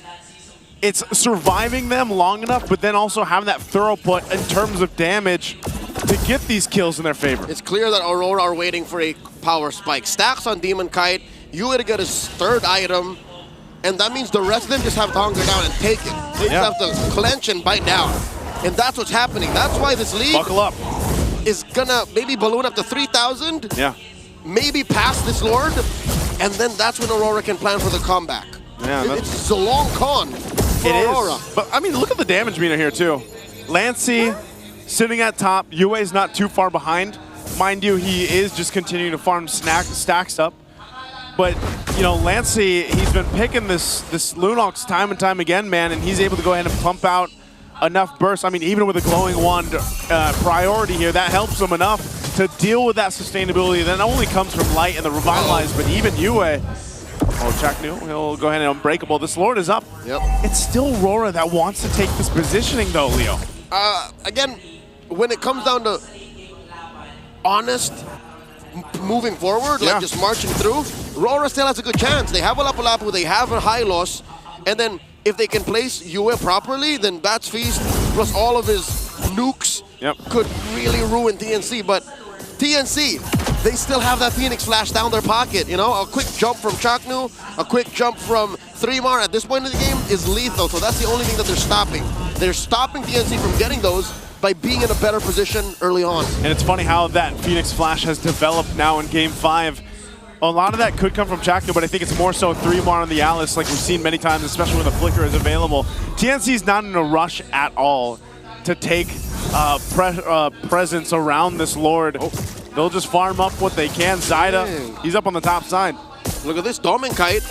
With all that's happening on the map, I think this is a great way to make the most out of a quiet moment like this. Passive push, he gets it done. Yeah, he's been doing that work. Again, playing on the macro level here for RORA. This is one of the things that made them so strong throughout the regular season.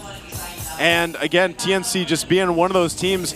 This is what we mentioned yesterday too when we were casting it. It's like, you know, that little break that TNC had. I know they took a little bit of a trip in between the regular season and then the playoffs. Seems to have paid huge dividends for them in terms of just their play here. Playing so cleanly for the most part throughout this series, being able to lock in things synergistically between each other and these picks that they have. Now can they bring that here in this first Lord fight that seems to be RORA starting it up, not blitzing it. They'll be pushed off, it'll reset, so still respecting what TNC has. This is dangerous for Aurora. Despite them having good damage output and, again, seemingly unbreakable resolve, Yue has a minute on his Flicker. If he dies now, say goodbye to late game scaling. You're gonna have to delay that for another 2 or 3 minutes. Yeah. So they have to be very careful. That's why he's so far off. He's got to play that backside just safe as he can. Chaknu's going to charge on in after the claws didn't connect, but he doesn't get the Unbreakable off either. Still holding on to Revitalize, same for Light. It'll be both junglers just go ahead and setting things up. That purple's almost up for Demon Kite. Same for Zaida, so they'll go ahead and get what they need buff-wise. Zaida having a little bit of lead, knows that Demon Kite's grabbing his, will start up this Lord. This is a moment for TNC to get the space they need now at this point. Keep an eye on Chaknu. What's he going to do? Light will spot them out. Even for 3mar. Again, he's done this time and time again with Yalis. He could be the surprise factor, but Chaknu's still at half health. He'll reset. These checks aren't for free. Chaknu feigning the recall here, holding this fence brush. It's not for free. Aurora knows that they can keep pressing these buttons and keep threatening a blitz from out of nowhere while this dance continues. What is this kit? I mean, who is this delay working better RORA. for? I'll tell you now, RORA. Because Yue? Yeah, because Just Yue. stacks on stacks? Because Demon Kite, because he moves a little faster on the map compared to Zyda. And that's why TNC, the only thing that they're holding on to is a Mount Shocker. Look at this, the Blitz coming through, a Flicker, a Gleam. No one home for that throne. The Lord goes over to Aurora, down goes 3mar. Oh no, Benny's in trouble. Kite wreaking havoc into the back line. Pops that Vengeance. Benny Cutie with that Stormborn memory. Domin Kite still alive. Zyda thinking twice, maybe he can, maybe he shouldn't. Down he goes, Edward gets the kill in the back line. Chaknu, they have overextended. The Mamba finds no one as Zyda falls. So does Benny. Lancy served up a kill to Light with the help of Yue. And it's all gone awry. Chaknu, the only one left. Dominicite going hunting. Oh, he finds Chaknu. The Mamba's gonna have to fold. A wipeout for the Northern Lights. It was a disciplined fight. It took some time, but man, RORA showcased what's made them so strong in Season 16. This could be the end here. They're pushing in with the Lord. They're all here. All 5 members. This could blow up in their face as they go for the base. 3mar gets taken out. Demon Kite finds him. And Edward gets his immortality popped. Benny's still alive. Light goes down. And that's a trade for 3mar. The base still alive at 1/3 of its health. The wave gets cleared out. RORA cannot finish it. The Phoenix Army is still in it. They're still in the game, Leo. They almost saw it end in front of their eyes. RORA tried off the first Lord, but hey, TNC, you gotta give it up to them. They kept it together, and they're still in the game. The 14-minute mark in, RORA got themselves a lead. I'm not sure if we're gonna get a replay of that take, but man, that Lord dance extended, that is the new type of dance we're seeing here. But the problem was, when they went into it, TNC fought. By the way, I don't know if we'll see it, but Edward was able to save the right target with pressure from TNC, and then it turned into a mini fight between each other on different parts of the map. So again, RORA showcasing just how strong they are in the team fight if they're able to go ahead and get it in their favor. Now TNC finds themselves in this position. They've got to take care of Benny Cutie, man. Not over just yet. A Mount Shocker by Zyda. He's sweating to secure even his own purple. Oh my god! That Sanguine Claw displaced it, allowing Demon Kite to yeet it out of range. That's Yue, man. That is Grand Theft Purple to the most disrespectful degree. That's like an alley-oop with the claws. It's like Yue's alley-ooping. It's like a 2-man con job. It's like, hey, look over here. Ha. And you saw it, man. The last fight, I don't know how many stacks. I'm not sure if we can get a stack check on Yue. I'd love to see how many stacks he has on the Sicilian. A metric ton. He's gotta, because he's had free reign to go ahead and get everything he needs. And we saw it earlier when that fight did break out. It was like that one bad impact was able to pump out enough damage too. And I believe even with his build, you know, he's got the Divine Glaive already. He's got the Lantern glowing wand to help with some of the healing, and then a little bit of defense with that Winter Crown. So flicker or not, he was able to go ahead and find that space. Now they're going to go for this Lord. They're going to take it. Benny's a world away. He's going to have to march his way here. And Demon Kite's going to secure the AOG. Zyda throws out that, oh my god! Yue pops him! Down go 3mar. Shadow kill. Chaknu falls. Double kill for Demon Kite. And now Lancy's going to be up next, flickering on out. RORA are circling like sharks. And it's just Benny Cutie left. The inevitable is but seconds away. That's a triple for Demon Kite, and now they'll go. What can they do? What is a Phoenix Splash to the light that shines brightest? #1 in the league moves on through to the upper bracket finals. Aurora take the series. A sigh of relief from the boys of RORA. Because man, oh man, did TNC take them for a ride. 5 games in this series. Hats off to TNC again. One of the first teams, if not the first team, to take them the distance in this way, in this manner. Now here in the playoffs, I can't wait to see more. The only other team to sweat RORA like this was 6th seed the first team to fall in the playoffs. GG well played to the Phoenix Army. TNC are gonna have to bow down tonight, but that doesn't mean it's over. They'll still be fighting in the lower bracket with ONIC PH waiting. And I'll tell you what, Leo, if I was ONIC and I just saw this match, I would be worried and I'd be prepped. I don't even think I'd be sleeping. I'd be prepping for that matchup against TNC. TNC plays a different game, dog. It's a different game, man. Thank you so much for joining us. It's been me, Naisu, Leo, bringing the action. We're going to throw it over on stage because I can't wait to hear what RORA has to say with our host. Let's take it over. Our match winner, RORA Gaming!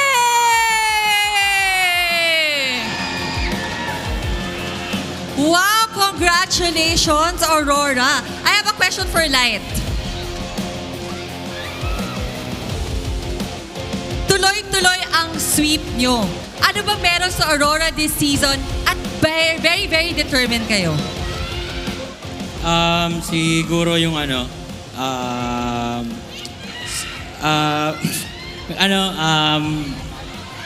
together lang kami, parang ganun. Nagtutulungan ganun and para sa pangarap ng isa't isa ganun. Yun. At for D1 Kite naman. Bukas ay makakalaban mo muli si Carl TZ! Ano ang pakiramdam na makakaharap mo siya muli at message mo sa kanya? Wala naman po, neutral lang. Parang kahit sino kalaban, ready lang ako. Very, very humble. At syempre kay Edward naman, before we end this interview, nandito si Lola Lucy na sumusuporta sa'yo since day one. Ano ang gusto mong sabihin sa kanya? Yun, thank you sa support and enjoy. Enjoy. At syempre, sa mga raming fans dito ngayon sa arena, so ano gusto yung sabihin?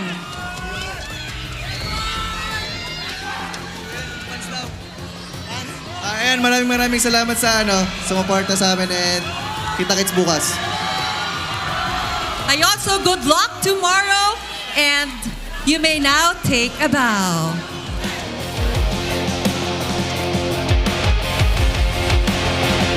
Once again, congratulations to Aurora Gaming!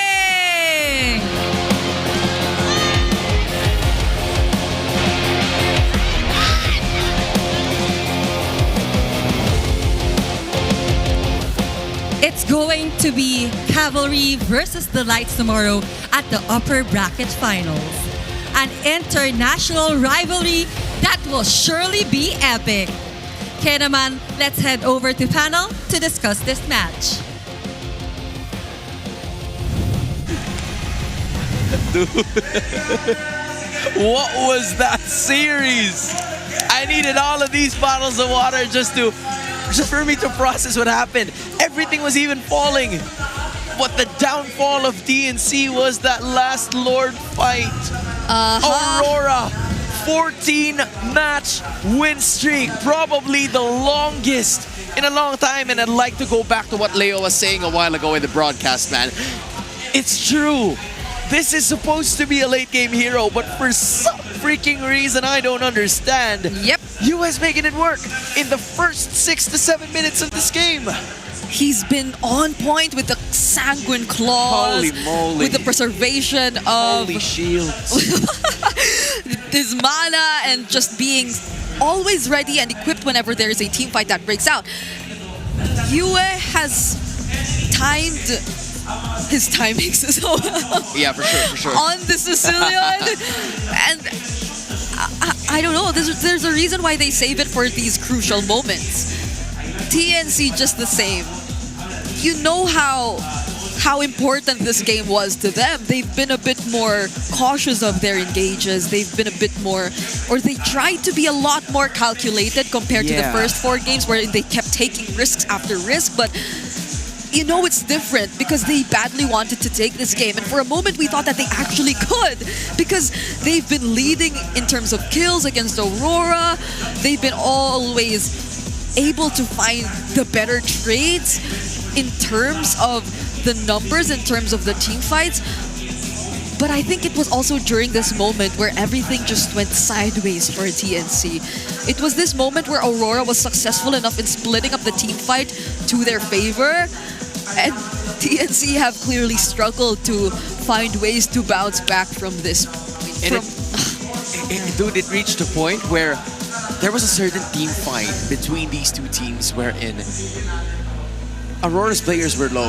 Yeah. TNC had enough to at least punish them out, but Aurora did so well juggling the damage output that was brought about by TNC, and those are the kinds of things that you can't really put up in terms of coaching, and this was the final team fight in that one amazing series. It was them taking control of the situation, making sure that the other people are going to be going down, and as soon as Zaida fell, it was the downfall of the Flight of the Phoenix Army as they make their way into the upper bracket. And Light putting on some fireworks as he knows that he has put up a show in this series. I feel that, especially during that last team fight, the curtain call did so much. Because they threw the curtain call right as the AOG was about to be used by Chaknu. And in doing so, they've limited Chaknu. They've prevented him from actually putting the AOG in the exact spot where he wanted it to land. And that's where everything just favored Aurora, because TNC were clumped up together, aside from the Sanguine Claws, which was just so on point again from Yue, catching 3 members all at once from TNC. And it's very unfortunate that Zaida was also caught in that Sanguine Claws too, because I feel like he already used his Traceless prior to that, so he had no choice but to receive the brunt of the damage that Yue actually threw out. And it didn't stop there. There were just so many members of Aurora capable of chasing him. Edward was also there in their faces. The Quad Shadow was also enough to just close the distance between him, between Demon Kite and TNC. It felt as if it could have been really good for them. Like, Benny Cutie seemed stable enough. In the lane, Lancey had got his Lunox again, Changnu got the Gacha. Maybe it's, again, call back to the Howl. A bit limiting for 3mar that he didn't get his hands on the likes of the Yuzhong or the Lapu or the more aggressive XP laners, because the Lapu for sure can be aggressive, but it doesn't feel as explosive. Yeah, it does not. Based on the Alice that we saw from 3mar, it was quite decent. He was taking a brunt of the damage coming in from TNC Pro Team, but the if that we were talking about here that you kept reiterating was the damage output that he had when he was using heroes such as Lapu Lapu and the other heroes that were available. Even the was dishing out so many damage, right? They even reached a point where the complexity, that's what I think was missing. You know, a little bit more on that complex side of things, whereas they were trying that as of this point, right? We saw the Alice, which we haven't seen a lot of times in this series. I think this is the very first time that we saw the Alice at this point in time. It's just that for Yue, this is why I call that Sicilian the closer, man. This is the hero that they lean towards when all things are going haywire or going south. And that Sicilian was just at the right place at the right time to get that Sanguine Claws. Because you were saying it yourself, there were a lot of moments where TNC has a lot of their heroes fed. Enough items, enough scaling, enough gold, enough of those things. But Yue also said enough of you guys. I've had enough of TNC raiding over their parade. And not to mention, they've also gotten the turtle. Which they weren't able to do in the last 2 or 3 games that TNC was able to take some games from them. That's true. This was the best start, maybe even, for Aurora in the entire series. And this is the kind of early game we're used to seeing from them. But TNC, despite the loss, again, props to them. They did such a great job at making things not easy. Not as easy for Aurora, who again is the top 1 seed. This was not easy, dude. They nearly beat records of 5th seed teams beating top 1 They were teams. so close. They were so close, but I guess you couldn't blame them. Yeah. You knew that it was the do or die match for them. It's not like they're eliminated from the tournament For just sure. yet, but they're much closer to being eliminated if they lose their match tomorrow. You know, there's a lot of expectations surrounding both of these teams. For TNC Pro Team, obviously, having the voice of the people rallying behind them, they want to maintain a reputation and they want to even put that up in terms of our standings just by beating the #1 seed. And what better way for Aurora to respond to that by just channeling their inner Northern Lights towards them, giving us a 14-match winning streak, which has never been done before. For the record, it's a 13-match winning streak during the regular season. Now that they've won an additional one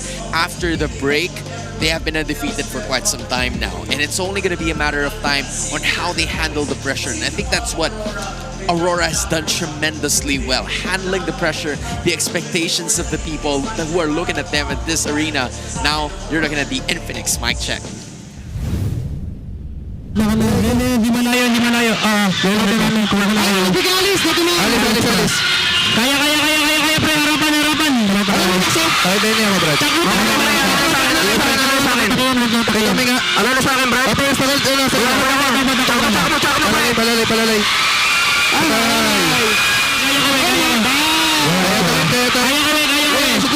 Dito, nasa potsyon na, pre. Nasa potsyon na. Mga pala.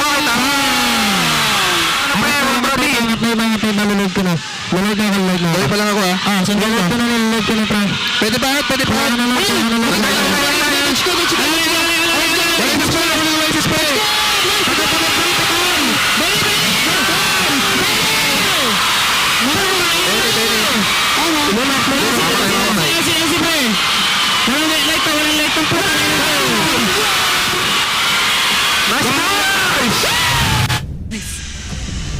Dude, there were so many things that we had to dissect during the instant replay of that mic check that it wasn't even enough screen time. Yeah. We can't even fathom, but just admire the grace and the peak MLBB. You can only watch this here, man. You can only watch this here. I'm so grateful that I got to watch that here in Cuneta Astrodome. Oh yeah. That I got to hear both the Phoenix Army and the Northern Lights scream at the top of their lungs. They're going back and forth.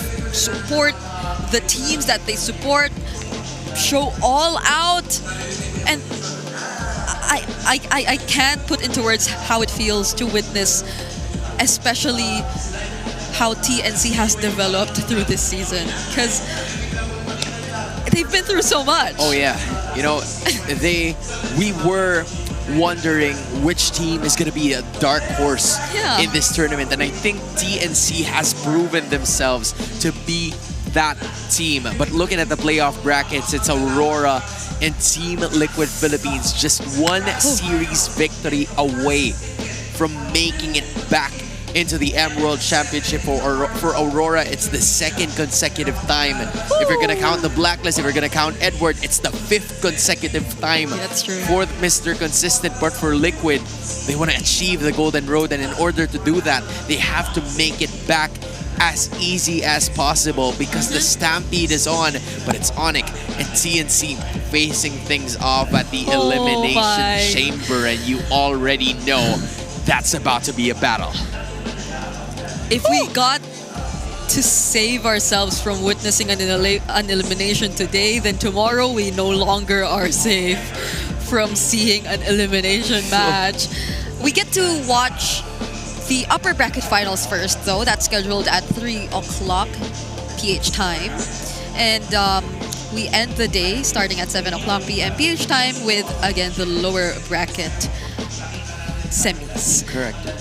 It's ONIC TNC. I feel like I don't know what to expect from this match, especially if ONIC don't find a way back to their old form. Because TNC, after this series, the expectations for them have skyrocketed from every single person who probably watched the series. But okay, so I heard things have been pretty interesting for the playoffs in Fancy Klapan, but yeah, dude, because when you look at it, the Minds, who have been close to being undefeated during the regular season, were eliminated by the Bees, joined by the Sonics and the Auroras, Yeah. 2 for 2, making it towards the next round of the competition. Well, to be fair, in our, original playoff bracket, there's no eliminations for today, but the Kabarangay showing up for the rest of the members of Smart Omega. Yeah. And yeah, what a day it has been in and out of the Champions Arena. There's a lot of activity surrounding not only our teams, but also our fans in terms of the competition. And what a day. What a day, what a day. I can just go down my...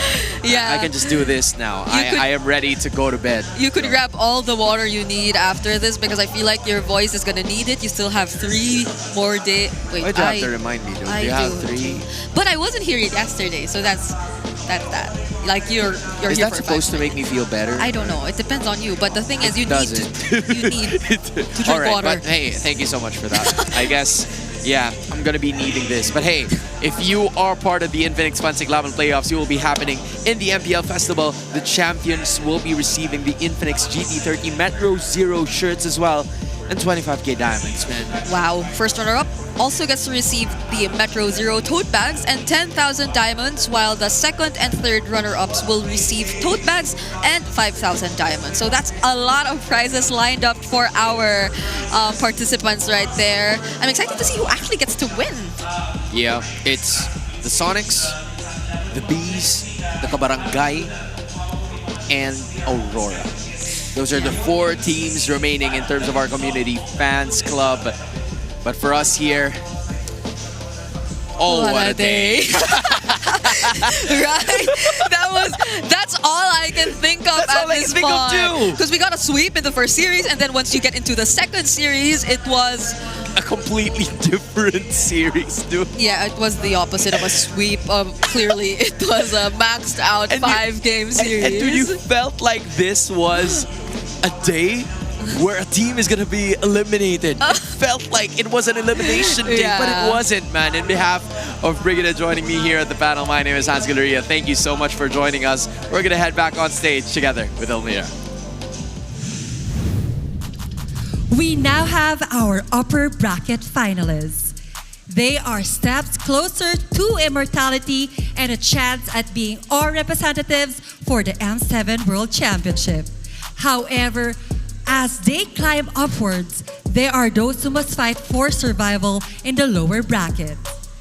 Sama-sama po natin tunghayan ang lakas ng Pinas!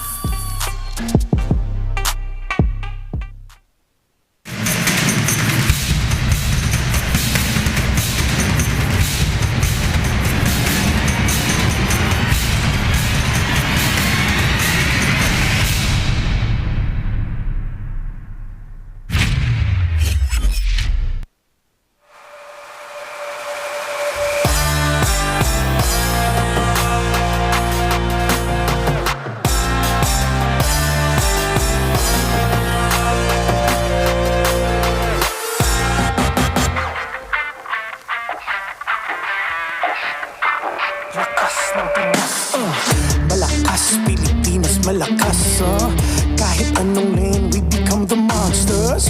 Malakas, Pilipinas, malakas face the golden sun and repping for the 3 stars. Look at us, to the top, no ifs, no buts. Winning any game, para to sa PIN na yes. Di mo matitinag aming boses sa new level. Nasa kalye man o mobile, you know I become a legend. Listen, open fire, we cannot be winners. But with pressure, like diamonds are made of. Switching the lane na parang gera. HP racing made a setup. Kakatang buhat ni Hilda. Full dome SS parang Laila. Susundan ko ang iyong bakas. Kasama pataas. Tagumpay natin to. Dahil tayo'y malakas. Para sa Pinas. Nasa amin ang alas. Hindi to atas. Kinikilala sa taas. Kasi kami ang malakas.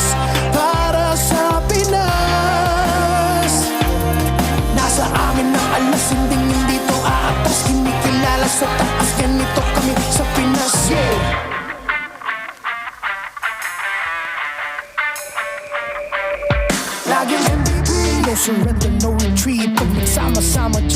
imagine what we can achieve. Nagging MVP, no surrender, no retreat. Giving 100 on my all, cause we just cannot be defeated. We are unstoppable, immune and invulnerable. Ready ang equipment, lahat frozen, mala, crowd control. Pakita on the jab, east to the southeast. Taas ang watawat, proud and loud, cause every enemy we devour. Susundan ko ang iyong bakas, kasama pataas, tagumpay natin to dahil tayo'y malakas para sa Pinas. Nasa amin ang alas, hindi dito atras, kinikilala sa taas kasi kami ang